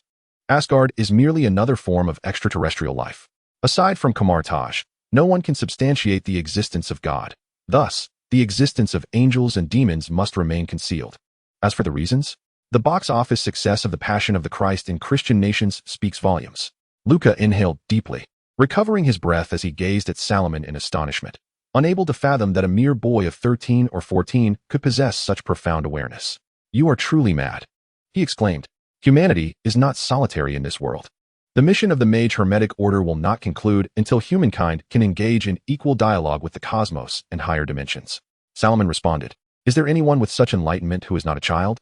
Of course, such words are spoken, yet I strive to avert the sacrifice of innocent lives. The weight of that burden is unbearable. I am acutely aware that we tread upon a precarious line, where a moment's carelessness could plunge us into the abyss. Nevertheless, the Mage Hermetic Order has safeguarded the earth thus far. Therefore, cease your pursuit of knowledge not meant for you, Mr. Luca. Should you persist, no one will shield you. Who would have thought you to be such a hard-hearted little fellow? Bayunita remarked in a light-hearted tone. How disheartening for your elder sister. If such psychological pressure becomes overwhelming, do you not wonder how my teacher has come to be in her current state? Salomon spread his hands and replied, the greatest joy for the esteemed one now is to compete with me for snacks. I wish to bring her happiness and relaxation, so I will endeavor to alleviate some of her burdens. Though my efforts may be modest, I can still contribute what I am able. This includes you, Bayunita. You are well aware that you are under surveillance, and I am the executor of that watch. And how long must you monitor me? Bayunita inquired, turning her gaze towards Salomon. How long will this task last? Salomon turned over his left hand to inspect the ring adorning his pinky. I do not know. Perhaps a lifetime. Do not worry, I can live for quite some time. Ah, then your elder sister shall never be free of you. Will she? The witch's left eye winked. Do you desire another ring? Enough. Perhaps it was the enigma surrounding his father's death during his childhood that instilled in Luca a morbid obsession with the truth. Tears glistening in his eyes, he cried out, I can refrain from disclosing that information. However, I must know the cause of my father's demise. Regardless of the peril that awaits me, I seek any form of rescue. I simply long for the truth. This Easter revival of the Ragna Church and the witch, I must comprehend it all, even if I perish in my quest for exploration. It is my destiny. Well, you certainly possess courage. The anticipation of death is quite a torment, Mr. Luca, Salomon remarked. So, will you wield a firearm? A firearm? Luca sniffled, perplexed.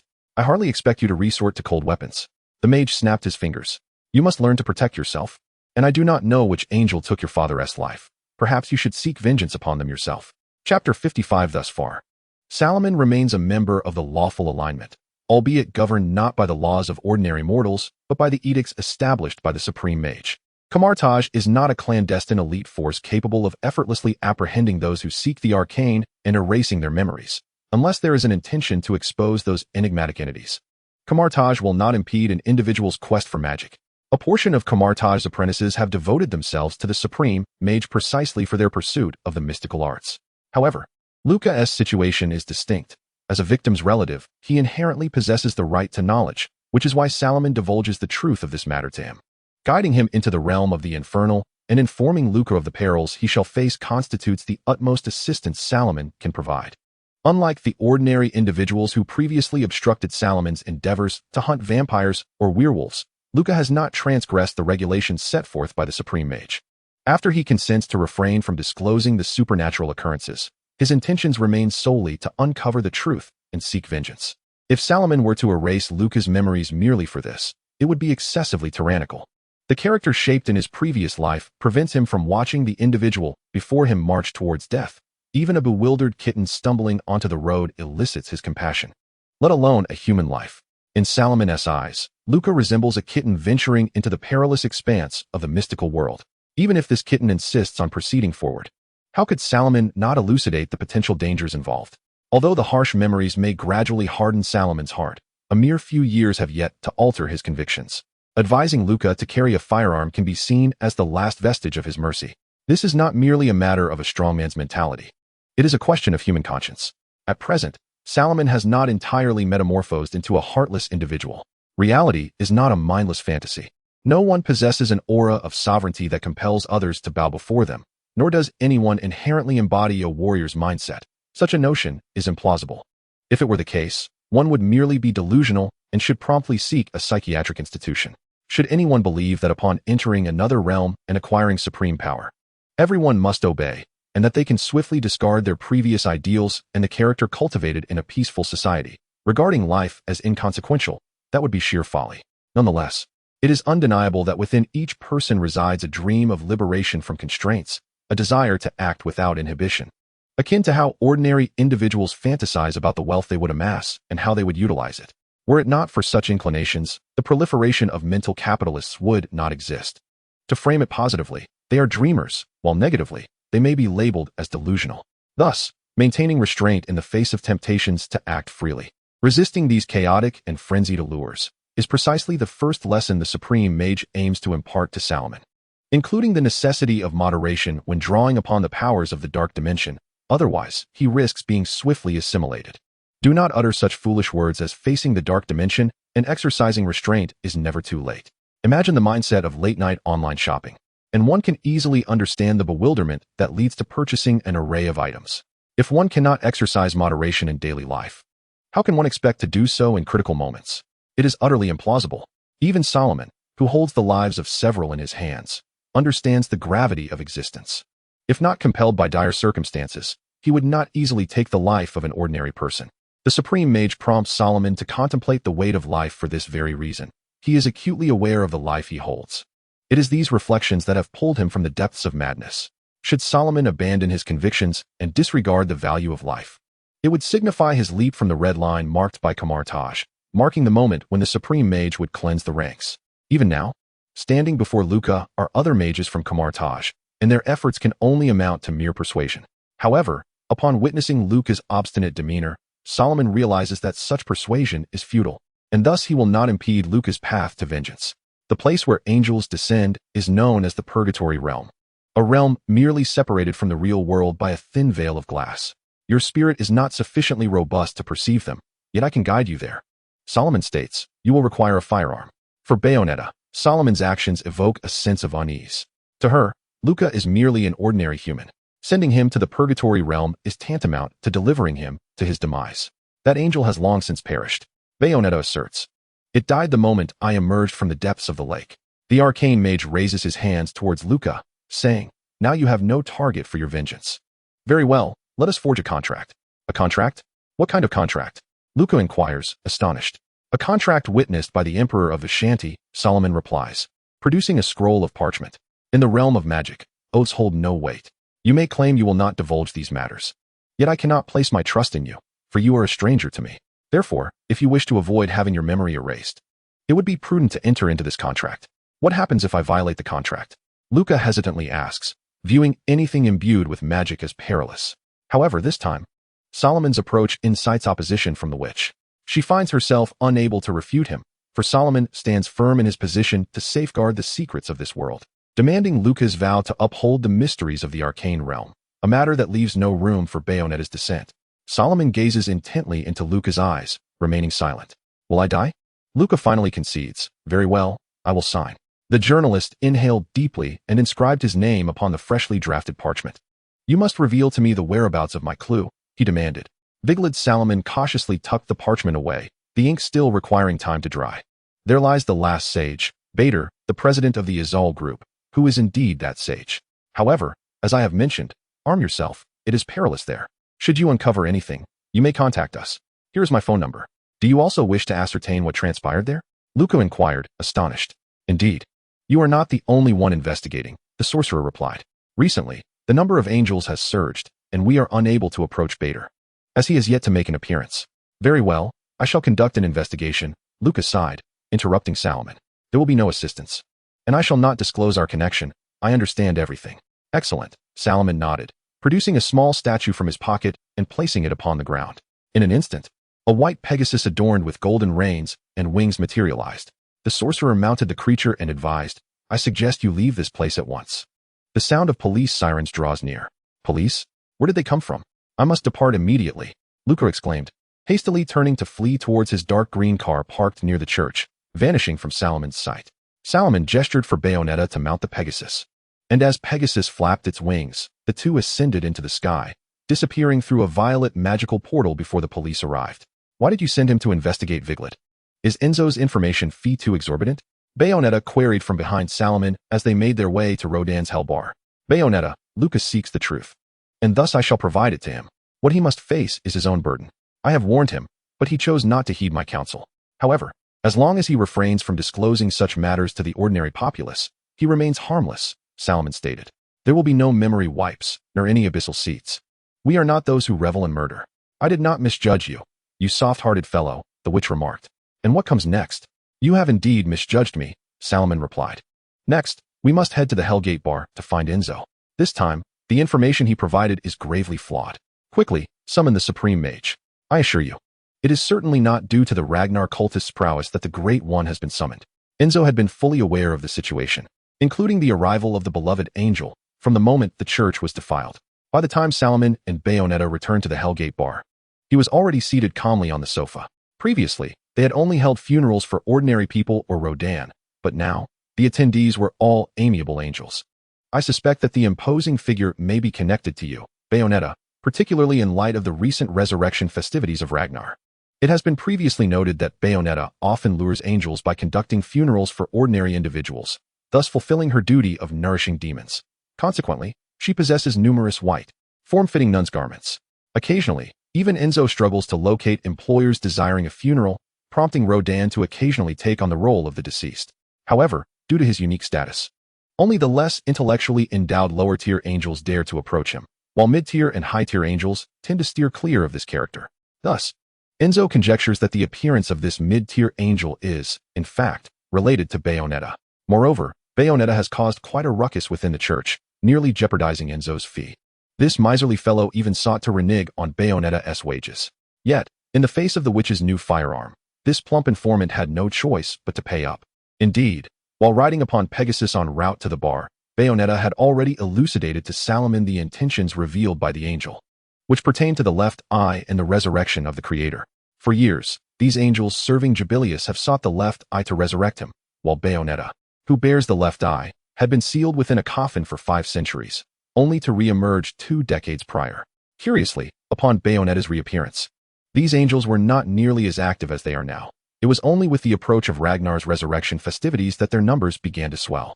According to the lore of the Ragnar cult, the day of resurrection is when the creator, Jubilius, awakens. Though this young sect lacks a lengthy history, it boasts astonishing wealth and technological prowess, with a considerable number of adherents worldwide. Furthermore, this religion is lawful and compliant. Aside from the recent incident involving fanatical suicides, various nations have been unable to take action against them. The acts committed by Christian zealots far surpass such occurrences. At the very least, Ragnar's followers have not harmed others, unlike the Puritans with their dark history of witch hunts. What further perplexed Salomon was that this resurrection day had not appeared in the texts of the Ragnar cult. The Christian Easter is rooted in the biblical account of Jesus' crucifixion and resurrection on the 3rd day, which gave rise to the festival. In contrast, the resurrection day of the Ragnar cult is a specific date directly designated by the Azul group, which is decidedly unsettling. This feels less like a celebration and more like an announcement, as if to convey that the resurrection of their deity is not mere legend but an impending reality. An intriguing hypothesis. Rodan continued to polish the glass, expressing his agreement with Salomon's reasoning. Even as he spoke in lengthy sentences, his tone bore a rhythmic quality. Yet, no one has ever laid eyes on Bader, the president of the Azul group, nor does anyone know his intentions or whether he is even alive. In accordance with your perspective, had Bader not perished, this Easter would undoubtedly bear his signature. The city bears no distinction from an ordinary metropolis, save for a slight advancement in technology. Enzo interjected, remarking that the city boasts schools, hospitals, airports, and all manner of infrastructure. However, the crux of the matter lies in the fact that Vigrid is populated entirely by followers of the Ragnar cult. Particularly with Easter approaching, pilgrims from around the globe are flocking here. They can spontaneously sing hymns on the streets at any moment. How utterly nauseatingly fanatical. If this is indeed the case, we must delve deeper into the intentions of the Azul group. Salomon stated, I have an inkling that the conspiracy at play is far from simple. If Bader is indeed alive and possesses a method to reclaim Bayonetta's left eye, I must be prepared. Prepared for what? Bayonetta inquired. To inform the supreme sorcerer and ensure that Kamartaj is ready, Salomon replied. If that creator truly awakens, only the elder can avert calamity. The Eye of Agamotto and the Time Stone. Perhaps only the 5 celestial deities are immune to the Time Stone's influence, though uncertain. Any organic, inorganic, or energetic entity, or whatever other oddities, will be subject to the manipulation of time by the Eye of Agamotto, even the Lord of the Dark Dimension, Dormammu. At times, Salomon even speculated whether the Vishanti could also be ensnared by the Time Stone's flow, and whether Agamotto's relinquishment of this treasure hinted at the will of the Eternal One. Perhaps he was merely indulging in too many conspiracy theories. Yet Salomon still approached each potential interest with the utmost suspicion, a side effect of the stigmata memory, alongside the arcane arts. He had also inadvertently absorbed the methods of conspiracy against apprentices and mentors. It is said that even the most formidable sorcerer could succumb to a seemingly inconspicuous dagger, which instilled in Salomon a profound concern for his own safety. Although devoid of the constraints of the magical web, he could specialize in all forms of spellcasting. Even acquiring spells exclusive to certain specialized schools, it would nonetheless demand a considerable investment of his time. Thus, in the selection of spells, Salomon must exercise extreme caution, prioritizing defensive enchantments at the expense of other magical studies. A sudden chime resonated. The mobile phone nestled in Salomon's pocket began to ring. It was a rather ordinary keypad phone, a device insisted upon by the Supreme Sorcerer. though magic could facilitate remote communication. It paled in comparison to the convenience of a phone, which would also spare him the expenditure of spells. Solomon glanced at the phone, noting an unfamiliar number on the screen, yet the mystic sorcerer deduced the identity of the caller. He looked at Rodan, who gestured with an inviting motion. It was not only Solomon who surmised the identity of the caller. Bayonetta too recognized who was on the other end. Her curiosity piqued about what new information might be forthcoming. Upon connecting the call, a cacophony of sounds erupted from the other end, various shouts reaching Salomon's ears, prompting him to hold the phone a little further away. The voice on the line persisted, and in an effort to ensure Solomon could comprehend his words, the speaker bellowed. "This is Luca. I am not here to request assistance, for I know there is none to be had. I am here to inform you to turn on the television. I am on the scene. The Azal group is holding a press conference regarding the suicide of the Ragnar zealots." "Get to the point, Luca," Solomon interjected. Yet, it seemed his voice was lost amidst the overwhelming noise. Fortunately, Luca, being a seasoned journalist, quickly divulged the information Solomon yearned to hear. "It is said that the president of the Azal group will also be in attendance. This is the first time. Turn on the television. This fellow appears, well, I cannot quite articulate it.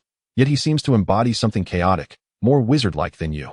Chapter 57. The sage and the portly man Solomon had not anticipated that Luca would call him just a few hours later. Yet he harbored no skepticism regarding the lead provided by the reporter, for this individual would go to great lengths to uncover the truth. After hanging up, he glanced up at Rodden. Luca's voice was so loud that even Rodden, stationed behind the bar, could hear him. The bespectacled bar owner, after serving Solomon a chocolate sundae, reached for the remote control behind the bar, a domain reserved for the bartender, as per the rules of Hell's Gate Bar. "I am currently standing in front of the Azal Tower at the sacred site of Ragnar, Viglet. It is said that this year marks the 500-year anniversary of the descent of the primary deity of the Ragnar faith. Devotees worldwide are celebrating Easter with exuberance." The small LCD television mounted on the bar wall switched to the World News Channel, where the host's voice narrated the scene filled with Ragnar followers clad in gold-trimmed white robes, their hands clasped before their chests, all facing the same direction.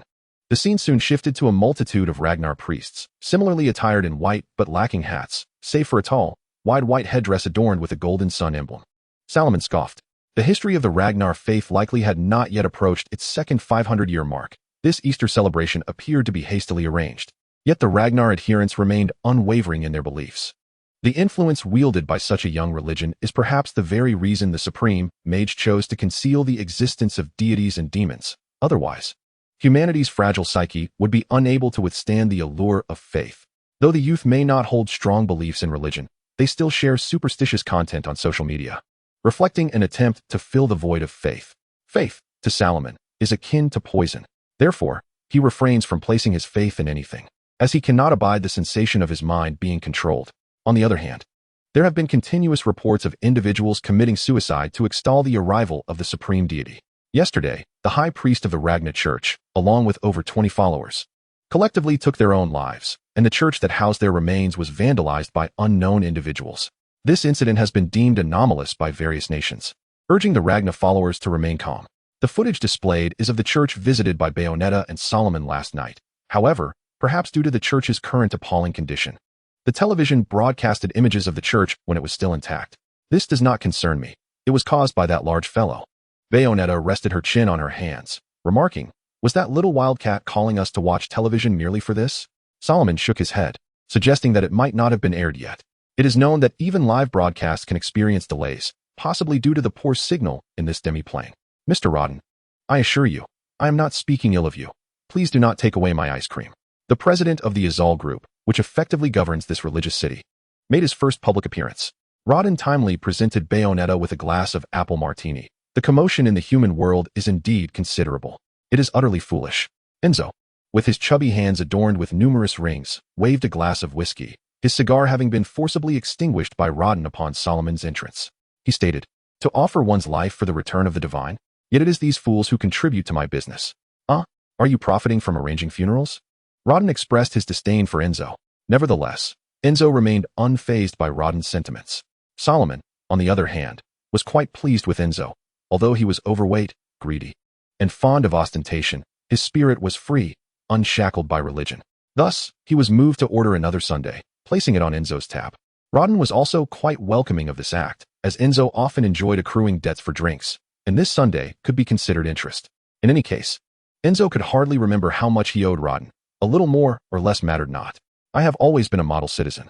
As long as there is money to be made, the information broker remarked, turning his head, the large ruby ring on his pinky still gleaming in the dim light. A person with a conscience would not want to associate with these deranged devotees. Tell me, is not what I do charitable? He laughed heartily. Then you ought to donate money to the church, Bayonetta replied, holding her glass. Rodden's wine was always to her liking. Pay me promptly, Enzo. Though Enzo wished to protest. Even considering deflecting with Bayonetta's penchant for slaying angels for amusement, he had never succeeded in doing so, and this time was no different. If you hadn't made such a mess of the cathedral, my payment would be considerably more. Have a thought for me, Bayonetta. The raucous atmosphere of the Hell's Gate bar was abruptly interrupted once more by sounds emanating from the television. Despite the volume being modest, the cacophony of cheers captured the attention of everyone present in the establishment. There he was. Bader, the president of the Izal Group, had finally made his appearance. It would not be an exaggeration to assert that the immense wealth brought forth by the Izal Group has significantly bolstered the economic development of its supporters, particularly Vigrid. The scene shifted to a towering edifice of indeterminate location, its decor unmistakably indicating it as a structure belonging to the Ragnar cult, adorned with golden rays reminiscent of sunlight. The camera then transitioned to a white podium, shaped as if the legs of a reclining chair had been disassembled, its surface embellished with numerous golden lines. At the apex of the platform were two golden rings and a semicircular one, nested from smallest to largest. Emanating from the center were numerous golden spears, with the longest aligned with the main axis, while the second longest extended at 45-degree angles, accompanied by various spikes of differing lengths. A figure clad in an opulent white robe stood atop the dais. That's the one, Enzo exclaimed, pointing at the television. The individual on screen appeared even more sanctified than Salomon, adorned in a high-collared white robe with crimson trim, complemented by a decorative purple peacock crown on his left shoulder. The peacock's head resting on his left, and its tail cascading down his right. His right breast bore an emblem resembling the sun. Enzo declared that this individual was the leader of the Ragnar worshippers, who had yet to reveal himself to the public. However, he had made an appearance during this once, in 500 years Easter celebration. Some speculated whether he had survived since the last Easter. Salomon squinted, asserting that Bader had indeed lived 500 years ago, for he was the luminary sage, endowed with the powers of an angel, a force potent enough to sustain a life for 5 centuries with ease. The figure on the television, with his slicked-back white hair and a golden mask adorning the left side of his face, was indeed the Bader mentioned by the Supreme Mage. The Izal Group possessed the most advanced technology unseen in this ancient religious city, which the worshippers regarded as miracles. Enzo's commentary continued. Yet the subsequent revelations were merely information that Bayonetta had long since been privy to, such as Bader being the last of the sage lineage. Repetitive information held no value. This rendered Enzo's plan to reclaim his dues a dismal failure once more. Was Bayonetta's remuneration truly sourced from him? If so, then yesterday's church incident was likely a trap, and that angelic being could have been dispatched by him. Salomon inquired, but Bayonetta emerged unscathed. If the intent was to capture her, should he not have sent someone more formidable? We remain in the dark regarding Bader's true intentions. Rodan remarked that, thus far, we can only respond according to the circumstances. Salomon nodded, exhaling a sigh, acknowledging the inevitability of the situation. I shall return to Comet G to report this matter to the Supreme Mage. Until we ascertain a definitive course of action, Beatrice, it would be prudent for you to refrain from hunting angels, for none can discern whether this is a trap laid by Bottle. Beatrice? The witch seemed momentarily lost in thought, and then, with keen hearing, Salomon could even detect a soft pop as she retrieved a tube of brass-encased lipstick from the profound chasm of her bosom. Beatrice twisted open the lipstick, and a chill wafted forth. Is this what you carried when you awakened? Rodan inquired. Indeed. Does this object not evoke any memories for you? Yes. You might consider showing it to the Archmage. Rodan gestured towards Salomon. I am unfamiliar with the incantations inscribed upon it, but perhaps the library at Comet G holds some clues. If you discern the purpose of this item, it may trigger some recollections. Beatrice now found herself increasingly intrigued by Bottle. Just moments ago, Bottle had suddenly gazed toward a distant news camera, as if he were looking directly at the witch before the screen. Moreover, he uttered a phrase that, save for Beatrice, went unheard by anyone else. That phrase flooded Beatrice's mind with a cascade of memories. She felt as though she were enveloped in flames amidst a towering inferno and a forest, heat surrounding her. She beheld a man in white garments, floating in the air, with numerous peacock feathers extending from behind him, accompanied by feathers descending like pure snow. I await you. Dear daughter, the witch felt an ominous weight. Yet, the scene unfolded as usual, It seemed that the man named Bottle had not turned to utter those words. All was merely an illusion conjured by Beatrice. The others, equally transfixed by the television, remained oblivious to any anomalies. Daughter? Why would Bottle address her in such a manner? Solomon had mentioned that both the sages and the witching lineage had dwindled to but one remaining member, yet due to scant records, no one could ascertain any connection between Bottle and Beatrice. I must return home. My sons have planned a celebration for my birthday. Enzo drained his glass and rose from his seat. Are you not going to pay today? Consider it a birthday gift from you. Thank you, Rodan. Enzo swaggered towards the exit, declaring, should any work commissions arise, I shall be in touch. You insufferable, gluttonous pig. Chapter 58. The little girl in the early morning, Viglet, gazing across the sea at Naples, was shrouded in a veil of mist, with only its towering spire piercing through the haze. The pinnacle radiated a dazzling white light beneath the clear sky, serving as both the headquarters of the Azael Group and the lighthouse of Viglet, continuously casting its illumination upon the world, reminiscent of the teachings of the Ragnar cult. The luminous entity that scatters light is not merely an ordinary giant bulb, as the world perceives, but rather a radiant white sphere affixed to the pinnacle of a spire by golden metallic cords. Surrounding this sphere are two floating circular rings, one larger and one smaller. This is magic, not technology. Within the vast chamber at the summit of the spire, circular seating encircles the room. Should it be filled with occupants, regardless of their position, all gazes would converge upon a singular point. Adjacent to these seats hang crimson banners from the columns, cascading to the floor, inscribed with intricate golden scriptures. Were it not for the imposing gold and crimson desk within, this place would resemble a sanctuary rather than an office. There are no electric lights here. Instead, a warm glow permeates the space, with additional light emanating from several enormous rings situated behind the desk. These luminous rings are intricately layered, the outermost being dark, adorned with glowing runes, while the rings closer to the center radiate increasingly brilliant light, culminating in a vast golden disk at the core, devoid of any patterns. Each second, these rings rotate silently without a trace of friction. However, the soft illumination is insufficient to brighten the office entirely. After a protracted wait of 5 centuries, the moment is finally at hand. A hoarse yet tranquil voice resounds from behind the desk. The speaker is none other than Bader, the president of the Azael Group, who previously graced the television screen. His attire remains unchanged, and his visage bears the weight of years. Yet, he still dons a half-golden mask, his hand gently caressing the living white peacock perched upon his shoulder.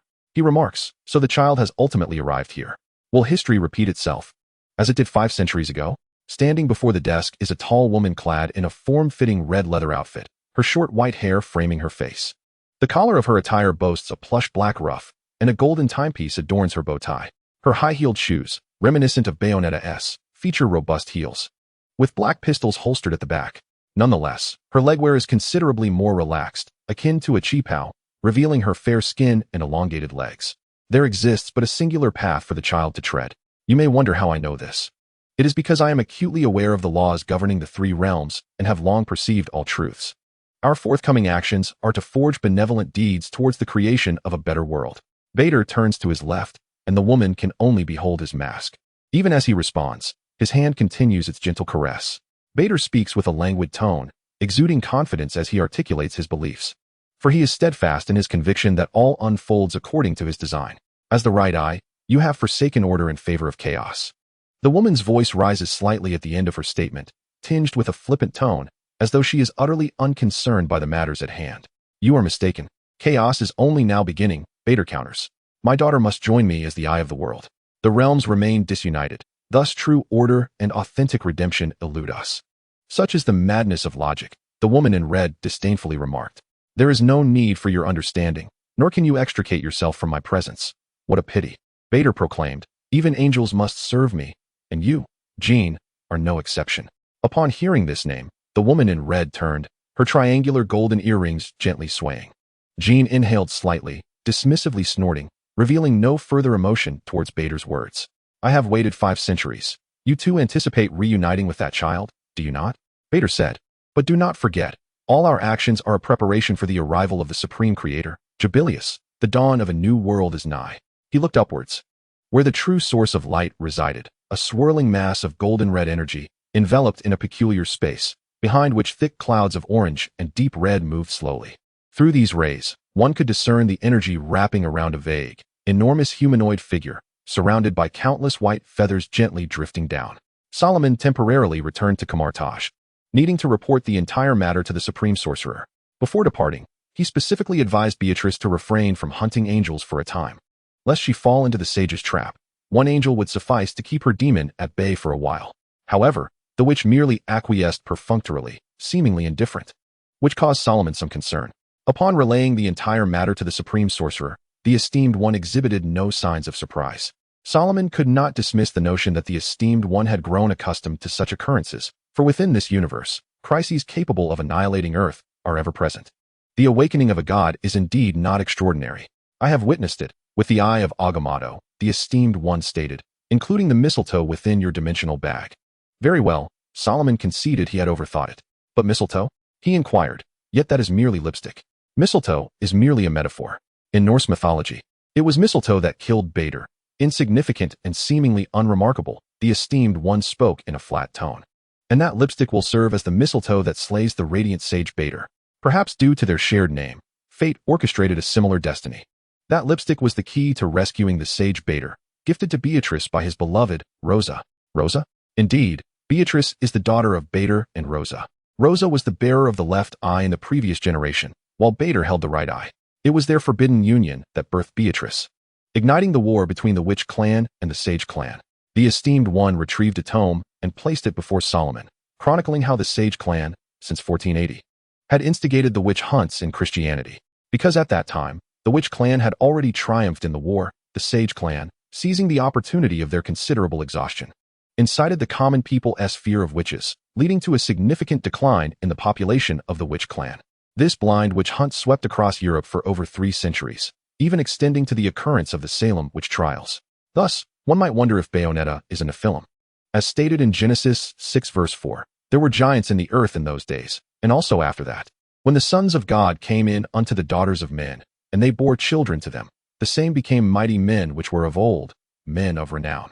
Furthermore, the book of Enoch records information about the offspring of angels, those giants who are imprisoned in the 5th layer of the 7-tiered heaven. The most renowned giant among mortals is undoubtedly Goliath, who met his demise at the hands of King David. The Great Flood was a means to eradicate the influence of the derelict angels upon the earth, as well as to obliterate all traces of angels and their progeny. These entities may be collectively referred to as those chronicled in the book of Angel Rachel, which you have certainly perused. The esteemed one lightly tapped Solomon's head with a folding fan, admonishing, I have mentioned several times, do not use gaming terminology to refer to mystical concepts. Solomon, still brimming with curiosity, inquired, it is said that Enoch was taken to heaven for a tour. Teacher, when you entered heaven to forge a covenant, did you encounter Enoch? The sorcerer replied, the entity with whom I forged a covenant was not God, but Metatron, also known as Metratone. Perhaps that was the prophet Enoch. Yet no one can be certain, for I have neither ascended to heaven nor seen God. The conditions of heaven were exceedingly peculiar. Had it not been for heaven's refusal to entertain external matters, I would not have found it so easy to establish a covenant. Peculiar? I suspect that God is no longer present in heaven. Just as Solomon was about to pursue further inquiries, the esteemed sorcerer interrupted him. These are not matters you ought to concern yourself with. Such questions should be reserved for your own future exploration. It would be prudent for you to focus on the present predicament rather than on heaven. Solomon, sticking out his tongue in a gesture of compliance, redirected his attention to the luminous sage Bader and the impending revival of the creator Jubilius. What if that deity truly awakens? What shall we do? Yet, we cannot perpetually rely on the time stone for cycles. He queried, Teacher, you have warned me about the dangers of manipulating the flow of time. I fear that if you tamper with that entity's temporal stream, you may pay a great price. The esteemed one responded, then you must endeavor to prevent that occurrence. The esteemed sorcerer was delighted by Solomon's consideration, thus retrieving a bottle of soda from Solomon's refrigerator as a reward. Your objective is to assist Bayonetta in slaying Bader with this lipstick. What you must do is help her evade the traps set by the luminous sage Bader, ensuring her survival along the way. As long as she reaches the final battle, she shall be able to vanquish Bader, thereby erasing the history of the witch and sage clans. Thereafter, there will be no one remaining on Earth capable of summoning interdimensional beings on a grand scale. Teacher, do you mean to say that Bayonetta will die? Solomon inquired cautiously. Though Bayonetta relished teasing him and relished his flustered demeanor, Solomon found himself quite fond of the enchantress. But there will still be angels on Earth, right, teacher? Aren't they all in your hands? The esteemed sage replied. The fate of Bayonetta and Bader rests solely in your hands, not mine. Only your decisions can influence their existence or demise. Once a choice is made, one must bear the consequences. Otherwise, who else do you think could monitor Bayonetta? The last fellow returned with bruises and scrapes. And only you seem capable of keeping an eye on her. The Supreme Mage suppressed a chuckle, adding, you alone can manage her. Salomon's gaze instinctively darted away. This was too awkward. His secret musings had been laid bare. You might as well answer the phone. The phone? Sure enough, Salomon's mobile rang, and upon checking the screen, he saw the caller was none other than Bayonetta. Embarrassed, he answered, but before he could utter a word, a child's innocent voice came through. Mummy. Chapter 59. Similar women for the past 2 decades. Enzo had compensated Bayonetta with gemstones rather than cash. It was only recently that Bayonetta realized her subconscious urge to collect these gems was entirely due to the attraction of her left eye to her right. At this point, how could the witch, in pursuit of her lineage, possibly endure the thirst for truth? Despite Salomon's numerous admonitions, the witch believed he was being overly gentle. While Bayonetta relished the feeling of being cared for, she harbored her own thoughts. Had Salomon not mentioned the Supreme Mage, she might have resolved the matter herself. After all, concerning her memories, Bayonetta deemed it her own affair. However, increasingly, theories pointed towards the resurrection of the creator, Jubilius. No matter how formidable Bayonetta was, she could not confront that entity alone. Nevertheless, the witch planned to covertly investigate Vigrid, hoping to avoid drawing attention and see if she could gather any clues regarding her heritage.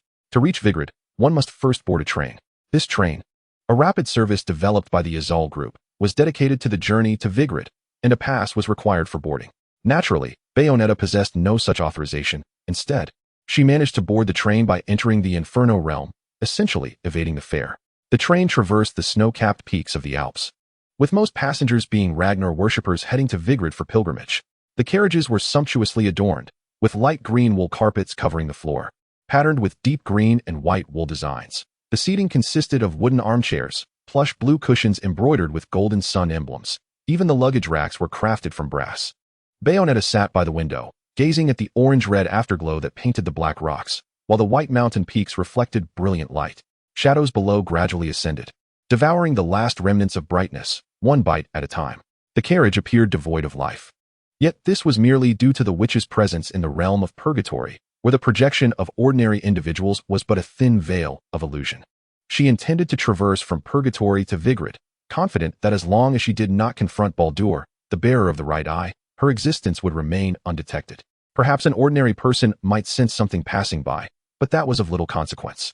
The protracted journey lulled Bayonetta into a stupor, and she soon fell into a dream. In this dream, a gravelly male voice beckoned her, saying, "Awaken, my daughter." She found herself seemingly within an expansive room, facing a colossal golden ring that shimmered with golden ripples. A dark figure emerged within that radiant circle. "Father?" Bayonetta involuntarily spoke. "Yes, come closer." The figure extended a hand, and its attire struck her as eerily familiar. Just then, a gentle jolt of the train roused her from slumber. Turning her gaze outside, she noted that night had fully enveloped the earth, with moonlight illuminating the snow-capped peaks, the pristine glow dispelling the shadows once more. Bayonetta retained no memory of the dream scene. She pondered briefly, considering that it might be linked to her lost memories. If only she could uncover a clue. Recollection would surely follow. Suddenly, the sound of a motorcycle engine pierced the air, growing ever closer. The noise filtered through the glass window, redirecting her attention outside. She beheld a motorcycle defying gravity as it ascended the steep black cliff, a vibrant purple spell encasing the space between the bike and the rock face. The slick, icy snow in the crevices seemed ineffectual against the motorcycle, which glided smoothly and rapidly, maintaining a relative stillness alongside the train. The rider of this motorcycle was a woman clad in a tight red leather suit, her short white hair unmistakable. Bayonetta recognized her from Baldur's office. As she leaned closer to the window, the woman also glanced into the carriage. Bayonetta adjusted her glasses, intrigued by how this woman's spell mirrored her own. It seemed that her journey to Vigrid was indeed the right choice. Jean twisted the throttle, and the motorcycle surged forward, leaping from the cliff and executing several flips mid-air before landing atop the train. She did not apply the brakes. Instead, she surged towards the roof of the carriage where Bayonetta was situated, brandishing 2 black pistols adorned with white peacock feathers. With fervor, she unleashed a rapid barrage of gunfire towards the target compartment. Purple magic enveloped the bullets, cascading into the carriage like a torrential downpour.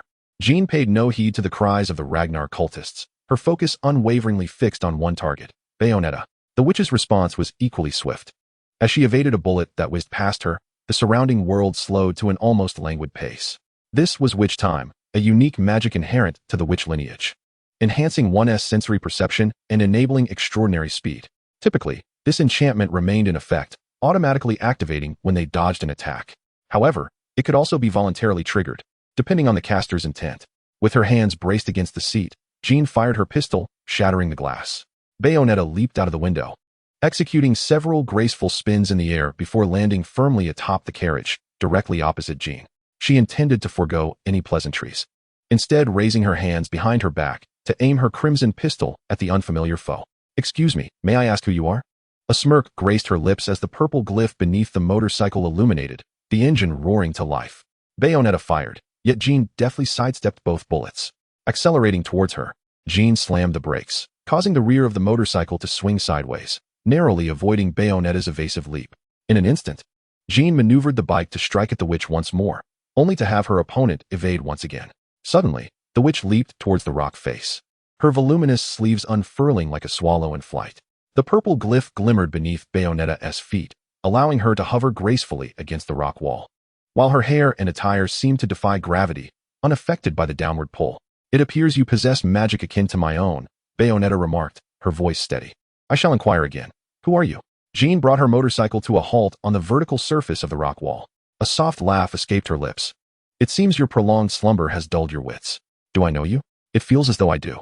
The barrel of Bayonetta's gun remained steadfastly aimed at Jean, the full moon casting a silvery glow upon her leather attire. "I may understand you better than you realize. You have piqued my interest. If you manage to defeat me, perhaps I shall reveal the truth," Jean retorted, her tone echoing Bayonetta's, both women sharing a propensity to elevate their pitch at the end of sentences, as if casting a hook to ensnare the other's heart. She rode her motorcycle up the mountain, with Bayonetta closely following. As the witch leaped, her dark sleeves unfurled like wings, gliding her forward. Jean abandoned her motorcycle and leapt to meet Bayonetta. Their combat styles mirrored each other perfectly, bullets colliding and sparking in midair. Regardless of the maneuvers employed, their movements were nearly identical, with bullets fired at close range evaded in the same manner. They continued to leap and sprint towards the higher peaks. Jean dashed ahead, only to suddenly pivot and deliver a high kick towards Bayonetta, the handgun on her heel firing a bullet simultaneously. However, such an assault was well within Bayonetta's anticipation. After several evenly matched exchanges, they separated. For even though Bayonetta had lost her memory, her instinct for battle remained intact, allowing her to counter every attack from Jean. This sensation was one she hadn't felt in ages. Jean aimed her gun sideways and inquired, "What do you remember?" To which Bayonetta replied, while adjusting her glasses, "I have a feeling that I've defeated you before. You might want to try again, you sluggish fool." Jean raised her handgun and charged once more. Her long, powerful leg swung in a roundhouse kick towards Bayonetta, but it was merely a feint. As Jean's gun swung towards the witch, it was predictably blocked. The two became embroiled in combat again, yet no matter their attempts, they could not land a blow on one another. Punches and kicks were perpetually thwarted, and swiftly fired bullets always narrowly missed. However, after enduring multiple fierce clashes, Bayonetta's enchanted handgun began to show signs of cracking.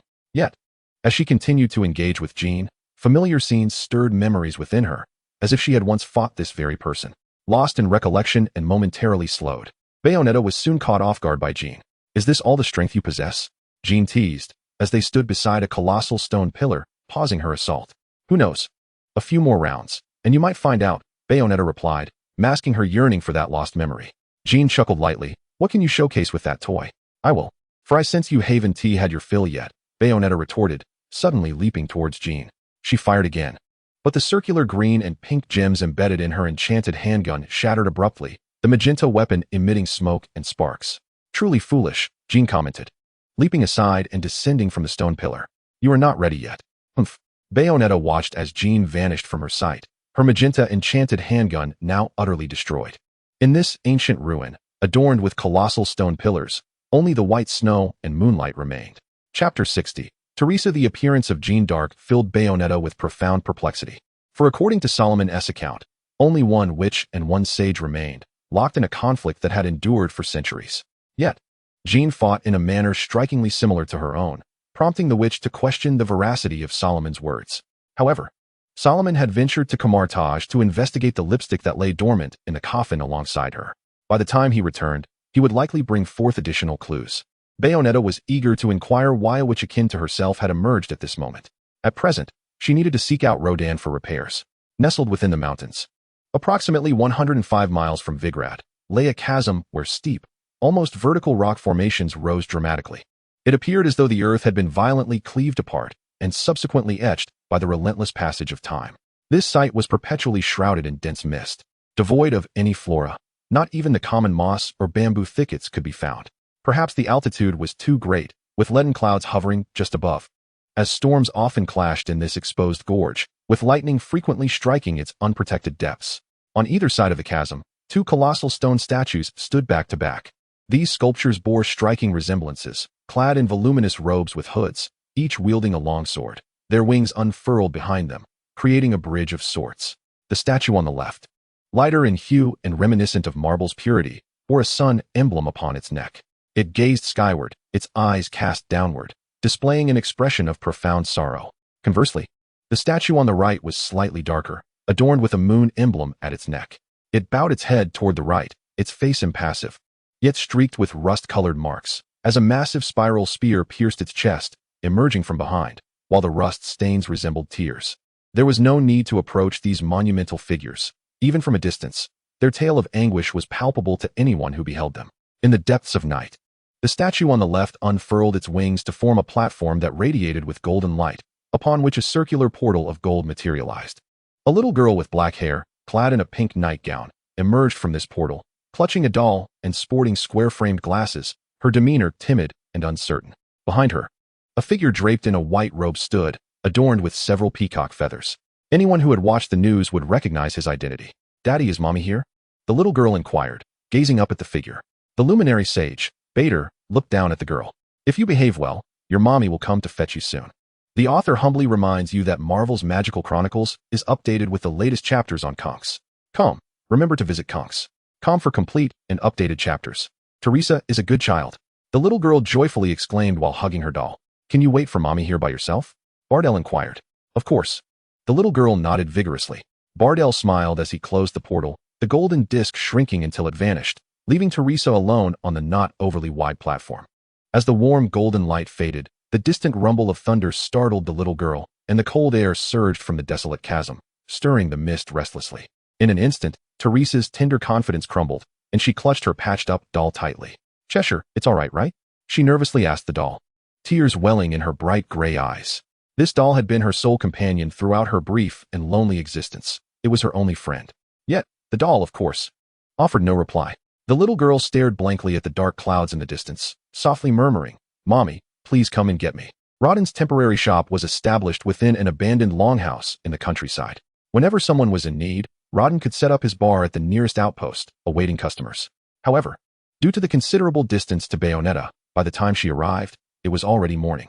In response to Bayonetta's request, Rodden readily agreed to repair the fairy knight, assuring her that it would be sturdier this time. He even opened his armory for Bayonetta to choose from. After successfully resolving the weapons issue, the witch, on a motorcycle of uncertain origin, did not bother with a key. Instead, she unleashed her magical power with a mere gesture, forcibly starting the machine. The witch's ability bore some resemblance to Solomon's power, both possessing certain commanding traits. However, Solomon was currently incapable of exerting control over vehicles as Bayonetta did. Or rather, Solomon had never attempted such a feat. His only means of transport were portals and a small bicycle, the former for long journeys and the latter for errands to fetch snacks. At this moment, dawn had just broken, and a thin veil of mist still lingered over the quaint village. The witch twisted the throttle, and the engine roared with a thunderous growl. Bayonetta paid no heed to the resident's slumber, driving the roaring beast down the village road towards the distant Emerald Mountains. Not long after leaving the town, a sound of sobbing reached Bayonetta's ears, a little girl's voice calling for her mother, and Bardell's masked visage flashed before her eyes once more. This was not the first occurrence. Previously, on the train to Vigrid, Bayonetta had also caught glimpses of certain things in her fleeting reveries. She was utterly oblivious to the implications of the situation. Yet this fleeting inspiration held a certain significance for the spellcaster, particularly for a witch, a being of extraordinary nature. Perhaps the secret sorceress, backed by the entirety of the library, could elucidate some truths. The witch resolved to remember these circumstances and intended to inquire about them upon Solomon's return. Before Bayonetta could fully ponder the genuine meaning behind these inspirations, a golden portal suddenly manifested in her path, and she scarcely had time to alter her course before colliding headlong into it. Without waiting to discern the situation on the other side, the witch sprang from her motorcycle, evading any potential attacks. However, no sudden onslaught occurred, and there was no confrontation. It appeared that she was alone in this place, with naught but Bayonetta's presence. It seemed that besides Rodan, others conspired to lead her astray. Bayonetta stood before her motorcycle, which had become battered after several tumbles. She surveyed her surroundings. It was a moderately spacious, elongated stone platform flanked by uneven railings, the sky above shrouded in ominous clouds, the air heavy with dampness and a chill. So, where exactly was this place? It certainly did not resemble a party venue. With keen interest, Bayonetta scrutinized her environment. Convinced that someone had gone to great lengths to bring her here for a purpose, she eagerly anticipated the forthcoming spectacle, perfectly poised to test her new weapon. "Mommy, Mommy," the voice of a little girl echoed once more. This time, however, it was not a mere figment of Bayonetta's imagination, but a genuine call that resonated nearby. Following the sound, the witch ascended a slope and arrived at a more expansive platform.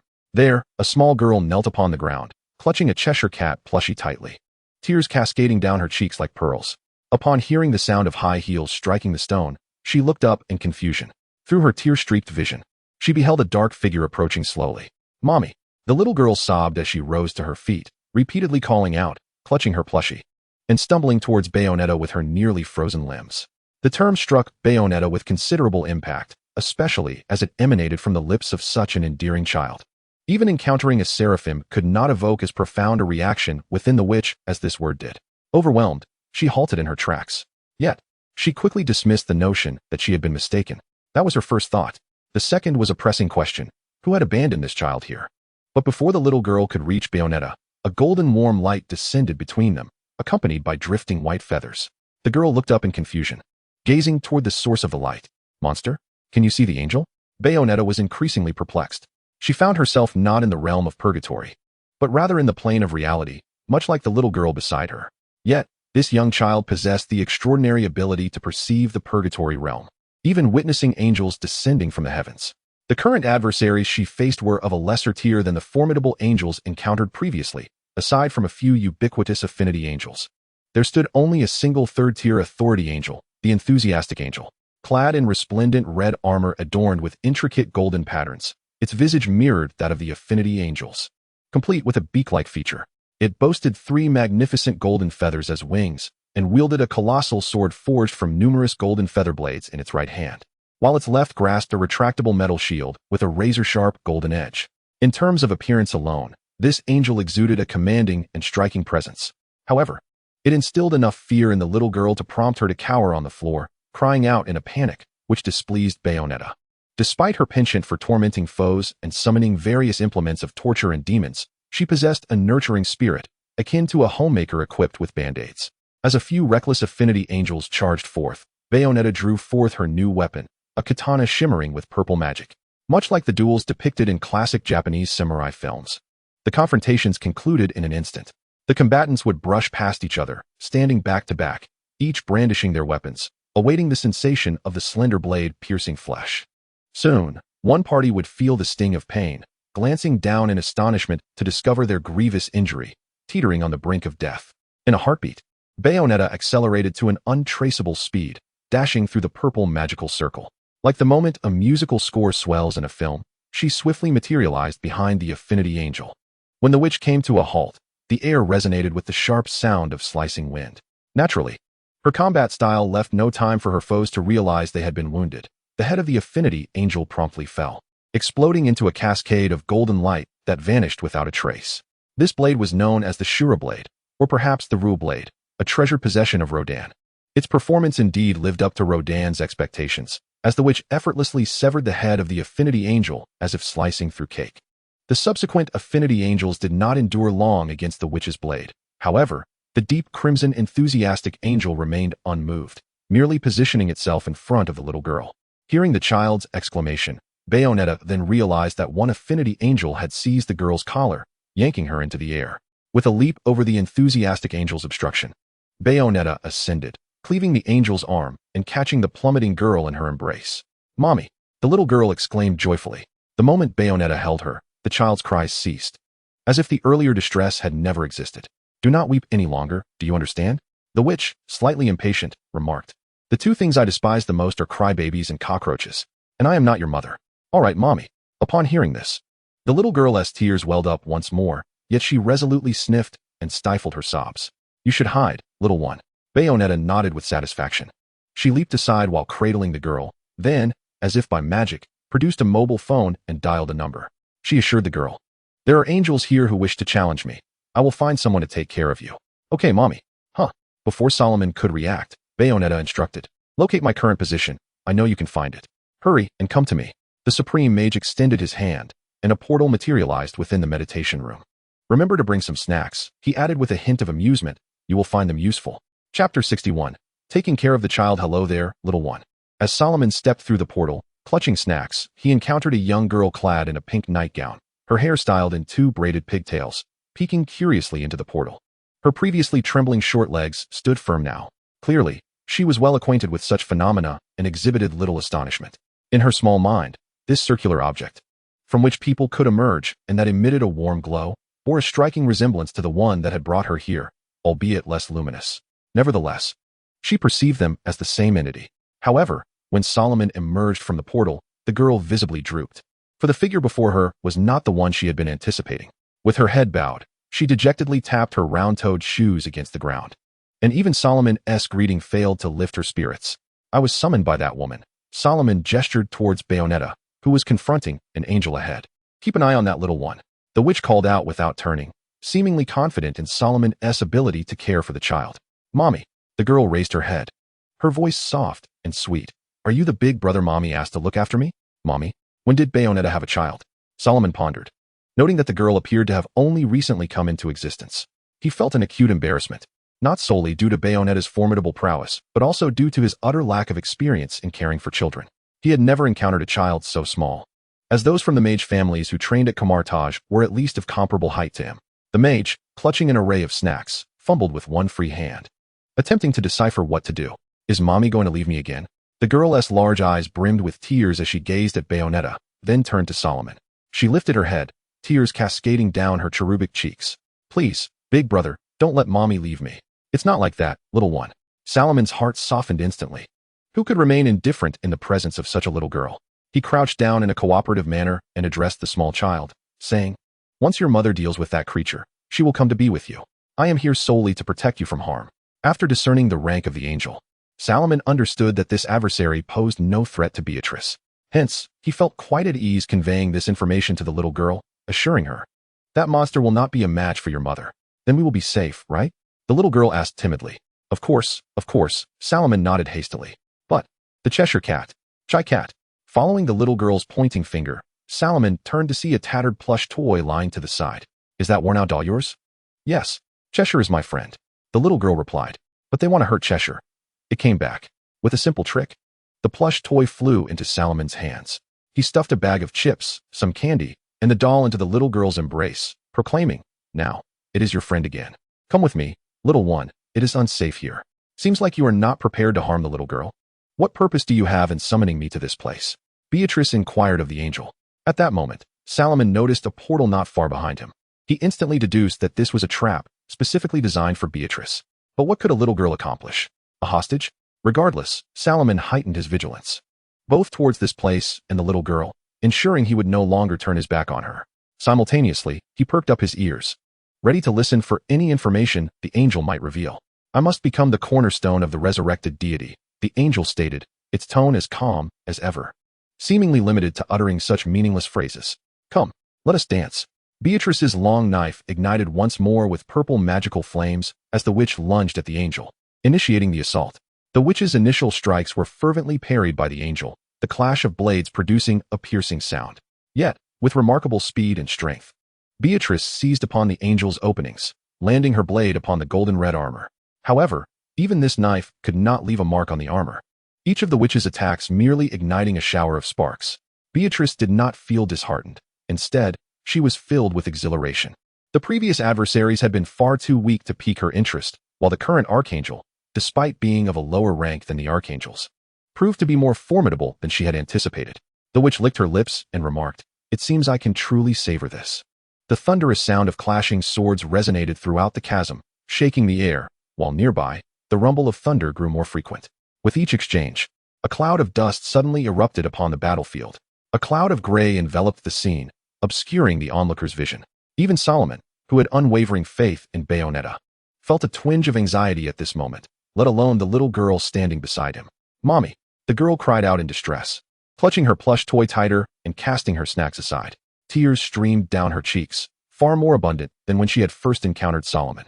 "Step back a bit, little one," Solomon urged, discarding his burdens as he positioned himself diagonally in front of her. Two orange rings of light ignited in his hands. "If fortune does not favor us, you may need to flee." As the dust began to settle, the onlookers beheld Bayonetta, who had effortlessly parried the golden blade of the fervent angel with her long knife, sustaining no damage from the attack. However, the ground beneath her feet cracked under the immense force. Solomon exhaled a sigh of relief. He certainly did not wish for the witch to falter in such a perilous situation. The little girl ceased her sobs, her gaze fixed intently on Bayonetta, fearing further injury to her. "Is it truly your desire to oppose me?" Bayonetta's voice emerged through clenched teeth, a hint of menace lacing her words. "To seize what I possess?" The ground beneath her fractured further under the strain. "What a naughty child you are. It seems you are in dire need of a stern reprimand. Good children must not listen." Solomon quickly interjected, directing a cautionary finger toward Bayonetta, emphasizing the inappropriateness of her words. "Huh." The little girl looked on, confused, at the sorceress. In a sudden burst of motion, Bayonetta leapt, using her long knife as a pivot to evade the angel's colossal blade. She then struck the angel's beak with her feet, the tremendous force causing the fervent angel to stagger backward, shattering the ground beneath it. The witch, clad in her black leather attire, sheathed her knife and reached behind her to draw forth a massive black and red chainsaw, its handle resembling the jaws of a giant piranha, exuding the very essence of her power. This chainsaw was another of Rodan's creations, forged from the materials of a hellish dragon. The hardened dragon scales formed its serrated teeth, while its heart became the engine, endowing this weapon with unparalleled strength. Come closer. Witness the thrill I bestow upon you." Bayonetta beckoned, her voice a siren call. "Let us dance, darling."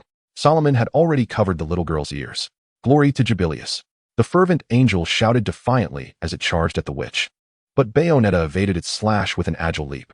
From her elevated position, she brought the chainsaw crashing down upon the angel's head, the golden teeth whirling rapidly, igniting sparks of brilliance. With unwavering determination and ruthless precision, the witch cleaved downward, the razor-sharp teeth slicing through the angel's armor and flesh, bisecting the being in a diagonal fashion. The dying angel erupted in a burst of golden light, the ensuing explosion so fierce that it shattered the edge of the platform. Bayonetta stood at the precipice, slowly retracting her weapon. "Mommy! Mommy!" As the battle concluded, the little girl began to shout incessantly. Beatrix covered her face and slowly approached Solomon and the child. The little girl's expression swiftly transformed from tears to a smile upon seeing the witch, prompting the sorceress to reflect on the fleeting nature of a child's emotions. "I believe I have done rather well," the sorceress remarked. "I did not allow her to come to harm. By the way, when did you acquire a daughter? This is not my child, though I must admit I have some interest in the idea of family." After winking at Solomon, the witch turned her attention to the little girl. "What is your name?" "Dear Teresa," the girl replied. "Don't you remember, Mommy? You might not remember later, either." Beatrix waved her hand dismissively. "Why are you in such a repulsive place? Not even a pumpkin carriage would come here. My father told me that if I am a good girl, Mommy will come to fetch me," Teresa explained. "He left you here? Alone?" Beatrix inquired in astonishment. Could this little girl be a trap set by Betel? Who was this child's father? Solomon unconsciously took a significant step toward the truth, but remained silent, waiting for Teresa to reveal more hidden details. "I am not alone. The Cheshire is with me," Teresa retorted. "You were crying out of fear, just like a little baby. Mommy, let us go home." "How many times must I tell you, little one? I am not your mother," the witch replied. "Your father will come to take you back soon. As long as I am with Mommy, it is fine." Teresa clung to her doll, pressing it against Beatrix's leg, seemingly unwilling to let go anytime soon. "This is quite troublesome," Beatrix sighed in resignation, realizing she would have to take care of the child for a while. She looked at Solomon. "Can you cook? I find it somewhat challenging." "But I possess magic to resolve this issue," Solomon replied. "What's the matter?" The witch rolled her eyes. "Hurry up and open the portal." "To where?" Solomon refrained from asking why not to use that golden portal, for no one would believe in the enemy's magic. "My house. You are coming with me. I need to clean this little one up first, and you will be responsible for preparing the meal." The sorceress donned her pendant, ready to cast a spell. "All right. Tell me the address. I think this resembles a family quite well." "Ahem." Solomon coughed loudly. The sparks that had appeared suddenly vanished. Delighted by Solomon's reaction, the witch urged, "Hurry, Beatrix said. I am already hungry. Remember to pan-fry a piece of salmon. Chapter 62. Dinner and Doubt's cherry tomatoes, after being washed, were halved and placed into a white porcelain bowl, along with chopped red peppers and red onions.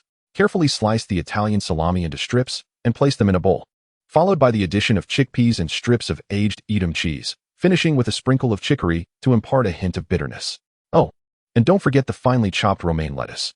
For the dressing, mince some garlic and combine it with a touch of Spanish sherry vinegar, spicy soy sauce, granulated sugar, and olive oil, mixing them thoroughly before drizzling it over the salad, thus creating a delightful appetizer. Meanwhile, fresh salmon is being meticulously prepared by an unseen servant, who scales the fish, removes the spine, and extracts the bones. The succulent salmon, after being lightly seasoned with salt and black pepper, is placed skin-side down in a pan sizzling with a small amount of molten butter, accompanied by unpeeled garlic and whole sprigs of rosemary. At the moment it hits the pan, the aroma of the fish fills the entire kitchen, a testament to the simplicity of this dish, which is perfect for dinner. Solomon wedges 2 lemon wedges onto a plate, also gracefully serving the perfectly cooked salmon. Of course, alongside the salmon comes the indulgent lobster. Solomon opts for a slightly smaller, yet tender, cooked lobster. He finally chops some chili, adding a pinch of salt, minced garlic, and a handful of chopped parsley. Then blends these ingredients together before mixing them with softened butter, which he spreads generously over the halved lobster, pressing it firmly. After this, with a flick of a spell to freeze the lobster, he places it, cut side down, into a scorching hot skillet. These delectable dishes promise to elevate the dinner experience. This marks Solomon's inaugural foray into cooking, a rather enchanting endeavor. Although he memorized the steps after reviewing the recipe, when the moment arrived, he found himself somewhat flustered. Thankfully, with the aid of the invisible servants, who can carry out tasks upon command, cooking becomes akin to a magical experiment for the mage. He merely needs to control the quantities, adjust the parameters, such as the placement of seasonings, the arrangement of plates, and the quality of ingredients, to achieve a perfect dinner. Beatrice and Teresa have lingered in the bathroom long enough for Solomon to prepare the meal. The mage never anticipated that despite the witch's perpetual hunting of angels, her most frequented residence would be in New York. Yet, it is precisely this circumstance that enables Solomon to curate tonight's ingredients. As he listens to the laughter and playful banter emanating from the bathroom, he busies himself in the kitchen, unaware that a smile graces his face as he cooks. This sensation envelopes him in warmth, evoking a profound sense of home. In the sanctum of converge, an unusual silence enveloped the dining area, an unspoken rule seemingly established by some ancient sage. Within Athena's abode, everything appeared akin to exquisite dishes from a 5-star restaurant, refined, delectable, yet unfamiliar. Converge serves as a home to many, yet here, it felt distinctly like his own sanctuary. The arrangement of plates and the positioning of chairs stirred a profound sense of familiarity within him. He could effortlessly recline in a plush armchair, illuminate a desk lamp, and delve into an unread book, as though he had engaged in this ritual countless times before. This long-abandoned dwelling, with the return of its inhabitant, began to radiate warmth anew. After Solomon set the dinner and utensils upon the table, he called out towards the bathroom, announcing dinner was ready. Moments later, 2 bespectacled figures, a tall one and a petite one, emerged, swathed in bath towels, making their way to the dining room, leaving a trail of droplets upon the wooden floor. Delicious. I never anticipated your culinary skills were so exceptional. I feared we would be relegated to pasta tonight, remarked Bayonetta, as her leg was embraced by the inquisitive Teresa, who craned her neck to inhale the fragrant air. Solomon donned a floating ring and uttered an incantation, enveloping Bayonetta and Teresa in a warm breeze. Within seconds, their damp hair dried. Let us eat swiftly, the sorcerer said, tucking the ring into his pocket. Do be cautious not to catch a chill. My stock of potions is rather limited at present. Seated between Bayonetta and Solomon, Teresa received assistance from both in savoring salad, dissecting lobster, and fish, not to mention the obligatory ice cream. This dinner was an unmitigated delight, and after Teresa had feasted to her heart's content, she began to yawn. Bayonetta intended to usher her off to bed. However, before the witch departed, she gestured for Solomon to remain, indicating she had matters to discuss. In the meantime, the sorcerer took the opportunity to wash the dishes. Is there anything peculiar about that? Regardless of skill, one must still tend to the dishes, he mused. Upon Bayonetta's return, she found Solomon languidly perusing a fashion magazine while seated on the living room sofa. What is this? A brass pocket watch? Solomon inquired, casting a skeptical glance at the object in the witch's hand, its familiarity piquing his curiosity. Did you disassemble your watch? I am not adept at repairs. This watch bears an uncanny resemblance to mine, yet it is not mine. It belongs to that little one, Bayonetta replied, taking a seat beside Solomon, gracefully extending her long legs and resting her feet upon the sorcerer's lap. Though I am loath to cast suspicion upon the little one, she may indeed be a trap devised against me. Did you inspect Teresa while you were bathing? What magical means does she possess? Solomon inquired, pondering whether it might be some enigmatic tattoo or something of a similar nature. Or perhaps, was she lying? What could a mere child possibly do? I too was intrigued, yet I was quite certain that the little one had not uttered a falsehood. The witch, while idly toying with the silver chain on Solomon's garment with her toes, spoke in a tone tinged with boredom, nearly drifting into slumber. That child insisted on my presence before she would close her eyes. Truly, I am not her mother. In a moment, you should examine her body for anything concealed. I am not particularly adept in that regard. Solomon, familiar with the witch's insinuations, immediately grasped her underlying sentiment. She meant to convey, I do not wish for that child to bear anything that could bring her harm. Although I am not her mother, I cannot bear to watch a child meet her demise. In response to Solomon's skepticism, the witch merely huffed, offering no further explanation. The results of the sorcerer's examination aligned with Beatrice's intuition. The small figure lying there, softly snoring, bore no traces of any magical incantations. Through Solomon's mystical sight, he beheld Teresa, now clad in a fresh nightgown, devoid of any flickering magical auras.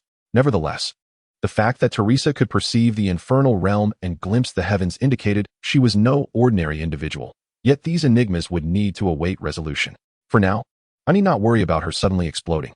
Lowering his voice, Solomon addressed Beatrice, who stood nearby. But I have another question. What purpose does your pocket watch serve? At that moment, Solomon had formed a hypothesis, yet he refrained from voicing it, instead continuing, Is Teresa's pocket watch identical to yours? Precisely identical, Beatrice replied, furrowing her brow. Though it bears no scratches, I still believe they are completely the same. What leads you to such a conclusion? It is merely a woman's intuition. Very well. Let us proceed with your intuition as a hypothesis. Solomon nodded, somewhat resigned, glancing at Teresa, his premonitions growing ever more pronounced. Beatrice continued, I suspect that Teresa is indeed the one sent by the illustrious sage, Bader. The father she speaks of is likely Bader himself. Why do you appear so astonished? The witch inquired. This is simply one of the possibilities, is it not? Solomon displayed a look of resignation as he guided Beatrice into the parlor. After several moments of contemplation and a deep breath, he elucidated the connection between Bader and her. Beatrice's reaction was not as pronounced as Solomon had anticipated. She sat on the sofa, musing for a considerable time before finally asking, Did the esteemed mage inform you of this? Indeed, the sorcerer affirmed with a nod. The actions of the esteemed one were certainly less than noble, yet Solomon could understand the rationale behind such behavior. Thus, he braced himself to accept the witch's rebuke. However, Beatrice merely cast a disdainful glance his way, remarking, Do not become like your teacher, a creature of bloodshed. The elder sister is but a frail maiden, unable to resist. It is quite challenging, Bayonetta, but I shall do my utmost. Solomon sighed and remarked, Let us first concentrate on Teresa. Later, Carmithage will compensate you, and I shall certainly ensure your satisfaction. Are you truly concerned for the elder sister? The witch smiled in agreement with the mage's proposal, yet this woman never spoke straightforwardly. Seizing the opportunity, she began to jest at Solomon's expense. Have you recalled something? Solomon inquired. No, it remains as it always was, great fire, the tower, angels, and Bader floating in the sky. Yet that fellow, with his feathers all over, resembles those monsters quite closely. Even if Teresa were indeed sent by Bader, it does not imply she is truly his child. Even so, what purpose would it serve for him to send his daughter to you? Has his mind been devoured by angels, intending to reform his enemies with a mere little girl? Not even the ancient Greek tragedies are this absurd. The mage could not restrain himself from voicing his thoughts, stating, Thus, now Teresa might be your sister. What do you plan to do, regardless of Bader's intentions? My destination is Vigrid. The witch languidly reclined on the sofa. As for the little one, your culinary skills are commendable, so I shall entrust her to you. Remember to take her shopping for clothes tomorrow. I intend to further explore Vigrid. The implications of those two stone sculptures today were far too overt for me to overlook this opportunity. Are you not concerned that this might be yet another trap set by Bader? Solomon said anxiously, What if your journey to Vigrid is also part of Bader's scheme? In any case, someone will assist, will they not? The witch winked at Solomon, entrusting everything to you. Chapter 63. The Summoning of Magical Pets in Truth. When Teresa appeared before Bayonetta, the witch recalled certain memories. It was a gentle melody, softly hummed, which Bayonetta found exceedingly familiar, yet upon closer reflection, she could not recollect further details. Moreover, she could not ascertain whether the images that surfaced in her mind were genuine recollections or mere illusions conjured by Bader's magic. akin to the visions she experienced before encountering Teresa. Thus, the witch relayed these matters to Salomon. Nevertheless, she did inform Salomon about her encounter with the woman in red, who bore short white hair. The crux of the matter was that this woman possessed abilities identical to her own and fought in precisely the same manner, leading Bayonetta to question the accuracy of the information provided by Salomon. "Are you implying there is a witch?" Salomon asked. "Given that the current luminary sage is the same as 5 centuries ago, your father, the emergence of a witch who has lived for 500 years is not entirely surprising. This can only be attributed to a lack of documentation, for Carthage did not observe that battle in its entirety. It is possible that even the venerable ones are unaware of your entombment. Luca's father releasing you may very well have been a stroke of luck. For if those angels had known your whereabouts, they would have hastened to reclaim the left eye. But what of this so-called left eye?" Salomon gently shook the pocket watch in his hand. "It belonged to Teresa, and I believe it bears little significance in relation to your own timepiece." His curiosity compelled him to scrutinize Teresa's watch meticulously, yet it did not possess the left eye power as the witch had claimed. Rather, it was an utterly ordinary watch, distinguished only by the unusual inscription and the ruby embedded at its center. However, this ruby served merely as a protective charm to safeguard the watch from damage and to sustain its functionality, a rather mundane enchantment, to say the least. Salomon spent the night on Bayonetta's sofa, while she had to tend to the little one. Upon turning over and awakening, Teresa discovered Bayonetta's absence and transformed once again into a weeping child. Had it not been for the witch's comforting embrace, she might have cried the entire day. Consequently, Teresa slowed Bayonetta's pace in the quaint town of Sauvaglede, for she could scarcely endure the thought of being separated from her. Even when Salomon took her shopping, this clingy little creature would frequently inquire about Bayonetta's well-being, whether she was hungry, cold, or when they would return home. In response to Teresa's childish whims, Salomon found himself expending every ounce of his energy to soothe her, all the while tightly grasping her hand to prevent her from running off in search of Bayonetta. To put it plainly, Salomon found himself unexpectedly embracing the life of a father, a role he had never envisioned for himself. The magic at his disposal was no longer the terrifying necromancy or the destructive force of elemental spells, but rather whimsical illusions. He even indulged Teresa's wishes by transforming the sofa into a rabbit hole with his illusions. Perhaps the witch, sensing the potential chaos this little one could bring, had readily entrusted Teresa to Salomon's care. Though Teresa was undeniably charming, Salomon was weary of child-rearing. He had his own magical studies to pursue and could not be tethered to the little girl at all times. Soon, he devised a brilliant plan to seek out a magical pet to alleviate his predicament. A magical companion, the cherished treasure of any spellcaster, is a true lifelong partner. While marriages may falter, a magical pet would remain steadfast, devotedly accompanying its master until the end of their days, provided, of course, that one steers clear of lower-plane creatures whose malevolent nature might lead them to unconsciously plot their master's demise. Sometimes they succeed, and other times they do not. If he were alone, it might not be a concern, but he could hardly entrust such a creature to Teresa's side. As for celestial beings, there was no need to elaborate. Bayonetta would likely dispatch any magical pet the moment she returned home. Thus, Fey companions emerged as the sole viable option. The grand art of summoning a magical pet was first exercised in this world for the purpose of childcare. One wonders whether the spellcaster who devised this magic might feel a twinge of sorrow. Teresa gazed with wide, curious eyes as Salomon placed the brass basin on the living room floor. He then gathered oak branches, fine charcoal, and various spices to fill the basin, ultimately igniting a fire that caused thick smoke to billow forth, prompting Teresa to cough repeatedly, though she clutched her stuffed toy tightly to her chest. "Sweetheart, I think you should step back a bit," Salomon advised as he carried Teresa out of the living room. "Do you prefer cats, or mice, or perhaps frogs?" "Cheshire," she exclaimed. "Ah, so it's cats then. However, I fear I may not find a grinning cat." The ritual consumed an entire hour of Salomon's time as he recited incantations to summon the magical creature he sought. His mind clouded with concern about the absence of Fey realms in this world. Fortunately, before long, a hazy green orb materialized before him, gradually coalescing into a distinct form as Salomon continued his incantations.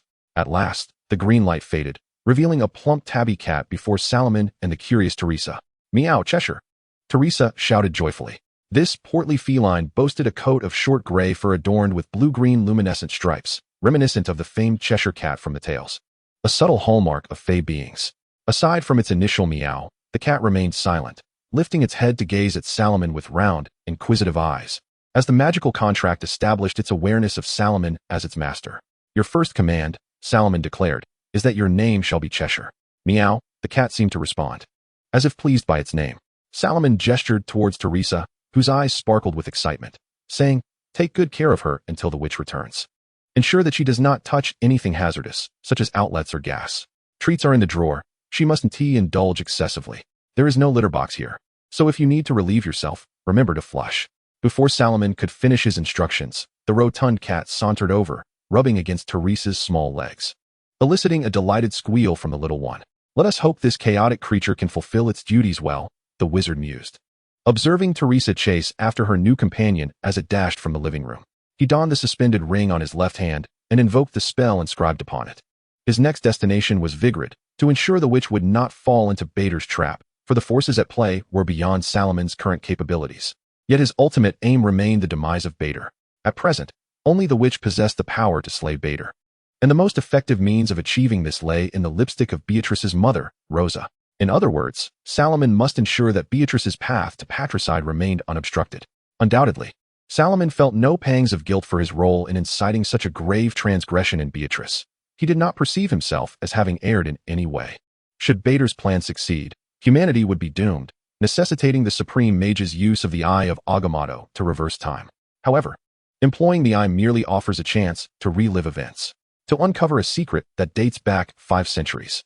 One must venture into a structure that possesses at least 500 years of history. The fortunate news is that the town of Viglieder retains remarkably ancient architecture, alongside some exceedingly modern edifices. Thus, the clues sought by Bayonetta will not be found within those buildings adorned with futuristic technology. The unfortunate news, however, is the abundance of such constructions. As Bayonetta arrived in Viglieder from the Valley of Dawn and New Moon, the sky had already darkened. In this ancient town, she encountered Joan once more, the woman clad in red with white hair. Joan, astride her motorcycle and surrounded by a throng of amiable angels, descended from the heavens, landing before Bayonetta. Despite being of the same faction and having been brought forth by the angels, Joan exhibited no mercy towards her celestial companions. Utilizing her wheels as a weapon, she crushed the angels beneath her, the rev of her engine sending blood and flesh flying. Bayonetta temporarily withdrew her aggressive stance. The individual before her was undoubtedly a witch, yet Solomon had failed to ascertain her origins.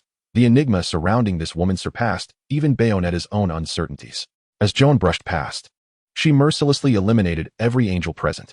Her motorcycle collided with walls, and only after ensuring that no living being remained besides Bayonetta did she come to a halt.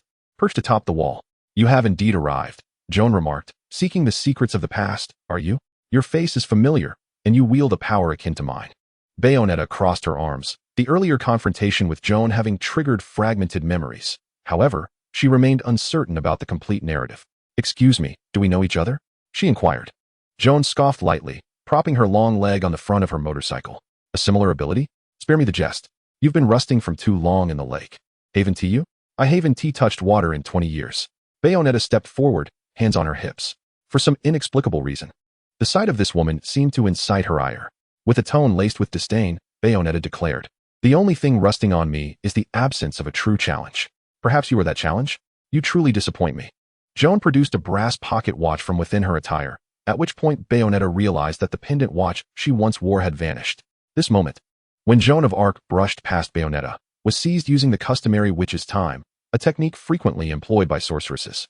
However, it was evident that Bayonetta's swiftness paled in comparison to that of Joan. With a leap, Bayonetta reached for the pocket watch in Joan's hand. Yet, Joan tossed the watch upward, gazing at the ascending Bayonetta, declaring, "It's not that simple, my dear." Chapter 64. Dear friend Bayonetta soared upward, narrowly evading Joan's raised rear wheel as Joan twisted the throttle, riding along the ancient brick wall. The witch mounted her motorcycle, brandishing her newly repaired Scarborough fare to shoot at Joan, but Joan deftly dodged each bullet. Suddenly, Bayonetta leaped back, aiming for the fallen pocket watch. Defying gravity, Joan stood on her motorcycle, perfectly parallel to the ground. With one foot on the throttle, she propelled herself forward, grasping the watch just ahead of Bayonetta, then descended gracefully onto her motorcycle, which had just landed. Every movement was executed with such effortless grace, as if she had calculated every variable in the battle, including the motorcycle's landing point. At that moment, Bayonetta had only just touched down. Joan turned the motorcycle around, halting opposite Bayonetta, the pocket watch in her hand, displaying it to her. "This moment I have awaited for so long. Yet you have forgotten your destiny, squandering these 20 years. She flung the watch towards Bayonetta, who caught the pilfered treasure. Bayonetta examined the watch in her hand and remarked, "Indeed, I scarcely recall anything about a lake. Might you elaborate further? Joan opened her silver pocket watch at her collar, revealing a small mirror. She reapplied her lipstick, embodying the power of the observers who govern the world. Bayonetta had heard this before, yet something about it piqued her interest, particularly the familiarity in Joan's gaze, reminiscent of someone she knew. That look stirred in Bayonetta a wealth of memories, more than she had anticipated. For a fleeting moment, she felt transported behind a black iron gate, observing a vast hall where a ceremony was underway, perhaps a tribal succession rite. Joan, as the heir of the tribe, it is time for you to prove your worthiness of the title of witch, spoke an elderly woman cloaked in black, standing before a girl clad in red. You may choose your opponent, anyone will suffice. Suddenly, a flying knife struck the wall beside Bayonetta. The girl in red turned towards the sound. With flowing white hair and firearms strapped to her feet, her flamboyant crimson attire and golden embroidered cloak stood in stark contrast to the surrounding oppressive blackness. She gathered her long hair into two tight buns beside her ears, adorned with delicate golden chains embellished with gorse flowers, one of which elegantly traversed her forehead. At the center of this chain, 3 lily flowers were arranged like a diadem. Her neck was encased in a form-fitting black fabric, accentuating the 3 lily-shaped pendants that hung beside her hair. She proclaimed loudly, "Then let me challenge that tabooed individual." The person known as Bayonetta found this girl increasingly familiar, seemingly unfazed by the objections of the authority figure. Matters of impure lineage or the sacrilege of challenging her were of no concern. This was not their first encounter. Without a hint of surprise from the overseer, she boldly confronted Bayonetta. "How about we duel in this sacred place?" she suggested. "Isn't this what you've always desired? If there are no alternatives, then of course, I accept. However, I require something in return." Bayonetta found herself speaking involuntarily, her attire remarkably vintage. "You know, I have a fondness for animal plushies." Bayonetta only recalled enduring an exceedingly arduous battle, and upon regaining her senses, she discovered the person who stood before her had vanished, leaving her back in the present. She still cherished the memory of the exhilaration she felt when accepting the challenge. It seemed this woman might have been a friend, with a close bond, yet she struggled to remember more. The name Jean lingered in her mind. Surely that was her name. This quaint town was not solely inhabited by angels. Crows also roamed freely. The ancient streets and buildings were nearly deserted, allowing these birds to perch boldly on the road without fear of intrusion. A desolate aura pervaded the air, yet no weeds grew.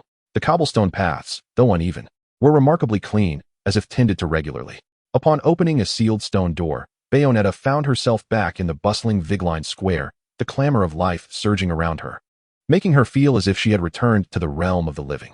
Typically, those stone doors remained shut, preventing the townsfolk of Vigline from uncovering the mysteries within. Almost everyone here seemed excluded from the secrets of the past, with only extraordinary beings like Bayonetta capable of unlocking that door, granting her a fleeting glimpse into history. Yet Bayonetta believed her greatest treasure lay in that memory, not only recalling the names of past companions, but also the halls to which her quest would now lead. Her objective was to locate those halls and unearth all their secrets, certain they held what she sought. A man clad in the robes of the Ragna order, with a white hood obscuring his features, was sprinting breathlessly along the cobbled streets, colliding with numerous pedestrians in his frantic rush. The reason for his frantic escape lay in the formidable figure of a Viglet enforcement officer wielding a baton behind him. He darted into a narrow alley, attempting to evade the officer, yet was still spotted by a young woman. He abruptly halted, retreated a few steps, and returned to her side. With exaggerated seriousness, he adjusted an imaginary collar, pulled back his hood, and let his long red and blue scarf cascade behind him. "Do you believe in fate?" he inquired. He stepped forward to extend a hand toward the young woman, then swiftly retreated, inadvertently tripping the approaching officer. "Fate binds us together. None can sever our connection," he declared while stepping back, causing a long table behind the shop door to topple over, crashing to the ground. In an instant, he vanished, leaving the young woman, a follower of Ragnar, utterly astonished. She rushed over with the officer, yet found no trace of him behind the table, as if he had evaporated into thin air. "I believe," said Salomon. "I believe, Luca, it is now your turn." "What an opportunity!" Luca exclaimed, slamming his fist into the ground in frustration. The two stood behind the table, yet the individuals in front seemed oblivious to their presence, unable even to touch them. Luca's movements went unnoticed. Quickly regaining his composure, he stood up and brushed off the dust. "Is this the so-called purgatory realm?" he asked. "No, this is the mirror dimension," Salomon replied. "It is an alternate dimension, distinct from purgatory, where interference from the outside world is impossible. However, the mirror dimension shares a commonality with purgatory. Those who dwell here cannot leave without employing specific magic. You should be grateful I saved you. What brings you here?" Luca inquired. I just directed a child to a new toy to distract her, and then I came here. Salomon answered, his expression one of boredom. Finding you was exceedingly simple. I doubt there exists anyone in Viglet who can stir up trouble quite like you. Chapter 65. The conspiracy of the Isabel Tower. The reason Luca was pursued was straightforward. Not long ago, he had disguised himself as a follower of Ragnar, attempting to infiltrate the headquarters of the Ragnar cult, the Isabel Tower. Naturally, the plan failed. Not merely due to the highly recognizable scarf he wore, but also because he could not resist snapping photos the moment he entered the building, including one of the guard at the entrance. Indeed, the photo of the guard was staged, marking one of the primary reasons for his discovery. Yet perhaps the Ragnar followers never imagined the Isabel Tower could be breached, as those who approached Viglet were either in possession of a pass or were followers of Ragnar. After a considerable amount of time, Luca was ultimately discovered by the guards, yet he had managed to fill an entire memory card with photographs. Fortunately, even when he slipped to the doorway, the guards mistook him for someone who had just entered. Indeed, Luca had purchased a camera once more, this time on credit. Now, in addition to repaying his car loan, he was also burdened with the debts of the camera and lens. Are you French? I could hardly detect an accent in your speech, but your mannerisms and the way you donned a tie while wearing a scarf led me to question your nationality. Is it true that the French have such an affinity for Louis XIV, to the extent of choking themselves with ties? Salomon remarked, incredulous that one would seek romance with a young lady while fleeing for their life, likening Luca's folly to that of Voltaire's Pangloss. This accusation seemed excessively harsh. I have read Candide, yet that does not imply I subscribe to Leibniz's optimism. Moreover, wearing a tie is a lifestyle choice, a privilege of adulthood. Clearly, you have yet to reach that age. Luca retorted, besides, in such a thrilling environment, to meet a young and beautiful girl. Seeking joy in this cruel world filled with chaotic monsters, doesn't that strike you as romantic? What is your nationality? British. I have no intention of debating metaphysical matters with you. A slave to consumerism, you should toil away repaying your loans. I believe I am exempt from such labor. Even into adulthood. Salomon scoffed, continuing, currently, I cannot reach Beatrice, but I know she is here. I have come to find her. Quickly, let me see the intelligence you have gathered, the things that satisfy your sordid voyeuristic desires. Why are you so unkind to me, Salomon? Is this the demeanor of all wizards? I suspect you are still a student at Hogwarts, with Severus Snape as your headmaster. Damn those purebloods, damn those capitalists. By the way, I am fond of Gryffindor. Luca muttered as he placed the camera before the sorcerer. Remember your promise. Silence. I did not inquire about your preferences. You foolish lion. I shall certainly uphold my promise, provided you do the same. Under Luca's guidance, Salomon scrutinized the photographs on the memory card. Before long, he stumbled upon something truly horrifying. He pointed to the image and exclaimed, I never would have imagined you ventured into such places. It seems I did not err in seeking you out. Indeed, I am a journalist. Luca swelled with pride. Feel free to shower me with more praise. However, Salomon disregarded him and continued to examine the photographs. The horrifying object appeared rather ordinary. It was a crimson coffin, propped upon a massive pillar, exuding a metallic sheen. A sharp metallic spike protruded from the chest of this humanoid coffin, connected by a tube that transported a deep red liquid. Such objects were plentiful. Yet Luca found himself without the opportunity for further investigation. He was unaware of the nature of the object when capturing this photograph. However, Salomon, with his extraordinary vision, discerned the presence of several intricate runes almost instantly. Although this entity was enveloped in an aura of advanced technology, its core operational principle was rooted in magic. And the deep crimson liquid was nothing other than blood. It was likely that this was the remains of the deceased witches. After their demise, their immense magical essence remained preserved within their souls, and these coffins served to imprison those souls, extracting their magical power to fuel the operations of the Isabel Tower or something else entirely. This apparatus might have been functioning for centuries, and anything requiring such a colossal amount of magical energy must be significant. Salomon furrowed his brow in deep contemplation, pondering, what exactly is Bader nurturing? How does he intend to utilize Teresa to achieve his goals? Could it be a form of magic akin to suggestion? Yet, that little fellow could hardly grip a knife. How could he inflict harm? The mysteries surrounding the Isabel Tower troubled Salomon greatly. He meticulously inquired with Luca about the location of each photograph, which effectively guided Salomon on what he would encounter upon entering the tower and the potential sequence of events. Although Salomon was not fond of Luca's carefree demeanor, he acknowledged the young man's remarkable talent as a reporter, for his investigations alleviated much of the trouble Salomon faced. However, he needed to locate Bayonetta first to provide her with a clear directive. In the vaulted chamber of Balda, located at the pinnacle of the Isabel Tower, within a peculiar space radiating a warm glow, an angel, towering as high as a person, appeared diminutive, akin to an ant fluttering its wings. The indistinct figure enveloped in energy gradually sharpened into clarity. A massive, metallic-featured female visage emerged, complete with an imposing golden coiffure adorned with a chilling array of white human face decorations. The two eyes that govern the world were poised to converge, with the resurrection of Jubilius imminent, as the angels envisioned as they always had. You are the sacrifices awakened by the left eye. Our desires align. All is in pursuit of our long-held aspirations. Indeed, light, darkness, humanity, everything is for the creation of a new world. The luminary sage Bader stood beneath this warm light, and as his voice rose in fervor, countless angels surged from that mysterious realm into the material world. The light surrounding Bader transitioned from a warm orange hue to a blinding white brilliance, intensifying with their approach. "Ha!" Bader exclaimed, raising his arms high. "Go forth, my minions. Sacrifice yourselves, and become the cornerstone of awakening the left eye. The glory of Jubilius shall forever accompany you. Go, let my beloved daughter recognize her own strength. Let my darling understand the weight of her mission. Do not hold back, nor should you fret over her potential failure. It is only through this game that my daughter shall come to realize her true strength and the significance of her existence. My love for you is boundless, my daughter." Unlike his previous grandiloquent speeches, Bader's final utterance was a mere whisper, audible only to himself, as he lowered his head, half of his golden mask obscuring his expression. "Join me in becoming the deities of this new world, Teresa." Chapter 66. Perseverance, Angel. At this moment, Solomon remained unaware of where to seek out Bayonetta. Yet he devised a plan. The witch, Bayonetta, had undoubtedly not come to Viglid to coexist peacefully with the luminary sage Bader. Rather, this was the heartland of the Ragnar K cult, rife with creatures from higher dimensions, and the witch was likely ensconced within the infernal realm, perhaps engaged in her mission to hunt angels. However, the inanimate entities of the infernal realm could still interact with the material world.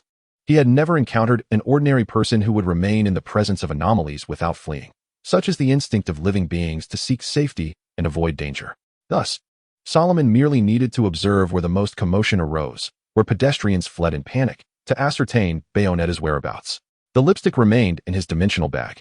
He must deliver it to the witch, for only then could he fulfill the future envisioned by the esteemed sage. After departing the mirrored dimension with Luca, he entrusted him with a task, to call him promptly upon witnessing any peculiar occurrences. The old quarter of Viglid retained numerous ancient structures, sprawling extensively, necessitating that he and Luca split up to expedite their search for the witch. At the very least, they must uncover traces of the witch's destruction. In this line of work, Luca excelled. Besides tracking Bayonetta, his primary occupation was that of a freelance journalist, or rather, a paparazzo, whose principal source of income stemmed from selling the intimate details of celebrities to entertainment magazines. Had he not honed such skills, he would not have been able to keep pace with the witch. The truth. After casting an eye roll at Luca, Solomon took his leave. He was acutely aware that his attire stood out conspicuously among the Ragnar K devotees in Viglid. Hence, the mage did not stroll openly down the streets. Moreover, to receive Luca's call in a timely manner, he could not retreat into the infernal realm or the mirrored dimension to evade scrutiny. Instead, he leapt across the rooftops of those ancient stone edifices, scaling their rough walls. Admittedly, Solomon had succumbed to a hint of youthful bravado, especially since he had donned the hood of his robe. Surely, Rodden must possess the skill to craft a sword in the sleeve? The height differences between the buildings posed little challenge to Solomon's ascent. He circled the structures surrounding the central fountain, meticulously scrutinizing the seldom trodden alleys, eavesdropping on the conversations of the Ragnar K adherents, eager to discern if they spoke of anything unusual. Yet, he discovered no trace of the witch and received no call from Luca. As noon approached, Solomon was compelled to return to Beatrice's house to prepare lunch for the incessantly wailing Teresa. He assured her that he would bring Beatrice home soon. However, his words seemed ineffectual, as Teresa remained convinced that her mother's absence was a result of her own tearful nature. Solomon took a deep breath. What could he do? He had not hesitated when he took on the responsibility of Teresa, and now he could only face the situation with a smile. After he finally managed to soothe the little girl, he promptly returned to the rooftop of Vigrid, the very spot he had departed from. He began to search the area, moving across the rooftops in one direction, inching closer to the outskirts, yet yielding no discoveries. Just as frustration set in and his toes began to ache, a tremendous sound seized his attention. Turning around, he beheld an explosion at a small church not far from the fountain at the heart of the old town. Massive stones soared into the sky before crashing down, and even the dust could not obscure the blinding golden light penetrating the shadows, an illumination unseen by ordinary eyes, yet vividly visible to Solomon. With his keen eyesight, he even discerned a colossal creature with two heads, carrying what appeared to be an intact chapel, ascending into the clouds. Beatrice was there. No one else could conjure such a spectacle. Solomon hurried towards that direction, traversing streets filled with panicked and frantic followers of Ragnar. Upon arrival, he witnessed massive stones shattering the once exquisite fountain, with debris of varying sizes continuing to rain down. A sorcerer had cast a spell, entering the realm of the abyss, where he observed flames erupting once more in the distant sky. The chapel, once relatively whole, suddenly disintegrated, enveloping the area in a cloud of dust. Fragments of stone, propelled by a formidable force, flew in another direction. Initially small, the stones grew larger as they approached, ultimately crashing to the ground, accompanied by a dark silhouette. The enormous creature, bearing two dragon heads, flapped its wings, cutting through the dust and diving fiercely from above. It was Beatrice. Solomon rushed forward. But before he could take more than a few steps, the two-headed angel vanished. Suddenly, the entire vigrid trembled, and a thick plume of smoke and orange flames erupted from Beatrice's location, ascending towards the heavens. Solomon quickened his pace, and upon reaching the site, he found debris scattered across a small plaza. The cobblestone surface intermittently erupted with molten orange lava, which, after splashing, cooled into scar-like formations of dark red, clinging to the once aesthetically pleasing architecture. In this place, benches, flower pots, and all combustible materials were ignited, flames ascending along the garments and furniture abandoned by the inhabitants, penetrating into the dwellings, while thick black smoke billowed outward. Toxic fumes mingled with the acrid scent of burning debris, saturating the entire square and expanding with the heated air. He covered his mouth and nose, navigating through the inferno in search of the person he sought. Yet, the tremors of Vigrid grew increasingly frequent, and the surging magma became ever more violent. Solomon felt the ground beneath him tremble, and abruptly, the stone floor collapsed. In the distance, a bell tower was lifted into the air by a geyser of magma, accompanied by vehicles such as trams. The magma flowed like a torrential river through the streets, with the houses serving as its banks. This place resembled not an angelic city, but rather a hell, as even Solomon, perched upon a rooftop, felt the searing heat of the air. As he walked and observed, he occasionally discovered the remnants of battle. Following these traces, Solomon soon arrived at a vast pit of magma. This chasm bore the marks of human construction. The bridge spanning the lake of magma could not have been naturally formed, hinting at an astonishing secret that ignited the curiosity of an explorer. Fortunately, the efforts of the builders were not in vain, for an explorer was indeed present. Solomon took a deep breath of the relatively clean air, aimed carefully, and leaped down. As he descended slowly to the ground, with the featherfall spell, he noticed that the stone bridge had fractured into 3 segments, and a shadowy figure had just stepped into the cavern across the magma lake. The sorcerer quickly cast a spell, opening a portal into the grotto, where the air was significantly cleaner than that over the magma lake, and a refreshing breeze wafted from the depths of the cavern. At last, he could breathe freely. The light and heat from the magma lake had rendered his eyes nearly blind, and by the time he reached this sanctuary, he was drenched in sweat, feeling sticky and itchy. As Solomon dodged small falling rocks, he ventured deeper into the lengthy cavern. After a while, he beheld sunlight, an abyss where clear rays illuminated his figure. The azure sky remained untainted by the turmoil below, as if the world outside were untouched by conflict. Battling nausea, Solomon grasped a bit of tar in his hand and swallowed the spider that had been confined in a small glass vial. After uttering an incantation, the tar vanished. Solomon stuck out his tongue, feeling the spider still bouncing in his stomach, and spat several times in an attempt to expel the peculiar sensation. It was utterly revolting. He mumbled to himself while ascending the cavern wall. I should have chosen the levitation spell. How careless of me. Fortunately, the spider climb spell lasts an hour, providing a rare consolation. At least Solomon would not need to recast it frequently, which would entail swallowing another spider. Upon stepping out from the wellhead, Solomon was immediately greeted by a refreshing breeze that whisked away all the oppressive heat. Here, there was no bubbling magma or foul odors. The pure air once again filled his lungs. He approached a steep cliff, from which he could see the old district of Vigrid below, engulfed in flames. Lava cascaded down the valley like a waterfall, pooling together in a molten embrace. Solomon was ill-equipped to handle such a situation. He merely spat in disdain and continued upwards along a crumbling stone staircase, crushed by massive columns. The path was overgrown with weeds until he reached a dilapidated circular arena. There, a colossal 2-headed angel loomed above the arena, while Bayonetta stood within its confines. As Solomon drew closer, he discerned the identity of the angel. This celestial being possessed 2 enormous dragon heads, one red and one blue, adorned with jewels and armor. Its body was a gigantic, inverted marble visage, crowned with a golden laurel, and marked by a sun insignia upon its brow. Its massive claws resembled those of a dragon, embellished with golden trinkets at the knees and claw tips. A lengthy tail bore numerous tightly wound, spiked ascetic bands embedded into its flesh, culminating in a golden, outspread wing ornament that allowed it to hover gracefully in the air. This was the Angel of Fortitude, a manifestation of divine will, embodying courage and resilience, and representing the element of fire, with the power to summon magma. It could be said that all the lava in the old district of Vigrid was summoned forth by its command. I have heard of a witch hunter rebelling against our dominion. The angel's inverted visage opened and closed as a deep voice resonated throughout the arena. Her connection to the lower realms has tainted her soul. If you are indeed this wretched soul, I am willing to liberate you from your torment. The witch, listlessly consuming candy, paid little heed to the angel's proclamation. Oh, wise son, the angel interrupted. Please perform a miracle and save this unfortunate soul before you. Suddenly, the crack of a gunshot echoed as a bullet ricocheted off the marble face. The Angel of Fortitude was taken aback, momentarily halting its impending words, bewildered by the audacity of someone rejecting such a boon. The witch winked at Salomon and addressed the angel. I apologize. I neglected to mention my reason for hunting your kind. You are simply too grotesque, and I cannot bear to see you suffer any longer. Son, the angel attempted to continue, but was abruptly interrupted by Salomon's raised middle finger. Are you also to defy the celestial realm? The angel inquired, astonished. I have never submitted to the higher planes, let alone to you, a mere frolicking pup.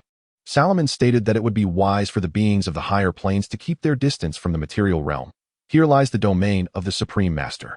Humanity cannot contend with us. Even with the witch by your side, you stand no chance. Do not harbor delusions of opposing us with dark powers. Throughout all ages, witches remain unteachable, declared the steadfast angel. We shall reshape a new world. And you are one of us, destined to attain a status surpassing that of the sage. Silence. Feathered face. Bayonetta, with impatience, fired several shots and drew her long blade. Your foolishness is truly unbearable. Chapter 67. Count Mappus. A small section of the arena's ground erupted with magma, spewing into the air amidst plumes of black smoke. The witch effortlessly pivoted to evade the falling debris, her speed astonishing. In an instant, she seized Salomon and leaped onto the circular wall of the arena. The arcane mage acknowledged his limited capacity to assist in this battle. The strength of the steadfast angel was beyond his reach, and thus he felt the weight of being a burden. Nevertheless, Salomon managed to contribute in a small way by producing a lipstick and handing it to Bayonetta, simultaneously tearing a scroll and bestowing its magic upon the witch. You are truly considerate. Upon feeling the magical field enveloping her, the witch blew Salomon a kiss and casually shoved him off the wall, sending him away from the scene. This height would not be fatal for Salomon. With her long blade in hand, the witch gazed at the massive angel clinging to the stone wall like a hawk. Come forth, feathered face. Suddenly, the arena was engulfed in a blaze of orange flames, akin to hydrogen ignited in the air. The bright light flickered and vanished, and a violent explosion obliterated a portion of the ancient stone wall. Following this, the arena transformed into a bucket brimming with water, filled instead with magma.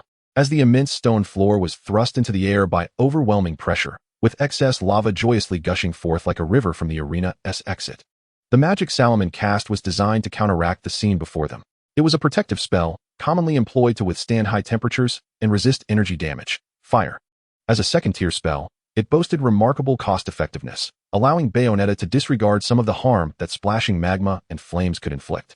Of course, this magic was not invincible. Should the damage exceed what the spell could endure, the resistance to energy damage, fire would cease to function. Thus, Bayonetta had to act swiftly. Engaging the enemy amidst the magma was not a prudent strategy. This was undoubtedly one of the most formidable battles Salomon had ever witnessed. He had barely retreated a few steps when he saw the witch leaping atop the massive stones soaring through the air. In the next moment, she appeared on the stone wall, and with a blink, she was standing upon the vast body of the steadfast angel. Immediately, she leapt fiercely, gripping the sharp jaw of a dragon's head, and with a motion akin to a shoulder throw, she hurled the angel down onto the still molten lava below. A series of dull thuds echoed as the angel's massive form was swung about in the arena by the witch, crashing against the ground and walls, causing even Salomon, standing outside the fray, to feel the tremors beneath his feet. Suddenly, a deafening wail erupted, the angel's searing blood bubbling atop the lava with a hissing sound. Crimson steam rising like a mist, only to be swiftly dissipated by the scorching air. Salomon was well aware of Bayonetta's formidable strength.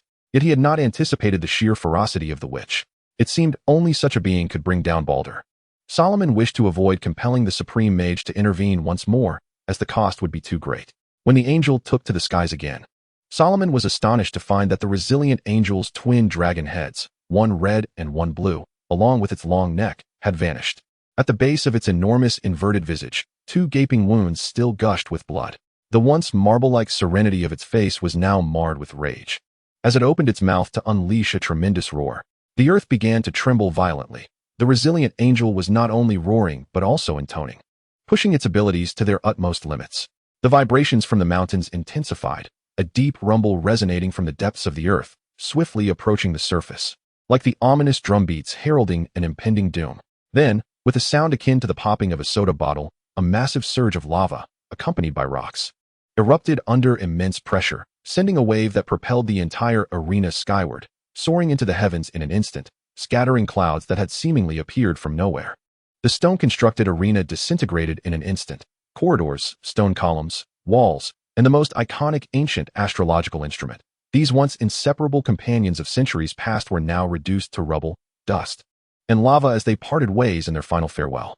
In that moment, Solomon dove into the mirror dimension. With his increasing mastery of the veil of the Emperor's magic, he activated the mirror dimension with ever-growing speed. Had he not done so, he might have perished beneath the first wave of molten lava and the rain of debris. With his keen vision, he observed the resilient angel being flung backward, a massive black raven appearing in the sky. As this demon was summoned, the heavens emanated a sanguine glow. Concurrently, the ring on Solomon's left hand began to radiate warmth, and he instinctively gleaned the information about this demon and the sealing runes associated with it. This demon was the 39th of the 72 pillars of the infernal hierarchy, known as Marbah, holding the rank of count and commanding 40 legions. It presented itself in the guise of a raven, but could also assume human form, its voice hoarse, capable of constructing buildings and towers, and able to reveal the desires, thoughts, and actions of its summoner's enemies. However, this demon can also be summoned by Bayonetta, as it is one of the contracts she has entered into, and the steadfast angel became a sacrifice to Maphaz. This ominous raven, with its powerful claws, tightly grasped the angel, incessantly pecking at the massive form of the steadfast angel with its sharp beak. In a place unseen by Solomon, Map has carved a tremendous void into the angel's essence. Yet, as Map has sought to descend to the ground, Bayonetta retracted her power, the black feathers transforming back into her dark hair, flowing along the summoning circle back to the witch. Immediately, all the falling debris seemed to be imbued with a sudden force, crashing towards the mangled angel. The summoning circle activated once more, and countless bloodstained, cold, slippery, elongated arms reached out for the steadfast angel, dragging it towards the crimson abyss. A shadowy figure descended from the sky, moving with a speed that surpassed the falling debris. Solomon observed the direction of Bayonetta's flight, which led towards the Dawn and New Moon Canyon. The Archmage looked anxiously in that direction. He was uncertain whether the witch's flight was mere coincidence or deliberate. Yet, there was ample evidence indicating that Badr desperately desired Bayonetta to embark on such an adventure. At this juncture, Badr's schemes remained inscrutable, and Solomon doubted Luca would uncover any truths. Nevertheless, the illustrious sage Badr would inevitably confront Bayonetta, even as her father. For he was the priest of Jubilius, the possessor of the right eye. To resurrect Jubilius, both his and Bayonetta's powers were indispensable. Solomon's task was to ensure that Badr could meet Bayonetta face to face. Only with that opportunity could the witch wield her lipstick to bring about his demise. To secure this possibility, he must ensure that Bayonetta's small adventure proceeds without error. While Badr plotted against Bayonetta, the Supreme Mage was also scheming against Badr, was he not? Solomon did not require intricate plans. He merely needed to execute his role. However, after the witch fell into the canyon, Solomon lost her coordinates. He summoned Pegasus with a small statue, and after feeding the pure white steed an apple, he took hold of the golden reins and mounted it. Soaring through the portal into the mirrored dimension, heading towards the Dawn and New Moon Canyon adorned with two colossal statues. Upon arriving at the Dawn and New Moon Canyon, Solomon encountered many foes he had not seen before. The sky here was thick with numerous small angels, including a large group bearing cherubic faces, adorned with love and embellishments, and others with sharp metallic wings symbolizing prestige and compassion.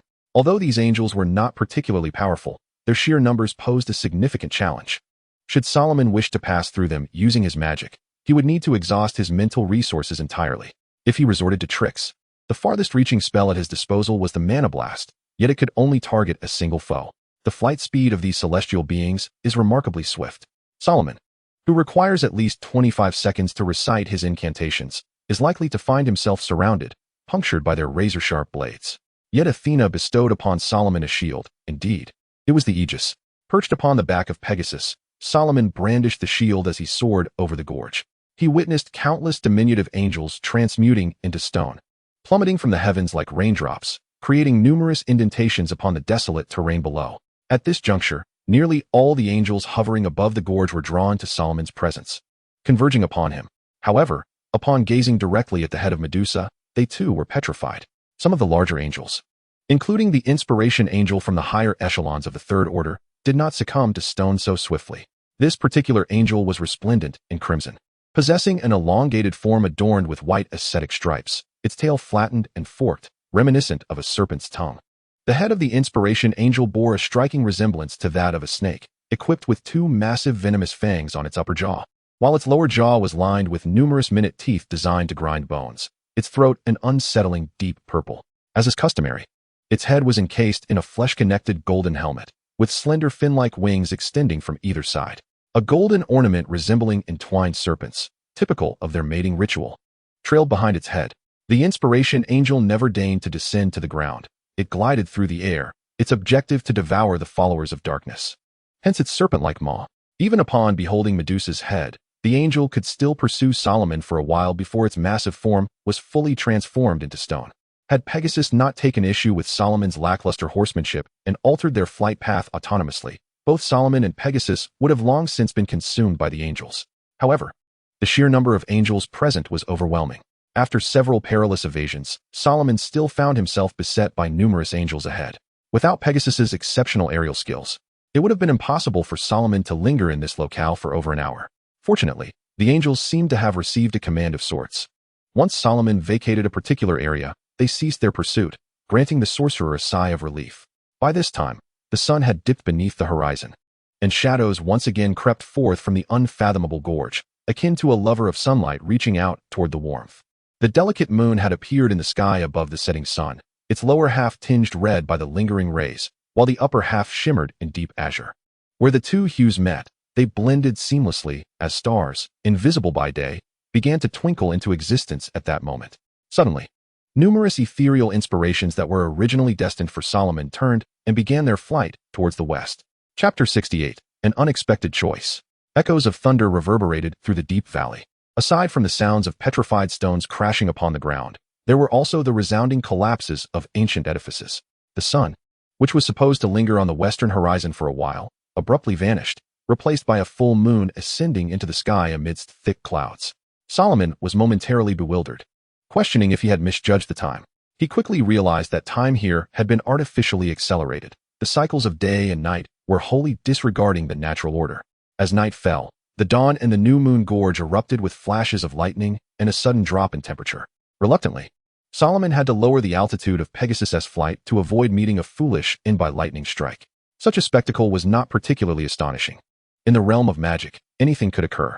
What piqued Solomon's curiosity was the source of this phenomenon or the magic that had induced such a scenario. The valley exuded an eerie atmosphere, seemingly an isolated realm where nature operated by its own rules, as if one could switch between day and night at the mere push of a button. The endless mist and the tumultuous thunderclouds also appeared to be unnaturally formed. Of course, Solomon could not draw conclusions based solely on these phenomena, for he did not sense that he had traversed any planar boundary.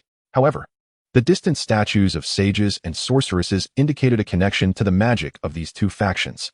The mage thought to himself that now was not the time for such contemplations. If he wished to explore this magic, he could do so later. Currently, the serpentine inspirations were soaring in one direction, while others, such as affection and adornments, or prestige and compassion, seemed to have lost interest in Solomon, no longer pursuing him, as if they had more pressing tasks at hand. This brought a slight relief to Solomon. The inspirations were heading towards the statue of the sage, yet he did not observe their return. Previously, the place where Teresa had appeared was the winged platform of the sage statue, and at that time, both Benita and Solomon had shown no interest in searching for these two structures. Yet now, they had circled back. With his keen eyesight, Solomon, perched upon Pegasus, observed the colossal stones levitating, as if a tempest were encircling that location, with the clouds in the sky racing swiftly. The endless mists of the valley were also stirred by the fierce winds, crashing against the towering buildings like ocean waves. Pegasus, my dear friend, Solomon said, will you still walk on hooves? Soon, we may find ourselves unable to fly. The winds are too fierce. And I doubt you wish to be struck by lightning several times, do you? Pegasus neighed in dissatisfaction, its voice clear and resonant, piercing through the mist and thunder, echoing endlessly within the canyon. It snorted emphatically, tossing its head to swat its white mane against Salomon's face. The creature seemed to disdain Salomon's doubts regarding its capabilities. The bond between Salomon and Pegasus was far from amicable, were it not for Athena's command and the golden reins. The winged horse would have little inclination to bear a mere mortal. Yet, the allure of apples was undeniable, for such sweet delights were absent in the astral realm.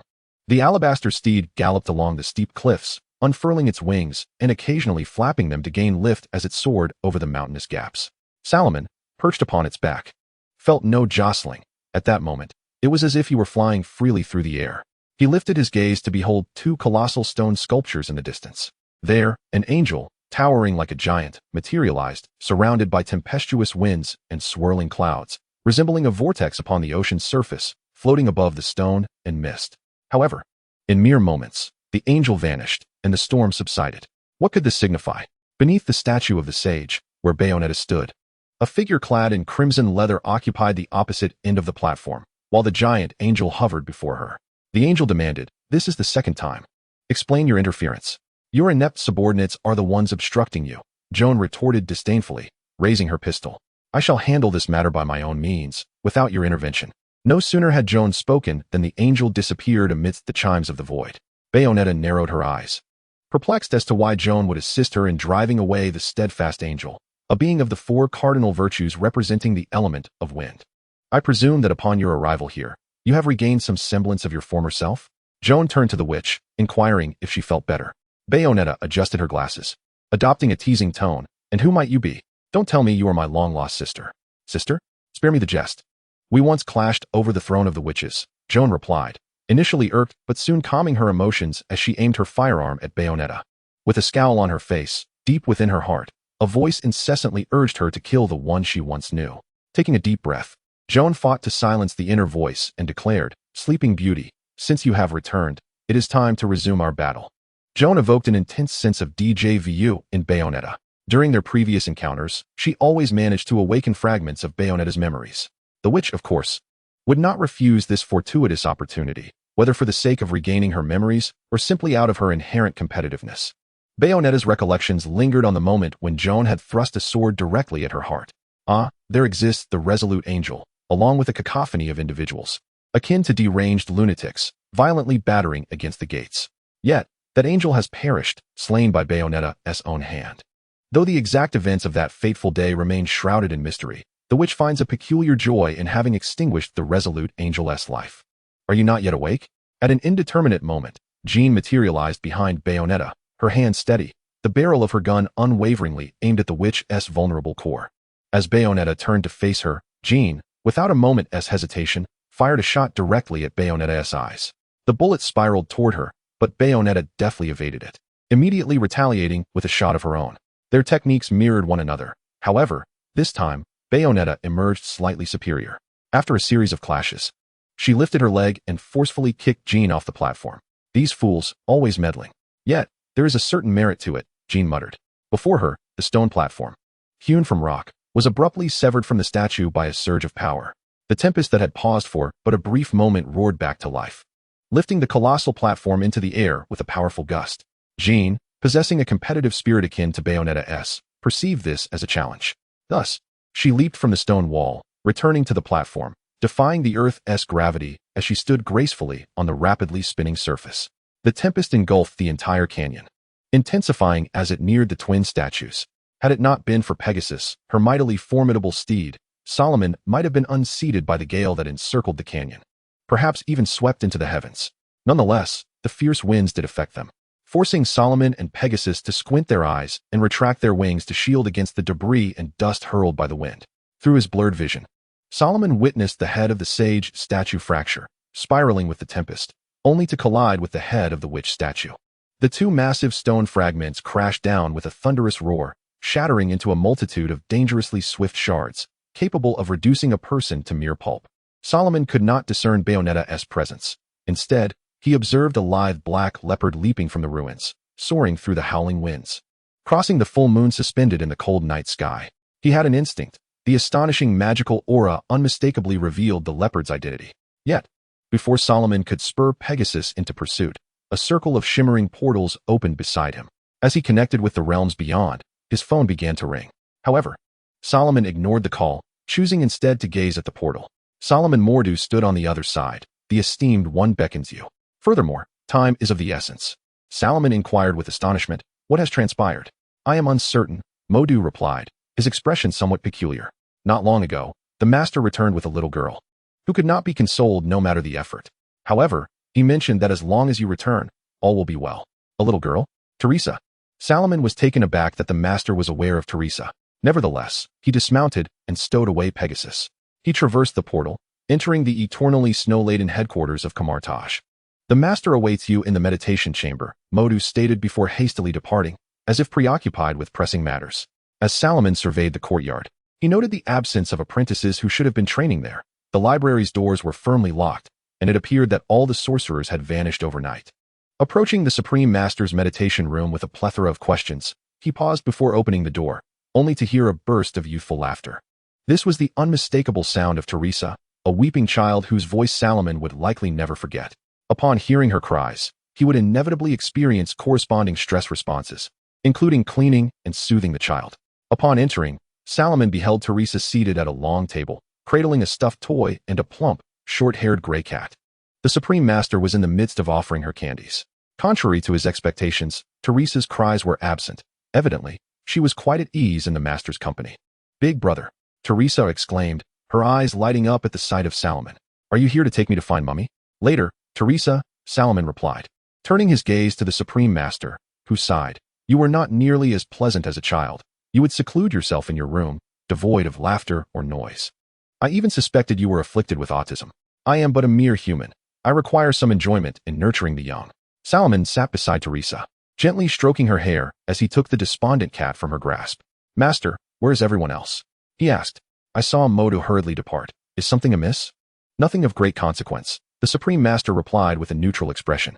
"While you ensure that Bayonetta adheres to her predetermined course, Camartage must also guarantee that Jubilius's revival does not unveil itself to the world. You are aware of the advancements in technology. Should satellites focus on Glid, the secrets of angels would be laid bare, and given that Vigrid is a high-tech city, it has drawn countless prying eyes.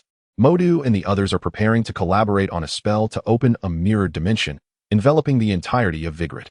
I believe my senior brothers and sisters are capable of this task," Solomon continued. "But why call me back? Do you not recall Teresa?" The Supreme Master said. "You must ensure she is taken to Vigrid." "What? That is a battlefield." "Absolutely not." Solomon's eyes widened, as if he had heard something utterly astonishing. His expression was rigid.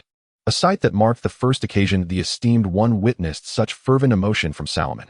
Furrowing his brow and unconsciously raising his voice, he exclaimed, "Teresa cannot survive there for more than a few minutes. And there are so many angels to escort her." The esteemed one's countenance remained unchanged. This was an established fact. "Solomon, I fear you have no choice." Chapter 69. The Phoenix and the Madman's Missile. The Ancient One is the true sovereign of Earth. This title is not acquired through sensational elections or baseless political promises, but rather through the throne he has fashioned from magic and the remains of extra-dimensional beings. A throne that carries a scent of blood detectable by all. As the Supreme Mage, he wields the power of life and death over every individual on Earth. An authority that is indisputable. Although the esteemed one does not interfere with the evolution of human civilization nor exercise tyrannical control over the planet when he makes certain decisions, he does so with the gravitas of a king, impervious to dissent. The notions of democracy and human rights lose all significance before this throne of bones. For seated upon it is the epitome of the universe's most brutal competition, the very essence of human existence, the fundamental right to exist. Solomon was unaware of what possibilities the esteemed one perceived through the eye of Agamotto, nor of the plans he had for Teresa. Yet he yearned to persuade his mentor to keep her away from that perilous place. For Teresa was innocent. She could execute a werewolf pup without flinching. Yet the thought of pushing a young human into the abyss, confronting the trial of blood and fire, was unbearable for Solomon. "Master," Solomon implored, "I know not what role Teresa will play in this scheme, but it is far too dangerous. She possesses the ability to defend herself, but a moment's carelessness could cost her life. Only when Teresa arrives invigorated can Bayonetta slay Baldur. In the face of Salomon's concerns, the supreme mage remained unmoved. Moreover, Teresa will be unharmed. Baldur will not hurt her, nor will any angel. I believe that even if Teresa were Baldur's daughter, the angels would not regard her with any favor. We are all too aware of the attitude of extra-dimensional beings towards humanity. Salomon's urgency intensified, his words hastening. To them, humans are akin to ants. Do you think they would take special care of her in battle? Even the luminary sage is merely a human in their eyes. The supreme mage cast a glance at Teresa, who was whispering to a puppet, and sighed. Teresa is the key that the luminary sage Baldur requires to awaken Jubilius. Regardless, I shall not allow any harm to befall her. Not only that, all angels will protect her, even at the cost of their own lives. Master, I do not discern which of these are your designs, and which belong to Baldur. Salomon furrowed his brow deeply, casting a glance at Teresa before turning his gaze to the supreme mage. But can you assure me that Teresa will remain unharmed? He inquired. I assure you. The supreme mage replied, a mixture of joy and sorrow flickering across her features. She made this promise knowing how profoundly the young man before her trusted her, and she would not allow that trust to be betrayed. Salomon's evident regard for humanity and his disdain for interdimensional beings resonated strongly with the teachings of Kamar Taj. Yet, in certain respects, his heart was undeniably tender. Much like Odin's adoption of Loki, Salomon represented the supreme mage's long-term strategy concerning the seven thrones. Should the elder's schemes come to fruition, Salomon would find himself bereft of all that he cherished. However, the elder was cognizant that Salomon held no attachment to the supreme mage's position. His languid disposition inclined him to prefer the solitude of his small chamber, immersed in the study of magic, which alleviated some of the supreme mage's concerns. Meanwhile, the guilt-laden supreme mage extricated herself from earth, pursuing the eternal, preparing to offer Salomon recompense before the materialization of the soul. After a moment of contemplation, Salomon reached a decision. The supreme mage refrained from urging him, recognizing that he stood at a crossroads of thought. While it was easy to articulate principles verbally, the true challenge lay in their implementation. The elder's expectations of Salomon were inherently contradictory. On one hand, he desired Salomon to regard the survival of humanity as paramount, while on the other, he hoped for him to be decisive, willing to sacrifice a portion of life.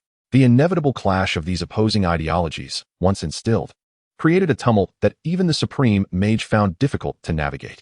Yet, the elder hoped that Salomon would discover his own equilibrium, as the truths one arrives at independently often hold greater value than those imparted by others. Failure to do so could lead to madness. To some, the supreme mage's behavior might seem indicative of a lack of understanding of the human heart.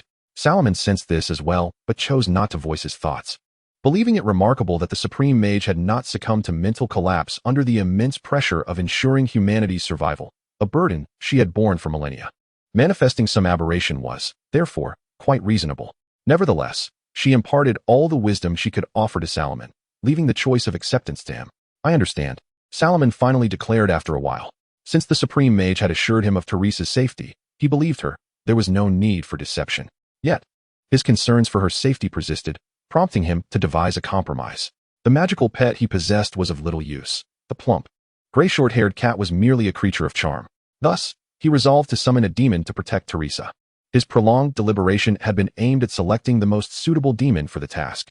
This course of action was accepted by the supreme mage, and upon receiving her consent, Salomon began to sketch the summoning array within the confines of the meditation chamber. The summoning circle on this occasion differs significantly from the one used for conjuring monsters. This circle allows demons to linger within the material plane for extended durations, representing a spell from the conjuration school of magic. The summoning formation is square, with each corner adorned by 2 concentric circles and inscribed with runes. Within the square lie 3 additional concentric circles. The outermost circle bears 4 names, each aligned with a cardinal direction, symbolizing crown, beauty, foundation, and understanding. Furthermore, 4 pentagrams are incorporated, with Solomon standing at the center. Solomon mingled his blood with ink, as his blood serves as the finest material for summoning the 72 pillars of demon lords. Alongside his blood, 4 censers filled with frankincense and myrrh were positioned in the corners of the circle. Upon igniting the incense and reciting the incantation, the summoning formation eagerly responded. Accompanied by a melodious song, a magnificent eagle, adorned with golden and crimson feathers, burst forth from the circle. It unfurled its resplendent wings, hovering gracefully in midair, its long feathers moving as if stirred by an unseen breeze, the golden-red glow illuminating the somewhat dim meditation room. Teresa gazed in awe at this breathtaking spectacle. cautiously reaching out to touch the floating golden red light. The point of light was warm to the touch, vanishing immediately upon contact. "My lord," the giant eagle exclaimed, its voice youthful and childlike, harmonizing with a sweet melody that rendered its speech akin to exquisite poetry. "Have you arrived at a new cycle? My legion shall serve you, awaiting your return to the seventh throne." This was the 37th demon lord of the 72 pillars, Phoenix, a marquis commanding 20 legions, inherently gentle and kind. An ideal companion for children. Only Cheshire, the portly gray short-haired cat, perceived a threat to its status, flattening its ears and hissing incessantly. "However, I summoned you not for this matter," Solomon replied, his expression rigid. Though he was uncertain why these demon lords regarded him as Solomon, it did not impede his ability to command them. "I require your protection for a certain individual." "At your service," Phoenix replied, gracefully flapping its wings and landing before Solomon, gently touching the tail ring on his left hand with its beak. "I shall obey your every command, as in the past, so in the present, and in the future. Protect her," Solomon instructed, pointing to Teresa. "She will soon find herself in peril, but I do not wish for her life to be lost. She is both lovely and strong." Phoenix stepped closer to Teresa, bowing slightly before the supreme mage, then tilting its head to observe the girl who gazed at it with wide-open mouth. "My lord, I believe she may be far stronger than you realize. But now she does nothing," Solomon remarked, "and still enjoys weeping. Do not worry, dear adult, for I have a fondness for children," he added. After being embraced by Teresa, Phoenix emitted a contented hum, assuring, "I shall fulfill your commands." Solomon returned the journalist's call, and soon, the line connected.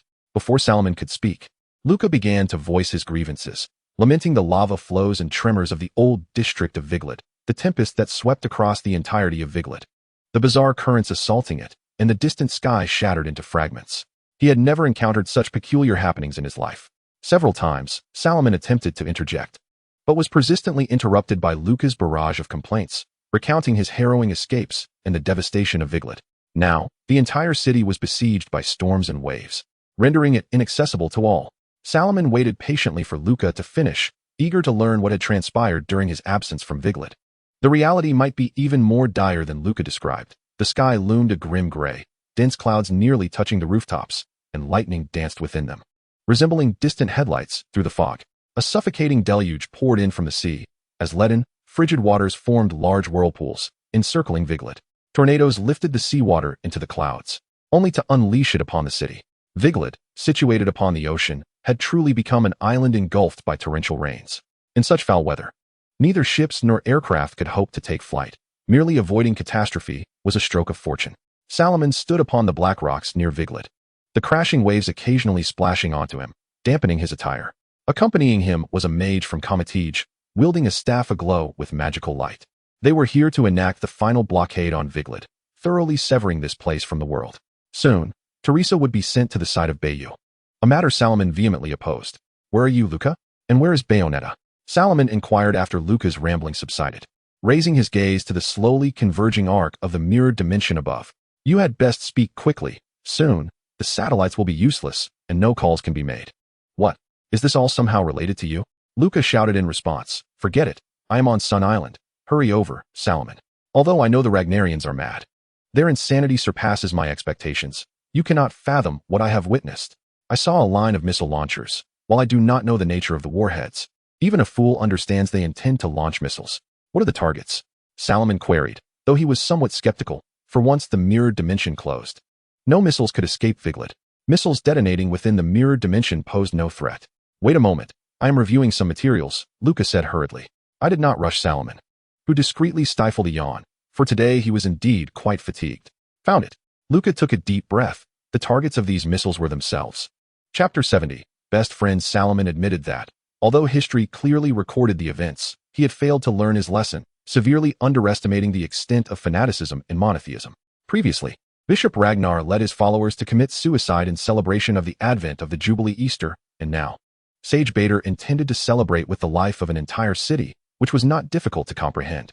The Supreme Mage assured that the angels would not harm Teresa, nor would Bader, but missiles do not possess the ability to discern.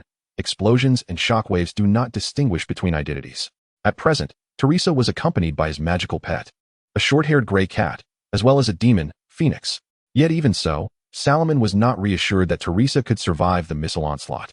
The destructive power of weapons manufactured by humanity had long surpassed that of many magical spells, if the number of missiles was as Luca claimed. Even if they were armed with conventional warheads, they would suffice to obliterate an entire city. Salomon, what do you plan to do? Luca's voice echoed from the other end of the phone. You cannot seriously intend to wait for those missiles to launch? Salomon gazed at the sea near Viglet Island. An invisible leviathan surfacing from the depths, gray seawater cascading down its unseen form. Although his view was obscured by a dense curtain of rain, preventing him from seeing the specifics, he could sense the great whale thrashing in agony upon the surface. Through the rain, even the sorcerers perched upon the distant rocks could hear the anguished wails emanating from another realm. This giant whale stirred chaotic waves and fierce currents, likely the cause of the great whirlpools surrounding Viglet Island. The Leviathan was very likely one of the wise angels from the quadrants, and Beatrix was probably engaged in combat with it. Salomon took several deep breaths, determined to eliminate any threat to Teresa's life before she was delivered to Beatrix. Wait, he said, I will resolve this matter. However, I will not wait for you. I will inform you of the location. On the rooftop of the high-rise adjacent to Isabel Tower, Lucas seemed to sense Salomon's urgency, responding, do your best to keep up. I will go disable the missiles first. Good luck. Salomon ended the call and turned to his companion, the Mage Wang. Take me there. What? Are you mad? As Salomon's former partner, Mage Wang was still assigned to the same group. Even though you are not on a mission, if you go, you might drive yourself to madness. Do you think you can survive beneath the missiles? The act of destruction is often simpler than that of creation. Complete chapter QUNSCOM. Although I am not adept at crafting missiles, it is a trivial task for me to damage certain electronic components. I can even tighten bolts with ease. If all else fails, I can sever them. Salomon stated, moreover, this is my concern, Brother Wang. That little girl will soon be transported to the island. I cannot afford to keep those items. They could cost lives. You know where to send me. I must conserve my magical energy. Do not open the portal directly to the top of the building. Rather, to a higher location. I will not be harmed. But I would rather not be attacked the moment I step out. Nor do I wish for the enemy to come through the portal. After a moment, the young Mage Wang nodded in agreement. Be cautious. But know this. Should Modu inquire, I will certainly inform him of your whereabouts. I understand, Salomon replied. I will return once I have resolved this matter. Be careful. I will. Beneath the ominous clouds, sparks ignited, and a circular portal opened amidst the rumbling thunderstorm. The surrounding rainwater parted silently, and a figure clad in a crimson robe leaped from the portal, plummeting rapidly toward the ground. The portal created by the young Mage Wang hovered above Sun Island, a request made specifically by Salomon to allow him a chance to observe the situation. The wind howled in his ears, and the rain pelted him forcefully, sapping his warmth and fervor, the scent of rust-laden rain filling the air. The Isabel Tower stood as the tallest and most distinctive structure on Sun Island, its golden wings unfurled on either side glimmering under the bright, white xenon lights, still shining amidst the dreary, rainy night. Salomon adjusted his posture, reciting incantations to manipulate the surrounding airflow, a gentle thrust guiding him toward his destination. The saint's keen vision enabled him to discern the buildings on Sun Island. He noted that atop one edifice, a luminous circular shaft was situated at its center, surrounded by what Luca had described as launch pads, where rows of missiles had already been positioned. He recited another incantation, employing a minor trick to propel himself closer. Perched atop the gray missile, resembling a thorny crown, stood a woman clad in red leather. Upon Salomon's arrival, she noticed him as well. With a dismissive flick of her wrist, she raised her firearm and fired at the swiftly gliding Salomon. The moment he spotted her raising her hand, an ominous premonition washed over him. He clenched a feather tightly between his teeth, overlapping his hands to conjure a massive shield composed of orange sparks that shielded him from harm. Joan fired several more shots, but only the sparks erupting from the shield bore witness to her aim's precision. Faced with the rapidly approaching Salomon, she let out a light laugh and leapt from the missile, allowing Salomon, bearing the seraphim shield, to crash into the ground. The arcane scholar curled his body. The kinetic energy from his descent dissipated instantaneously by the seraphim shield. He rolled upon landing and stood once more, appearing somewhat disheveled, his attire soaked by the relentless rain.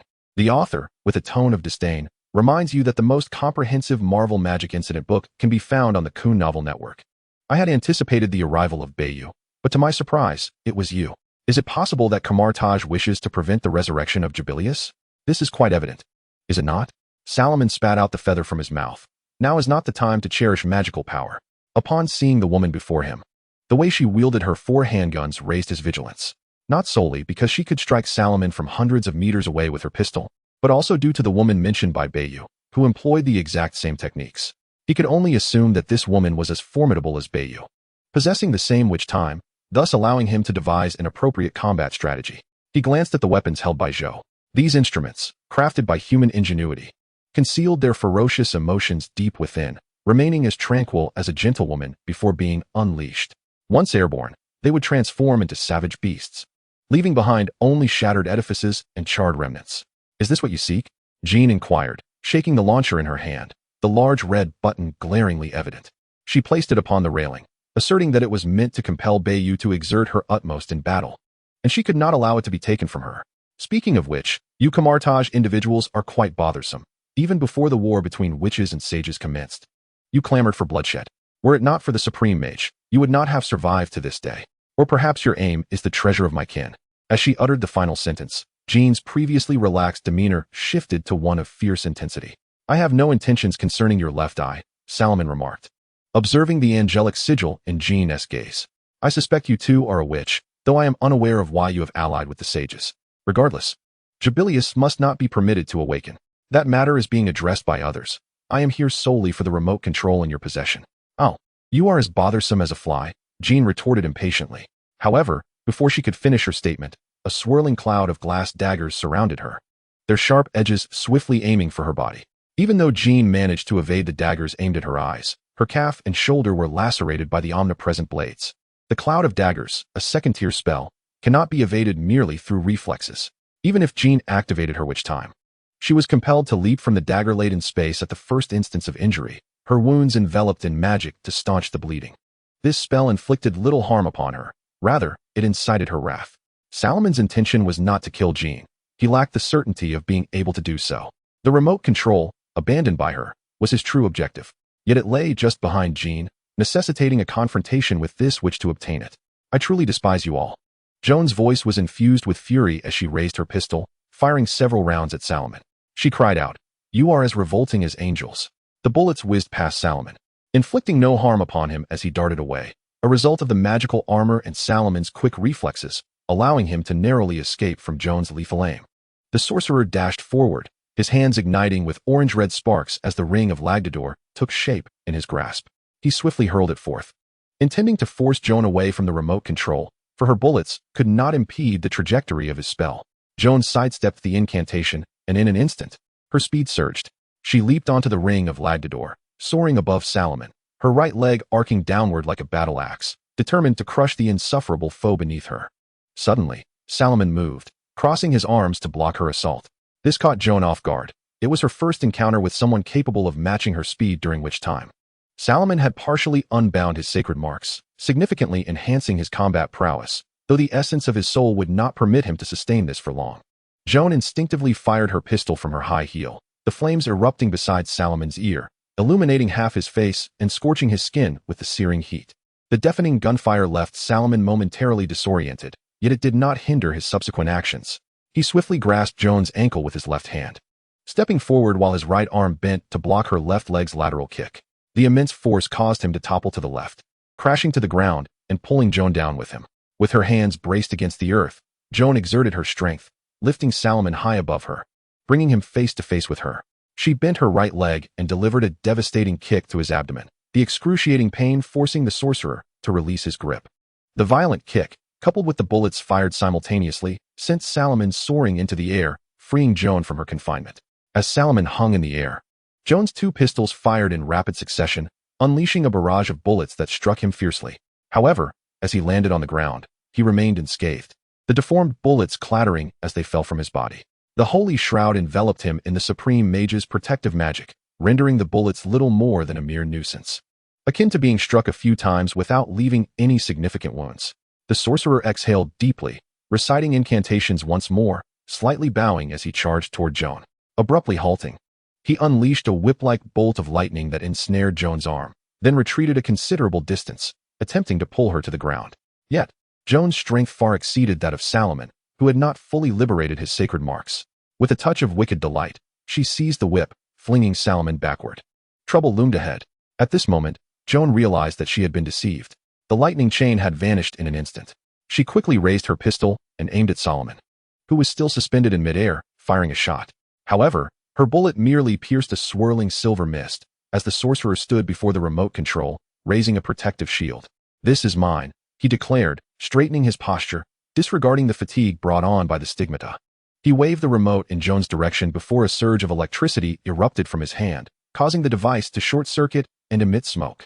"I suspect you won't be offering me afternoon tea or inviting me for dessert, but I do have a few questions I wish to pose to you." "What questions?" Upon the remote being seized by Solomon, Joan relaxed, languidly standing there, revealing her exquisite curves, her fierce demeanor dissipating entirely. "What are your intentions regarding Teresa? Why did Bottle allow Teresa to approach Bayonetta?" "Teresa!" Joan exclaimed. "How could I ever harm Teresa? She is my dear friend." Chapter 71. The martyr's explosion. Joan's demeanor was somewhat peculiar. When Solomon mentioned Teresa and Bayonetta in succession, her voice faltered momentarily. Yet, she quickly regained her composure. "Do you truly believe that without the remote, I am unable to launch missiles?" she retorted, once again aiming her gun at the sorcerer, her tone dripping with disdain.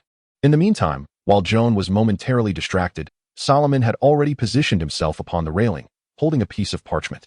"The magic associated with this particular attribute is immensely potent. I am well aware of its capabilities." He waved the parchment in front of Joan. "Thus, I have prepared this." A piece of paper? What use could it possibly serve? Having never encountered a scroll, Joan was oblivious to Solomon's intentions. The sorcerer, however, had no intention of elaborating, swiftly tearing open the scroll and invoking the magic inscribed within. Solomon had always adhered to the principle that there exists only the most suitable magic, rather than the most powerful. The spell contained within the scroll was undoubtedly well suited for the current situation. The second-tier transmutation spell, Dayson's Scorching Furnace, could elevate the temperature within a specified area to extreme levels, inflicting damage and other effects upon living beings and objects within that zone. Thanks to Solomon's magical prowess, this spell could persist for a duration in this locale. Fire had always been a weakness for witches, as evidenced by Bayonetta's disdain for Solomon's fire magic, even during their joint endeavors to hunt angels. Now, this vulnerability was being wielded against Joan. Upon the spell's release, the entire top floor, save for the corner where Solomon stood, was engulfed in searing heat. The concrete floor rapidly dried, water pooling evaporated into white steam, subsequently vanishing, completely vaporized. The raindrops that had only just descended transformed into gas before they could touch the ground, retreating back into the leaden gray clouds. The rooftop was left parched, with a layer of steaming white vapor hovering above Solomon's elevated position. However, Solomon was not yet finished. A half-moon-shaped orange spell appeared in his hand, which he hurled not towards Jean, who was leaping from the rooftop on the opposite side, but rather at the weaponry. Immediately thereafter, Solomon tumbled over the railing, plummeting towards the ground. This raggedal ring had been modified by the Supreme Mage. Though it had lost its formidable defensive capabilities, it remained exceptionally sharp against ordinary objects. Solomon's magic swirled atop the rooftop, carving deep gashes into each missile, igniting the solid fuel encased beneath the thermal layer, if such layers existed. For Solomon could not discern the types of missiles. Flames erupted from the breaches in the missile bodies, swiftly spreading and enveloping all the launch pads, akin to the fiery crown of thorns. The launchers now spewed flames skyward, reminiscent of the Olympic torch, with the roaring flames illuminating half of Sun Island. At this point, even if Jean attempted to tamper with the missiles, she could not prevent them from being rendered inoperable. The fuel would be consumed before reaching the engines. Solomon's next objective was to find a way to land safely. The height of the building was sufficient for him to utter a spell. Although he had lost his feathers, he still possessed methods for a safe descent. He had tricks aplenty. "Why do you relish engaging in such perilous acts?" Before Solomon could complete his incantation, he felt a pair of arms tightly constricting around his waist, forcing all air from his lungs. The spell was interrupted as a lithe figure embraced him from behind, and the 14-year-old Solomon once again experienced a profound sense of weighty oppression. "I thought you were still fighting," he exhaled, relieved. That voice was exceedingly familiar. Despite his dissent, Solomon abandoned the thought of continuing the incantation. One could hardly expect an entity whose soul had been in a state of tranquility for decades to maintain focus under such circumstances. Before Bayonetta could employ her witchcraft to summon butterfly wings for deceleration, she and Solomon crashed into a vast expanse of shattered glass mirrors that materialized in midair, vanishing from sight. Baron Modu was ever the diligent executor of tasks. As one of the Supreme Mage's right-hand men, he was also the person Solomon most dreaded encountering, especially with those eyes, which seemed to scrutinize you, as if to say, "Go ahead, argue. I shall see if I believe you." He adhered to the Supreme Mage's commands with an almost robotic precision and was the most devoted patron of the culinary delights at the Comitage headquarters. Perhaps it was merely the color of Baron Modu's skin that made his gaze appear particularly piercing. In truth, there was nothing severe about his expression, and no apprentice would be foolish enough to test the veracity of such a claim. "Good evening, Brother Modu," Salomon greeted, and Bayonetta appropriately set him down. The darkness of Modu's countenance obscured any discernible emotion, yet it was evident that he was not in a cheerful disposition. Behind him loomed the phoenix summoned by Salomon. Its wings unfurled on one side, revealing a pair of short legs and a fluffy gray tail that cascaded downward. Baron Modu, with a stoic expression, remarked that the esteemed one had instructed him to bring Teresa. "Mama," the little girl exclaimed as she emerged from beneath the golden-red wings, clutching a stuffed toy and a listless cat in her arms. Upon spotting Bayonetta, Teresa dashed forward, heedless of the witch's disdainful demeanor, and clung tightly to her thigh. Despite Bayonetta's evident aversion, she allowed Teresa to draw near, for amidst the battle with the angels, she had frequently heard the voice of Balder, which urged her to care for Teresa and escort her to the heart of Sun Island, the Isabel Mansion, as she was the key to unraveling all mysteries. Initially, she had intended to contact Salomon to have Teresa brought to her, and now the actions of the mage's hermitage aligned perfectly with her intentions. The mirrored dimension of Baron Modu was remarkably timely, not merely due to Salomon's risk of a fall, but because he had overestimated the safety of the missile. Even through the mirrored dimension, they could see the upper half of the building collapsing entirely under the force of the explosion, with burning missiles plummeting within, triggering further detonations. The concrete structure resembled a can filled with firecrackers, succumbing to the impact and shattering as a series of explosions obliterated the foundations. The towering edifice, akin to a fallen giant, crashed to the ground, with even the torrential rain unable to quell the rising dust. Nearby buildings, affected by the blast, suffered varying degrees of damage, exposing their grotesque steel and concrete skeletons, including the Isabel Mansion. Further in the distance, the glass facades of buildings were utterly shattered by the shockwave, and the entire Sun Island was engulfed in a rain of broken glass. Terrified, Teresa clung even tighter to Bayonetta. Whether it was fortune or misfortune, the passage to Sun Island was particularly stringent in celebration of Easter, with no ordinary citizens present. Only the followers of Ragnar. These devotees had congregated near the largest church on the island, awaiting the arrival of Easter, thus rendering the explosion devoid of casualties. However, should the sage's plan succeed, their lives might not be long spared. The fervent atmosphere could sway even the most life-loving Ragnar followers to take their own lives. Yet for Salomon, the fates of the Ragnar followers were of little concern, as they were prepared to offer their souls as sacrifices. Even if this attempt were thwarted, another would surely follow. Kamatachi was not a caretaker, able to watch over them at all times. Baron Modu also refrained from commenting on the impending loss of life among the Ragnar followers, as did Bayonetta, for the matters ahead were of greater significance. "Thank you, Brother Modu," Salomon sighed, immediately feeling that the prospects of the transmutation spells were fraught with challenges, alongside an urgent need for elevation. The straightforward nature of transmutation magic was the most intuitive form of combat prowess, and it would undoubtedly be one of the spells Salomon required in future confrontations with adversaries. The next command from the Esteemed One was issued. Baron Modu stated that the Esteemed One had consented to Salomon undertaking the forthcoming mission, contingent upon his ability to preserve his own life. "I believe I shall," Salomon replied, glancing at Teresa, who was tightly clutching Bayonetta's thigh, along with the plump feline wedged between them. "One must ensure the final task is accomplished, wouldn't you agree? Although I remain unaware of the nature of the task bestowed upon you." Modu cast a sidelong glance at Bayonetta, allowing a sorceress to handle such matters rather than mobilizing the entirety of the Kamatachi. "However, this is not within your purview. I trust you comprehend the extent of your limitations. That sorceress will not provide you with any care. I am not so foolish. I certainly know when to flee for my life." Salomon waved his hand. "Let us proceed to the Isabel Mansion. My magical reserves are dwindling." "The Grand Mage has anticipated this, which will allow you to regain some vigor," Modu remarked, handing Salomon a vial of potion before commencing the incantation to open a portal. "This will ensure your survival, as I recall." Salomon blinked. "You truly possess a knack for being a caretaker, Master Modu." The portal opened at the sight of the devastation of the Isabel Mansion. Bayonetta held Teresa's hand as they emerged from the mirrored dimension, followed closely by a gray short-haired cat named Cheshire. Salomon followed closely behind, stepping onto the glass-strewn corridor, the soles of his shoes crunching beneath him. As he stepped out, the scent of rain, reminiscent of rust, washed over him like a tide. The shattered glass sparkled, reflecting the distant flames, akin to orange-red embers scattered across a marble floor. Just as he had emerged, his phone rang once more. "Did you see that explosion?" Luca's panicked voice came through the line. "If I hadn't taken refuge in the Isabel Mansion, I would have been the cause of it." Salomon readily admitted, yes, it was indeed my doing. You. How could you? Well, you managed it quite well.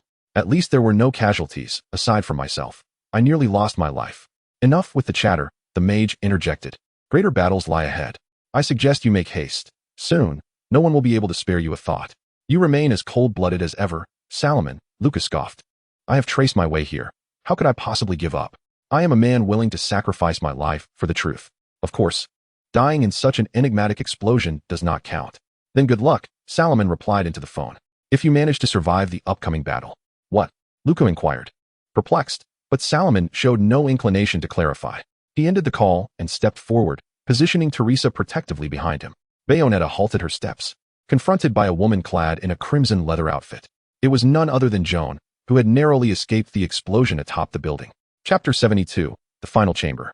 Joan's appearance instilled a sense of formidable dread in Salomon, yet curiously, all her attention was fixated on Bayonetta, neglecting to cast even a glance towards Salomon or Teresa behind her. Hatred, regret, and a myriad of complex emotions flickered in her eyes, accompanied by the angelic insignia. Undeterred even by the tempest raging outside the corridor. You are quite tardy. I have grown impatient. Having come this far, it should suffice. You have reverted to your former self. Joan raised her handgun, addressing Bayonetta. Let us conclude our age-old rivalry here. Bayonetta adjusted her glasses with the barrel of her gun. By the time Salomon returned to cometh age, Joan had already engaged Bayonetta several times, each encounter evoking memories long forsaken, reminding her of her forgotten abilities, such as the power to transform into animals. Yet, the intentions of this fellow which remained elusive to her. However, a friend of an enemy is still an enemy, whether a witch or a sage. The luminary sage, a counterbalance to the witches, stood between us. Governed by an immutable decree, the intertwining of light and darkness would herald calamity upon the world. Yet, 5 centuries prior, the birth of a child brazenly defied this decree. That child is you, Bayonetta. A mysterious brilliance shone in Joan's gray eyes as she spoke. The ensuing disaster plunged both our factions into chaos, the aftershocks of which are still palpable. You are the offspring of both light and darkness, the true epicenter of chaos. Allowing your continued existence will bring about intolerable risks. When the eye of the world falls into our possession, the creative force shall awaken. Thus, our precious left eye must never fall into the hands of others. Salomon and Bayonetta were acutely aware of the significance of Joan's words. The objective of the sage Bader was abundantly clear: to acquire the left eye from Bayonetta to awaken the creator, Jubilius. However, Joan's demeanor was peculiarly contrary. She seemed intent on preventing Bayonetta from progressing, ostensibly to ensure that the left eye of the witch clan did not fall into Bader's grasp. Salomon listened intently to Joan while simultaneously pondering the supreme mage's intentions. It is understandable for a traitor to emerge within a team. Yet Bader could not be oblivious to Joan's attitude towards the angels. Nevertheless, he allowed her to act freely, indicating that this luminary sage was confident that Bayonetta would ultimately surrender the left eye to him. The crux of this plan seemed to hinge upon Teresa, who had only recently appeared by Bayonetta's side. The supreme mage's insistence on placing Teresa near Bayonetta raises the question: had the sage foreseen the failure of Bader's scheme, prompting him to generously return Teresa? Once again, it is suggested that the esteemed one has inscribed a spell upon Teresa, and when Bader attempts to utilize her to initiate the Dark Hand, he will be met with resistance. Bayonetta, the time has come to bring this to an end. Jean stepped delicately upon the shards of glass. The sound of her high heels crunching echoed through the air, while outside the corridor, a fierce wind began to howl. An angel adorned with a tetragrammaton halo appeared beside the building. This angel was devoid of a neck and feet, possessing only a large, pure white marble face upon its chest. It bore 2 immensely thick arms, at the ends of which were not hands, but rather 4 flexible tubes, glowing at the juncture of its shoulders and body. This angel, representing the element of wind in the tetragrammaton, had encountered Bayonetta more than once prior to her arrival at Sun Island. Now, displeased with Jean's interference, it carelessly swung its massive arms toward the corridor. Bayonetta shouted, and Salomon remained unfazed as the colossal being approached at great speed. Received, he called out, bending down to scoop up the petrified Teresa. Meanwhile, the phoenix unfurled its wings and soared into the air, filling the corridor with an orange-red blaze. As the resounding cry of the phoenix echoed, the pace of both the Angel of Temperance and Jean slowed ever so slightly. Salomon lifted his hand, seizing one of the phoenix's talons as they vanished from sight. This was the phoenix's quasi-spell ability, which transported Salomon and Teresa into a hazy realm where they could observe the outside world, though everything appeared blurred and colors intertwined. The mage gently lifted his toes, and he and Teresa began to float. The little girl gazed in astonishment at her surroundings, clutching her stuffed animal and cat tightly, hiding her face in Solomon's embrace. It was evident that she wished to cry, yet she held back her tears. The phoenix hovered above Solomon, its feathers ablaze, warding off the phantoms that roamed this dimension. Subsequently, Solomon, still grasping the phoenix's talon, returned to the real world, reappearing not far from the descending arm of the Angel of Temperance. Meanwhile, Bayonetta and Jean had leaped from the window, exchanging fire within the shattered stairwell of the building. The Angel of Temperance, noticing Solomon's re-emergence from peril, casually waved its hand once more, its enormous grotesque arm shattering the twisted metal window frames and the statues positioned within the corridor, sweeping across the entire space. The phoenix seized Solomon and Teresa, lifting them into the air before suddenly vanishing, reappearing in a corridor on a higher floor. Faced with such a formidable Angel of Temperance, Solomon knew he could not contend with it directly. However, he did not require a frontal assault, for the phoenix possessed a quasi-spell ability capable of addressing the issues posed by these otherworldly entities, though it would necessitate some time for preparation. Thus, under Solomon's instructions, the phoenix soared through the shattered window, capturing the attention of the Temperance Angel. The radiant visage embedded in the angel's chest emitted beams that traced the phoenix's flight path, cleaving through the solid ground and walls, carving a sinuous arc upon the edifice. Meanwhile, he sprinted upwards in the stairwell, cradling Teresa, awaiting the phoenix's readiness to cast its spell, only to unexpectedly encounter an individual he had not anticipated. "Luca," Solomon exclaimed, raising an eyebrow in surprise, "you are still alive. How could I perish in such a place? Moreover, what is the current situation? What calamity is wreaking havoc?" Luca lamented loudly, as the angel's assault obliterated a floor, leaving Luca unfortunate enough to be caught in the crossfire. Fortunately, his own contraption, a device capable of launching grappling hooks, afforded him a narrow escape. I even saw a great bird engulfed in flames soaring outside. Had I not witnessed it with my own eyes, I would have deemed myself mad. A celestial being, indeed. Furthermore, that magnificent bird is my summoning, an immortal phoenix. Solomon did not pause in his stride, and Luca quickly fell into step beside him. "What is your plan?" Luca inquired, trailing behind Solomon as they ascended the small stairwell. "Though I have yet to see such a creature, your tone suggests you possess a solution?" Solomon refrained from idle chatter, mentally calculating the time. Approximately a minute later, he kicked open a small emergency exit door, bursting into the corridor of the upper floors of the Isabel Tower. The windows here, too, had been shattered by the previous explosion. The phoenix, which had been circling the Isabel Tower, upon receiving Solomon's telepathic call, ascended vertically along the faade of the building, with the Temperance Angel in close pursuit. Solomon leapt from the window, and was promptly seized by the rising phoenix, carrying him toward the Temperance Angel. He uttered an incantation, a surge of magical energy rippling through the ether. Even though the angel possessed considerable faith, Solomon's voice instilled within the Temperance Angel a profound dread of death. At that moment, the phoenix's spell-like abilities activated, accompanied by a faint explosive sound, and the formidable Temperance Angel vanished instantaneously. This was a combination of a first-tier spell invoking fear and a fourth-tier banishment spell. To ensure the phoenix's banishment would succeed, Solomon had taken a calculated risk to weaken the angel's will. Clearly, his gamble proved worthwhile, as the Temperance Angel was successfully banished to the divine realm of Jubilius. However, the spell's effect would last no more than a minute. After that, the Temperance Angel would return, prompting Solomon to hasten his pace.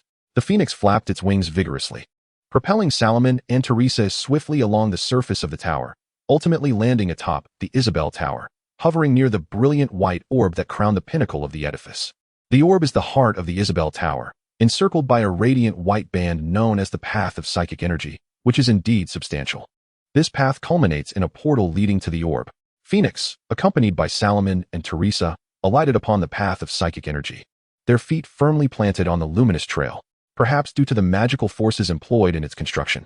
The fierce winds high above had no bearing on the pedestrians traversing this pathway, allowing Solomon and Teresa to remain unperturbed. "Father." Upon entering the chamber, Teresa called out to the man seated in a high-backed chair on the opposite side of the spherical room, extending her chubby hands, causing her stuffed animal and cat to tumble to the ground.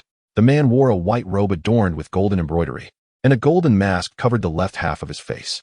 Badur was indeed Teresa's father, a fact Solomon had anticipated, thus he exhibited no signs of surprise. To think that members of the mage's ascetic order would arrive first, Badur remarked. "However, those battles were not intended for you. Your presence here is somewhat understandable. Are you here to celebrate the Creator's awakening?" Badur, Do you truly believe that in a world governed by the supreme mage, Jubilius would be permitted to resurface? Salomon tightly embraced Teresa, striving to keep the wriggling child at bay from that perilous figure. Not even the supreme mage can contend with the creator.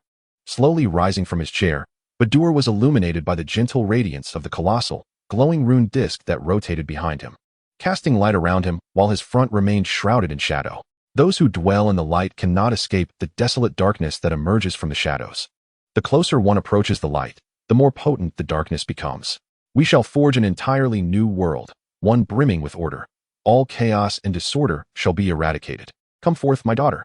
Salomon found himself at a loss for words in the face of such fervor. Observing Teresa's ongoing struggle in his arms, he hesitated before yielding to the supreme mage's intent and setting her down. The little girl swiftly retrieved her cat and stuffed animal, dashing toward Badur. Simultaneously, Salomon intervened to halt Nyx, preventing it from reclaiming Teresa. You have taken great care of my daughter, Badur said, lifting Teresa into his arms. You see, the supreme mage has instructed you to bring Teresa to me, which signifies his approval of my actions. A perfect world is a universal aspiration, even for the supreme mage. Who knows? Salomon felt a tightening anxiety within him, not solely from the fear of Badur harming Teresa, but also from concern over whether the supreme mage's contingency plans would come to fruition. Please be patient, my guest. A seat has long been prepared for you here. Now, witness as this world is reborn. I must also express my gratitude to the mage's hermetic order for the veil over Sun Island, which has spared me considerable trouble. Bader, bowing his head and cradling Teresa, remarked, You shall become a spectator. Your identity predestines you to be a part of the new world. Please, proceed, Salomon said, settling into a chair in the room, subtly extracting a piece of parchment from the scroll case. Now, it was a matter of awaiting the supreme mage's stratagem to unfold. His magical companion nestled within Teresa's embrace could serve as a conduit for spells should unforeseen circumstances arise, enabling him to rescue her. Chapter 73. Salomon had indeed noticed the vast starry expanse above Bader's chamber. He beheld the warm glow emanating from that expansive realm and the slumbering titan within, whose visage was just discernible, adorned with an ivory-like headdress, alongside the seemingly endless multitude of angels. Among these celestial beings were formidable entities akin to the four elements. Yet they now appeared diminutive, almost ant-like. Despite the magical influence that separated Salomon from the creature, he felt an indescribable sense of oppression, an unavoidable dread inherent to humanity when confronted with such monumental beings. Even the phoenix at his side could not escape the tension, its golden-red feathers bristling, rendering it appear more robust. The luminary sage followed Salomon's gaze toward the peculiar space above. Ah, this is the most significant research achievement of the Azal group, Sage Bader proclaimed with a tone full of pride. He extended a hand, as if to showcase the artificial divine realm connecting to the heavens, transforming the entire room into an otherworldly domain. It is through this that we catch a glimpse of the Creator's true form. Truly remarkable magic. Salomon exhaled deeply, realizing the predicament had grown more complicated. The crimson coffins that Luca had captured in photographs, which drained the blood of witches, were likely intended to supply energy to the immense space before him. Salomon was bewildered as to why the supreme mage had chosen him for this task. The current situation clearly demonstrated Sage Bader's thorough preparations. Should not all members of the mage's hermetic order rush in to subdue the sage in such a crisis? The Eye of Agamotto could only provide one answer. The supreme mage must have discerned a potential failure on the part of the luminary sage, a possibility that necessitated Salomon's involvement. Otherwise, no one would permit an inexperienced spellcaster to partake in such a dire scenario. Yet, Salomon dared not relax. He retrieved the potion sent by Baron Modu and took a swig. Instantly, a modicum of his fatigue began to dissipate, though it was insufficient. I am exceedingly weary, Mr. Bader, Salomon said. I kindly request a brief respite to prepare myself in the best possible condition for the final outcome. No harm done. Bardell cradled Teresa in his arms as he settled into the high-backed chair. Whether it was confidence or pride, he seemed utterly indifferent to anything Salomon might do, even permitting the diminutive gray short-haired cat to nestle within Teresa's embrace. Salomon cast a glance at Phoenix, the resplendent red-gold bird, who bowed slightly in acknowledgement. Vowing to safeguard Salomon's safety, the mage once more regarded the impassive Bardell and the serene Teresa in his grasp. Subsequently, he relaxed his body against the plush chair back, closed his eyes, and swiftly drifted into slumber. This brief respite was of paramount importance for Salomon, an incantator who wielded spells through pacts with otherworldly entities. Only upon rejuvenation could he muster the mental fortitude necessary to conjure magic, and the elixir bestowed by the supreme mage would maximize the benefits of this fleeting repose. Time slipped by, and once again, Phoenix's voice resonated within Solomon's mind as a figure emerged from the portal of the spherical chamber. Bayonetta stepped through with a grave expression. And to Solomon's astonishment, Luca, whom he believed had succumbed to peril, followed closely behind. Bayonetta was in a dire state, having barely triumphed against the onslaught of several quadrants in Joan. In the midst of her struggle, she had also recovered fragments of memories from 5 centuries past, ones intertwined with Joan, her childhood companion. Before the fall of the Amber Witch, Bayonetta, feared as the child of taboo, had found her sole friend and rival in Joan, who was equally headstrong and poised to become the leader of the witch clan. It was Joan who sealed Bayonetta away when the witch faced annihilation due to witch hunts. The vision that haunted Bayonetta's mind, of Joan piercing her chest with a dagger, was the very moment of her entrapment. As a guardian of the clan, Joan would never permit the clan's treasures to fall into the hands of others, especially not to the Sage clan, which sought to disrupt the balance. Utilizing the unique magic of the witch clan, Joan temporarily imprisoned Bayonetta within a ruby, now the gem adorning the pocket watch at Bayonetta's chest, a testament to their friendship. With that ruby in hand, Joan broke through the encirclement, encasing Bayonetta in a coffin and submerging it in a lake to conceal her until Luca's father shattered the seal 2 decades ago, allowing Bayonetta to emerge into the light once more. Moreover, Bayonetta reflected on the origins of that lipstick. She recalled kneeling before a dying woman, tears streaming down her face amidst a sea of flames, with angels hovering above. Foremost among them was the resolute angel of the quadrants. This memory elucidated Bayonetta's subconscious hatred towards the resolute angel and the relief she felt upon vanquishing it. As she recollected the identity of that dying woman, she realized it was her mother, who had entrusted her with the lipstick and urged her to rescue someone in need. In order to protect you, who has lost the will to fight alongside the death of your mother and safeguard your left eye, I find myself at a loss. The words of Jean, who was defeated by Bayonetta, resonate. Back then, I was so innocent. I remember Bayonetta saying, long ago, that you were unique to me. That tedious, dull-like woman was. After all, my friend, Jean remarked with a light chuckle. Why did you choose me as your adversary 500 years ago? Bayonetta's mind was clouded with countless questions, pondering why she, who was despised by all, was chosen. To be the strongest witch, one must select the strongest opponent, nothing more. Even lying on the ground, Jean was reluctant to voice her innermost feelings. Her disposition mirrored that of Bayonetta. She urged, do not shy away from the sage Bader. Settle the grievances of 5 centuries past. This is your destiny. Fight, then return victorious, forging a new path. Do not fear your fate. Hold your head high, Teresa. Stand tall and open your eyes. Behind every fact lies another truth. Jean's words left Bayonetta perplexed, even in Jean's dazed state. It seemed improbable that she would mistake her for Teresa. Doubts regarding Teresa's origins began to surface in Bayonetta's mind. She had initially thought Teresa was the child of the sage Bader, but now that identity was shrouded in uncertainty. Why would Jean, once a companion, assist the sage? What exactly is Teresa's true identity? A heavy fog of confusion enveloped Bayonetta's heart as she lifted her gaze to the pinnacle of the Isabel Tower. Perhaps, as Jean suggested, all answers lie therein. Suddenly, Jean, despite her grievous wounds, sat upright and, with her last ounce of strength, fired a shot at Bayonetta. Startled, Bayonetta retreated swiftly, only for Jean to be engulfed by the golden thunder descending from above. An overwhelming blend of remorse and anguish intertwined within Bayonetta, having finally regained her memories and companions. She lost them once more in an instant. Following this, she encountered Luca, who was desperately climbing the stairs. Regaining her composure, Bayonetta joined Luca, ascending to the top of the Isabel Tower, traversing the ethereal path illuminated by light, and arriving at a spherical chamber. Mummy is here. Teresa, cradled in Bader's arms, exclaimed as she turned her head, reaching out with her chubby hands and calling out in her tender voice, Mummy, you have finally arrived, my dear Teresa, Bader responded. Why do you wear such a sorrowful expression? As a child, your smile was warmer than the sun. Huh. The little girl looked at Bader with confusion, but she soon dismissed it, bestowing sweet smiles upon everyone in the room.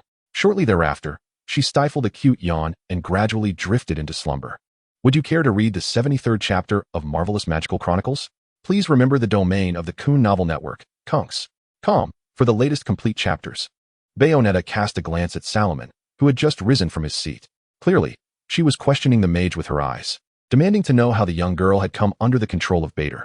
However, Salomon offered no response. Instead, his gaze was fixed anxiously on Teresa, cradled in Bader's arms. For the moment, Bayonetta abandoned her inquiry towards Salomon. The intentions of the mage's reclusive society eluded her comprehension. Thus, she shifted her focus to Bader, who was situated at the far end of the table. "If I am not mistaken, you are the last of the luminary sages, correct?" she inquired. "Indeed, I am Bader," the sage affirmed, "but you may address me as priest. You have lost many memories. It has been 5 centuries since our last encounter. Had you not lost your memories, this reunion would have been far more exhilarating. Where on earth did that girl come from?" Bayonetta pressed. "This is a lengthy tale," Bader replied, rising with Teresa in his arms and slowly approaching the astrolabe positioned beside the table. "We luminary sages, like the witches of Ambrala, are mere observers of history, each perceiving the world through our unique lenses. All of this exists for the sake of this universe, to preserve its essence.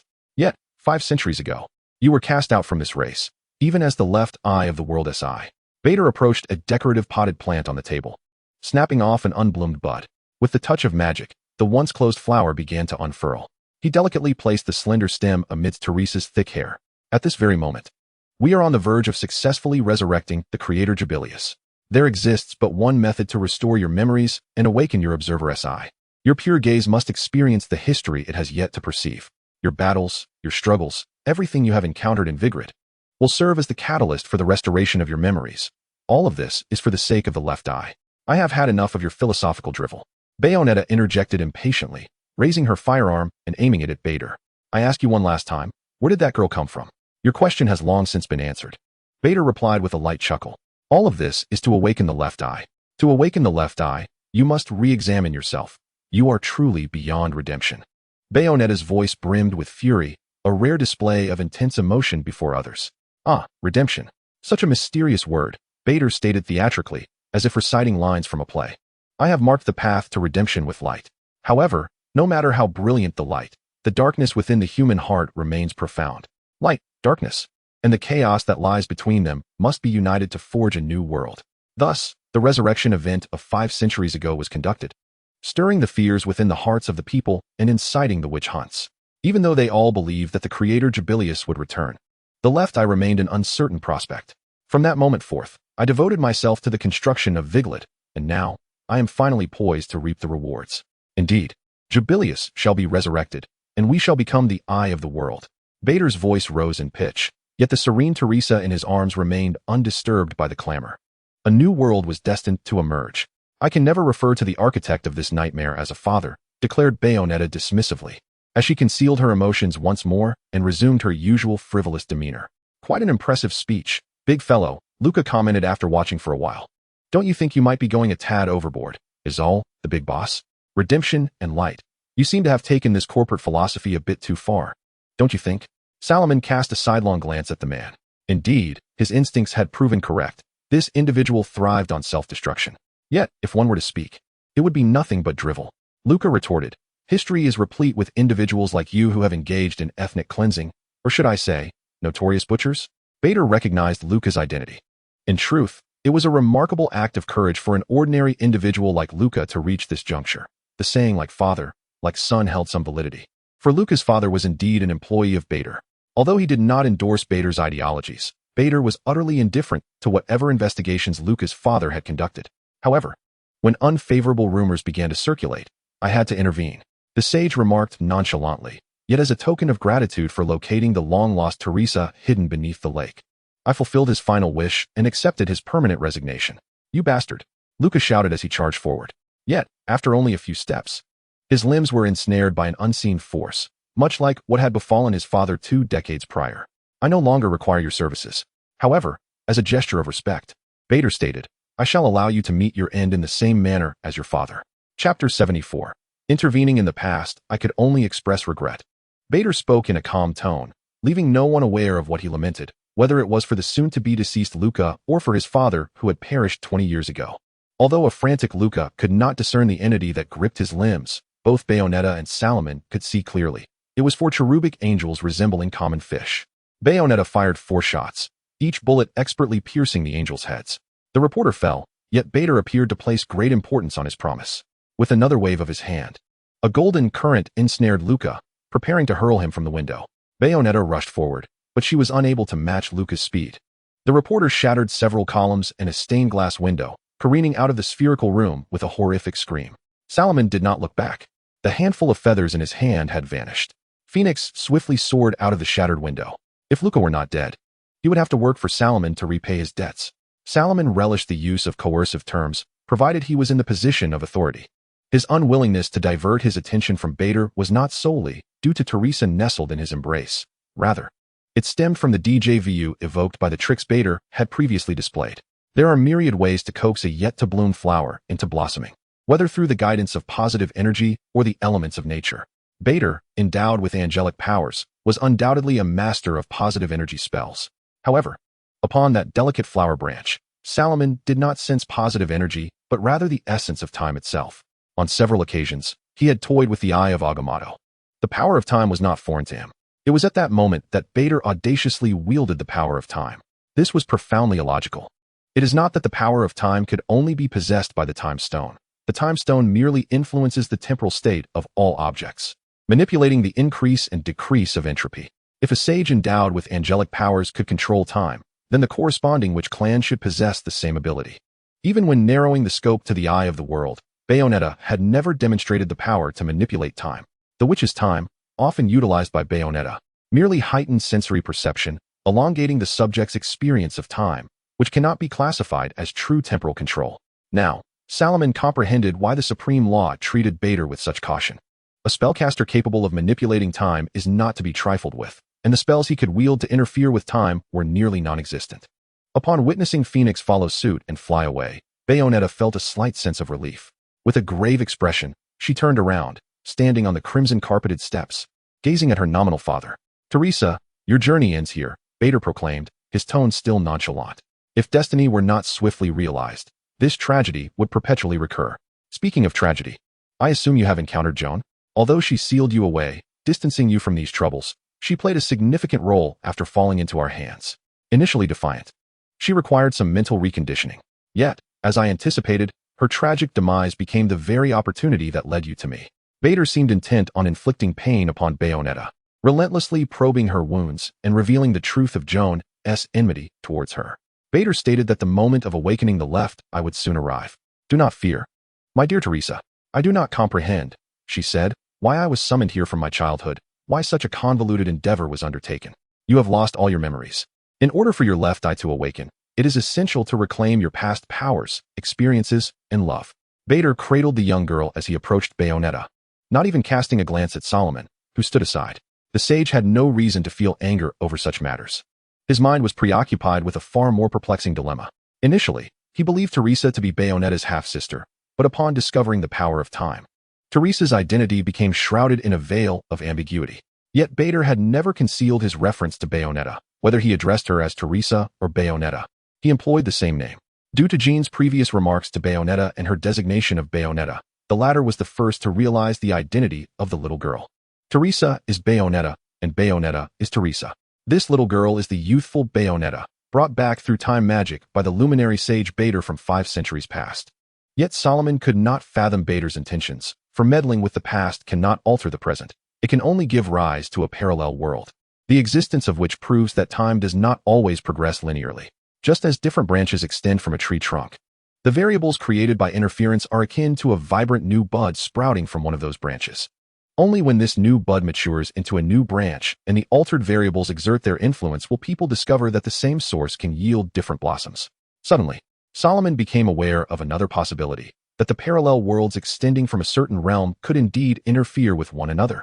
What Bader had done was akin to grafting a bud onto the trunk of a tree. Although this was not his primary objective, but rather a means to influence the present Bayonetta, this hypothesis made his heart race. It was a monumental topic. The curiosity within his soul, even causing his skull to tingle, as if delicate tendrils had sprouted from his brain, gently caressing his gray matter, prompting Solomon to yearn to leap forward and engage in an academic discourse with the luminary sage Bader. If the supreme mage pursued the eternal embodiment of the Holy Spirit, seeking the pinnacle of the arcane through immortality, then Bader's act of bringing the youthful Bayonetta into the present revealed to Solomon an alternative path, one that allows for eternal exploration of magic without the necessity of becoming a lich. However, in the current room, aside from Solomon, the other two were not in a mood to discuss such matters. Soon, Solomon redirected his attention back to Bader, preparing a spell that could temporarily subdue the sage. There exists no most powerful magic, only the most suitable, and even low-level spells can yield remarkable effects. The emotions of Bayonetta were ignited by the sage Bader, as she expressed her immense rage, declaring, "Not only have you plunged the world into chaos, but you have also slain my mother. How dare you profess love? I did not kill Rosa. It was the world's distortion that tore us apart. And it was the angels, eager to resurrect the supreme deity, who brought about her demise. I was powerless to intervene." Upon hearing Bayonetta mention her wife, Bader placed a hand over his heart and gradually approached her. "The angels battled you, forcing you into a corner, merely to serve as a sacrifice for your empowerment, while Joan was the final refinement, unlocking your utmost potential. To achieve this, your memories must be awakened. She performed remarkably well. Your presence here is testament to that." "You are mad," Bayonetta retorted, aiming her firearm at Bader, disregarding the little girl cradled in the sage's arms, her former self. "I beg to differ." Bader replied in a voice rich with magnetism. "It is not you who is insane, but this world. Can you truly pull the trigger on me? Do you intend to fire upon your father, my dear daughter, Teresa? Why not?" Bayonetta narrowed her eyes, tilting her head slightly before decisively pulling the trigger. Simultaneously, Solomon unleashed his spell. Chapter 75. Devour. The spell known as Tasha's Laugh originated from the renowned witch Perry Lane, a fervent enthusiast of confinement, creator of the Demon's Chronicle, and beloved of the Abyssal Triad, Lord Ewan, and the dual-natured Glast, ruler of the Triple Realms. Both Bader and Bayonetta were innate spellcasters, their veins coursing with the powers of angels and demons. The more attuned they were to this force, the greater their capabilities. The affinity with magical energy was charm, evident in Bayonetta's unparalleled allure, while even with half his face concealed, Bader's voice remained captivating. Hence, Solomon targeted the innate spellcaster's vulnerabilities by selecting this mind-afflicting spell. A bullet travels faster than a spell incantation. As Solomon chanted, tossing small cakes and waving feathers, Bayonetta's bullet sped toward Bader's head. Then, an invisible force emanated from Bader, causing everything to come to an abrupt halt. In this realm, all were frozen except for Bader, who effortlessly raised his hand to seize the four suspended bullets, redirecting them. Bader's fingers glided gracefully through the air, restoring normalcy. No one realized what had transpired, yet Bayonetta, with her exceptional reflexes, evaded the bullet that was meant for Bader. However, it was precisely this action that exposed her to Bader, who swiftly seized the opportunity, his vacant left hand lunging forward to firmly grasp Bayonetta's throat, lifting her effortlessly. "Thus it is, Teresa. Do not fear your destiny." Bardell's fingers, akin to iron hooks, sank deeply into Bayonetta's slender neck. He paid no heed to her anguished cries, standing tall and proclaiming, "My child, embrace your true potential." His laughter erupted, a cacophony of madness that was only partially obscured by the golden mask covering half of his face. Suddenly, Solomon appeared between him and Bayonetta, accompanied by a thin veil of silver mist. The sorcerer's right hand gripped a dagger, poised to strike at the sage's left hand, which had begun to weaken under the spell's influence, compelling him to release Bayonetta. In the same breath, Solomon extended his left hand toward the small girl cradled by Bardell. The spell of Shadow Step proved exceedingly useful, functioning as a nearly instantaneous teleportation, a boon for fleeing or pursuing, and even for intervening in combat. However, the urgency of the moment left Solomon no time to weave further spells, nor to activate magical artifacts, which was a luxury he could not afford. Without needing to utter a word, his plump, gray short-haired cat sprang forth, its claws digging into Bardell's priestly robes, ascending with an agility that belied its rotundity. The familiar raked at Bardell's neck, leaving 4 distinct white marks. The invisible domain expanded once more, and Bardell coughed forcefully, inhaling deeply, as the negative effects of Tasha's laughter spell dissipated. "I must commend you, sorcerer," he remarked, releasing his grip on Bayonetta and forcefully shoving Solomon aside. He seized the gray cat, which was poised to bite, and hurled it away. He then swatted Solomon's hand away from the little girl. Though maintaining such power was somewhat taxing for Bardell, his excessive confidence led him to indulge in idle chatter while in a position of advantage, fully aware that Solomon could not hear him. To deduce the weaknesses of the Sage clan in such a brief encounter. "You are indeed worthy of your title as a supreme mage's disciple, the Holy Sun. Yet, you are merely fortunate." In a sudden motion, Bardell unleashed a punch. Time resumed its normal flow, and Solomon felt himself struck twice in an instant, once in his left hand and once in his chest. Before he could comprehend the situation, the sheer force propelled him backward, colliding with the soft, warm body behind him, causing both him and Bayonetta to tumble away, crashing into the slowly rotating massive rune disc. Coughing and gasping for breath, Solomon struggled to recover, while Bayonetta remained ensnared in her pain. As Solomon pulled Bayonetta to her feet, he beheld Bardell cradling the young Bayonetta, the little girl levitating, radiating a blue aura of magic. "Teresa, we are one," "My child," he declared. Bardel gazed entranced at the little girl before him, who, floating in the air, collided with Bardel's chest and vanished without a trace. In an instant, a tremendous surge of azure magical energy materialized, akin to a tidal wave, rushing towards Bardel. This magical force, with Bardel at its center, stirred a tempest within the spherical chamber, causing tapestries and furniture to be violently thrust outward, colliding and shattering with a cacophony of sound. The sage cried out in agony, yet there was a hint of joy intertwined with his lament. However, Salomon and Bayunida were too preoccupied by the grotesque spectacle to comment. They could only cower behind the seraphim shield that Salomon had raised, striving to withstand the overwhelming power. Yet, Salomon was unable to sustain it for long. The seraphim shield he held was strained by the magical storm, and countless scintillating sparks erupted like paint poured into a rushing stream, arcing through the air before being swept skyward. Fortunately, just as Salomon was on the verge of collapse, the magical tempest abruptly ceased, but an even worse calamity soon followed. Once the magic coalesced around Bardel, it erupted with even greater force, shattering the seraphim shield into a flurry of sparks.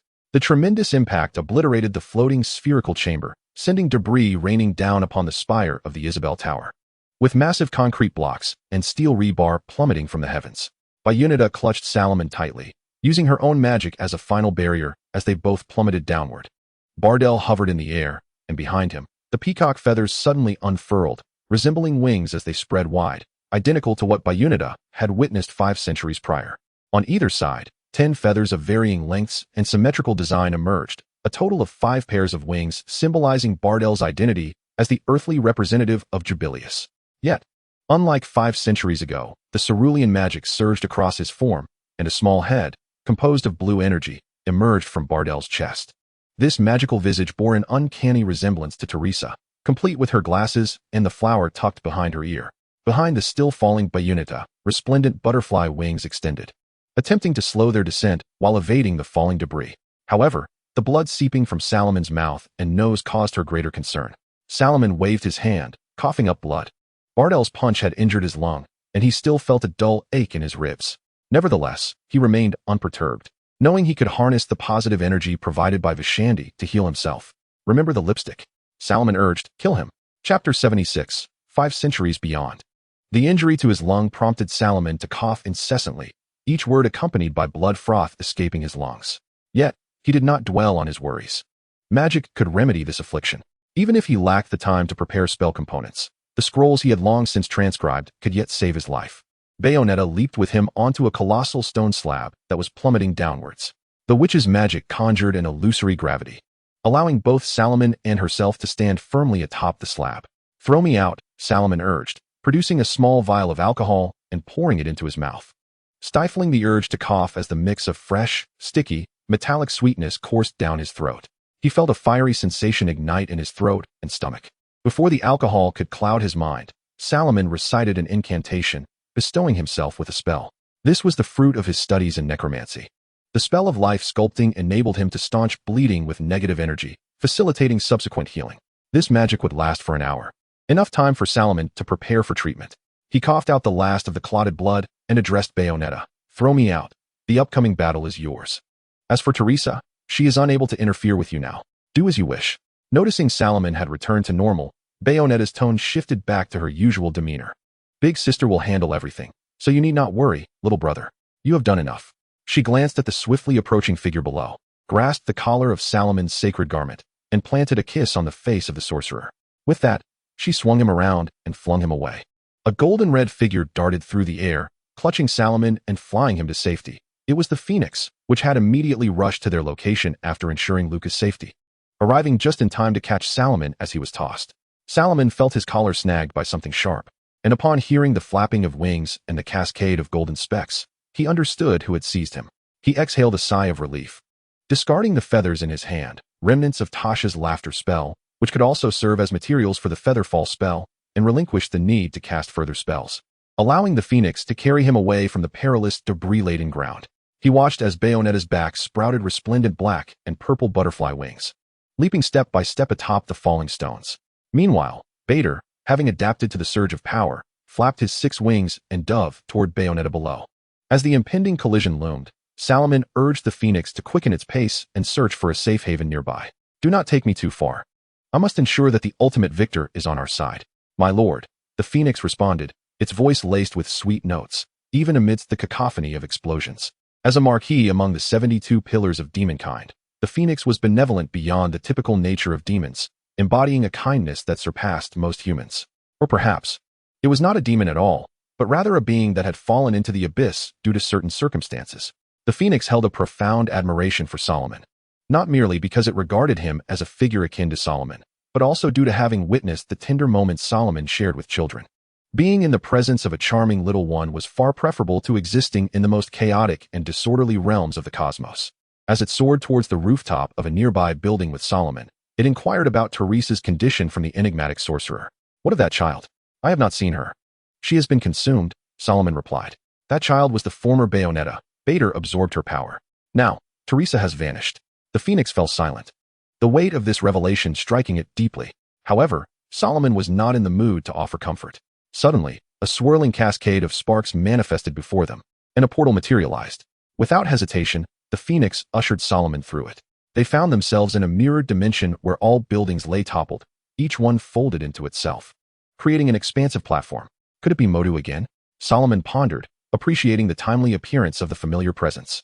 Yet, the figure awaiting them was not his elder brother Modu, but rather the supreme sorcerer, who bore the eye of Agamotto, the ultimate artifact of Kamartaj, upon his chest. Master, the phoenix exclaimed as it descended before the supreme sorcerer. What brings you here? I have perceived the potential to utterly vanquish Jubilius. My presence is required here, the elder replied, extending his finger to gently rotate above the eye of Agamotto.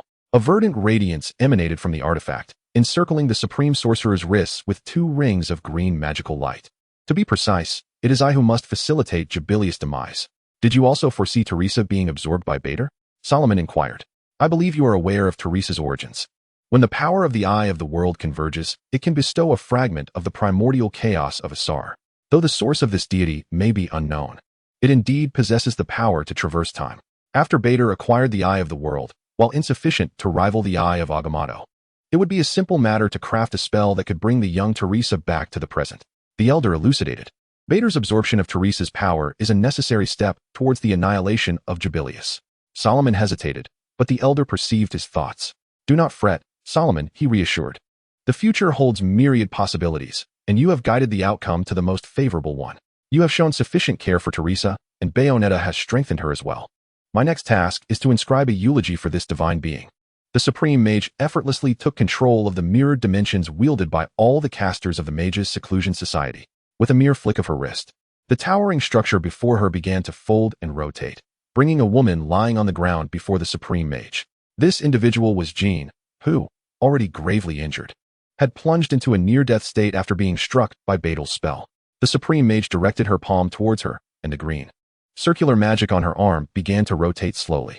As her palm turned, Solomon observed the charred wounds on Jean's body gradually dissipate, her external injuries healing seamlessly, as if she had never been harmed at all.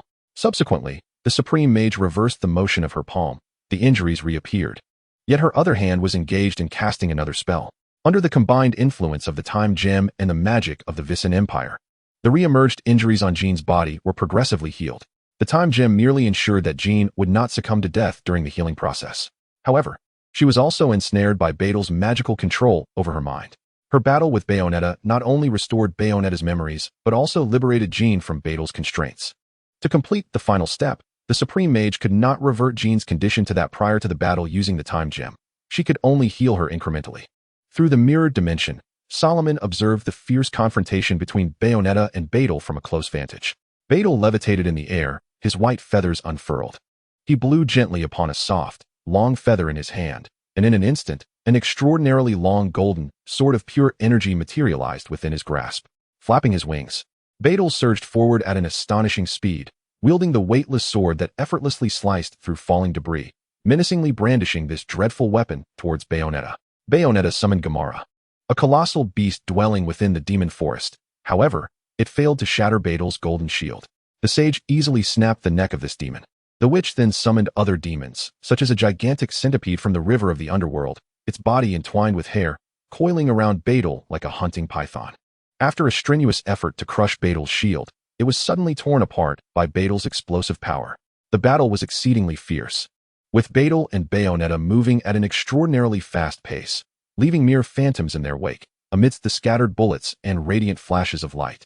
Had Solomon not been safely ensconced within the mirrored dimension, he would likely have suffered grievous injuries from a mere misstep, far beyond a simple lung wound. Bayonetta's combat prowess was exceptionally refined. She consistently evaded Betel's assaults, retaliating with an array of weapons. Solomon even glimpsed a lightsaber reminiscent of those from Star Wars, undoubtedly a creation of Rodden, an unabashed cinephile. May the creator Jubilius protect you.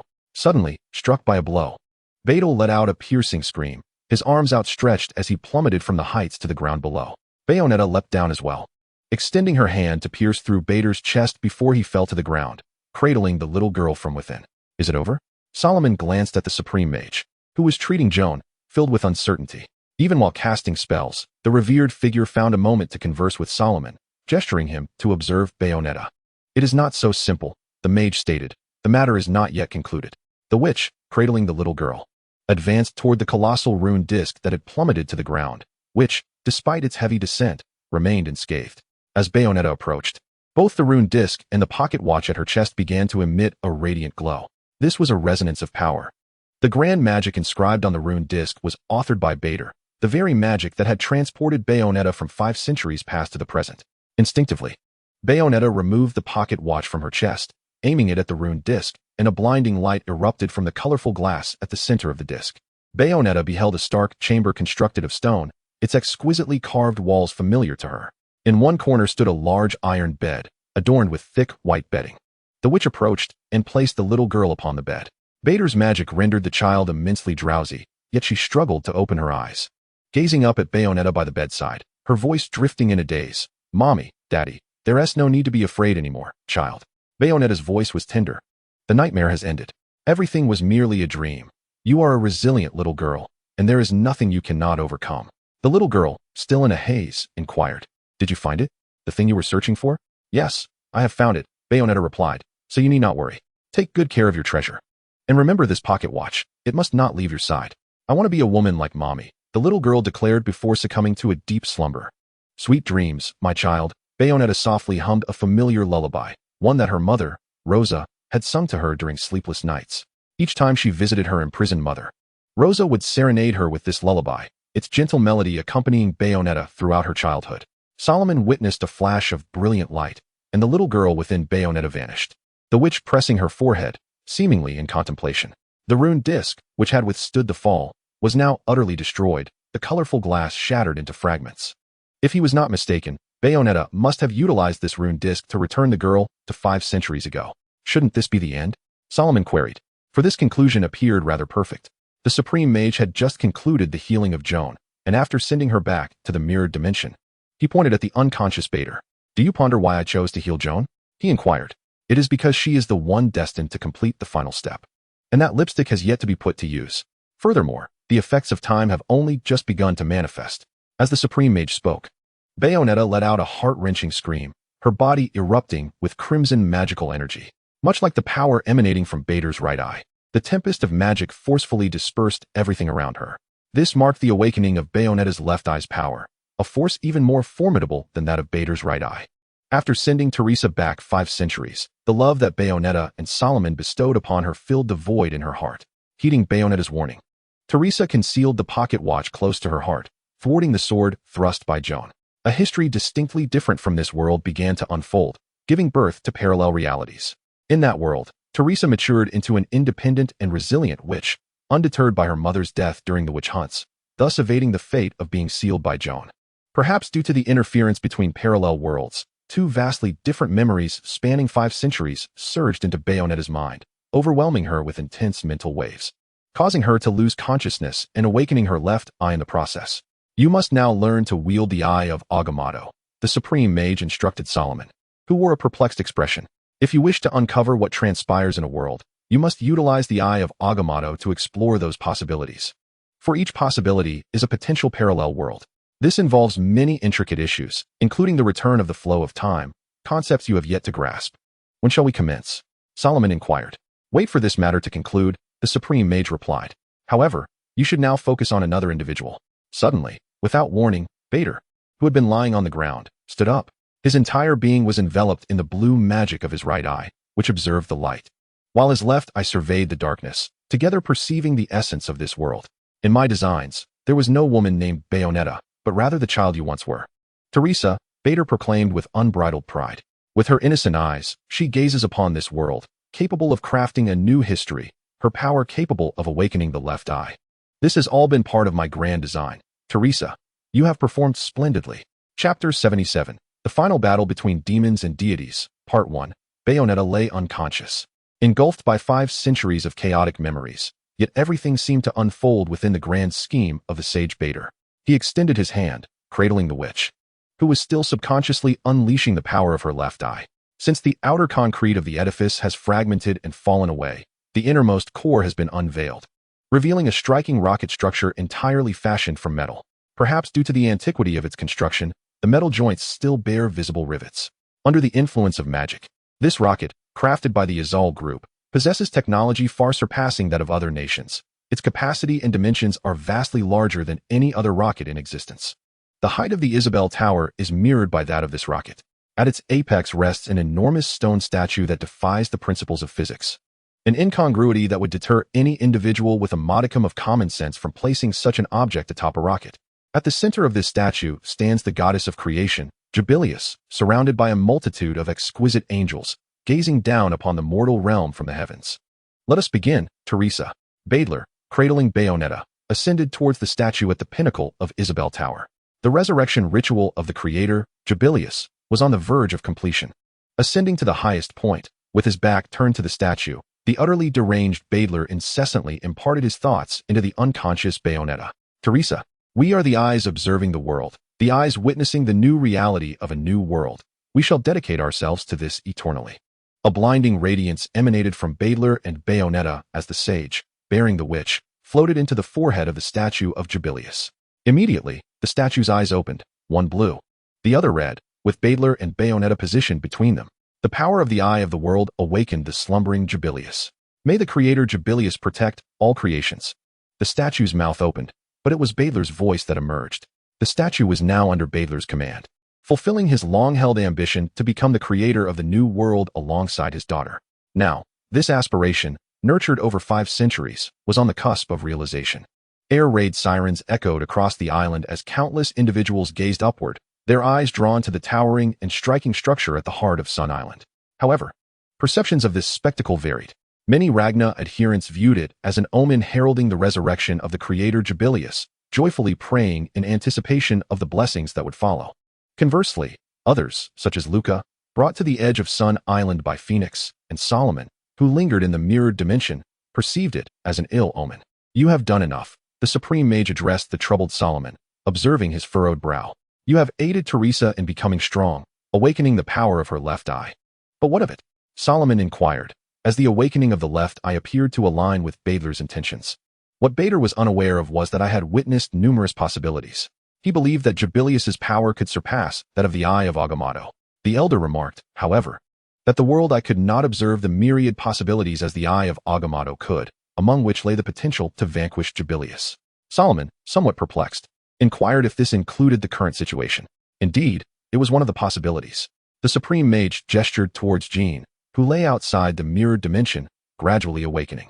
The vibrant flames and billowing smoke erupted from the foundation of the towering edifice, surging like a tumultuous tide through the streets and eventually reaching the sea. A cacophony of sound and heat enveloped the entire island, with tremendous vibrations shattering concrete, leading to the complete collapse of the building adjacent to the Isabel Tower. As the rocket ascended slowly, countless angels surrounded it, flapping their wings and soaring into the heavens. Solomon observed as the rocket elongated unexpectedly, unfurling a disc at its tail crafted from metal, adorned with sun-like radiating patterns. The tremendous noise jolted Jean fully awake. She had no recollection of having entered the mirrored dimension, as the supreme mage had suspended her memories after her injury. Yet, Jean had no time to ponder her uninjured state, for she sensed the power emanating from the statue at the rocket's apex, an energy she recognized all too well as the left eye and right eye. She understood that the current circumstances allowed no delay. The left eye of the witch clan must not fall into the hands of others. This was the conviction and pride of Jean as the leader of the witches. Thus, upon regaining consciousness, she hesitated not a moment, leaping from the high rise. After landing gracefully, she seized a motorcycle parked by the roadside, revving the throttle and speeding along the undamaged surfaces of the buildings.